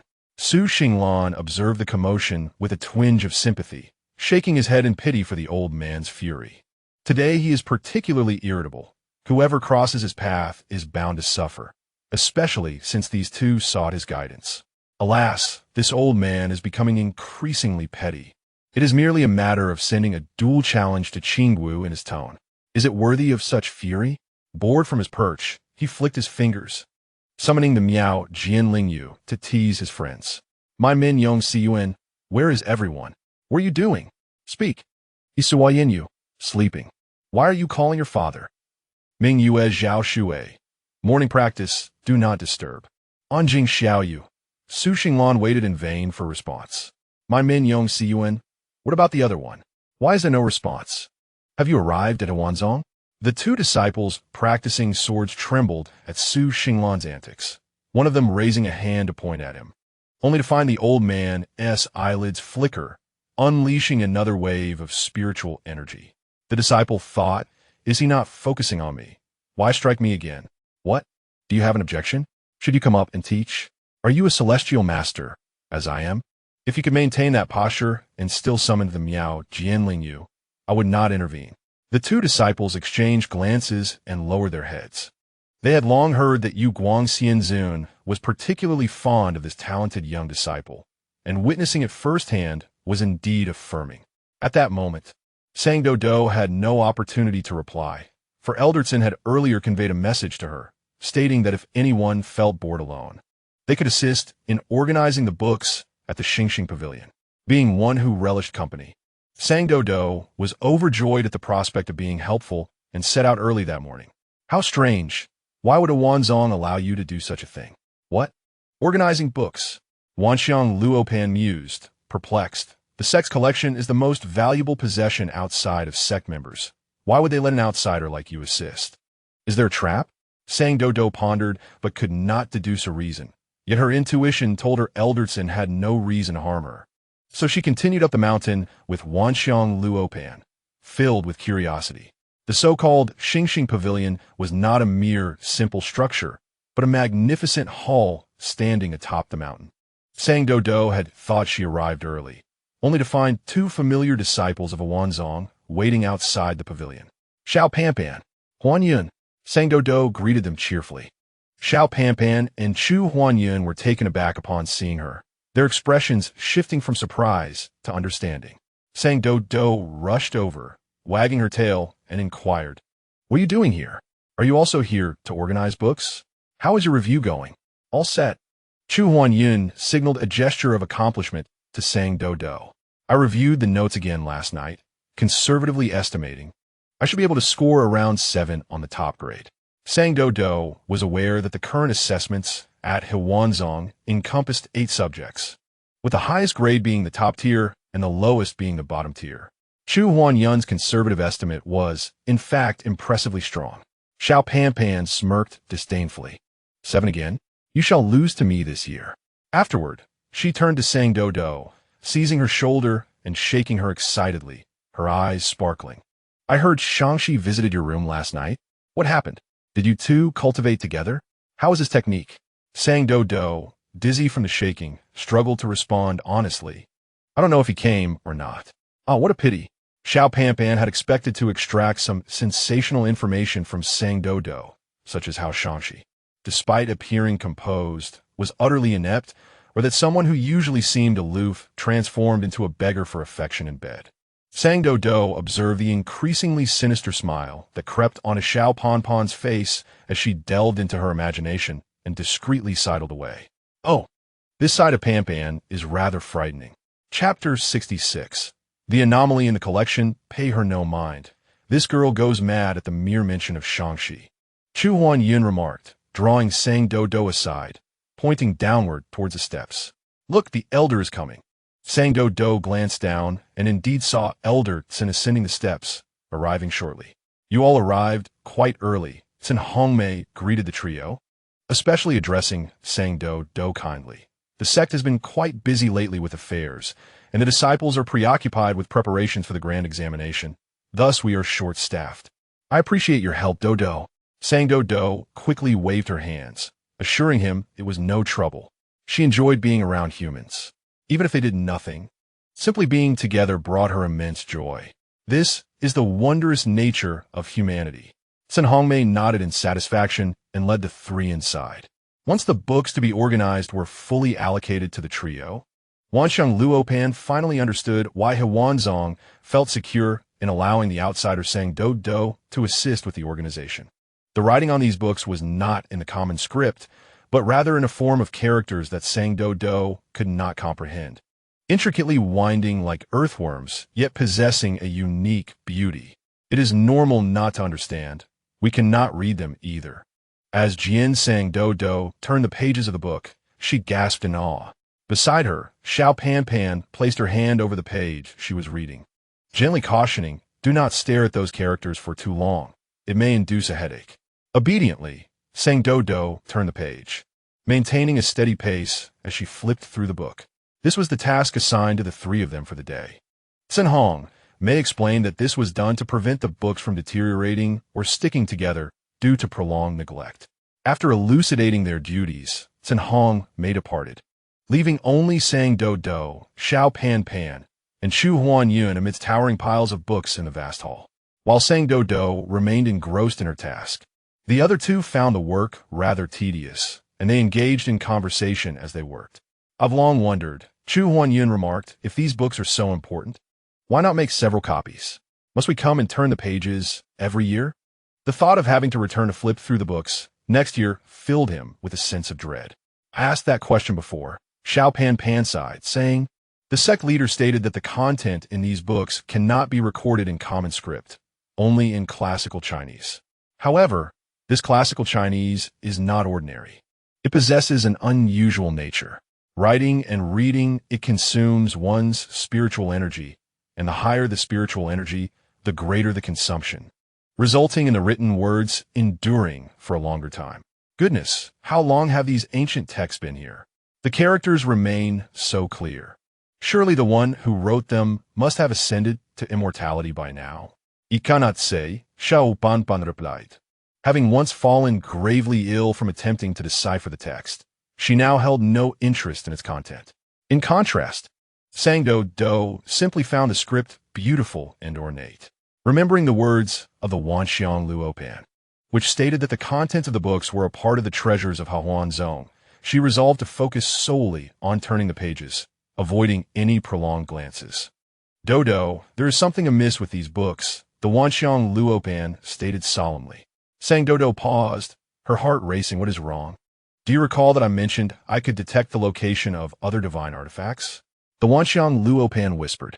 I just confirmed multiple times that these books emanate the aura of divine artifacts. So they're divine artifacts, Sang Doudou exhaled in relief. The Wanxiang Lapan's grave tone had led her to believe the books posed a danger, but upon hearing the explanation regarding the artifacts, she felt reassured and settled back down to continue her task. Wait, the Wanxiang Luopan exclaimed again. What now? Sang Doudou halted once more. It is not merely the aura of divine artifacts. You must follow the direction indicated by my pointer and locate the book that feels most uncomfortable to you. Alarmed by the Wanxiang Luopan's words, Sang Doudou's tail bristled as she cautiously followed its guidance. She approached a pile of books that had partially collapsed, revealing a yellowed volume nestled within. Doudou, Xiao Pan Pan queried, puzzled by her sudden advance. What is it? What has happened? She began to rise to investigate. Pan Pan, do not come over yet. Sang Doudou called out loudly. Her nerves heightened as she gazed at the volume. Is this the one? It should be. Pick it up for me to see, the Wanxiang Luopan urged. After a moment's hesitation, Sang Doudou steeled herself, lifting the book while keeping her eyes shut. What now? Is it the right one? Should we summon the elders? Oh, it is fine. Just return it, came the response. Huh? Sang Doudou was taken aback. Return it? It is not just the aura of divine artifacts. The artifact itself is hidden within these books, the Wanxiang Luopan explained. It is likely the one you are holding, but it seems it has not developed sentience and cannot even greet us. How rude, it added disdainfully. Sang Doudou lowered her head. Is this it? Just this? Sensing something amiss, the Wanxiang Luopan shrank back towards her shoulder in a somewhat contrite manner. Concerned about Sang Doudou's state, Xiao Pan Pan, who had intended to stand and take a look, witnessed Sang Doudou retrieve the yellowed ancient book from the pile and then gently place it back. She then flicked the Wanxiang Luopan off her shoulder, the compass lacking limbs, yet it appeared to struggle, ultimately being tossed onto the soft mat below. The young girl's actions contained a hint of irritation as she muttered something that sounded like a reprimand to the Wanxiang Luopan for being frightening. It seemed she was in a lucid state, merely engaging in dialogue with the compass. Xiao Pan Pan and Chu Huanyin exchanged glances, finally feeling relieved. Organizing the collection of books was not an easy task. The reason for the three of them being there was not merely due to Eldertson's claim of the disciples being busy with the impending major examination. Rather, it was because there was something peculiar about these texts. The writing on these pages was exceedingly obscure and complex. Those with weaker minds would gradually begin to comprehend the content through their perusal. However, this so-called content was merely a fabrication influenced by their inner desires. There had been instances in the past where disciples, convinced they had discovered a unique and unparalleled secret manual, attempted to steal the book from the Yaoxing Pavilion. Thus, those selected to organize the collection were undoubtedly individuals of resilient character, free from obsessive desires. Due to the principles of Hehuan Sect, which emphasized the cultivation of the mind, those chosen were generally the top disciples for various generations, like Xiao Pan Pan and Chu Huanyin. Even so, it was not uncommon for disciples to be bewitched by the collection. Therefore, when they saw Sang Doudou appear there that morning, it caught them by surprise. However, Eldertson, being the sister of the current sect leader, had the authority to manage the sect's affairs in her absence, and neither of them objected to her decision. Perhaps there was something extraordinary about her that caught Eldertson's eye. Chapter 67. In these times, who does not possess a Miao Jian Lingyu? By the time the sun set, the three of them had managed to flip through only half of the collection. Xiao Pan Pan yawned, standing up and suggesting, how about we call it a day and return tomorrow to finish the rest? Let us go, Doudou. We can head to the cafeteria for a meal. My junior sister just messaged me, saying they have bamboo shoot stewed with chicken today. That ain't you specialty. You must try it.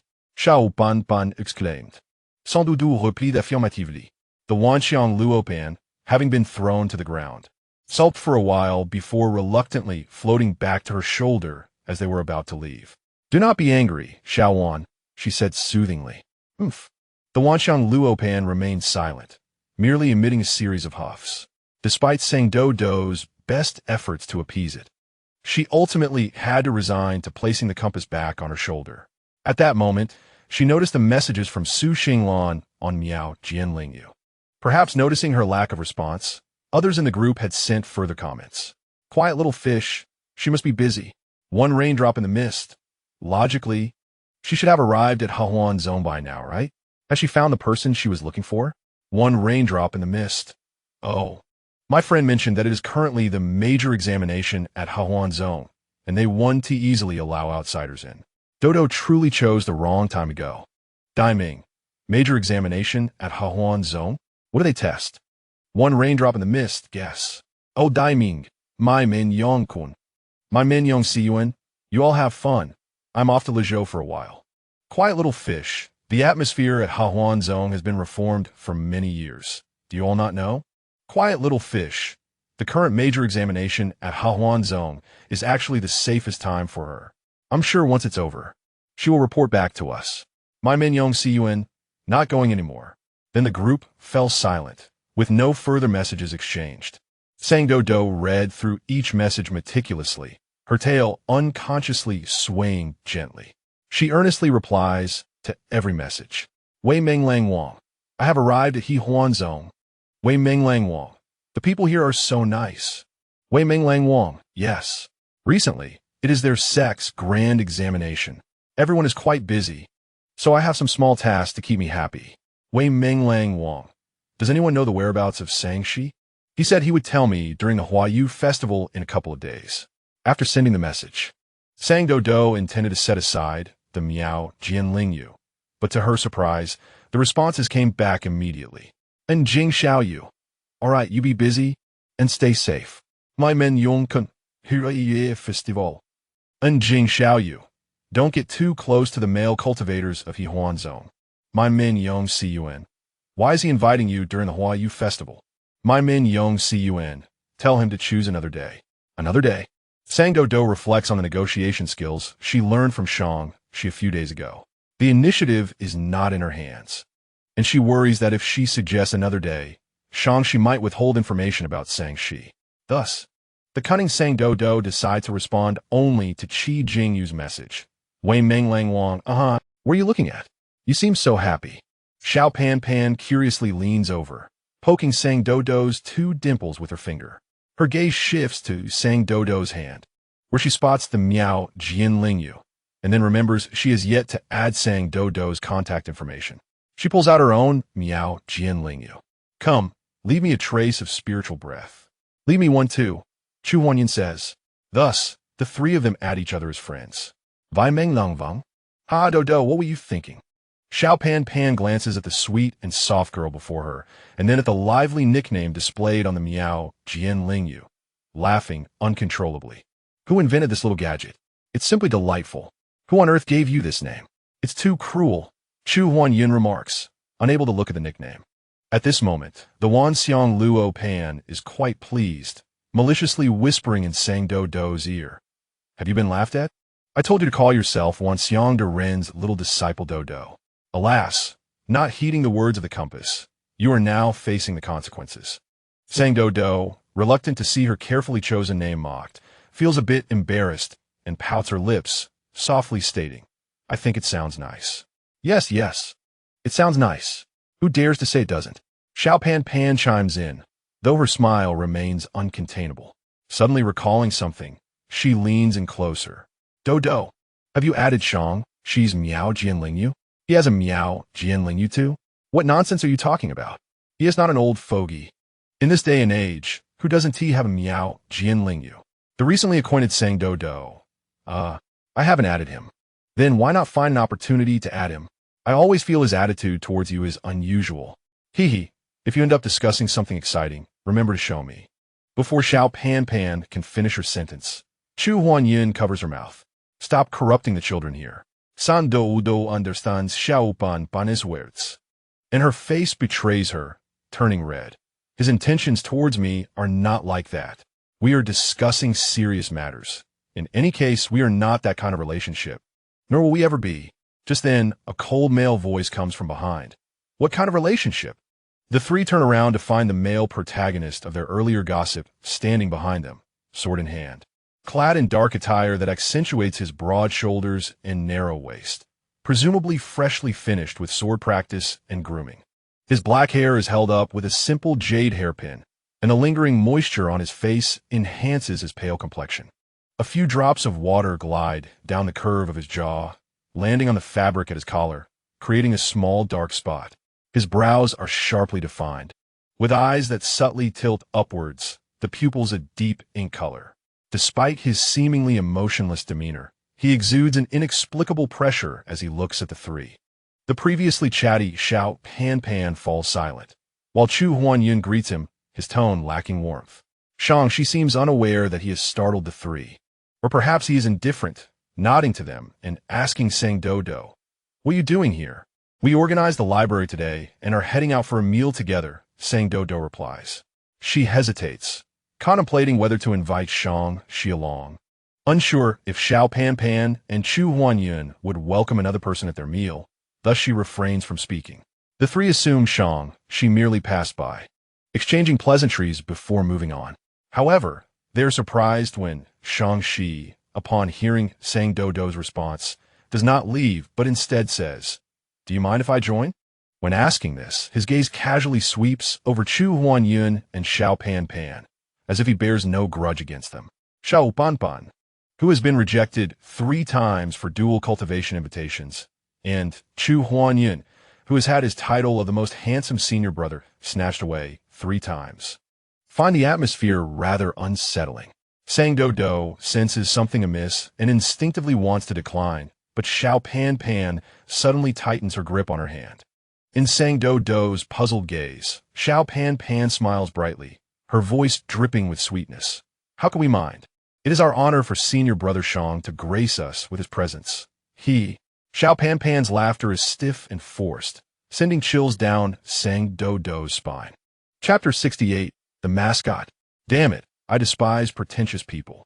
Observing Shi sitting beside him, straight-backed and calmly sipping tea, Chu Huanyun seethes with frustration. This person rarely comes to the cafeteria, and the younger disciples are all watching him. In the brief moment they have sat down, the shy little sister who had timidly asked Chu Huanyun if they could dual cultivate just passed by 3 times. "What is going on?" "He is sitting right here. At least come when he is not around. Eat more."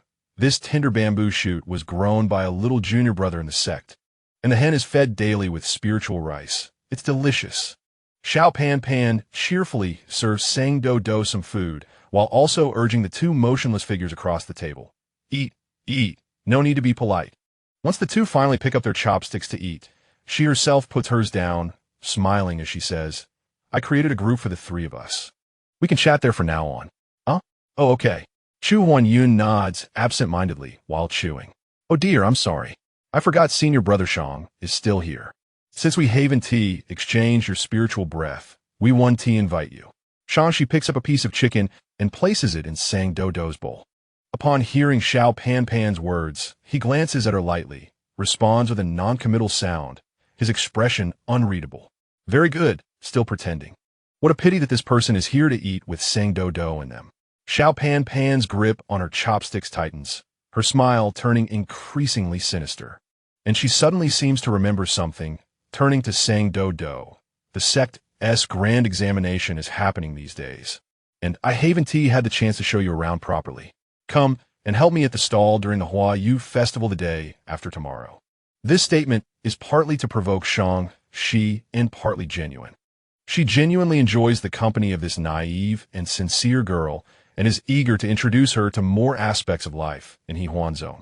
"Help at a stall?" Sang Doudou looks up in confusion. Did Pan Pan apply to set up a stall?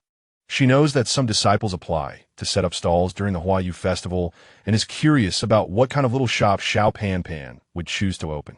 "Yes." Mentioning this clearly excites Xiao Pan Pan. "I can't reveal the details yet, but I promise it will be fun. You absolutely must come. It will be both delightful and thrilling." Sang Doudou's curiosity is piqued by her description, and coupled with the enchanting portrayals of the Hua festival from books, she feels a strong urge to attend.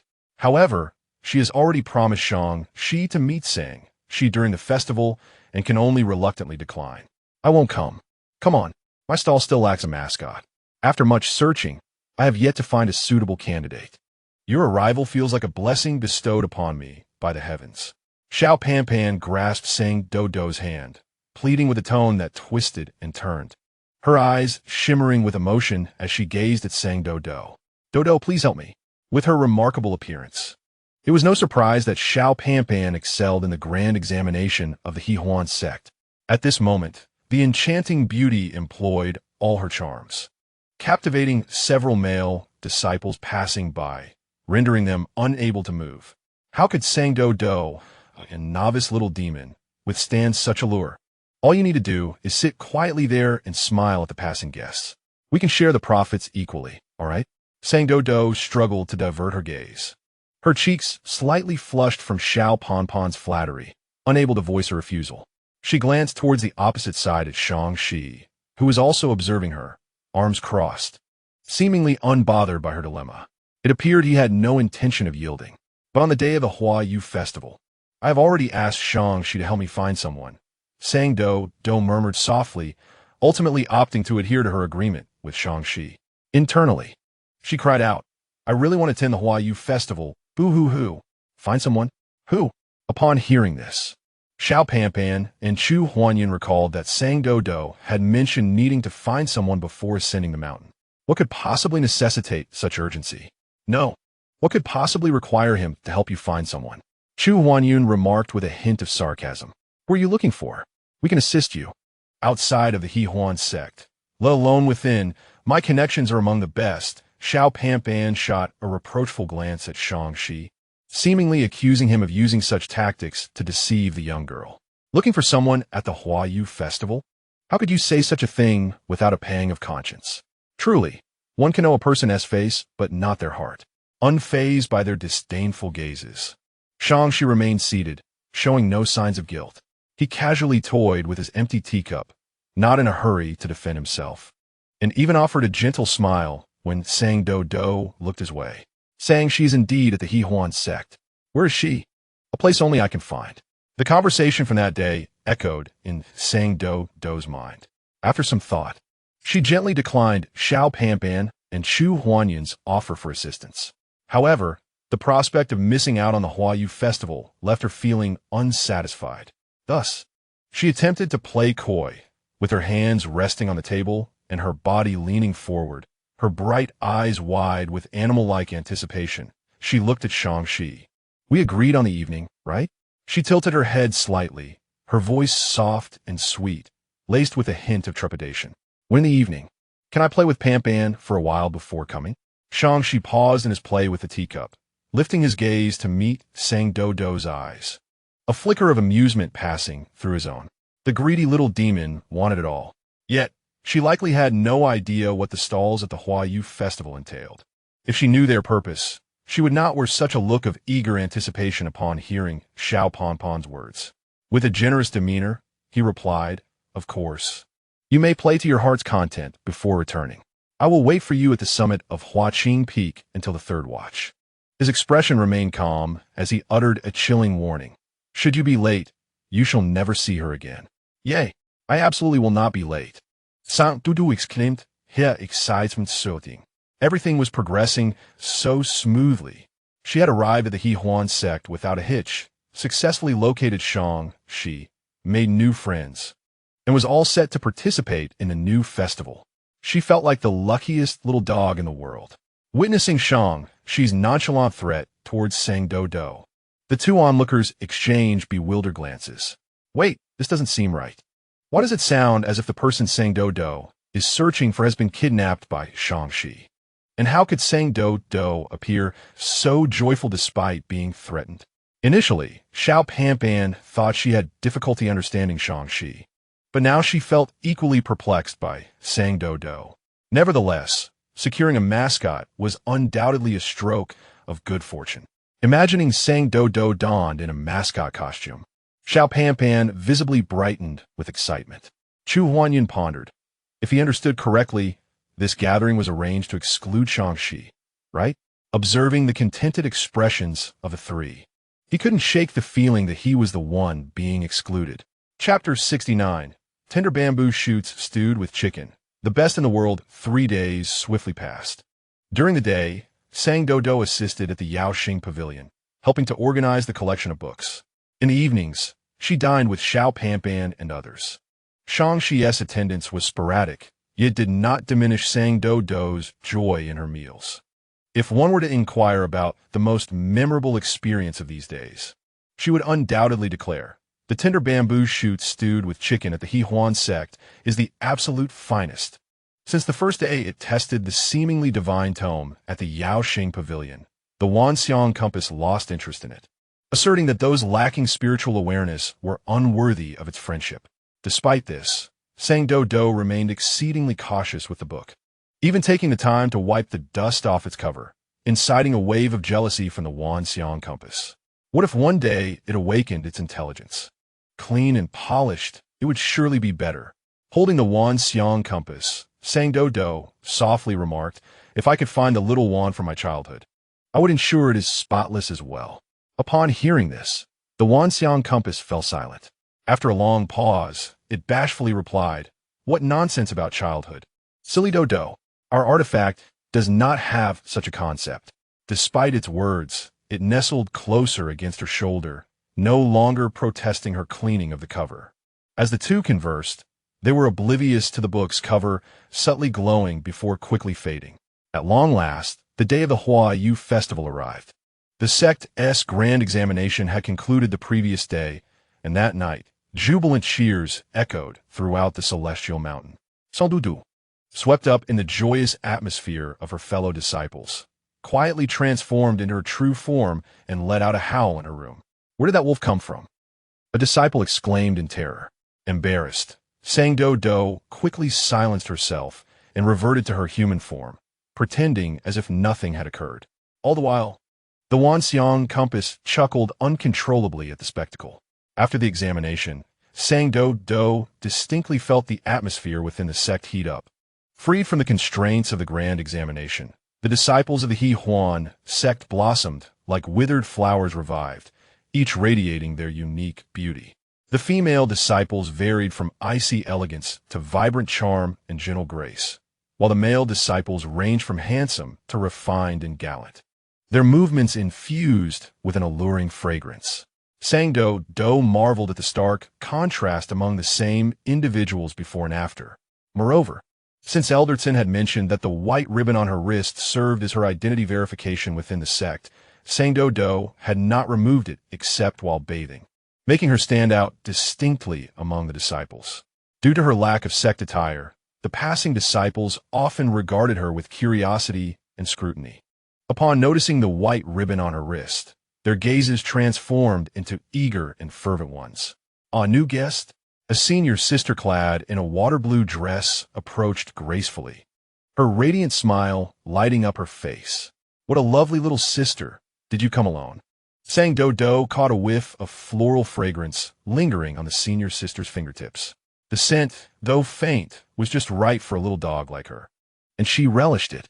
Thus, when the senior sister reached out to touch her cheek, she contentedly squinted her eyes and did not resist. However, to the eyes of the Hehuan Sect disciples, her lack of resistance was interpreted as consent. Before Sang Doudou could respond to the senior sister at all, smiling senior brother stepped in front of her, his tone gentle yet firm. Lanshuix, don't frighten her. He turned to Sang Doudou, slightly bending forward with a gentle gaze. As a newcomer, you must be unfamiliar with our sect. If you do not mind, I can guide you and explain a few things.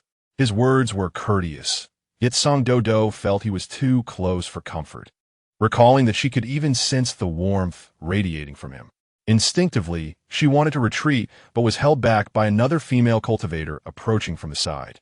The female cultivator regarded her with curiosity, exclaiming, "What is that scent on you?" Sang Doudou immediately tensed up. Memories of the pungent, dog-like odor spoken of by the disciples of Wanxiang Zong flooded her mind, and she felt her entire being stiffen. Her hand was already resting on the female cultivator's arm, intending to push her away and flee. However, the cultivator held her firmly, leaning closer to take a sniff. "Where do you come from? You smell somewhat like grass warmed by the sun. It's rather pleasant." Grass warmed by the sun? Sang Doudou's desire to struggle ceased as she envisioned that scent, and her tail began to wag obediently. She adored the way the female cultivator described it.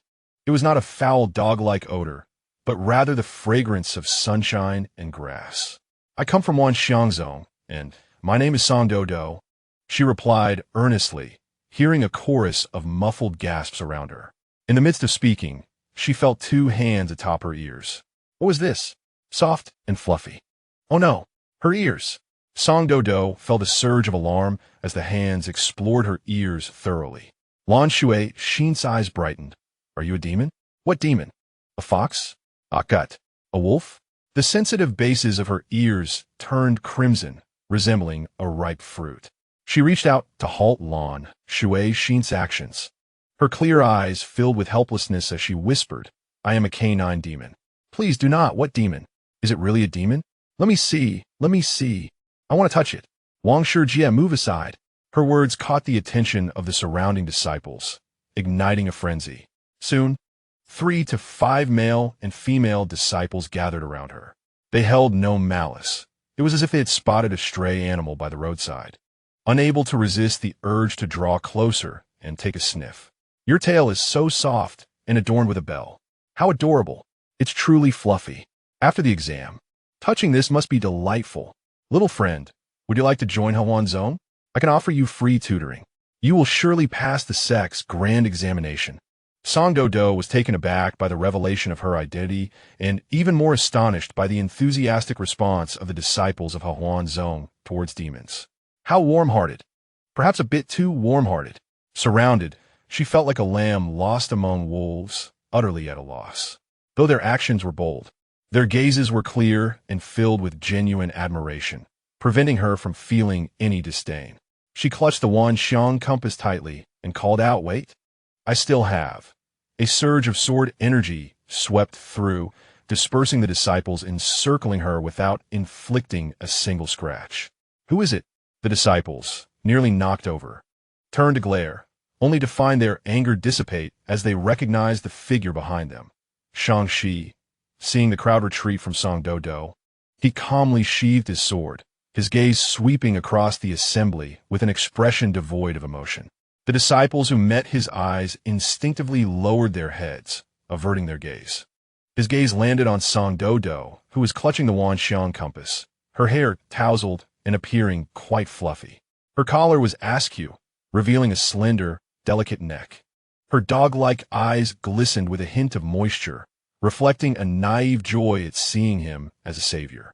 Shangxi's gaze lingered momentarily on her disheveled hair and slightly exposed collar before he averted his eyes with a light sigh. He did not reprimand the surrounding disciples, but instead extended his hand towards Song Doudou. Aren't you looking for Xiao Pon? Shouldn't you be going? His voice was cool, akin to stones clashing in a mountain stream, resonating clearly in the suddenly silent corridor.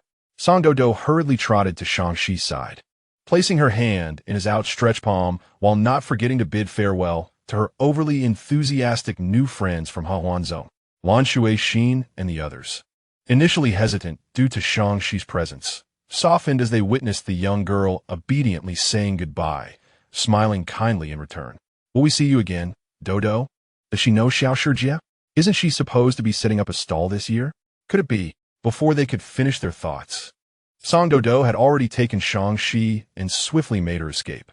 As they walked towards the square, the surrounding disciples greeted Shangxi with nods of respect. Their curiosity still piqued as they glanced at the disheveled Song Doudou beside him, yet none dared to approach further. Once out of sight, Song Doudou attempted to withdraw her hand, but it remained firmly in place. Puzzled, she glanced back at Shangxi, who seemed to have been watching her since they left the corridor. Noticing her gaze on their joined hands, he casually released her grip. Soft, he mused to himself. It doesn't feel like a dog's paw. Song Doudou quietly rubbed her palms together. Thank you, Shang Shixiang. The title caught Shangxi's attention, causing him to pause momentarily. You're not a member of Hehuan Sect. There's no need to call me Shixiang. Song Doudou, having learned this term from Xiao Pon and others to express gratitude and respect, was momentarily taken aback by his words. It dawned on her that, strictly speaking, she lacked the qualification to address him as such. Thus, she nodded obediently. All right, thank you, Shang Daoyou. Shang Daoyou, he thought, his brow furrowing slightly as he averted his gaze, no longer looking at the little demon. That was not his intention. Song Doudou need not address him as Shi Xiong or Shang Daoyou. Simply calling him Shang Shi would suffice. However, her attention had shifted away from him as she focused on tidying her clothes and hair, which had been tousled by her fellow disciples.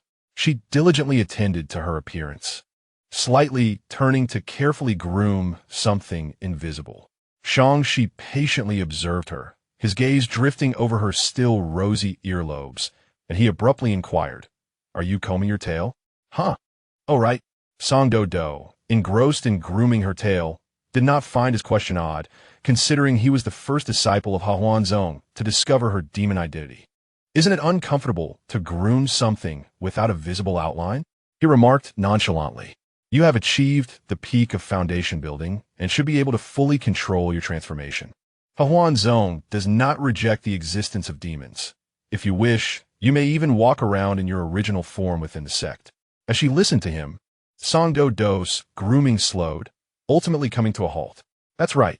She was now at the pinnacle of foundation building. She could retract her ears and tail. Deciding to act, Song Doudou recalled the incantations her master had taught her, fervently chanting in her mind to retract her ears and tail. As her internal spiritual energy coursed through her, she reached to touch her ears and tail, only to find them absent. Ecstatic, she grasped Shang Shi's hand. "Oh my! Thank you, Shang Shi. You truly are a wonderful person. It seems every time I encounter you, something good happens." Shang Shi waited for a moment, but when the girl did not manifest her ears and tail, he quickly understood what had transpired and internally sighed at his oversight. However, she reverted to her original title. "This is acceptable." Without ears and a tail, the remaining tidying up became significantly easier. Once she finished organizing, the two of them proceeded together to the celebration venue.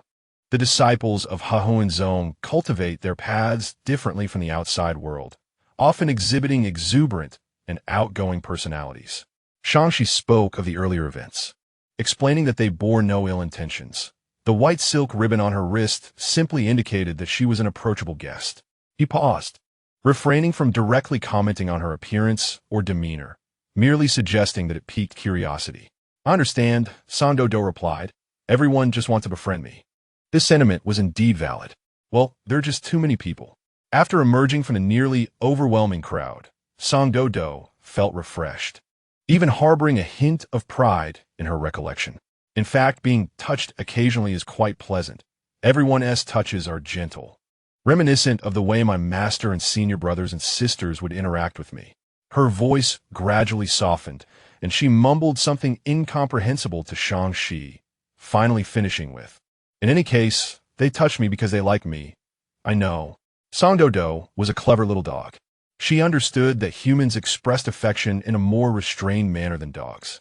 Extending a hand was merely a test, and they would wait for her to lean in before daring to touch her further. As for hugs and kisses, those were reserved for truly intimate moments. Dogs, on the other hand, would express their affection freely, often nipping playfully and pressing their bodies against their beloved humans without a trace of shyness. However, her master had explicitly forbidden such behavior, and thus Song Doudou had not engaged in such closeness with humans since growing up. Sigh. Contemplating this made her feel a tinge of melancholy. As her words lingered in the air, Shang Shi's eyes rippled with emotions. His gaze fell upon her candid little face, observing her unguarded expression that bore a hint of innocent enjoyment. To describe the intimate touches exchanged among the disciples of Hehuan Sect as mere friendship and playful affection left him momentarily at a loss for words. After a brief silence, when he spoke again, his voice seemed to carry a deeper timbre, devoid of the usual fluctuations. "Is that so?" Chapter 71. Bell. After a while, he shifted his gaze, looking towards the elegant lotus flowers standing tall in the nearby pond, and softly remarked, "In any case, if anyone makes you uncomfortable, you may refuse directly. If they persist, inform Xiao Pon or me." Understood. Once Shang Shi finished speaking, he continued walking, having merely passed by on his way to accompany Song Doudou to Xiao Pon. However, he slowed his pace as they approached Xiao Pon's stall.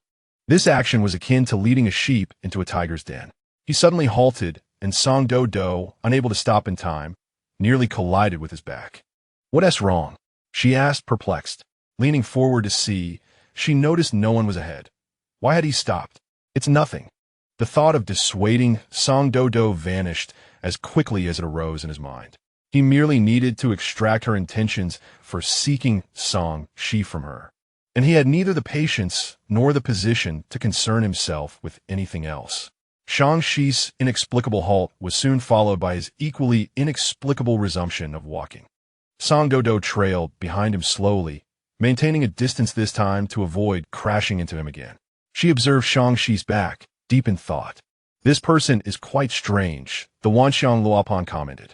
Song Doudou did not dispute this. Shang Shi could indeed be rather peculiar, an awkward, cold-faced, kind-hearted individual. Despite his often brusque demeanor and the negotiations required to meet Song Shi, he had consistently made commendable efforts to assist her in finding him, which was genuinely touching. Yet, why was he so reticent today? What was significant about this day? The Hehuan festival. On such a splendid occasion, he had chosen to discuss serious matters with her. I understand, Song Doudou exclaimed suddenly, her eyes sparkling with the light of realization. Shang Shi heard her, but caught in a whirlwind of complex emotions. Did not turn back. What did you understand? Wanxiang Luopan inquired, intrigued. I'll tell you when we return. Song Doudou gently patted Wanxiang Luopan. Song Doudou had indeed come to a profound realization. The reason Shang Shi insisted on meeting her during the Hehuan festival was that he had no friends. Firstly, the academic demands of Hehuan Zone were strenuous, with disciples devoting most of their time to classes and cultivation, and Shang Shi did not attend classes at all, leaving him with little opportunity to socialize with fellow disciples. Secondly, during their leisure time, disciples often sought partners for dual cultivation. Yet Shang Shi had declined Xiao Pan Pan's invitations 3 times in succession, indicating his disinterest in such pursuits. Finally, the most telling evidence was that Shang Shi always operated solo. Aside from the occasional tasks assigned by Eldertson, he lived a solitary existence, never seen in close company with anyone. Thus, the truth was unveiled. Shang Shi was friendless and felt shy about forming friendships. He must be quite lonely, much like herself on Qiushuishan. While she had her master and senior brothers and sisters visiting her in turns, Shang Shi had no one. Hence, he resorted to this awkward manner of hoping for companionship during the Hehuan festival. How pitiable Shang Shi was.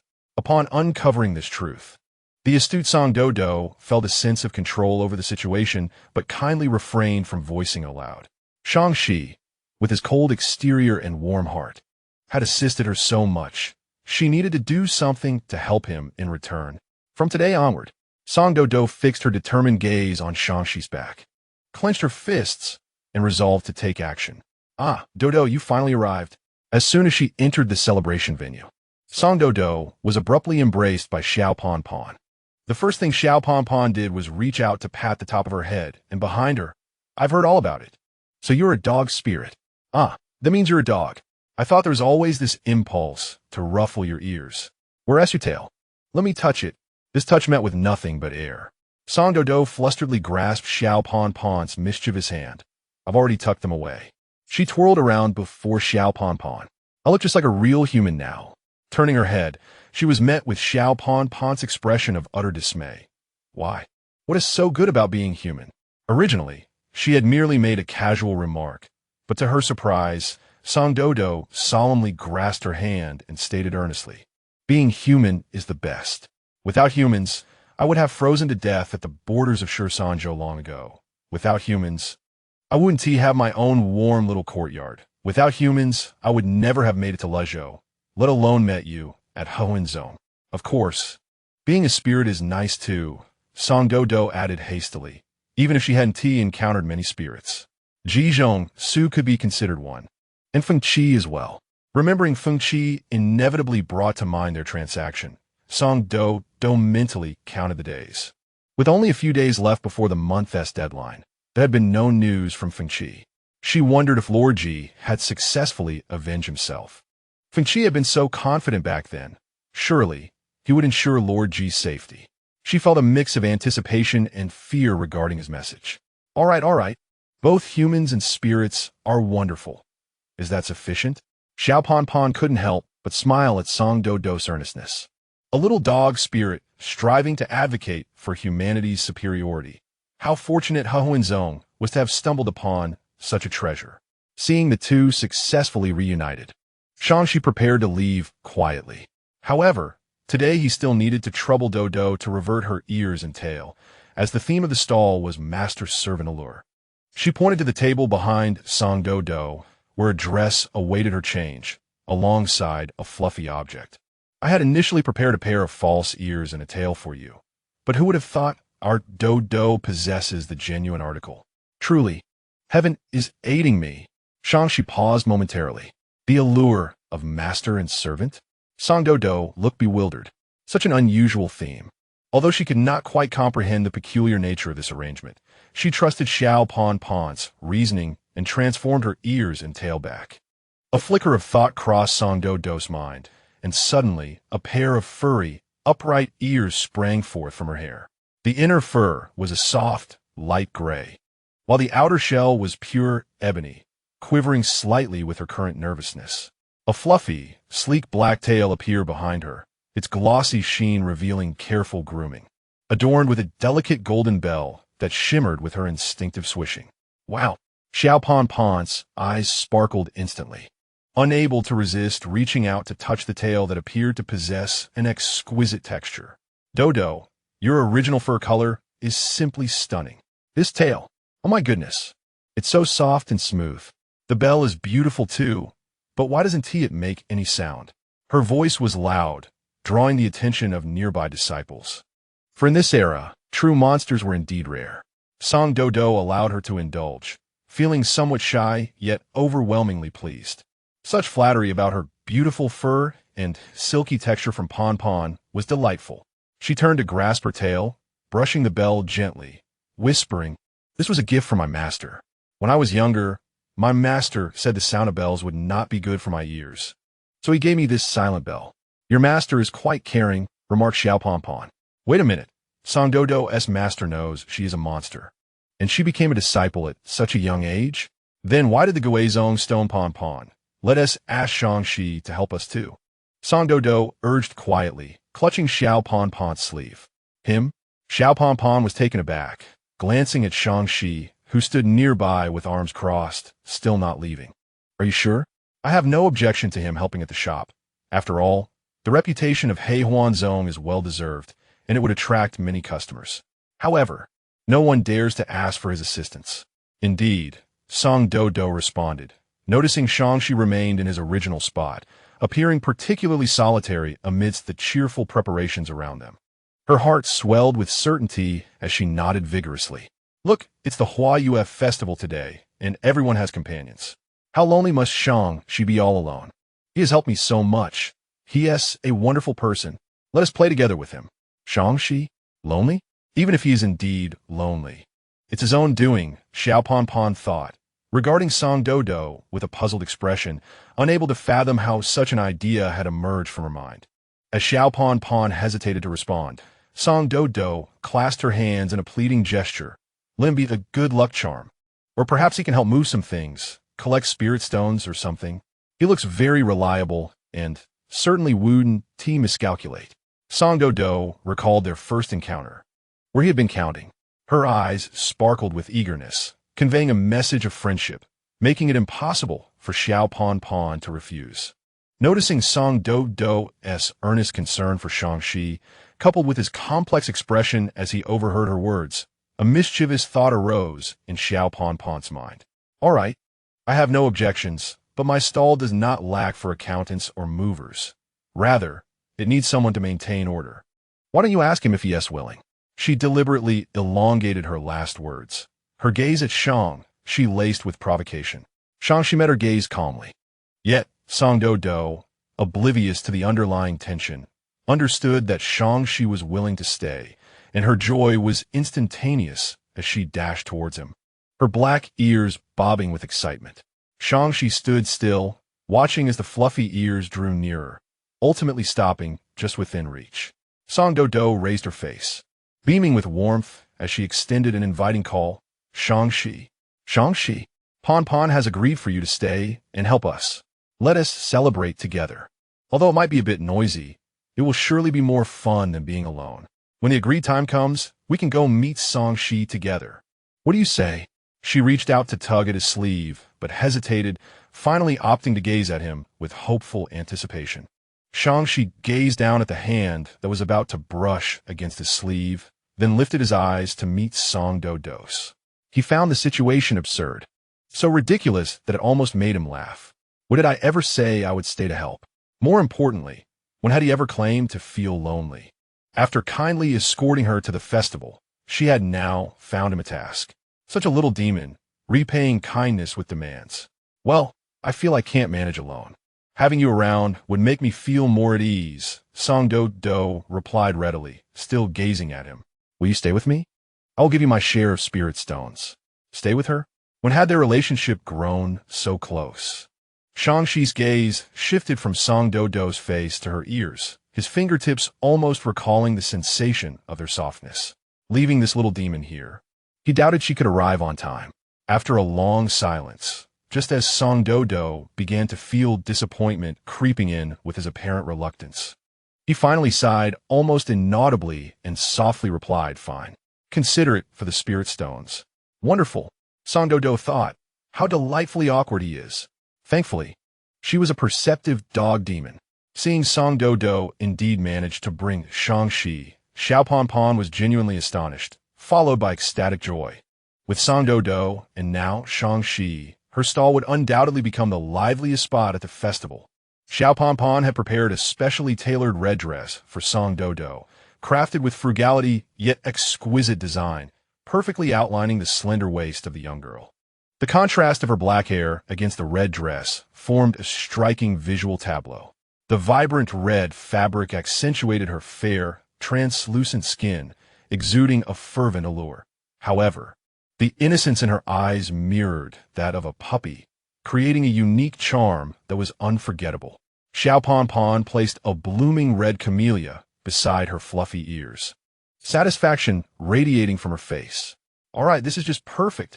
The camellia and the little dog complement each other beautifully. Song Doudou had never worn such a dress that exposed her shoulders entirely, yet she felt no embarrassment, only a sense of novelty. Lacking a bronze mirror, she could not see her reflection, but the satisfaction in Xiao Pan's eyes prompted her to wag her tail involuntarily. Doudou, just be like this later. No need to overdo it. Simply greet the guests normally and occasionally wag your tail. That's all. Xiao Pan meticulously instructed Song Doudou on her responsibilities, to which Song Doudou listened earnestly, nodding from time to time. As for Shixing, once Xiao Pan finished briefing Song Doudou, she turned to the unexpectedly available Shang-Chi, her smile broadening. Your task is to stand beside Doudou, acting as the host for the games with the guests. Without waiting for Shang-Chi to refuse, she continued, and also to maintain order, so as to prevent any disturbances that might harm Doudou.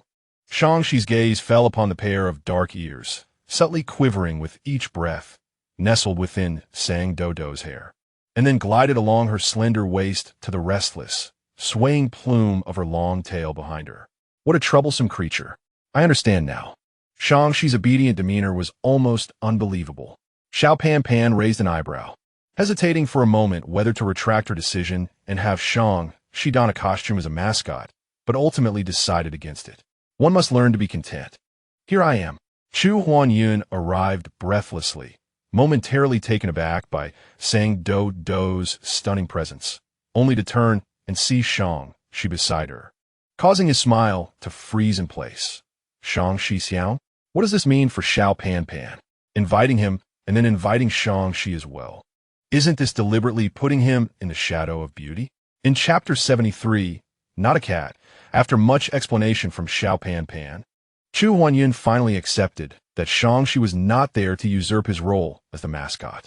As the sound of bells slowly resonated, the Yulan flowers atop several hills began to illuminate the night, emanating a faint glow. The evening breeze rustled through the blossoms, and the air became infused with a sweet, intoxicating fragrance, making the entire world feel as if it were submerged in a gentle, dreamy reverie. At the entrance of the square, a red silk banner was raised, and 2 strands of flowing flower ropes cascaded down from the plaque. Sang Doudou heard the distant sound of approaching music, flutes resonating with clarity, pipa notes cascading like pearls, alongside many other instruments whose names escaped her, creating a melody that stirred the soul. It was the ceremonial procession. Xiao Pan Pan handed out fruits to each of the 3 bystanders and explained to Sang Doudou. The Flower Moon Festival only officially begins after they finish this street. As the procession reached the plaque, Sang Doudou leaned forward slightly, her eyes wide with awe, holding her breath at the enchanting sight before her. The procession was centered around a vehicle crafted in the shape of a yulan flower, with several disciples occupying the petals, their garments even more ethereal and daring than those seen in Liangshan town. The sheer fabrics danced gracefully, accentuating their delicate skin and outlining captivating curves with each movement. It seemed as if they were dancing, yet not entirely so. Sang Doudou's eyes widened as she watched the elegant figures on the flower cart, perceiving their actions as a contest filled with elegance and allure. In simpler terms, their eyes reflected neither temptation nor tenderness, only a determination to outdo one another. Nonetheless, it was breathtakingly beautiful. As the procession came to an end, the music ceased, and Xiao Pan Pan gleefully remarked to Chu Huanyun, "Oh dear, once again, you have lost this year." Chu Huanyun, unwilling to concede, replied, "That was because one of our dancers injured their waist. Just wait, we shall triumph over you next year." With the commencement of the Flower Moon Festival, it signified that Sang Doudou's business was about to begin. Xiao Pan Pan mentioned that all she needed to do was stand beside the stall, smile at passersby, and occasionally wag her tail, but the reality was far from that. Gome, take a look. Freshly made lotus cakes, and games like Heartfelt Connection and Secret Messages await your challenge. Win prizes, and even if you lose, you won't walk away empty-handed. With Xiao Pan Pan's enthusiastic calls, a large circle of disciples gradually gathered before their stall. Young boys and girls chattered excitedly, inquiring about the rules of the games while their gazes involuntarily drifted toward the 3 standing nearby. Following instructions, Sang Doudou held a plate of sample lotus cakes. Her cheeks flushed as she offered shy but earnest smiles to each passing disciple. Her tail swayed gently behind her, presenting an image of innocence, yet also a hint of foolishness. Are those ears real? Can I touch the mascot? I'll offer 3 times the spirit stones. Does Heartfelt Connection require 2 people? What if I come alone? Xiao Pan Pan adeptly handled a myriad of questions, especially those concerning the mascot. Of course you can touch. How could you not? Win the 3 games at our stall, and you can touch our mascot's ears. 3 games? Aren't there only 2? Xiao Pan Pan smiled and stepped aside, gesturing toward Shang-Shi. If you win the first 2 games, you'll get a chance to roll dice with Shang-Shi Xiao. If you win against him, that will be your 3rd game. Such stringent conditions. There are also lenient ones, Xiao Pan Pan replied without contradiction, placing her hand on Chu Huanyun's shoulder. Win any one of the games, and you may touch this fellow. Do as you please. Chu Huanyun widened his eyes at Xiao Pan Pan's words, pointing at himself. I can be touched however one wishes. Me? Yes, it's Chu Xixiao. I want to try. Who will team up with me? Who wishes to win 3 games and touch the fluffy ears? Bring me along. Xiao Pan Pan's stall became a hub of excitement. Sang Doudou stood just beyond the crowd, separated only by Shang-Shi, who remained like a steadfast barrier, unmoved amidst the clamor and noise. Occasionally, Sang Doudou stole glances at him, feeling a tinge of envy. Shang-Shi merely needed to sit there, as she held the plate of lotus cakes. The passing disciples occasionally paused to take a piece, curiously observing her ears and tail. Some female disciples even leaned in to quietly inquire where she had purchased such realistic decorations. This is real, Sang Doudou replied softly. Wow. The female disciple who received the answer stared at Sang Doudou for a moment, determination igniting in her eyes as she pulled her dual cultivation partner into the queue in front of Xiao Pan Pan. Both Heartfelt Connection and Secret Messages were games designed to enhance the bond between 2 cultivators. The former tested their tacit understanding and knowledge of each other, while the latter assessed physical agility, creating an ambiguous yet entertaining atmosphere. Few could flawlessly navigate both games, but there were always a few pairs who succeeded. The true challenge lay in the third phase, the dice-rolling game supervised by Shangxi. Xiao Pan assigned the cash register duties to a junior sister who was assisting, while she sat nearby, munching on sunflower seeds, enjoying the spectacle. To her surprise, Shangxi was quite skilled at the games.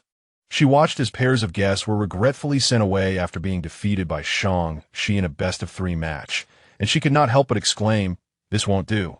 If no one succeeds, it will appear as false advertising." As she spoke, Shangxi calmly unveiled the bamboo tube in his hand, revealing the dice numbers to the crowd. As yet another pair of guests missed the chance to interact with the mascot, the female disciple among them lamented, "Ooh, Shangxi, you have no heart. The cat ears are down. She was ready for me to pet her." Shangxi paused at her words, his gaze inadvertently falling upon the little mascot standing nearby, only to see her gazing longingly at the departing female disciple. The ears that had previously drooped now perked up, her tail flicking, and she softly murmured something, as if bidding farewell. The afternoon's conversation echoed in his mind. Did she truly wish to be petted? Shangxi pursed his lips, subconsciously easing his grip. "Woo! I won this round. Let me win again. Let me win again." The boy before him was practically bouncing with excitement, having watched the games unfold. He was the first to win right off the bat. Shangxi, disturbed by the boy's exuberance, snapped back to reality, furrowing his brow as he mercilessly won 2 more rounds, sending the boy away from the stall.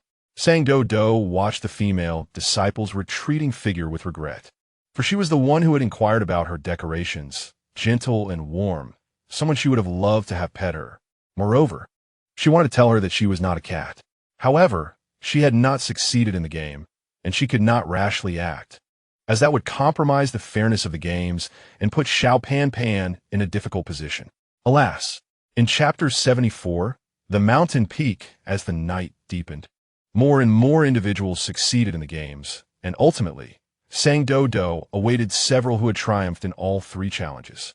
Most of these individuals are female cultivators, and as they approached her, they could hardly believe their victory until Sang Doudou eagerly leaned forward, prompting a joyful scream as they embraced her. So soft, so incredibly soft, the roots of their ears still warm. They marveled at the enchanting sensation. "My goodness, I've touched a spirit. Is it a living cat spirit? A little dog? Oh, I'm so sorry, little dog." The girl's movements were predominantly gentle and cautious, and after petting her, they would tenderly groom her tousled fur, inquiring if she was tired from standing there and whether she would like to join them for a meal afterward. Sang Doudou's eyes sparkled as she attentively listened to every word from the guests interacting with her, responding to each gesture of kindness with gratitude. "Not tired at all. Yes, you should wear more layers. Here's a lotus cake for you, and one for you too." She even spotted the earlier female disciple who had inquired about her ornaments. It turned out she could not contain her frustration and rejoined the queue for another round, finally succeeding in the game. As she approached Sang Doudou, she was enveloped in the embrace of the little dog spirit. "Go ahead and touch. Feel free to pet more." As each disciple reluctantly bid farewell, the newly successful ones excitedly crowded around, and Sang Doudou's tail rose higher with delight. She adored this job. It was almost unbelievable that such an opportunity to interact freely with those she cherished could be had without charge. Xiao Pan and others noticed Sang Doudou's happiness, and she couldn't help but reflect on how she had made the right decision. Thanks to Sang Doudou, her stall had become the most popular in the history of Hehuan Sect, earning her a substantial profit and providing much amusement. Shangxi observed Sang Doudou's joyful silhouette, and in a hidden corner, he smirked. Silly spirit. Only Chu Huan Yin faced the adverse effects of the crowd. The Huayu Festival is a celebration centered on enjoyment and interaction, with countless participants like Xiao Pan setting up interactive stalls. To amplify the festive atmosphere, many stalls imposed penalties of drinking for losing games. For disciples of average gaming skills, the longer they wandered the festivities, the more they drank. And under the influence of fine wine, their behaviors grew increasingly open and enthusiastic. "Brother, as a male cultivator, why are you not in the adjacent line, but here to interact with me?"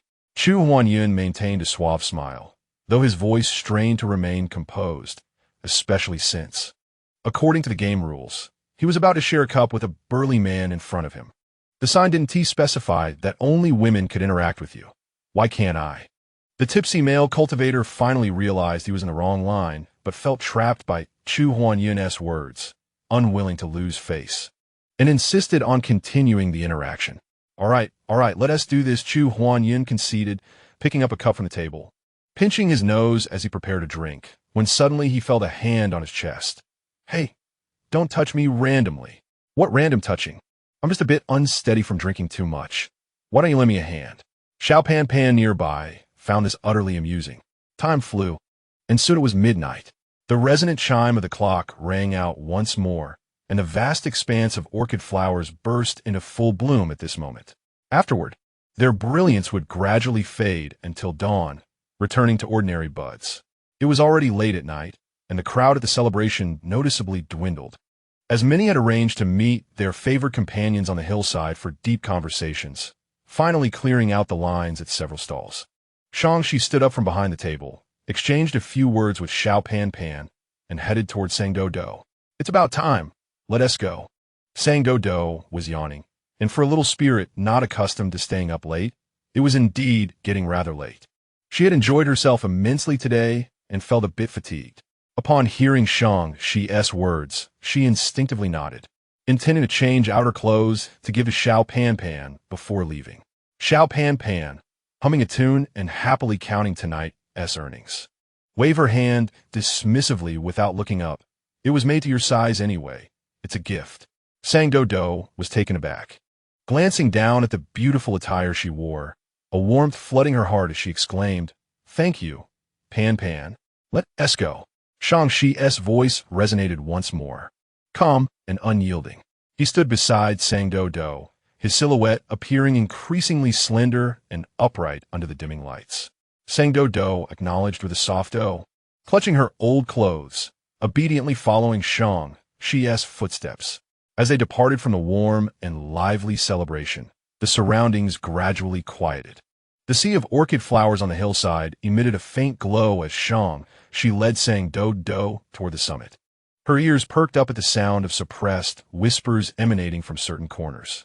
Realizing the source of the sounds, her face flushed crimson, and she quickly shook her head, attempting to dispel those chaotic thoughts. The night breeze carried a chill, prompting Sang Doudou to instinctively retract her neck, the remnants of sleep dissipating somewhat. She cautiously lifted her gaze to Shangxi, who walked ahead at a steady pace, allowing her to easily keep up, his youthful shoulders shielding her from the night wind. "Are you cold?" Shangxi's voice was carried by the night breeze, somewhat indistinct amidst the wind. "Not cold. How about you?" Sans Doudou replied. Having survived in frigid lands, her fur possessed excellent insulation, and although she was not in her original form now, she remained unfazed by the cold. "I'm not cold either." The journey continued in silence, the path growing quieter with each ascent. Initially, they occasionally encountered pairs of snuggling disciples, but gradually, only the two of them remained. In good spirits, Sang Doudou skipped along, her footsteps echoing on the stone path. Finally, they reached the summit. There stood a pavilion, its corners adorned with dim lanterns, and a shallow pond where a few cranes stood, seemingly asleep. Aside from that, there was no one else. Sang Doudou glanced around in confusion, confirming that only she and Shangxi occupied the entire peak. For a moment, she did not suspect Shangxi of deceit. Instead, she wondered if something had occurred that prevented Shangxi from attending. However, if Shangxi could not come, why had Shangxi brought her to the summit? Shangxi paused, turning to look at her. Backlit by the light, Sang Doudou could not discern his expression, but she sensed the atmosphere around them shift silently. The world beneath the moonlight becoming eerily quiet, almost oppressive. "Shall we sit and wait for a while?" Sans Doudou inquired d'honnêteté, observing Shangxi's composed demeanor. She thought perhaps saying she was en route after all. "Yes." Shangxi swallowed the words that had nearly escaped his lips, following Sang Doudou into the pavilion. The Huayu festival had concluded, yet she remained in her half-demon form, seemingly forgetting to retract her ears and tail. For a brief moment, She felt that, with this little spirit, there was no need for convoluted strategies or intricate plans. All he needed to do was lay everything bare before her, and she would willingly come forth, offering him all that he desired. The two sat across from each other in the pavilion, lost in thought, the silence stretching on. "Thank you for tonight." Sang Doudou finally broke the stillness. "For what?" She raised an eyebrow. His tone light. "Isn't it I who should be thanking you for having brought me through a lively Huayu festival while I felt lonely?" Those words echoed Sang Doudou's earlier sentiments shared with Xiao Pan, now spoken by Shi, carrying an air of teasing that was hard to articulate. Feeling slightly bashful at his remark, Sang Doudou lowered her head. In truth, she had realized during the latter part of the festival that the situation was not quite as she had imagined. Shi, steadfast in his role as a dealer, presents a splendid opportunity for interaction, yet he greets each guest with a detached demeanor, showing no inclination towards forging deeper connections. It is only in the latter half of the event, as the number of guests dwindles, that he reveals a hint of delight. In truth, he possesses friends, but seems disinclined to cultivate new relationships. Pan, well acquainted with his character, reacted as she did upon realizing her desire to invite him. For everyone understands his preference for tranquility. It is a pity that she only recognized this so late in the day. She insisted on dragging him into a festival he abhors, keeping him occupied until the late hours. Sang Doudou produced the portion of spirit stones that Xiao Pan had allocated for her and pushed it towards Shi, looking at him with regret. "I apologize for taking the liberty. This is the reward that belongs to you, as we agreed. Today was so enjoyable. It was all thanks to you. Shi, you are truly wonderful. Your swordsmanship and character are both admirable, and I can sense that everyone holds great affection for you." Doudou, herself a lover of lively company, finds herself yearning for such individuals. Her senior brothers and sisters embody this trait, as does Shi. It seems that the paths of extraordinary individuals seldom pause for trivial matters. They fear not solitude, nor do they feel lonely as they tirelessly hone their lives. Shi regarded the bundle of spirit stones on the table. He excelled in calculations, discerning at a glance that this package contained more than the one Xiao Pan had given to Sang Doudou. Had this fellow added some of his own? How could someone like that exist, laboring all day without earning a single spirit stone, and yet contributing his own funds, still remaining blissfully content? Furthermore, he felt no displeasure about today's events, so why should he apologize? As for whether everyone truly liked him, that was debatable. He certainly did not require universal approval. She did not reach for the pile of spirit stones. Meeting the earnest gaze of the small, canine demon stirred within him a sensation akin to being scorched by a hearth's fire on a winter's day. It was somewhat painful, yet not truly so, as rationality urged him to flee while instinctively desiring to grasp tightly. Thoughts swirled in his mind, ultimately sinking into silence. When he spoke again, he retained his composed and serene demeanor. "What do you know about the Sang family?" Sang Doudou was puzzled by this sudden shift in topic. Although saying she had yet to arrive, he would undoubtedly listen when she spoke with him shortly, so sharing this information now seemed inconsequential. The Sang family is the lineage of the ancient divine sword lineage, Ming Jian, which had governed 3 states alongside the Zhong and Lu families many years ago. Members of the Sang family are born with pure yang sword bodies, possessing forthright and resolute natures. And what else? Over a decade ago, the Sang family experienced a tremendous upheaval. The family head decided to cease his account. Sang Doudou's breath hitched, her mind racing through vivid images, blood-red flashes soaring skyward, contorted, sinister shadows, and panicked crowds fleeing. What was that? Was it a fragment of her dreams? She furrowed her brow, confusion etched on her face, her fingers unconsciously twisting the hem of her garment. What upheaval? Do you remember? Shi's voice carried a hint of probing. Sang Doudou strained to recall those vividly clear yet deliberately overlooked memories from her dreams. In the year 129 of the Eastern Divine Calendar, it felt as though she were being drawn into those chaotic scenes. Muttering, the seals weakened and the gates of darkness opened. The moment those 8 words escaped her lips, The surrounding air seemed to freeze for an instant. She remained silent, his deep gaze lingering on her somewhat pale face, his fingertips imperceptibly brushing against his sleeve. Doudou, however, was perplexed, doubting herself. How could it be in the year 129 of the Eastern Divine Calendar? That was the year of her birth. And what did the opening of the gates of darkness entail? She had no prior knowledge regarding matters of the demonic. The only information she possessed came from Su Xinglan and others after descending the mountain. Yet even so, she understood that the phrases the seals weakened and the gates of darkness opened were not trivial matters. So, why had she never heard anyone speak of such significant events? She looked at Shi, her expression unusually bewildered and fragile. Is this true? Did such events really occur in the year 129 of the Eastern Divine Calendar? Originally, it was he who inquired, yet now she found herself posing the question back at him. Shi mused. He could have easily deflected, yet seeing the unease in Doudou's expression, he chose to speak the truth. Such events did indeed transpire.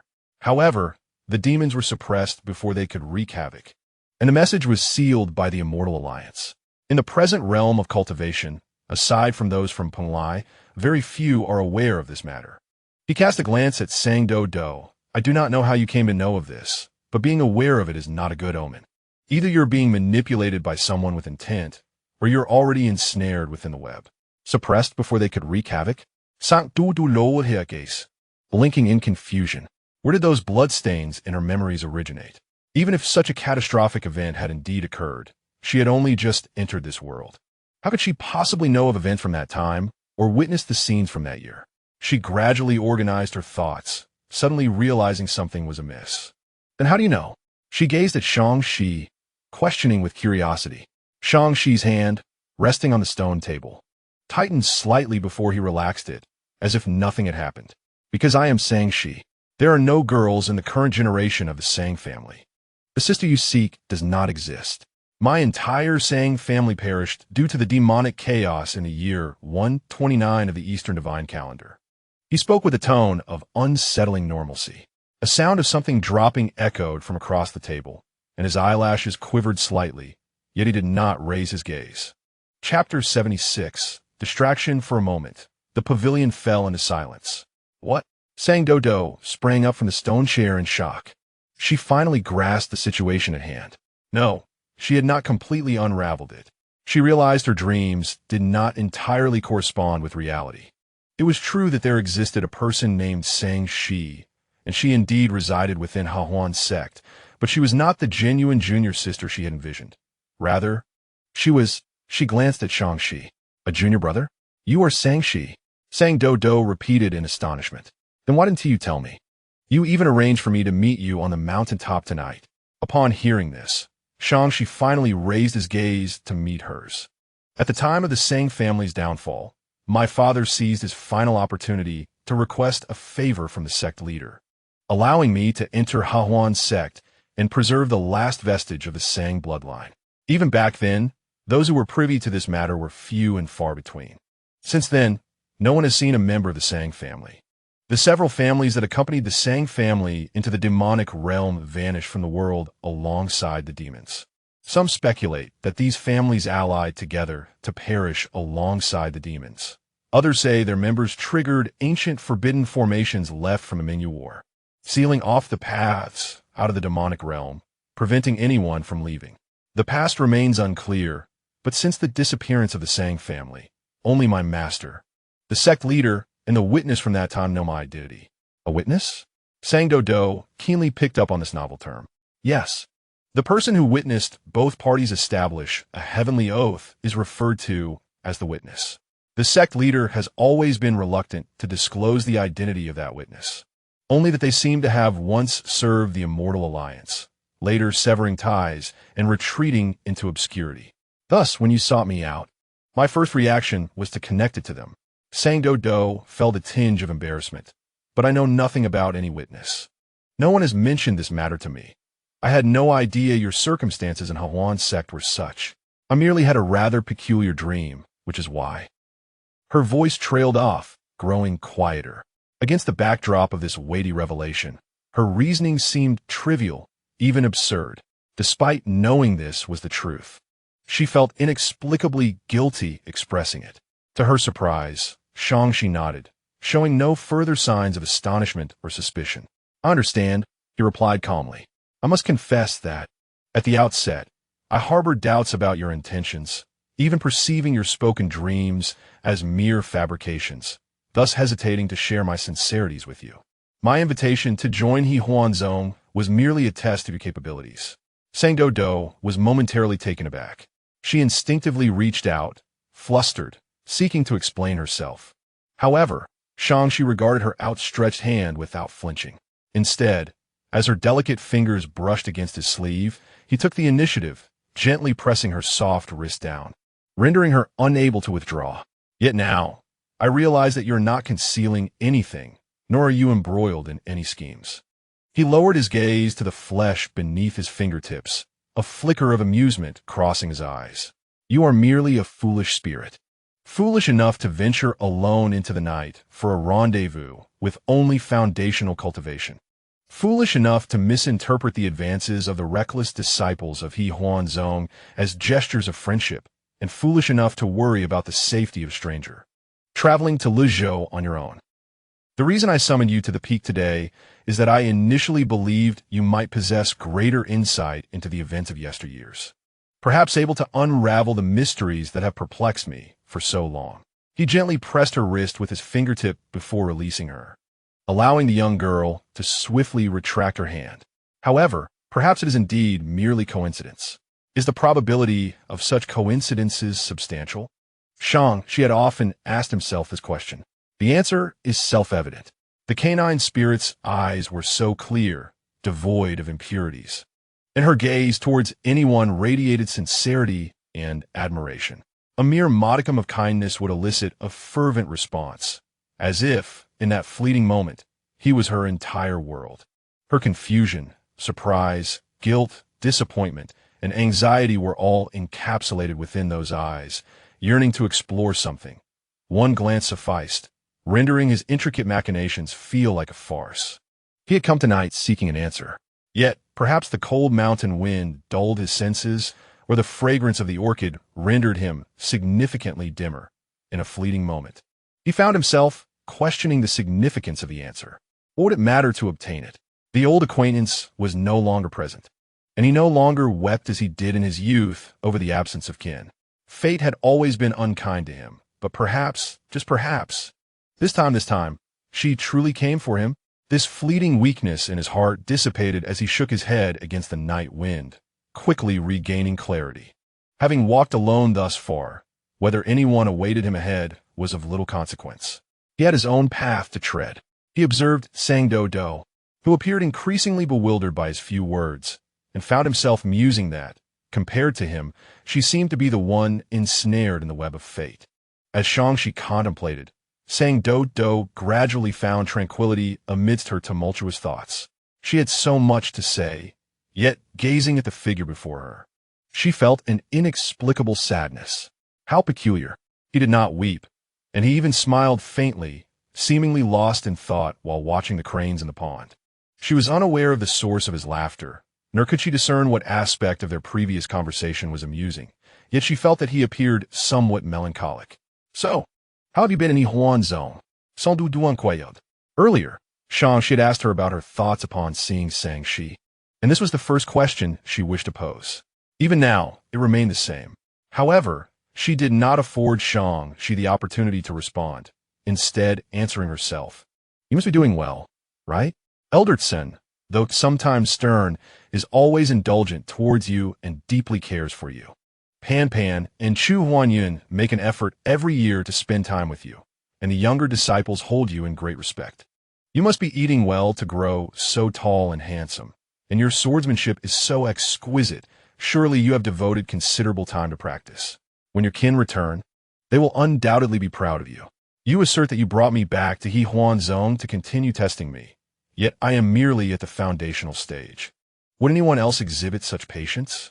Over the years, without his kin by his side, he had still matured into a person of integrity and kindness, truly embodying the essence of the Sang family.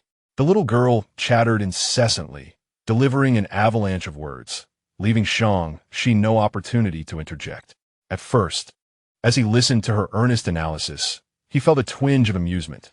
Yet as she meticulously enumerated her perspectives on him, her eyes sparkling with sincerity, devoid of any hint of shame or hesitation, he could see that she genuinely believed every word she spoke. Unbeknownst to him, he became lost in her gaze, the smile he had consciously conjured gradually fading. How could such a person exist? Ah, yes, she is not human. She is a spirit.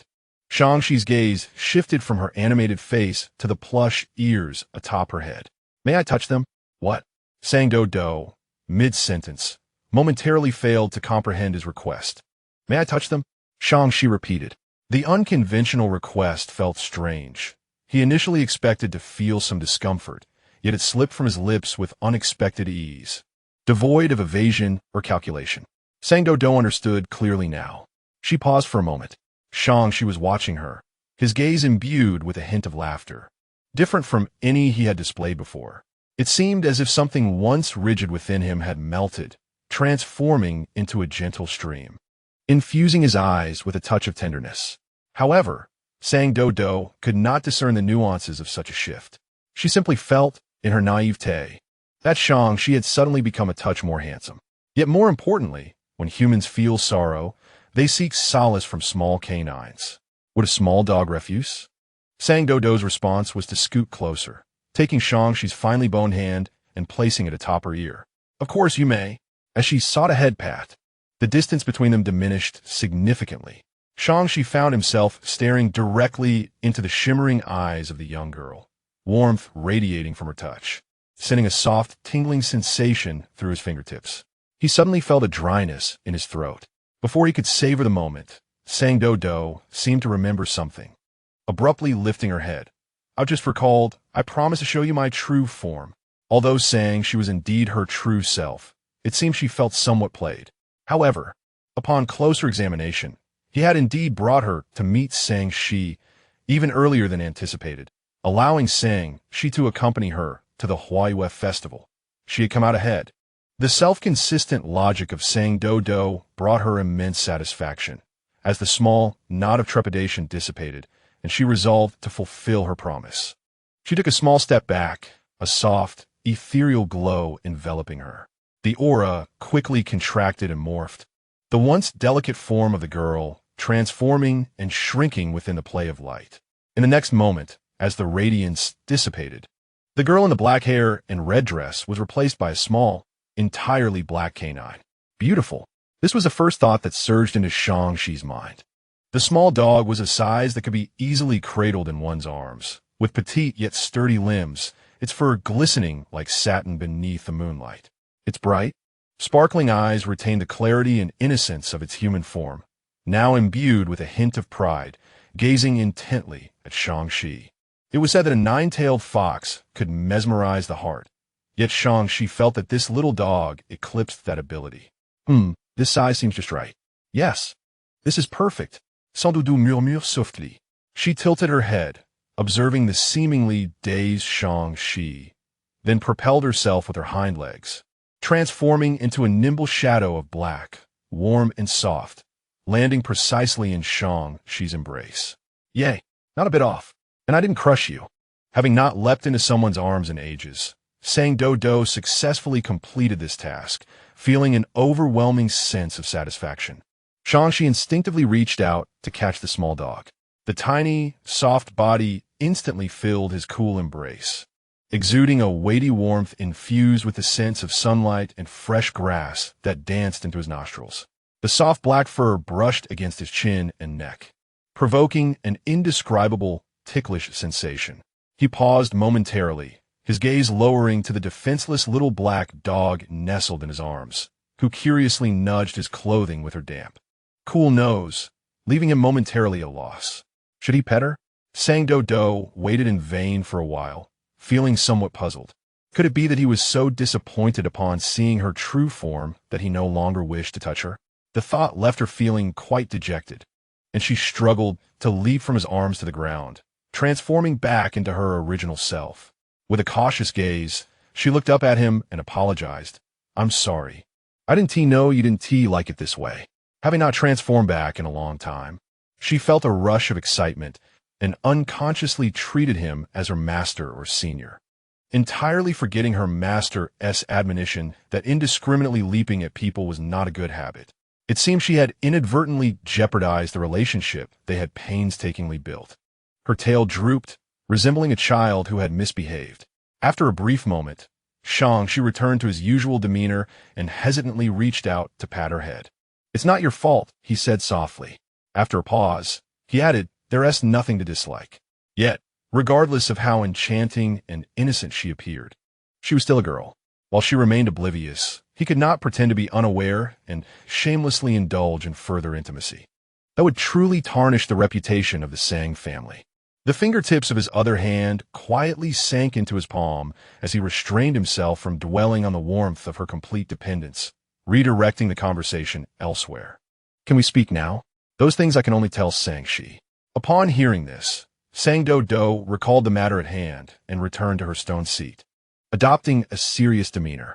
However, her mind wandered to the thought that he was deceiving her. He simply did not like her true form. Even now that she had transformed back, he still sat a bit farther away, as if wary of something, though she felt a tinge of disappointment. Sang Doudou did not let it show on her face. She shook her head, refocusing on the matter to be discussed. "Well, I initially thought that my master had mistaken whom to embrace when he was young, and you should have been a disciple of the Hehuan Sect," Sang Doudou said. "But now it seems that your kin entrusted you to the Hehuan Sect. I also don't know which parts of the dream were real." She hesitated, glancing at Shang-Chi before finally voicing, "But in my dream, your family did not perish. They will return soon. Your elder brother likes my master's sister and has promised to use the Li Huayu to save her." Li Huayu was Lavia. Shang-Chi raised his eyes. "Is that something you dreamed of too? What injury did your master's sister sustain that requires the Li Huayu for treatment?" Speaking of this, Sang Doudou leaned dejectedly on the table. "My master said that my sister was injured by a sea beast while guarding Su Yuan Pass, damaging half of her heart veins. She is gravely injured. When I left, she had not yet awakened. Oh, I miss my sister so much. When she wakes up, she might want to see me. The vile sea beasts. She detested them. Being injured by a sea beast was a severe cold injury, which could indeed be treated with the fiery Li Huayu. However, the medicinal properties clashed so violently that it would likely require other neutralizing substances." Shang-Chi pondered this deeply. "I originally thought that everything in the dream was true, that I could save you and my sister. But it now appears that Ling Xiao was right," Sang Doudou murmured. "One cannot fully trust the events of dreams." She felt as though she could not assist Shang-Chi or her sister. But that wasn't entirely the case. Shang-Chi looked at Sang Doudou with an indifferent expression, yet upon closer inspection, one could discern a hint of warmth in his eyes. He drew out a black cord from his clothing, and as it was pulled, a small piece of blood-red jade came into view before Sang Doudou's eyes. "This is..." Sang Doudou gazed at the jade, her eyes sparkling with disbelief. Shang-Chi gently tugged it from around his neck, holding it in his hand. "As you surmised, Li Huayu." Shang-Chi looked at the fiery red stone in his hand, a complex expression flickering in his gaze. Very few knew that the Sang family possessed a vein of Li Huayu. When each child was born in the clan, they would be led by the elders to the Jade Vein's cavern to temper their bodies with pure Yang Jade energy, facilitating the fusion of their bodies with the Sang family as swordplay. The tempering process lasted a full 3 months, and after passing the test, the Sang family members would emerge from the cavern, taking with them a piece of Li Huayu. He completed the tempering at the age of 3, and since then, this piece of jade had remained by his side for 19 years. He swung the Li Huayu back and forth, and Sang Doudou's gaze followed the jade's movement intently, noticing a small dog's head bobbing in sync with it. He chuckled softly and asked, "Do you want it very much?" "Uh-huh." Sang Doudou nodded earnestly, trying hard to pull her gaze away from the Li Huayu and gazing earnestly at Shang-Chi. "I want it super, super, super badly." To her astonishment, Shang-Chi also possessed Li Huayu. If she could find a way to trade for it with Shang-Chi, her sister's injuries could be healed sooner. "If you want it, then bring something to exchange." Shang-Chi casually rested his chin on his hand. The jade swayed in his fingertips as if it were not a rare treasure that was hard to come by, but merely a stone found by the roadside. Bring something to exchange. She had previously taught her negotiation skills, and Doudou instantly donned a fierce expression. She crossed her fingers, pressing them to her lips, her face serious. 3,000 spirit stones? She was taken aback, then couldn't help but burst into laughter. He laughed heartily, his eyes and brows brightened with delight, and spoke without restraint. Not enough. 4,000? Still not enough. 8,000? Still not enough. Doudou nodded, having anticipated his response from her prior mock exams. If you don't want spirit stones, then what do you desire? She mimicked Shang's tone, adopting a somewhat inscrutable demeanor. She had initially thought to add that she would not show him her true form again, but recalled that he had already seen it and seemed somewhat dissatisfied. So she quietly swallowed those words. This is a jade pendant I have cherished for many years. It is the last thing my family left me. She fondled the Li Huayu, raising the stakes of the item in his hand. Doudou remained silent for a while upon hearing this. She did not catch the hint of his increased offer. She simply stared at the Li Huayu and then at Shang's face, momentarily caught in a dilemma. If the events of a dream were not entirely accurate, it was uncertain whether Shang's elder brother would return. If she did not trade for the Li Huayu, who knew when the next piece would be available for her sister? However, if she traded, Doudou looked at Shang, who was caressing the jade pendant, appearing rather reluctant, and felt that this action might be somewhat cruel. Seeing the little demon's conflicted expression, Shang sighed and clarified, thus, the price must be raised. But this is something your kin left for you. They left me so much that I nearly moved half the family to the Hehuan Sect. This piece of jade is merely one of them. Didn't you say it was the last one? Indeed, before I left, they passed down most of their belongings to me. Is there a problem with that? Doudou finally realized that she was teasing her. She puffed up her cheeks, somewhat displeased. Yet the Li Huayu remained in Shang's hands, and the negotiation had to continue. What do you want? Let me think. She twirled the jade pendant as if he were genuinely contemplating. Finally, his gaze settled softly on Doudou's head, stating the condition he had long considered. First, exchange it for something you cherish. Second, promise me something. What is it? She shook his head and said, I have not yet devised a plan, but I assure you, this task will not prove difficult. It lies within your capabilities, and no one else will be harmed as a result. Doudou pondered for a moment and agreed. After all, what grand endeavor could it be? For the first time, she realized that being somewhat weak was not necessarily a misfortune. Doudou's thoughts turned to the things she cherished, and her brow furrowed again. The list was extensive. She reached into her storage pouch, opened it wide, and began to pour its contents onto the stone table. The pom-pom she played with as a child, her first little nest, the small wooden sword gifted by her master, the hairband from her senior sister, the teething stick from her senior brother, various toy figurines, and an unremarkable stone that she insisted was different from all others. As he gazed upon the heap of trinkets, Shang's expression was nuanced, as if he struggled to find the right words. He extended his hand, attempting to sift through the clutter for something presentable, but each time his hand hovered over an object, the little demon before him, though feigning calm, exhibited visible tension until he withdrew his hand, at which point she relaxed once more. If she was worried he might pick up the half-eaten bone, that concern was indeed unwarranted. There is nothing here that I seek. Is there anything else? Upon hearing this, Doudou visibly exhaled in relief. Yes, I have more, she exclaimed, joyfully tidying up the table of treasures and retrieving another storage pouch, which clinked as she emptied its contents onto the table once more. These are treasures I hold dear. Perhaps you will find something you desire. Ling Chao, magical artifacts, spirit tools, talismans, exquisite shark silk, and lustrous pearls. Unlike the previous pouch filled with worthless items, each piece in this bag was a rare treasure. Yet, they lay carelessly scattered within the storage pouch. Several pearls, even marred by scratches, a testament to their owner's lack of regard. His gaze swept over the collection, and this time, Doudou's reaction was remarkably calm. She even seemed to take interest in gently fiddling with a few of the pearls. She maintained his impassive demeanor. his voice remaining light and airy. I have no interest in these either. This left Sang Doudou in a quandary. But these are all I possess. The most precious possession she cherished was undoubtedly her Wang Ju, yet she could never part with it. I see. She seemed to discern her dilemma. After a thoughtful pause, he pointed to something behind her. What about that? Sang Doudou turned around, but saw nothing. She gazed back at she in confusion. He stood up, reached out to stroke the tip of her tail, and she felt a tingling sensation. Glancing back, she saw his hand hooked around the bell, tied to her tail. This bell was given to you by your master, correct? I propose a fair exchange. Let it serve as a trade for the jade pendant left by my family. Chapter 79. Once worn, nightmares cease. Exchange the bell for Li Huiyu. Sang Doudou looked at the bell dangling from Shangxi's hand, then at the Li Huiyu in his other hand. The bell, a cherished gift from her master, had accompanied her for many years. In her childhood, Sang Doudou occasionally experienced nightmares, dreaming of being lost in a snowy expanse.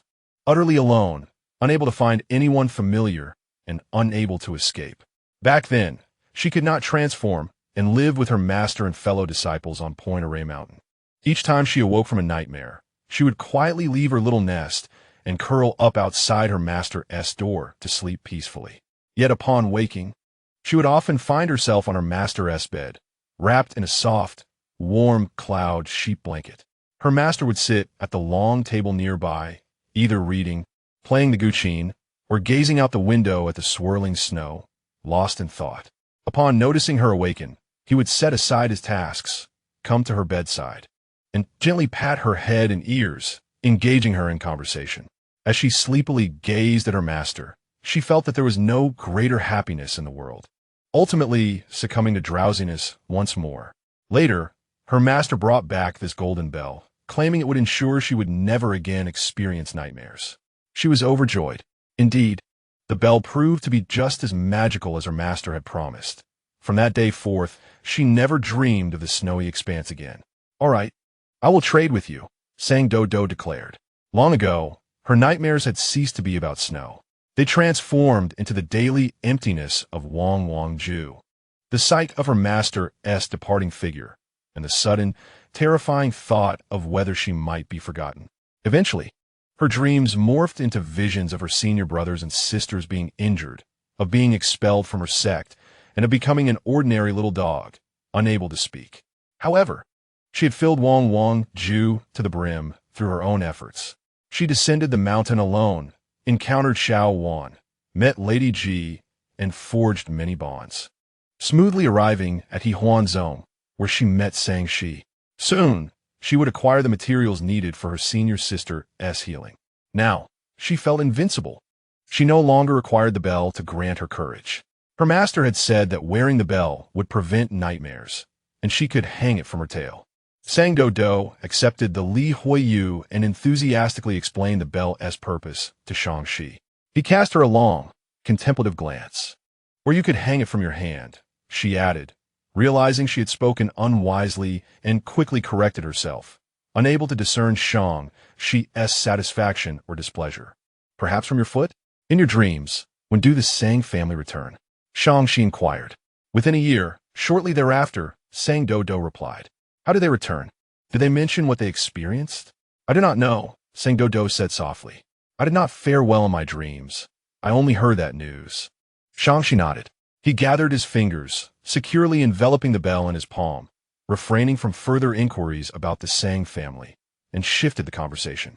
After leaving Hehuan Sect, where do you plan to go? Will you return to Wanxiang Sect to deliver medicine to your senior sister? Yes, I suppose so. Sang Doudou tucked the Li Huiyu into her storage pouch, her thoughts contemplating the matter. Her master had likely not yet returned, and she wished to check in on her senior sister. She also wanted to inquire about her senior brother and Ling Xiao. Silently, she wished for Ling Xiao to emerge safely from the secret realm alongside her senior brother. Did your master know of your descent from the mountain? Sang Doudou paused, feeling guilty as she tucked her tail. Upon noticing her demeanor, Shangxi raised an eyebrow, understanding her unspoken thoughts. You have not descended the mountain often, have you? He said leisurely, his tone laced with subtle persuasion. Once you return, you may not have the chance to come out again for some time.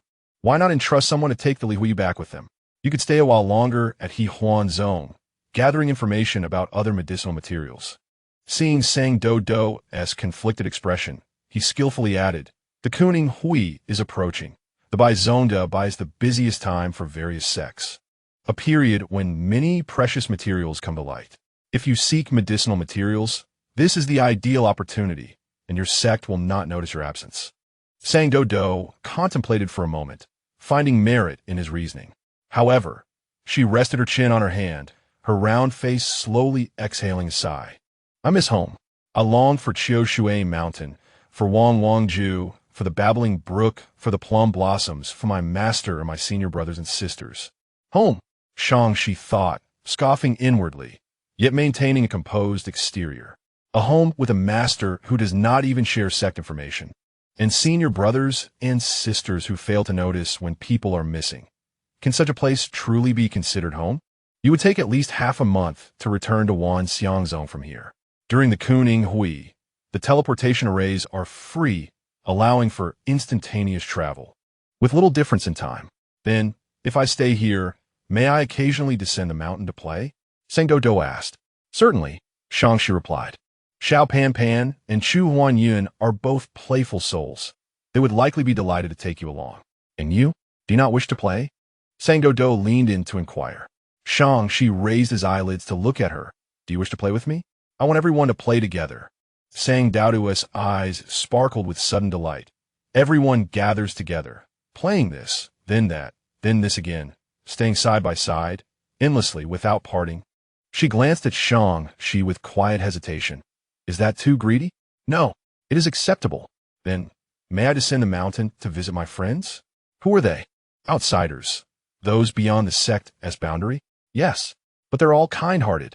Given Sang Doudou's cautious, almost wary attitude toward her own sect's elders, Shangxi harbored deep skepticism about the true nature of these kind-hearted folk she so earnestly praised. Yet the young Yao's eagerness was unmistakable, and for now, retaining her within the Harmony Sect's embrace mattered more than probing further. Other matters could wait. You may. Yay! Sang Doudou nearly leapt with joy. The Harmony Sect truly is a wondrous place. Shangxi roused a spirit crane with a gentle tap, instructing it to escort Sang Doudou back to her quarters. He himself remained atop the peak. Unfurling his palm, he beheld the tiny bell, delicate, enigmatic in material, exquisitely wrought. Worn for years upon her tail, it retained an unblemished luster. Its surface still faintly warm to the touch, as though it still held the memory of her soft, trembling fur.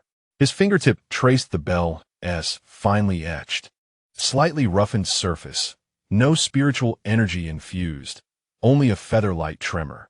Tinkling a whisper of sound, crystalline, fragile, rang out, piercing the vast, hushed stillness of the summit. A bell that keeps nightmares at bay. He lowered his lashes, closing his hand around it.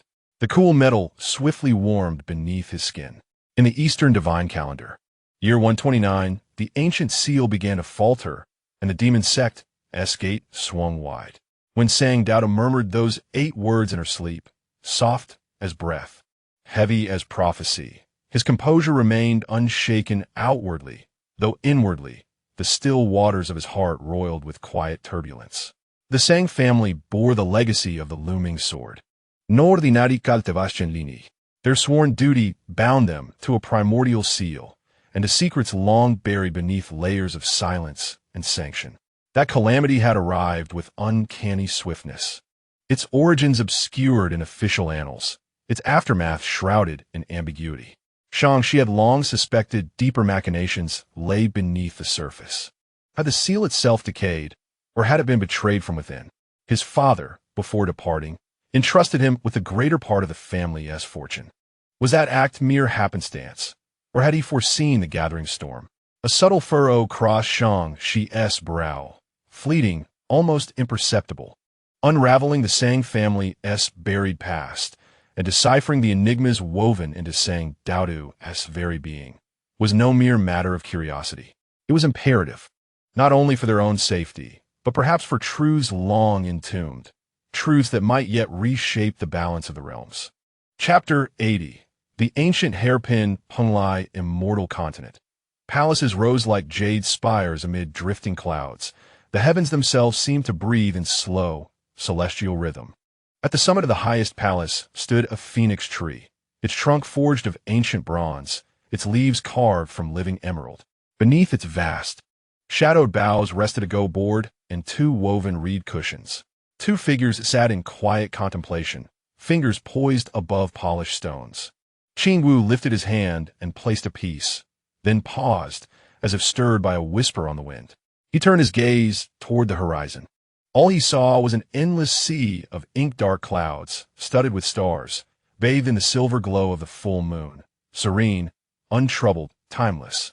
His opponent, a venerable elder with flowing white beard and eyes that twinkled with mischief, seized the moment. While Qingwu looked away, he surreptitiously shifted a cluster of stones on the board. By the time Qingwu turned back, the elder had resumed his posture of serene wisdom, stroking his beard with solemn, feigned concentration. Qingwu regarded him, long, silent, unfathomable. The elder lifted his brows, feigning innocence. What is it? Nothing.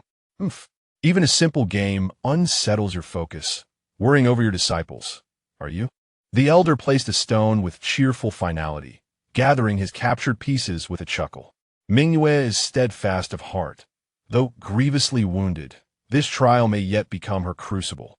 If she turns inward, stills her spirit, and breaks through her inner barrier, her cultivation will surge beyond measure. I'm not concerned for Mingyue, then Yanzhe and Ling Xiao, nor for them. The elder leaned forward, eyes gleaming with sudden, impish delight. Then what in the nine heavens? Has the ancient tree blossomed at last? Has some enchanting cultivator stolen your attention, leaving you tongue-tied, heart-fluttering, too shy to speak?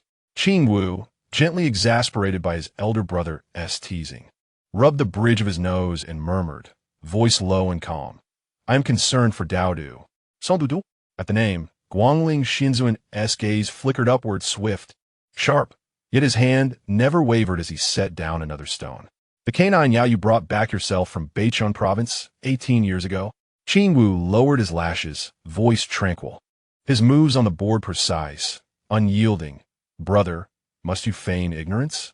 How could Doudou's life, her quiet days, her unspoken burdens, escape the celestial alliance's watchful gaze? Ah, now that stings. Guangling Xinzuan bristled, his eyebrows arching. I guard the divine artifacts. I take no counsel in their schemes. You know my nature. I cannot abide their sanctimonious airs.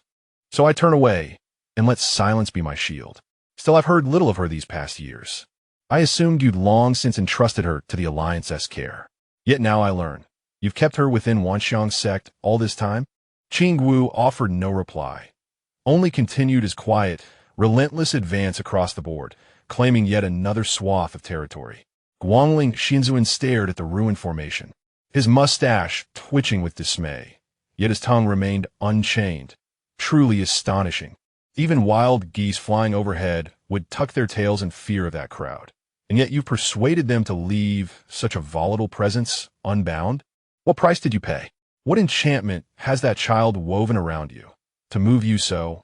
Qingwu lifted his eyes, just once, to meet his brother's gaze, then said nothing. Speak.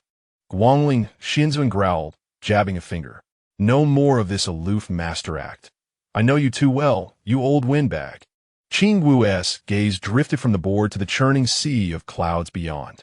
A long silence settled, gentle, deep as twilight, before he finally spoke. She has cast no enchantment over me. His voice softened, as if addressing not a celestial elder, but a child sleeping beside a sun-warmed windowsill. Doudou is simply a child. She loves the warmth of sunlight, the sweetness of steamed pastries. Dozes off mid-cultivation when weariness overtakes her, and lowers her ears in quiet apology when she errs.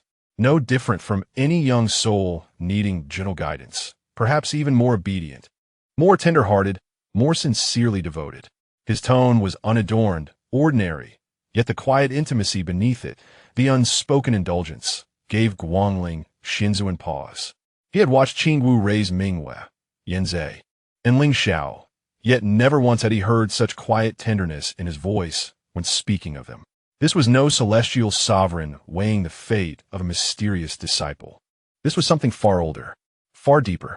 As for the Alliance's ambitions, Qingwu added, that is their concern, not mine. If I call pleuve impossible, I shall willingly relinquish my seat among the three thrones. Better solitude than compromise. Guangling Xinzuan's thoughts churned, yet he held his tongue, letting the words settle like dust in still air. Instead, he shifted course. And so she remains at Hehuan Sect? Yet Yao are born of wildness. How does she endure such quiet, such restraint? At that, Qingwu's expression softened, like moonlight falling upon still water. She is obedient. A pause, then. Voice barely above breath. I will not keep her confined within Hehuan Sect forever. These 18 years I should have acted long ago. You mean to? Yes. Meanwhile, Yanzai and Ling Xiao emerged from the Zhuochang's secret realm and hastened toward Hehuan Sect, arriving at last at Peitong City, nestled at the mountain's foot. There, they paused at last to rest. Why are you shadowing me? Ling Xiao eyed Yanzai with open suspicion. This man drifted like a rogue breeze, never still, never honest. To shop. For whom? Ling Xiao asked, then instantly regretted it, catching the knowing, teasing glint in Yanzai's eyes. He nearly slapped his own face. Go, find another shop. Don't buy the same things I do. Yanzai merely smiled, unruffled, unoffended, and spoke plainly. What I purchase, you cannot afford. Care to accompany me? The Tianzi Pavilion's collection is far more exquisite. Ling Xiao froze mid-step. He clenched his fists. His urge to strike surged, white-hot, but his feet, ever pragmatic, remained rooted. Then, after a breath, stepped forward in silent, grudging pursuit. To pass up a bargain is to invite misfortune. They entered the merchant hall. The Tianzi Pavilion's steward greeted them with radiant deference, ushering them into a private chamber and presenting a sumptuous catalog of rare and wondrous artifacts. Ling Xiao flipped through in silence, then exhaled defeated. Yanzai had spoken no falsehood. It was not that he could not afford them, merely that acquiring them would demand sacrifice beyond reason. Yet Yanzai's hand moved with effortless grace, circling selections as if choosing dishes from a humble street stall, fluid, unhurried, devastating in its quiet confidence. Brother disciple, do not hold back. Yunsha murmured, pen poised. Choose freely. Only these pages are already reserved for Doudou. Yanzai smiled at him, a hint of malice in his gaze. After all, I am your senior brother. It is only natural to care for my junior. With a sudden motion, Ling Xiao slammed the book shut, realizing it was madness to endure such vexation in this private room with Yanzai. The gifts from Yanzai were not particularly cherished by that foolish dog. He had purchased her favorite candies. After all, what was the pretense of superiority about? Yanzai's gaze swept across the pages of the book and suddenly fixed upon an exquisite piece tucked away in a corner. It was a delicately crafted Yuxian Yuyan hairpin, the head of which was shaped like a vividly lifelike swallow, poised as if ready to take flight. Its tail feathers elegantly flowing, a rare treasure indeed. The butler discreetly introduced it. This is the work of a favored disciple of Master Lu, the only one of its kind in the world. It was acquired purely by chance. Ling Xiao, having approached unbeknownst to himself, also beheld the Yuxian Yuyan hairpin, a flash of astonishment crossing his eyes. Buy it. I believe she would adore this. Yanzai lowered his lashes, not lifting his gaze. No, he replied softly, his tone light yet profound. She does not like it. If she did, this hairpin would not have ended up in the merchant's catalog. Chapter 81. This is the junior sister's handwriting, huh? Upon hearing Yanzai's explanation, Ling Xiao raised an incredulous brow. What money could she have for spending money? Even if she did, it wouldn't come to a point where she had to pawn her belongings. Yanzai gazed silently at the image of the hairpin in the catalog, then instructed the butler to bring forth the actual item. I suspect she ventured down the mountain and accidentally dropped the hairpin, which was then picked up by someone else, who in a moment of folly decided to sell it. Ling Xiao mused, stroking his chin. He felt quite justified in his reasoning. Though saying Doudou rarely visited the town, this scenario could not be entirely dismissed. Before he departed for Hehuan Sect, he had met her, and that foolish dog had experienced a restless night filled with nightmares. It was only natural for her to seek solace down the mountain. Despite the absence of an entry permit, one could not know who had brought her out. "The hairpin is here, my lord." The butler eagerly directed a maid to present the tray. Yin Zhe's gaze fell upon the Yin hairpin in the tray, further convinced it was the very piece he had intended for saying Doudou. "From where did you acquire this hairpin?" "Oh dear, this is the work of Master Lu's disciple. She trusts our establishment and personally entrusted us to sell it on her behalf. This hairpin originally belonged to my junior sister. I personally bought it from Lu Tong to gift to her. How could it possibly end up in your possession today?" Yin Zhe raised his eyes, his gaze icy as it settled upon the butler, silencing his excessive boasting. This is awkward," the butler stammered, wiping the sweat from his brow and desperately attempting to redirect the conversation. "For outsiders, we would present it this way. But as you are a distinguished guest of the Tianzi room, we shall speak frankly. This hairpin was consigned to us by a female client. We advanced her half the price and will pay the rest once it is sold." "A female client?" Ling Xiao interjected, pushing Yin Zhe aside, frowning as he inquired. "What kind of female client?" "It is our policy not to disclose clients' privacy." "Policy, you say? That is understandable." Ling Xiao nodded, but in the next moment, he was 3 to 5 steps away with a dagger pressed against the butler's throat. "Then should you not also respect my policy?" Ling Xiao's demeanor was lighthearted, his smile playful, yet the threat was unmistakable. The butler's face drained of color, beads of sweat forming rapidly as he attempted to muster a conciliatory smile. But his fear rendered him unable to move. "Stop, Ling Xiao," Yin Zhe calmly intervened, using his spiritual energy to flick the dagger away from the butler's neck. Ling Xiao and Yin Zhe exchanged a glance, and he obediently stepped back. "Thank you, my lord, for your mercy," the butler exhaled in relief, the fear subsiding as he felt he had narrowly escaped death, wishing only to flee the private room. "I previously stated that this hairpin was personally sought after by me as a gift for my junior sister. It could never have been transferred to another.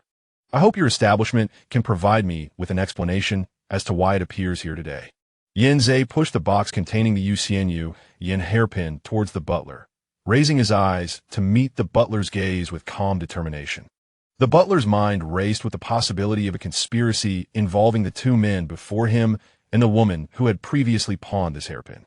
However, he dared not voice his thoughts, for these 2 possessed extraordinary presence and swift decisiveness, clearly not ordinary individuals. A guest of the Tianzi room could not be expected to resort to such base tactics. "My lord, as a distinguished guest of the Tianzi room, you are aware of our establishment's rules."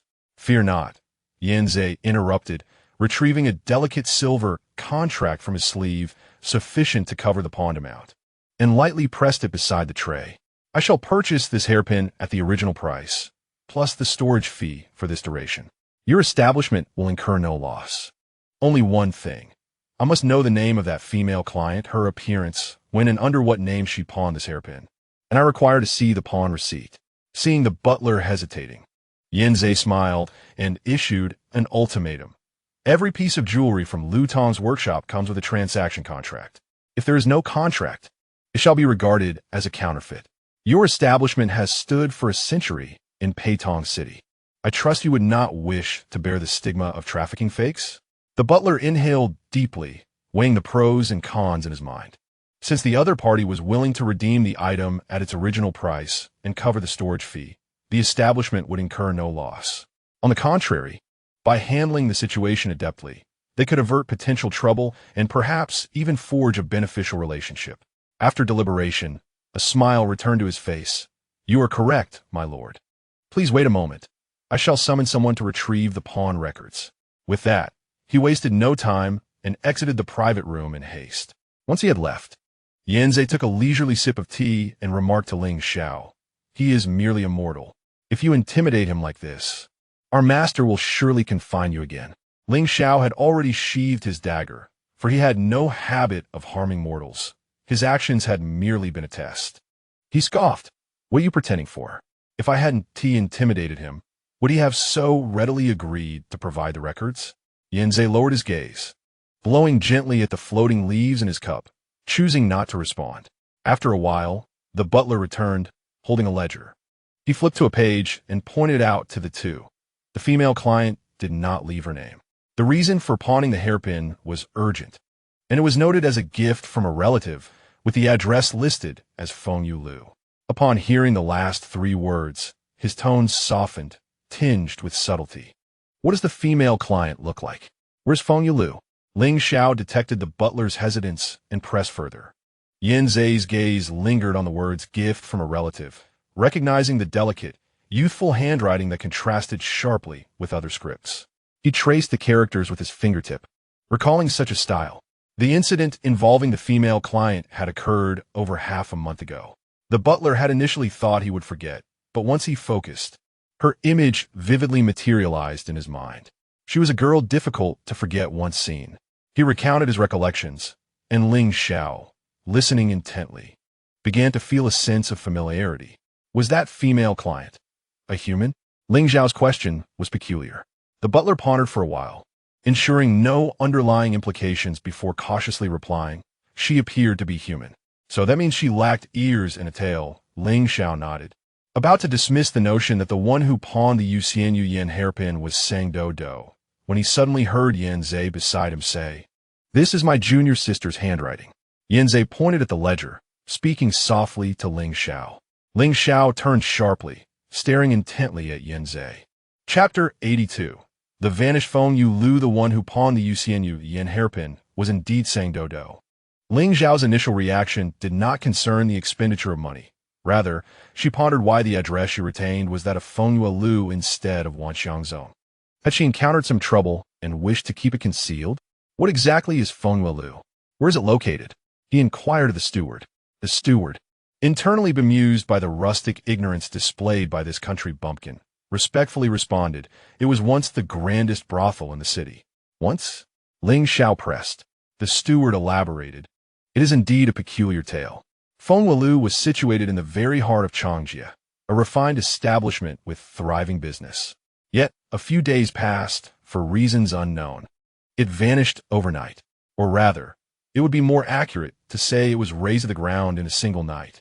For even its pavilions and ornamental gardens disappeared without a trace. Neighboring shops reported no signs of construction, leaving us in bewilderment. As he spoke, the steward cautiously stole a glance at Ling Xiao, murmuring, "Such a feat of upheaval is said to be the work of immortals. The precise circumstances remain unclear to us. If you wish to find the women of Feng Yulu, you might inquire nearby, as many former employees reside in the vicinity and may possess further information." The steward fervently hoped these gentlemen would soon depart the establishment, seeking mischief elsewhere. "Did you not mention it was deserted? How then are the former employees still in the area?" Ling Xiao queried. This is a matter difficult to elucidate. In any case, they're present. The specifics of what transpired are best known to those within the establishment. Ling Xiao and Yin Zai exchanged a glance, both sensing an unusual atmosphere. Yin Zai hastily procured money to purchase an old hairpin, deciding that he and Ling Xiao should first investigate. Feng Yulu was not difficult to locate. It had once stood in the most bustling part of Peitong City, and even in its mysterious absence, the void it left would take time to be filled. Several days had passed, and the streets had returned to their former order. Yet passers-by would involuntarily quicken their pace and whisper as they approached the area. Indeed, it has been completely cleared out. A substantial plot of land lay vacant between the once continuous shops, as if an invisible giant hand had uprooted Feng Yulu along with its foundation from the earth. The ornate structures and scenic spots that once adorned the place had vanished overnight, leaving behind an eerie desolation. A few minor officials were laying blue stone slabs on the ground, while the proprietor of a nearby cloth shop stood at the entrance, hands tucked into his sleeves, looking troubled. As Yin Zai and Ling Xiao approached, the proprietor's eyes brightened. "Are you two here to purchase fabric? What patterns do you seek?" "This lady," Ling Xiao inquired. "Do you know where the people from Feng Yulu currently reside?" The proprietor's enthusiasm extinguished abruptly. I do not know." She waved her hands dismissively, displaying impatience. "I am unaware of what transpired that day. You should inquire elsewhere." Despite her rude demeanor, Yin Zai remained unfazed. producing a bag of silver coins from his sleeve. I will take all the fabric on this rack, as well as that on the other. The proprietor fell silent, appraising the two, before silently accepting the bag of coins. Come inside, she beckoned. Witnessing this exchange, Ling Xiao let out a soft click of his tongue. Once inside, the proprietor drew the curtain over the door, shielding them from prying eyes, and began to recount the events in detail. That morning, she had not opened her shop. Having left early, casting a casual glance next door, she thought she was still dreaming. Fengyue Lu had vanished without a trace, and dozens of individuals, musicians, dancers, and servants, lay scattered on the ground, clad only in thin night clothes, seemingly oblivious to the chill of the morning breeze, their faces blank. Following the gaze of a musician, she looked beyond the crowd and saw a dozen fox corpses lying haphazardly nearby.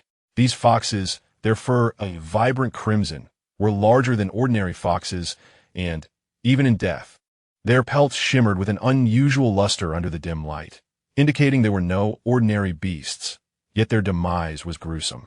Some had twisted necks, others had sunken chests, and while some bore no apparent external injuries, their orifices were all drained of dark blood.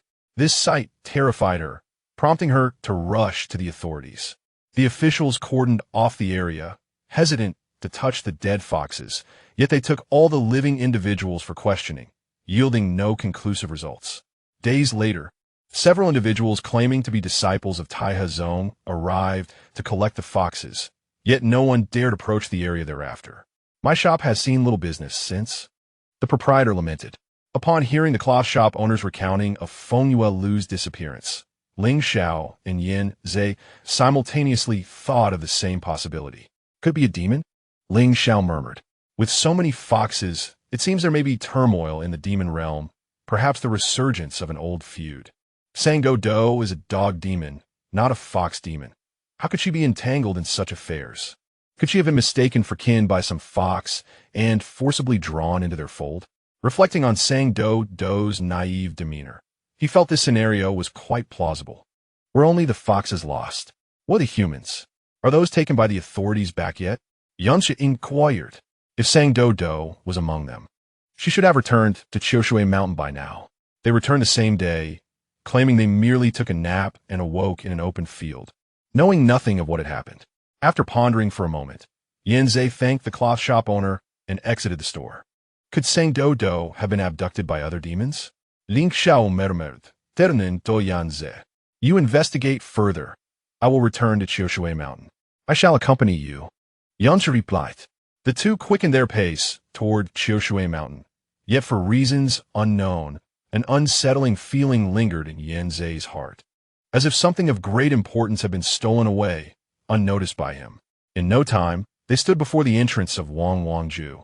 The courtyard's fence had gathered dust, and scattered plum blossom petals lay on the stone table. A slender figure stood on the stone path within the courtyard, the white silk fluttering gently in the breeze, exuding an aura of tranquility. Fu Mingjue, are you healed? Before approaching, Ling Xiao recognized the figure. It was Fu Mingyue, who should have been bettered in from severe injuries. We have retrieved the Wu Yingu. I shall take it to Elder Wenqin shortly. Fu Mingyue seemed to hear him, yet also appeared oblivious, slightly turning away without uttering a word. Yanzei discerned something amiss. He stepped past the two and arrived at the door first. The plum blossom painting, crafted by a certain individual, remained vibrant and lively, yet the entrance was strewn with fallen petals. This was an unusual sight for a certain diligent little demon, who typically kept her dwelling immaculate. Little junior sister? Yanzei gently knocked on the door. Yet no joyful response from the little dog demon echoed from within, only silence. Ling Xiao stepped forward, knocking with a bit more force. Doudou, are you there? If so, please open the door. No answer came. Ling Xiao's heart sank, and before he could act, a cool hand passed between him and Yanzei, gently pushing the door open. Doudou never locks the door. Fu Mingyue's voice was soft, imbued with a chill reminiscent of melting snow, akin to the plucking of string. She did not cast another glance at the two gathered at the entrance, instead walking calmly into the room. The interior did not resemble the cluttered state they remembered. Drawers and cabinets were closed neatly, Yet many items from the dressing table and antiquities shelf had vanished. The bed's canopy was partially drawn, the quilt neatly folded, and Sang Doudou was nowhere to be found. The various plush toys that had previously encircled the bed had also disappeared. The entire room appeared as though it had been ransacked by a bandit. However, most of what was missing consisted of inconsequential items. Ling Xiao found it hard to fathom which bandit would steal the 3 dolls handcrafted by the clumsy dog. An incomprehensible thought flickered through Ling Xiao's mind, causing a wave of unease within him. Yet he suppressed that feeling and spoke to himself. How peculiar. She is not in the courtyard. Has she gone to play by the creek again? He tugged at his lips in a semblance of a smile, though it did not quite reach his eyes. Surely she hasn't run away from home. Yanzhe entered the room, casting a cursory glance at the surroundings. Approaching the tea table, he noticed the plum blossoms had all withered, the branches brittle. A gentle touch reduced them to dust, cascading down. In a fleeting moment, he spotted a piece of paper trapped beneath a wooden dog carving. His gaze shifted slightly, but before he could examine it closely, a hand swiftly retrieved the paper. What is this? Ling Xiao held it in his hand, quickly scanning its contents, and his grip tightened abruptly. Dear Master, Senior Sister, Senior Brother, Ling Xiao, I have gone to play with friends. I shall return after a while. Indeed, this was a note penned by Sang Doudou after much contemplation. She believed that if she could successfully rescue Sang Shi, they might become good friends. Thus, her words were not deceitful and would put her master and senior brothers and sisters at ease. Yet, it was evident that her senior brothers and sisters did not feel at ease. Friends? Ling Xiao questioned, momentarily doubting his reading. He turned to Yanzhe and asked, when did she make new friends? How come I am unaware? Our time at Xiao Shui Mountain is limited. It is only natural not to know. Yanzhe replied after a brief silence. He was not surprised by his junior sister's penchant for making friends. Doudou was a restless spirit. As a child, she would chase her own tail for hours, and as she grew older, she would venture daily into the woods beyond the courtyard, befriending squirrels one day and frogs the next. Anything alive and moving could be her friend. However, all these friends shared a common trait. They resided within Xiao Shui Mountain. Wechi made friends outside the sect. And how significant could this friendship be, that she would choose to descend the mountain for several days? Neglecting even to return to Wangju, she mentioned going to find friends, and yet went to Fengyu Lu. Could it be that her friend was among the people there? Ling Xiao pondered with a furrowed brow. If her friend was indeed from Fengyu Lu, was that friend human or a demon? If human, might they be one of those mortals who awaken on the ground? A musician? A qin player? Surely not a turtle spirit? Those mortals were unharmed, and if her friend was indeed a mortal, why had she not yet returned home? If a demon, could it be one of the unfortunate foxes that met a tragic end, or the ruthless one who had dealt with those fox demons personally? Ling Xiao's expression grew increasingly solemn as he held the note left by Sang Doudou. A demon that frequently frequented places like Fengyu Lu and possessed the capability to eliminate so many foxes. The demons outside were entirely different from Sang Doudou. They were truly wild beings, enigmatic and nearly uncontrollable. The fox demons were cunning, capable of ensnaring an inexperienced little demon like Sang Doudou with but a beckoning finger. Recalling the innocent way Sang Doudou wagged her large tail around strangers, Ling Xiao felt a tightening in his heart. If such a naive little demon fell into the hands of a greater demon, the best-case scenario would be that she would be taken in as a subordinate. In the worst case, if a greater demon coveted her beauty, or worse, some demons still retained primitive predatory instincts, what would become of her? Ling Xiao struck the table with a fist, unwilling to delve further into such thoughts. Yanzhe took the paper from his hand, staring intently at the writing. His own heart unsettled. Yet he spoke. You just smashed her favorite table. Be cautious that she does not return and cause a scene with you. Ling Xiao, already in a foul mood, found Yanzhe's words even more aggravating. He retorted coldly, that is the least of my concerns. That foolish dog has been cooped up in this mountain. Do you truly think that after witnessing the splendor of the outside world, she would willingly return to this cage-like Xiao Shui Mountain? Suddenly, a thought struck him, and he turned back to Yanzhe with a mocking smile. eyes narrowed. Do you believe your intentions are hidden so well, whether as a human or a demon? As long as that girl opens her eyes to reality, there will be countless willing to present themselves to her. How do you intend to compete with them? With your years of cowardice spent evading the world, or with the meager scraps you have tossed her over the years? Yanzei's fingers twitched slightly, and for the first time, his gaze towards Ling Xiao was imbued with a hint of hostility. His junior brother could be remarkably foolish at times. This self-righteous demeanor was increasingly irksome. No matter what he had done over the past years, it was far from evasion, but explaining this to Ling Xiao would only be a waste of breath. Better to let this fool continue in his ignorance, forever late to realize the truth. And what about you? Yansha calmly retorted. Who are you trying to impress with your anxious demeanor? You are brave. You are not a coward. Yet you have secretly met her multiple times. What has come of it? You are more aware than I of why the restrictions from the Immortal Alliance were imposed. In that instant, the air seemed to freeze. Ling Xiao's expression turned frigid, and he fell silent. In the next moment, a blade emitting a cold aura was thrust towards Yanzei's face. With a sharp glint, Yanzei's eyes narrowed, the warmth that usually surrounded him evaporating instantly. As Ling Xiao approached, he deftly flipped his hand, unfurling a fan as delicate as a cicada's wing to deflect the advancing dagger, stepping back to create distance. He did not intend to retaliate, merely standing at a distance, the mockery in his eyes deepening. What's wrong? Can't even bear to hear the truth?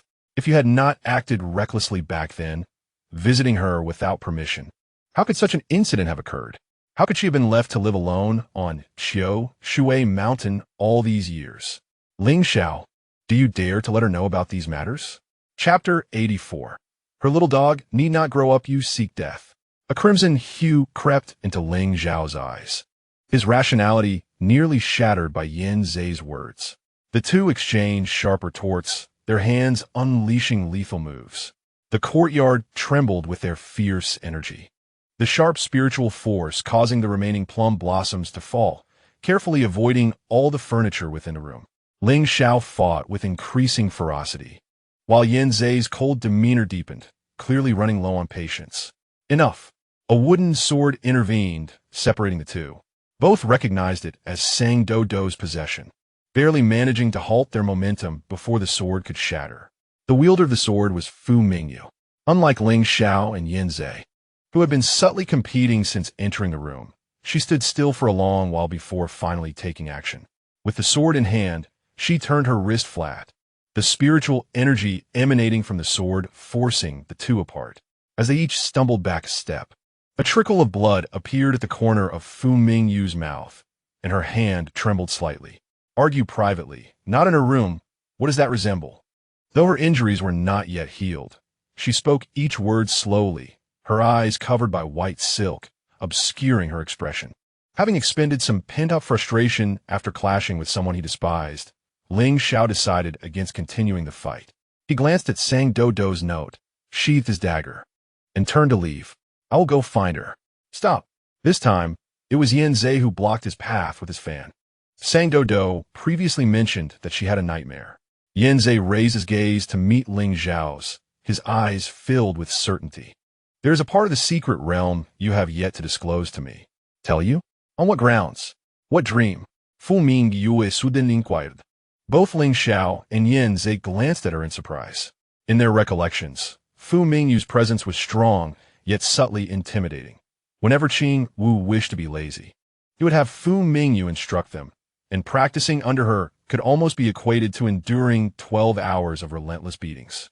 Thus, their relationship with her could not be described as good, yet they never provoked her, nor did they show interest in each other's lives, only gathering together during the new year to accompany Sang Doudou.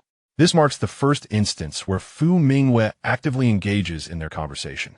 Ling Xiao, initially reluctant to speak, found himself unable to resist her steady gaze, which, even through the translucent fabric, conveys an unmistakable chill.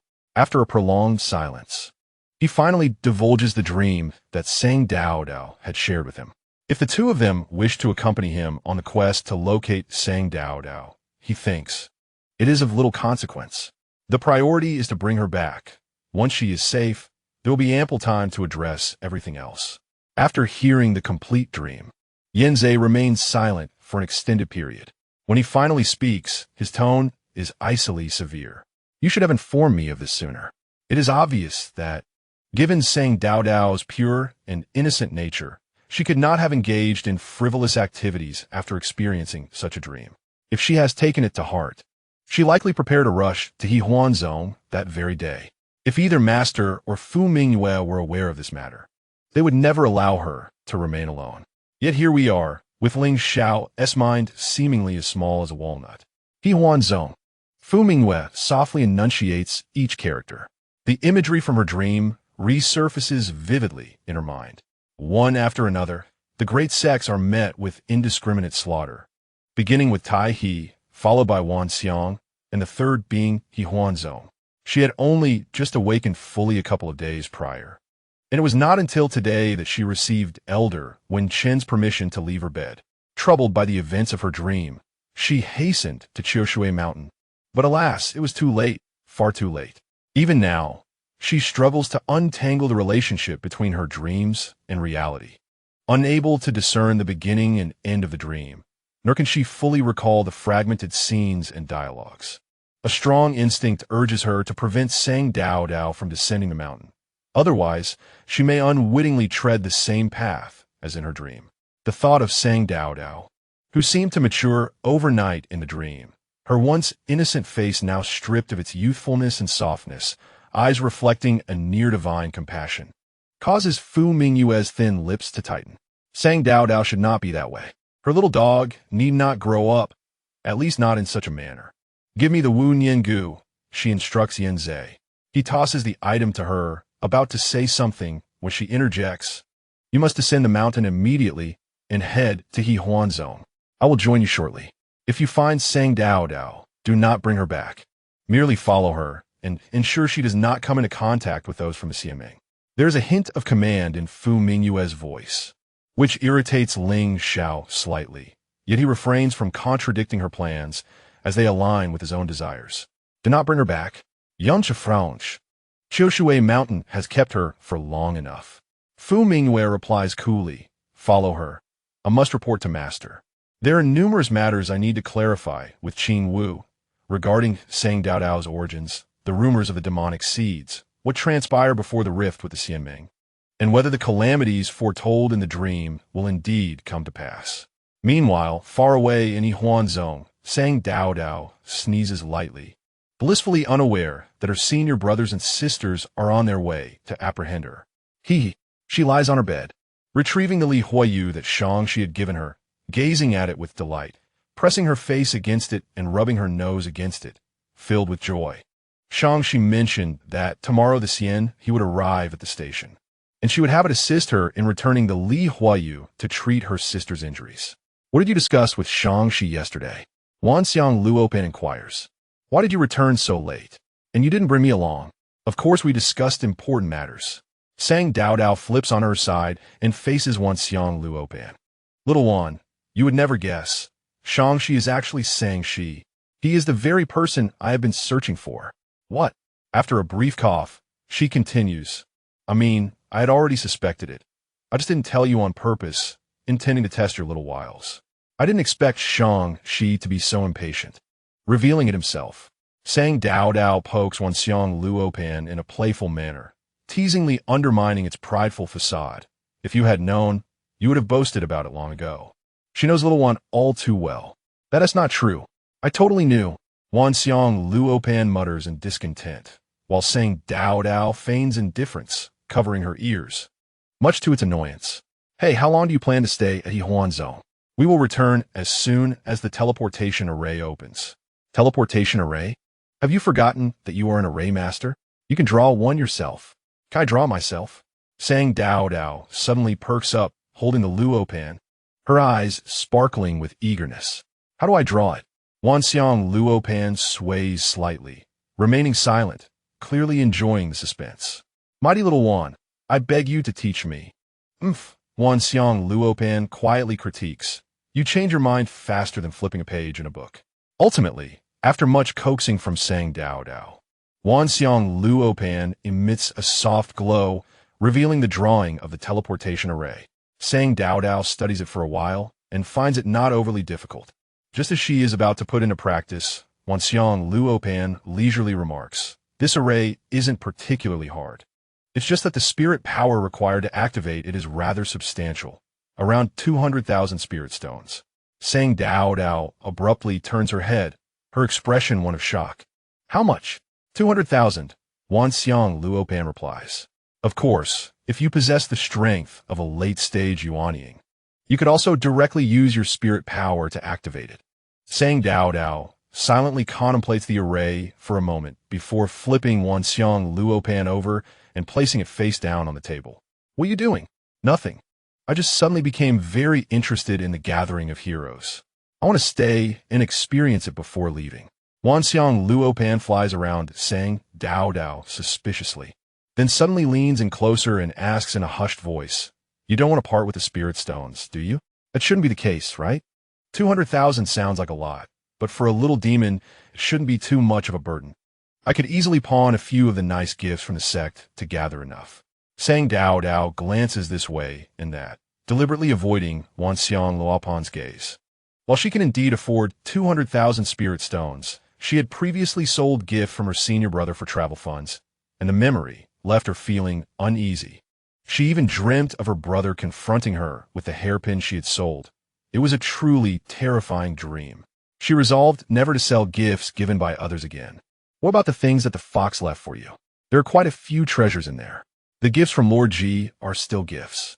I believe that since he gave you those items, they are for your use." Wanxiang Luopan rambles on, knowing there is a line it should not cross. After all, the fox may not even be alive anymore, and even if his possessions were sold, he would be none the wiser. Remembering Lord G, Sang Doudou's smile falters. Fengshi had promised to come find her after resolving matters on his end, and she had hoped to inquire about Lord G's situation upon his arrival. Yet, more than 10 days have passed without a word from him, and she cannot help but worry about their safety. A knock at the door interrupts Sang Doudou's spiraling thoughts. She rolls off the bed and dashes to the door, swinging it open. Standing outside are Xiao Panpan and Lan Shuixin, who, unbeknownst to Sang Doudou, are already well acquainted and have a close relationship. It was Lan Shuixin who had sent Xiao Panpan a message during the Huayu festival. The sight of the two stunning beauties together is a breathtaking spectacle, and Sang Doudou feels awestruck each time they appear in unison. "Panpan, Shuixin, what brings you here?" Upon seeing Sang Doudou, the two exchange a knowing glance, their lips curving into mischievous smiles, hints of playful malice dancing in their eyes.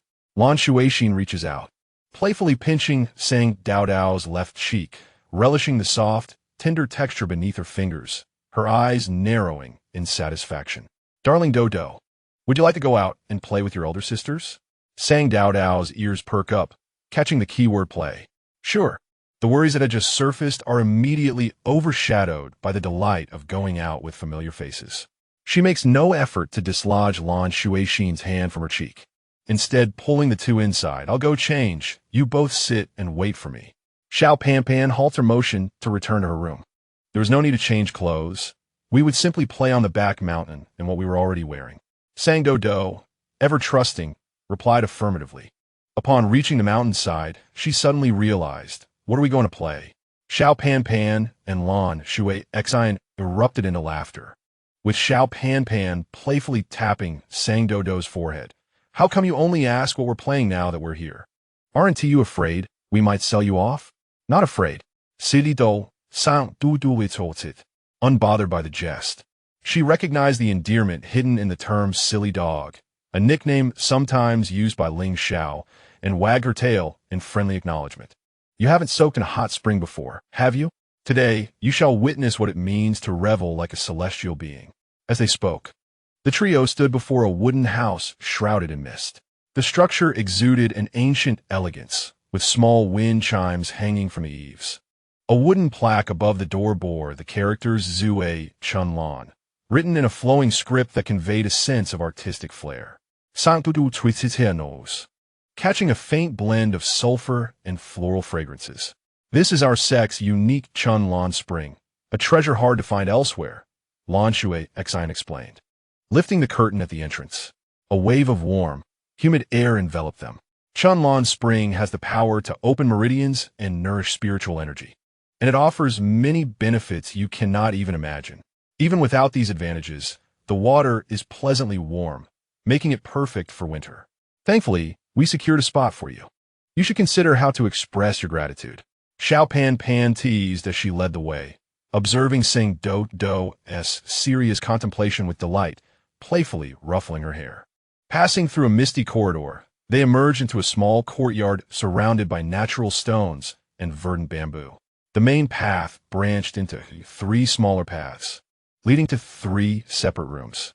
Here you go, 1 room each, so we want tea to stir one another, Xiao Pan announced. She produced 3 jade tokens from her sleeve, 1 for Lan Shui Xian, 1 for herself, and the last for Seng Doudou, giving her a knowing wink. Take this. It's a summons token. If you find yourself lonely while soaking, just present it to the disciple at the front hall, and he will arrange everything for you. The best effects come from soaking without clothes, as the spiritual energy is absorbed more rapidly. If you feel shy, there are garments inside, but they cling when wet, making it quite uncomfortable. With that, she and Lan Shui Xian exchanged amused glances before retreating into their rooms. Sans Doudou obédiently nodded, standing still as she watched them enter. Doudou, I don't want to go in, the Wanxiang Luo Pan murmured. I dislike water. It especially loathed hot springs, fearing they would corrode its protective layer. How unfortunate. Had I known they were coming for the hot springs, I wouldn't have joined. Sans Doudou understood. Unlike Xiao Pan, she had experienced a hot spring before, bathing in one prior to a deal with Feng Qi at Fengyulu. However, during that occasion, her anxiety had prevented her from truly enjoying it, and she was now quite curious about Hehuan Sect's hot springs.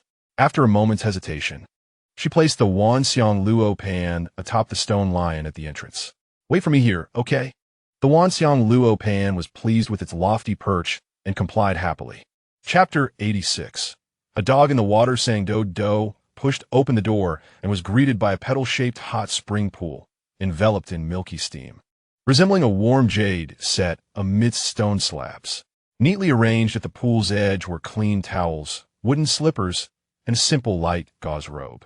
A rush of warmth enveloped her, causing her cheeks to flush slightly.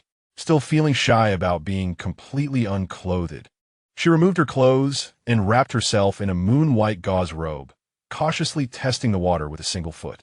The temperature was perfect, warmth spread from her toes.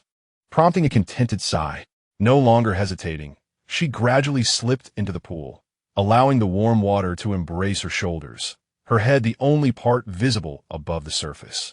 Wow, this truly feels divine. So refreshing. With no one else around, Seng Doudou blissfully closed her eyes, intending to savor this rare winter hot spring experience.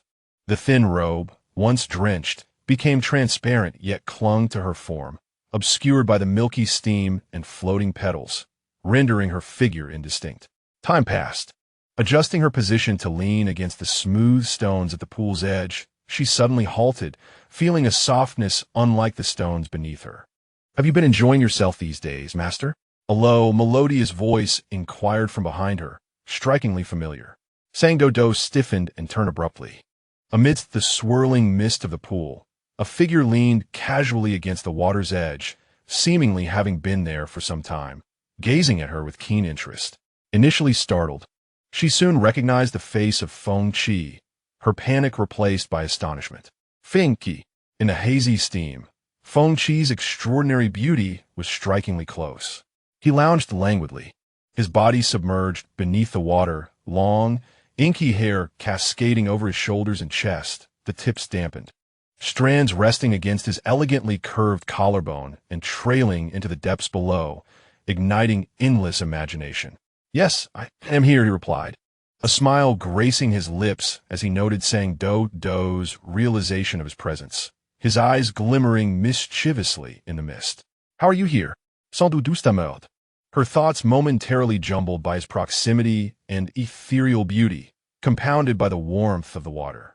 She found herself momentarily speechless. Why so dispassionate, master? I've been thinking of you all along, Feng Qi teased. Ignoring his light-hearted banter, she shook her head, finally recalling her questions. Have you finished your matters? What about Lord Ji? Is he well? Has he taken his revenge?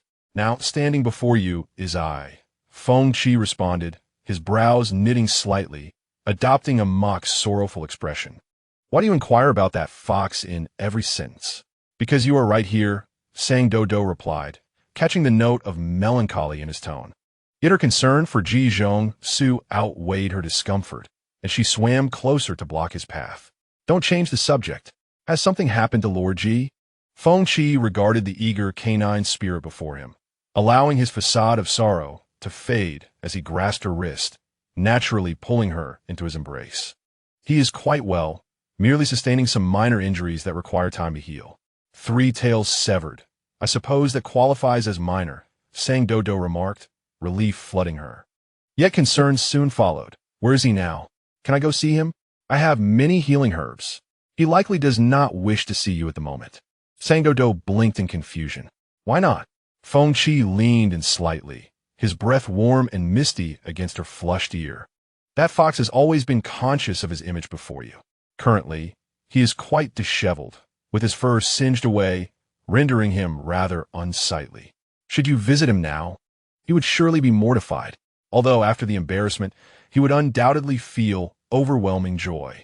But such matters need not be disclosed to his master. Sang Doudou pondered this, imagining herself in a similar predicament.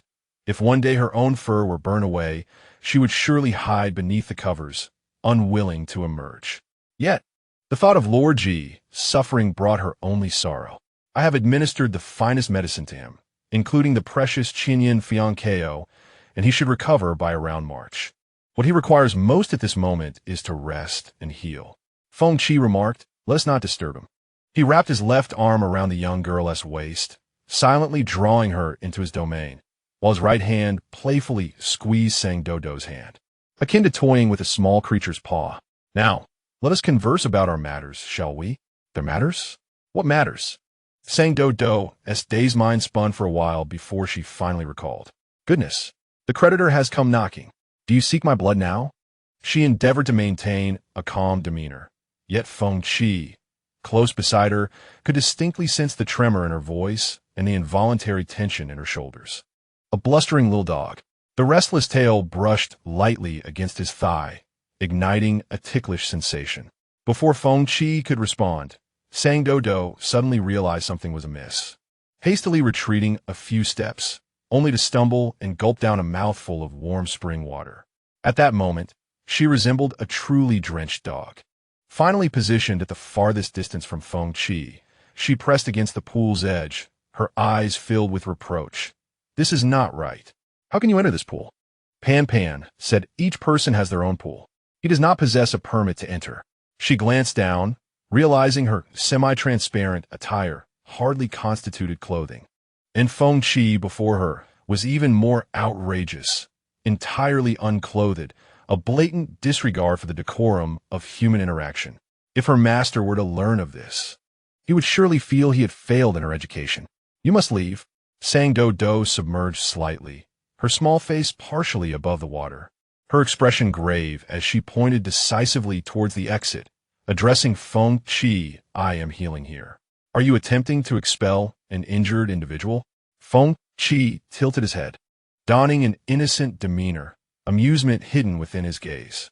It was too late for her to consider the propriety between men and women, especially since he had been present for quite some time, having already seen all that needed to be seen. For their kind, the human body was merely a vessel of desire, much like the fervor boiling in his chest at that moment. Chapter 87. Healing upon hearing his words. Sang Doudou holds it, suspicion clouding hell holds. You're injured as well? She circled around Feng Qi, unable to discern any visible wounds on him. Given his tendency to speak nonsensically, she concluded he was merely deceiving her once more. Feng Qi, perceiving her doubt, sighed softly and extended his hand above the water. With a swirl of golden spiritual energy rising from his fingertips, it enveloped his entire arm and half of his shoulder, revealing charred skin beneath the illusion, resembling cracked lava, with crimson innards peeking through the fissures. Sang Doudou had never encountered such grave injuries. Disbelief etched on her face. "What is this?" "Your G. Darren has slain a young fox, and the old fox, being formidable, he could not contend with." Feng Qi regarded her, a hint of amusement lingering in his eyes, as if discussing the weather. "Since I promised to protect him, I must accompany him to the end." Out of a sense of obligation to her, the Qi Jin Feng Dai had transformed into a charred butterfly, and Sang Doudou felt a pang of guilt.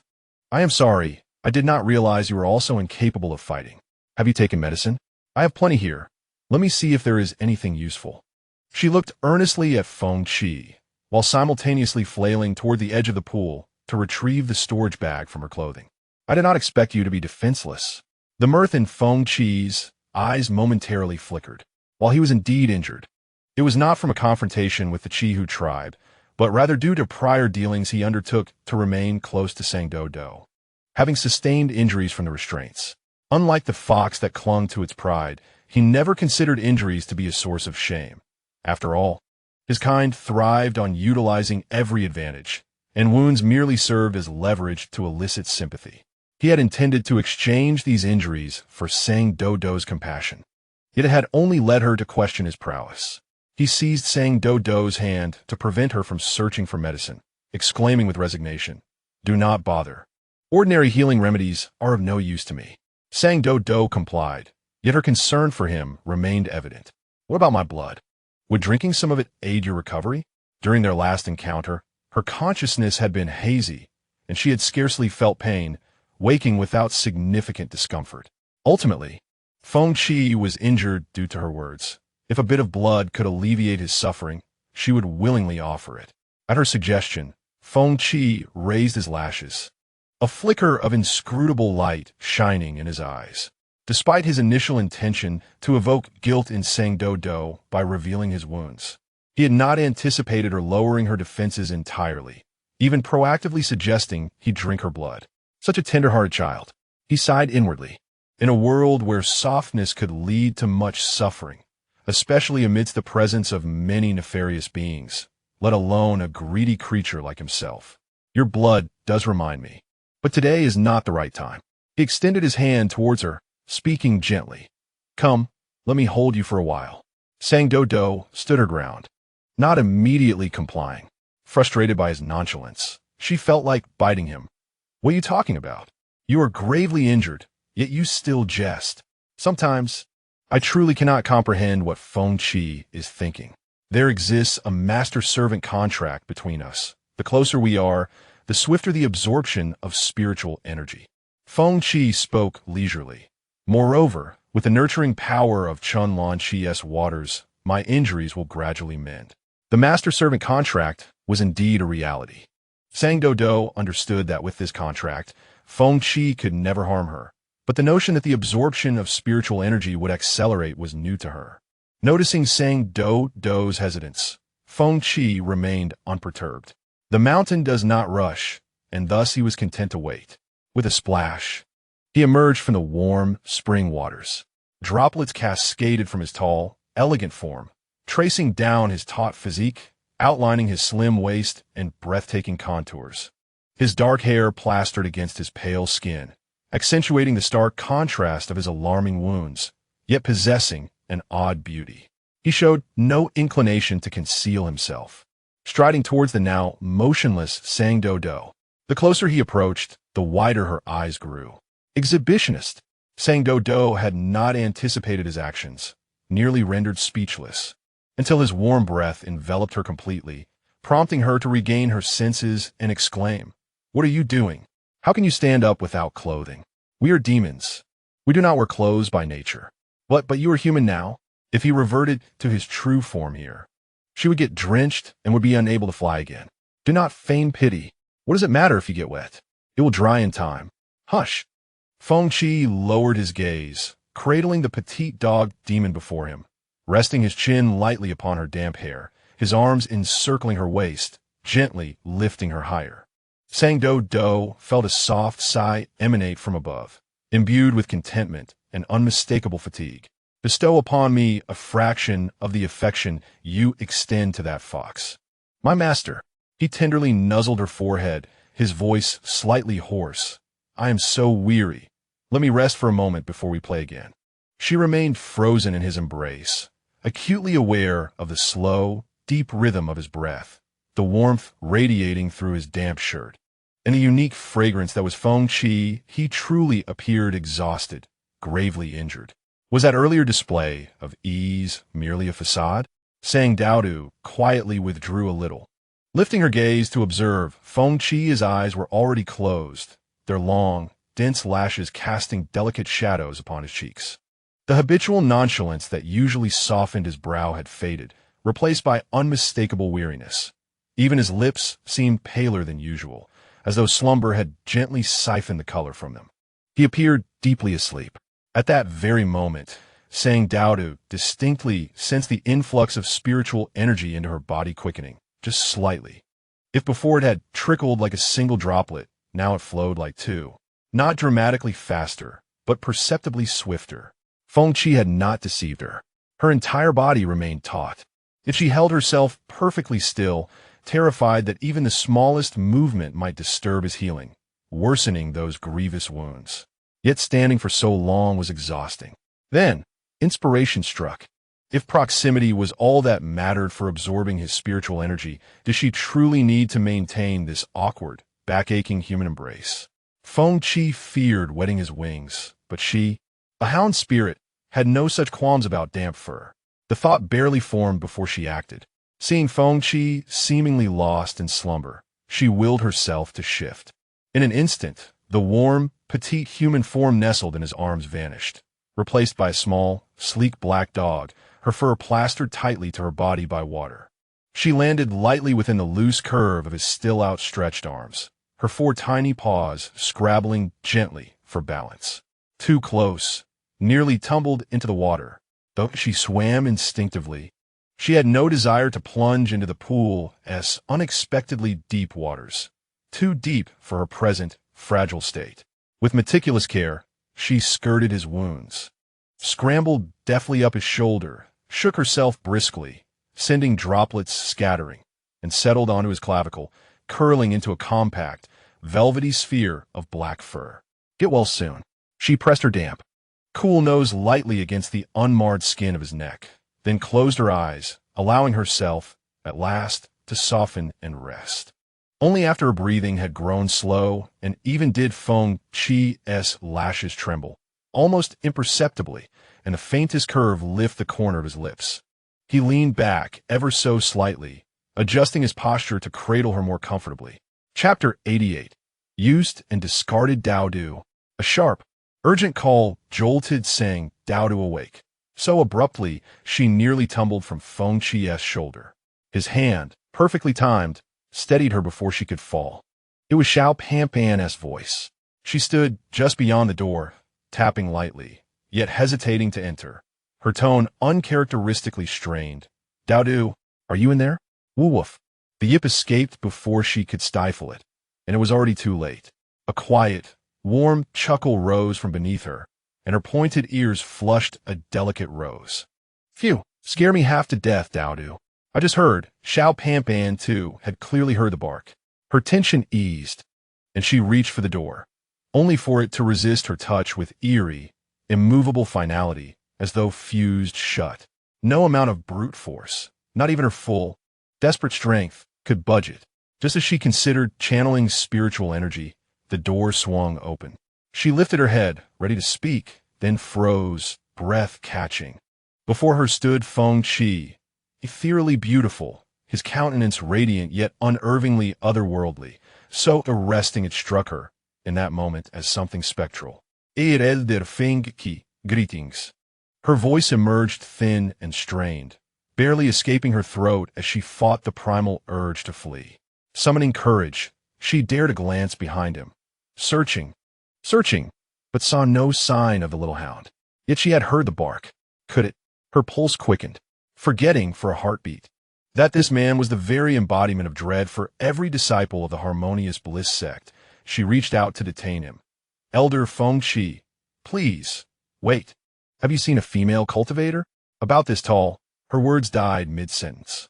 For a small black dog, drenched and determined, had already wriggled free from the collar of Feng Chi's robe, tiny paws scrabbling desperately against the fine fabric, a final, valiant kick against his pectoral muscle propelling her onto his shoulder. Xiao Pan stared, speechless, as the little hound shook herself vigorously, sending glittering droplets flying across Feng Chi's chest and face. Her fur glistened, her dark nose twitched. Her three-petaled mouth pressed into a solemn line. Perched atop that breathtakingly handsome man, she seemed, for a fleeting, surreal instant, both impossibly small and strangely, majestically sovereign.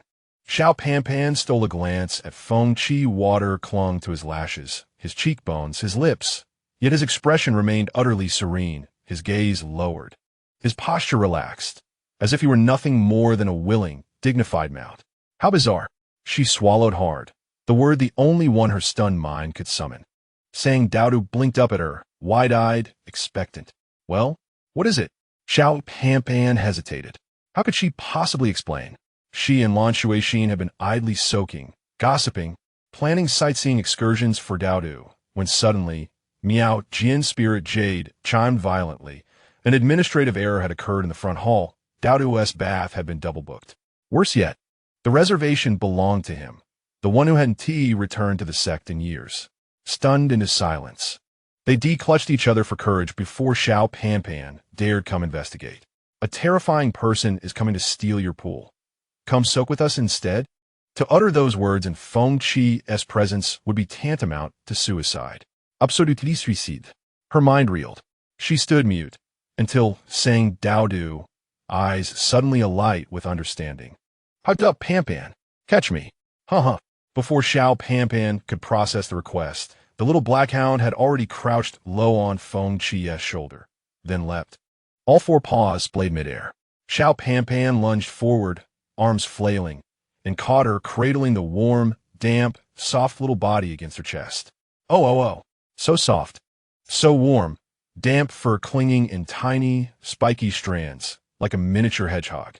The hound's scent, earthy, sweet, unmistakably canine, intensified with moisture.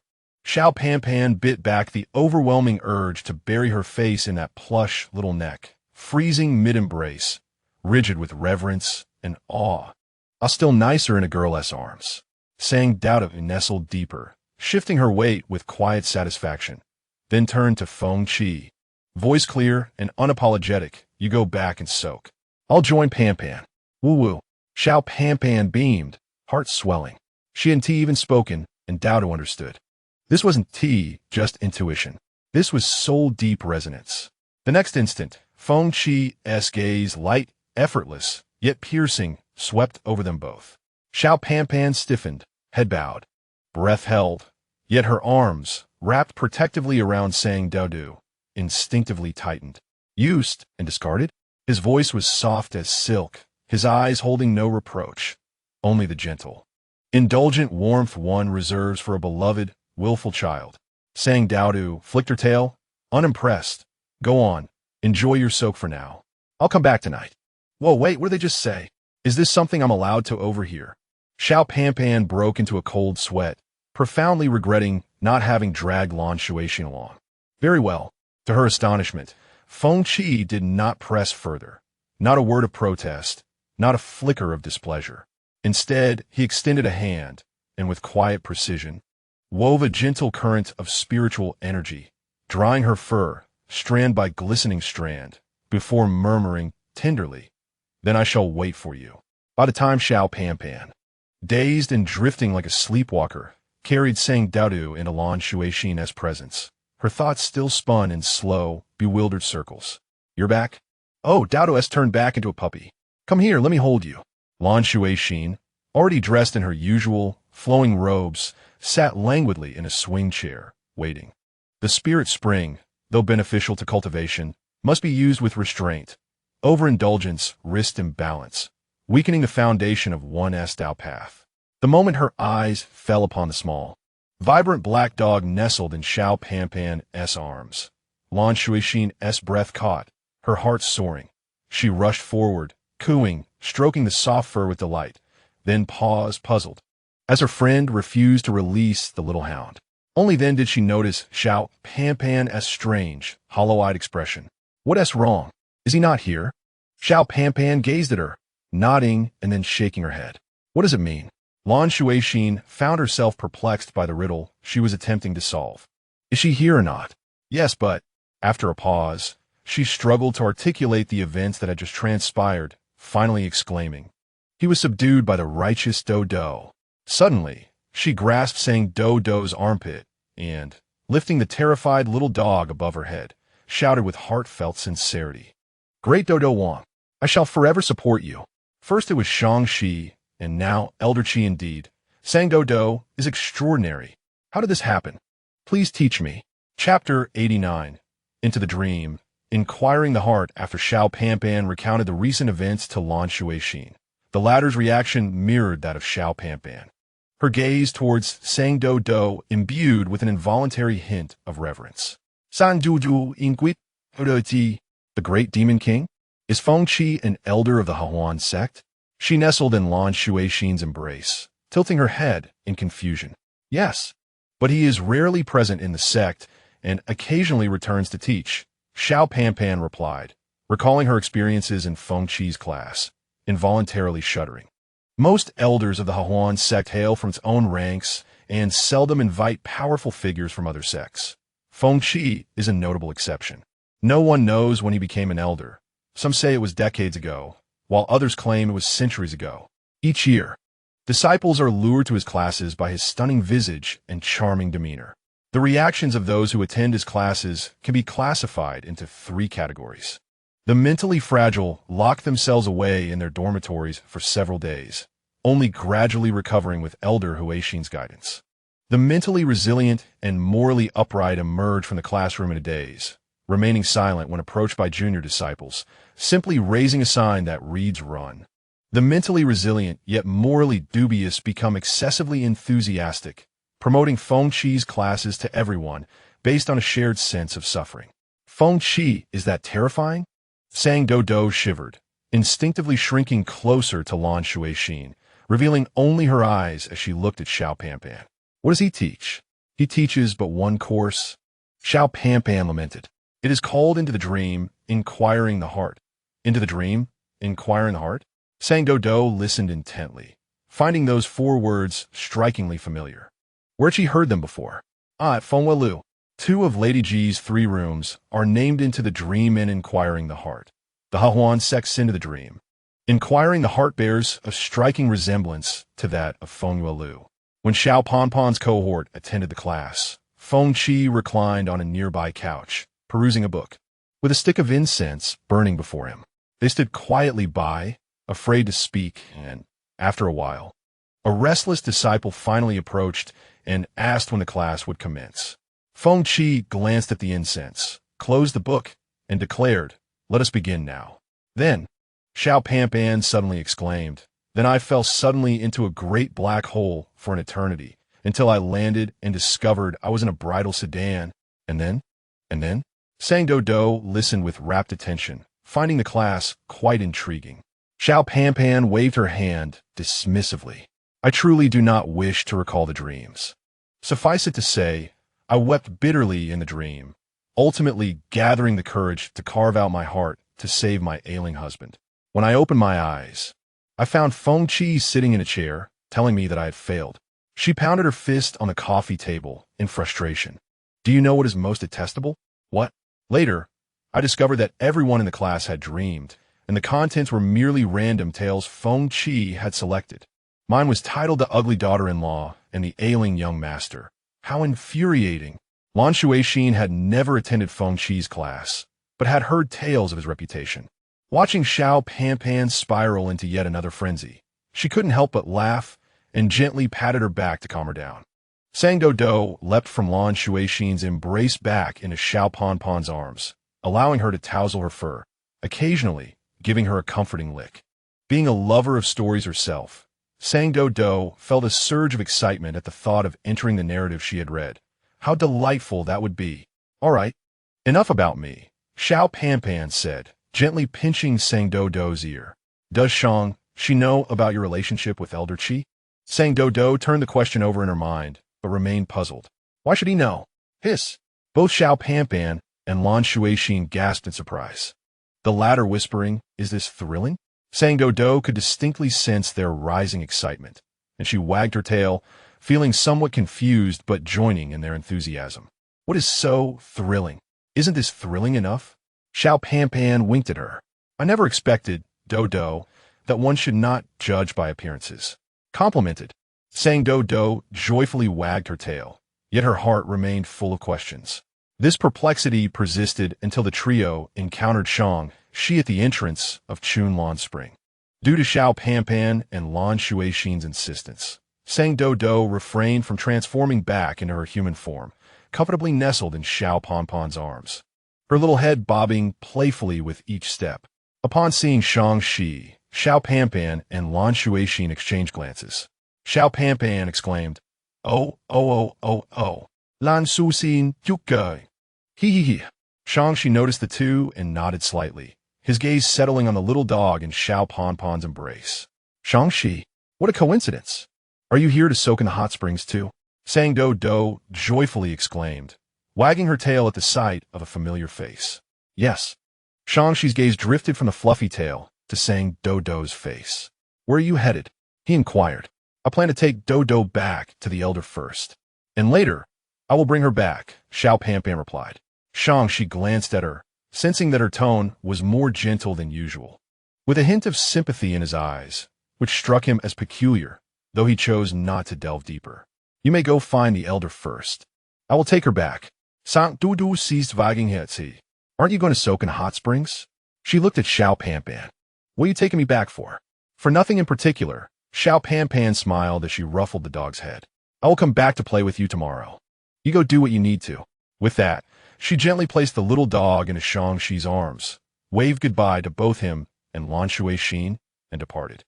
She looked down at the little dog in his arms, awkwardly adjusting his grip, cradling her soft belly with his arm, feeling as though the warmth of Sang Doudou might burn him through his clothing. Are you unhappy? Do you wish to go with them? He lightly stroked the tip of her black tail, his touch so gentle that Sang Doudou barely noticed. Sang Doudou glanced up at him, not particularly. But aren't you supposed to be soaking in the hot springs? I've already soaked. I can return by myself.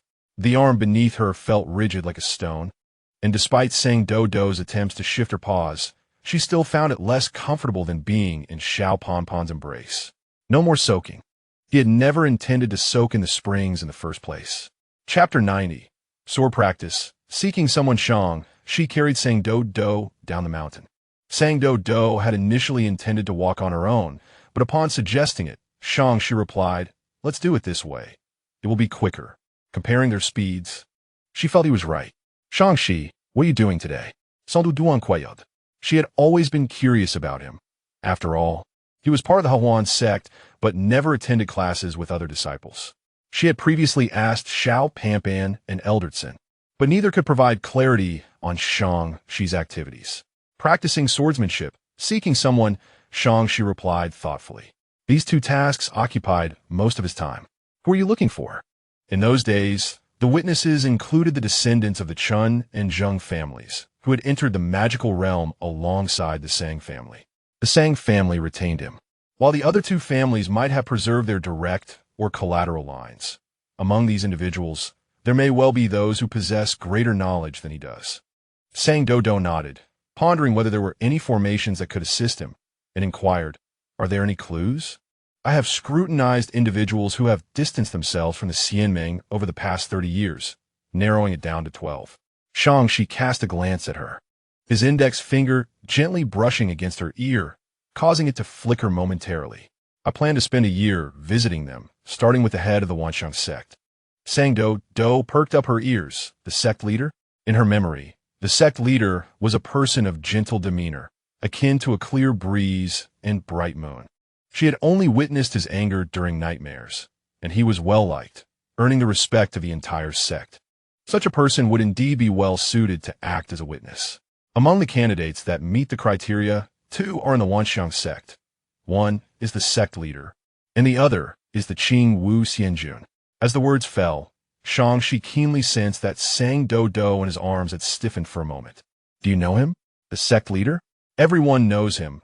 Sang Doudou mumbled, as if the word evade were written on her forehead. I meant the other one. Shang-Chi presented the person before her, locking eyes with her dark, glimmering gaze. You know him. This time, it was a statement rather than a question. Sang Doudou wished to avoid his gaze, struggling for a moment, but unable to free herself from Shang-Chi's grasp.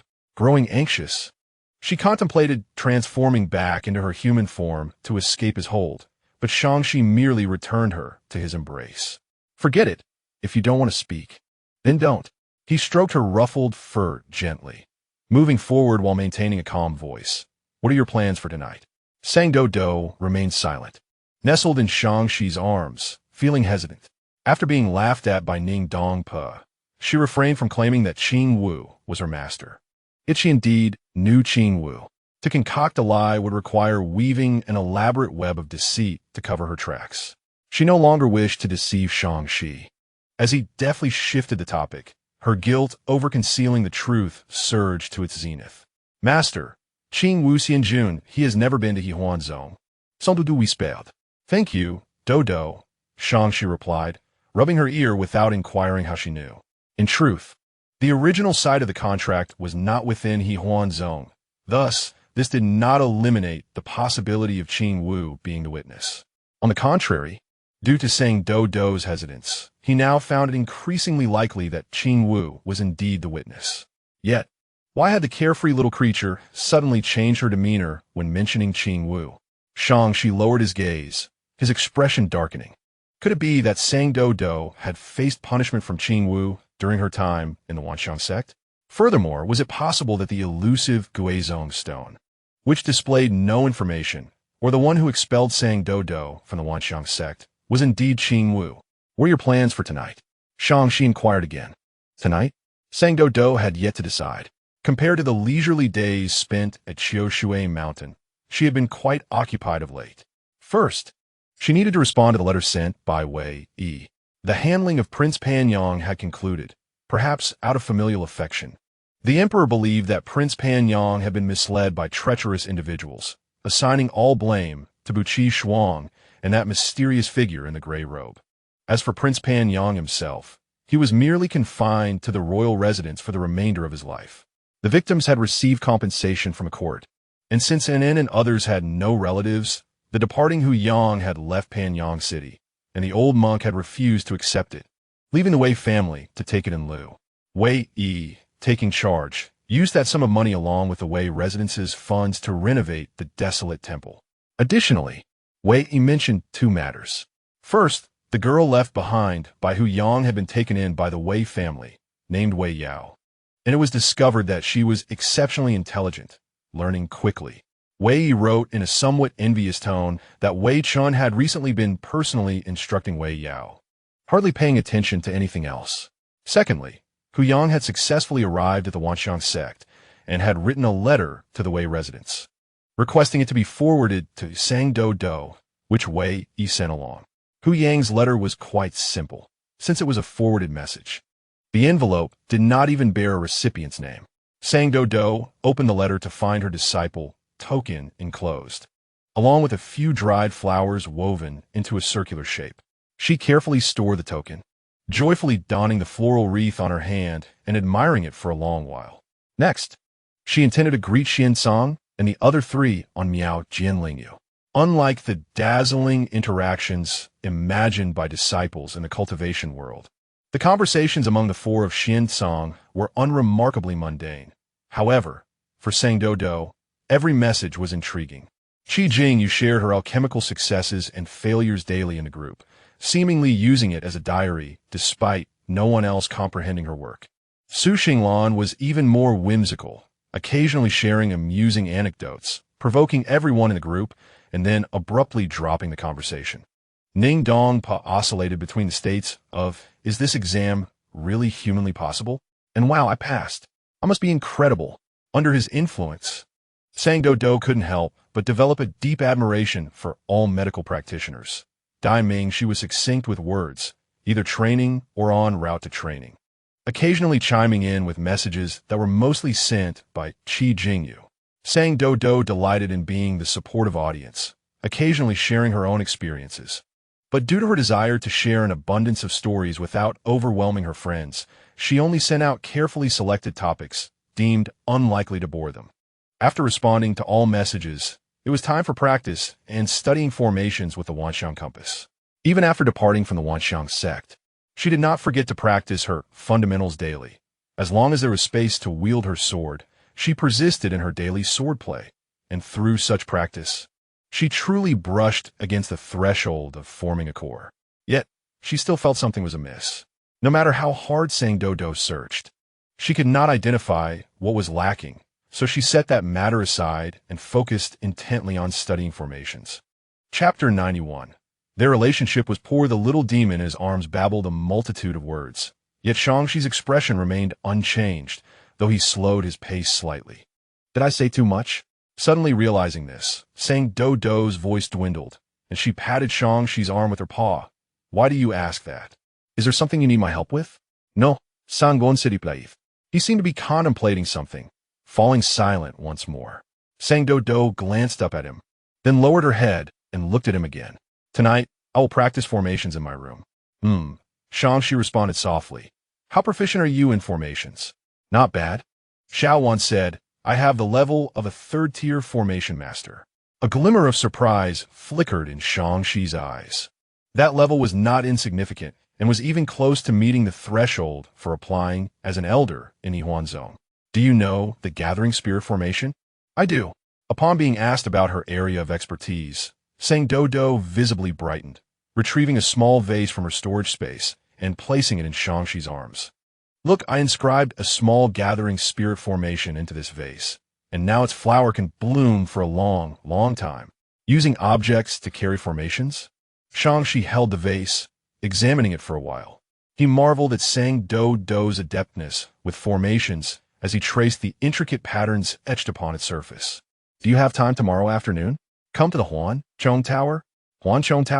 Sang Doudou recalled hearing Xiao Pan mention it.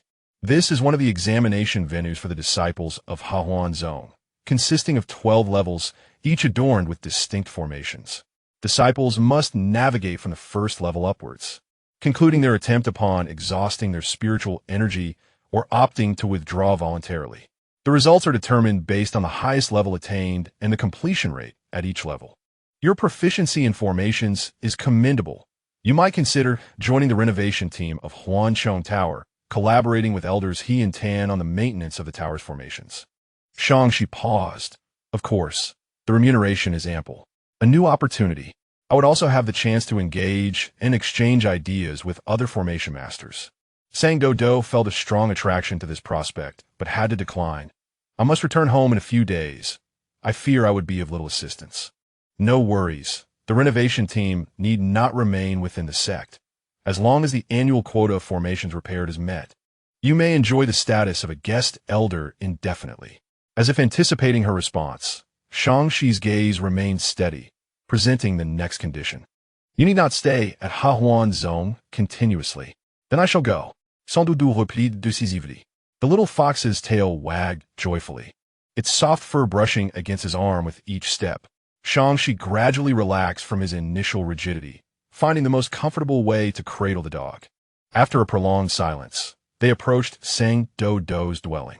His footsteps had slowed considerably. Any further delay would appear odd, prompting Shang-Chi to halt suddenly. Sang Doudou looked up at him in confusion. There is a temple fair in the town tonight. Shang-Chi spoke calmly.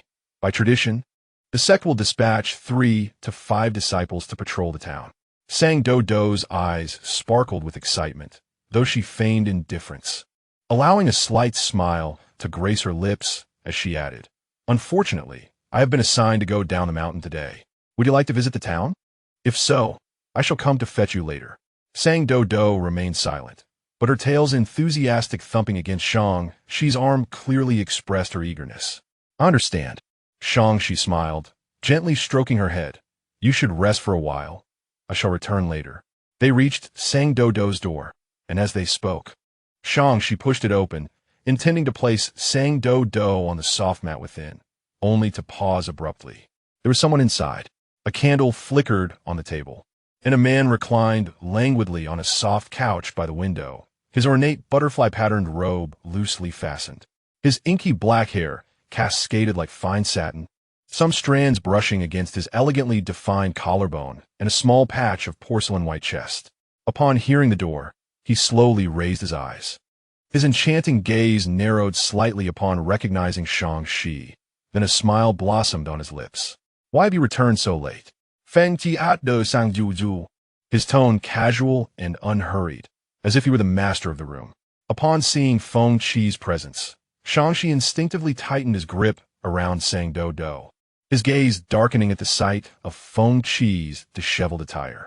He hesitated to enter, standing at the threshold while slowly speaking. "Elder Chi, your presence in the room of a distinguished guest may be deemed inappropriate." "Inappropriate?" Feng Chi chuckled lightly. "Wherein lies the impropriety?" His gaze drifted to Sang Doudou, who was nestled in Shang-Chi's embrace, her round eyes darting between him and Shang-Chi, his smile deepening. "Since she is a distinguished guest, it is only fitting for the host, or someone she favors, to attend to her, is it not?" The implication was clear. He was an elder, while Shang-Chi was merely a disciple, making the qualifications for hospitality obvious. Shang-Chi was disinclined to engage in such a foolish debate over who Sang Doudou preferred. His expression remained unchanged. "Please conduct yourself with decorum. After all, this is a disciple's abode, not a place for frivolity, where your usual methods may not be suitable." His eyes swept over Feng Chi, as if he were repulsed by something unsightly. Such disgraceful behavior. As his words hung in the air, an invisible tension enveloped them. Sang Doudou shifted uneasily in Shang-Chi's arms. She sensed the murderous intent emanating from Feng Chi and felt the rigidity in Shang-Chi's body. His hold on her tightening, almost forceful, until she uncomfortably stretched her paw, prompting him to relax. It seemed Shang-Chi and Feng Chi's relationship was far from cordial. Sang Doudou was familiar with this atmosphere. Her second senior brother and Ling Xiao often clashed, the tension preceding their fights always palpable. She did not believe the discord between the two was related to her. She merely thought to herself that she should have left with Xiao Pan after the hot springs. Ultimately, Feng Chi refrained from making a move in Sang Doudou's presence. He leisurely propped himself up, his robe slipping to reveal more of his exquisite physique. "Are you attempting to teach me a lesson?" He stood gracefully, advancing step by step like a butterfly in flight. "When did it become the prerogative of outsiders to meddle in my affairs with her?" Shang-Chi met his gaze, maintaining his composure. "I have no intention of intervening in the elder's private matters. However, as the one who brought her into the sect, I bear the responsibility of ensuring her safety from unnecessary disturbances." With that, he turned to leave, cradling Sang Doudou. "This room is tainted. I shall seek an elder to arrange a different chamber for you." Chapter 92. A stare down Feng Chi did not impede him. His expression revealed no trace of anger. Merely a gentle flick of his fingers, causing the door before them to vanish. Shang-Chi, holding the small dog, halted in his tracks. It is an illusionary formation. Moreover, it is an exceptionally sophisticated one. Shang-Chi restrained the restless Sang Doudou with his left hand, freeing his right to form a grip, and a long sword quietly materialized in his palm. The blade was slender and unadorned, yet the aura it emanated raised the temperature in the room slightly. The Lu Ming sword. He had no intention of yielding to Feng Chi, resolved to break through the illusionary formation. Sang Doudou was initially startled by the sword energy enveloping Shang-Chi, which far surpassed that of an ordinary sword sect disciple. She felt his sword intent rivaled that of her senior sister. However, for a small dog with thick fur, the heat emanating from the sword was rather excessive. "Let me go." She began to speak, but Shang-Chi applied slight pressure with his left hand, stifling her words. Sang Doudou gazed at Shang-Chi's jaw. Sensing his displeasure, she peeked towards the wall, intending to inform Shang-Chi of the true exit, but Feng Chi seemed to anticipate her words, softly calling out, "Master." Upon hearing this, the sword intent surrounding Shang-Chi faltered, and he abruptly turned his head. Sans Doudou replied, "Bouille d'air. What on earth are these two doing?" Her second senior brother and Ling Xiao would never hold her while arguing. The back and forth was making her dizzy. She was resolute in not allowing her to ponder further. Doudou regretted not leaving with Xiao Pan even more. When she turned back, Qi still stood at a measured distance, smiling slightly, but his eyes were increasingly enigmatic and profound. It is nothing, merely a reminder to the master not to show favoritism. Doudou suddenly realized he was admonishing her for her earlier intention to warn Shang-Chi. Shang-Chi did not sheath the Lu Ming sword. His gaze turned icy as he fixed his eyes on Qi. Master? His voice was cold and hoarse. Who does Elder Qi refer to? Who? Qi chuckled softly. You heard it. Why deceive yourself? Shang-Chi's grip on the sword tightened, so much so that the veins on his wrist stood out. Yet he did not relent. Yes, he had heard it. This question was more pertinent for Doudou than for Qi. But if their relationship were truly of that nature, what then? Doudou heard Shang-Chi's inquiry and pondered how to respond. What was her relationship with Qi? Master and servant? No. She did not wish to admit to such a peculiar relationship. Friends? Yet, it felt as though her interactions with Qi were distinctly different from those with her other friends. A debtor? It seemed more complex than that. As the two remained locked in their standoff, no one noticed the turmoil on Doudou's furry face. Qi nonchalantly extended her hand, the wide sleeves cascading down to reveal a golden mark on her wrist. I and she are bound by a contract, an inseparable master and servant. The term master and servant was uttered by him with a melodious cadence, imbued with an inexplicable sense of satisfaction and amusement. Doudou's body stiffened at the sound, her ears flicking back as she buried her head into Shang-Chi's arms. In this moment, Qi emanated an unsettling aura. Shang-Chi, however, felt his pupils constrict and his fingers turned slightly pale. An inseparable master and servant? Shang-Chi pressed his lips together, casting a profound glance at Qi. What a splendid master-servant relationship. He refrained from uttering further words. Instead, he silently embraced Doudou, maneuvered around the obstructive Qi, and entered the room, gently placing her on the soft cushion far from the window, covering her with a thin blanket.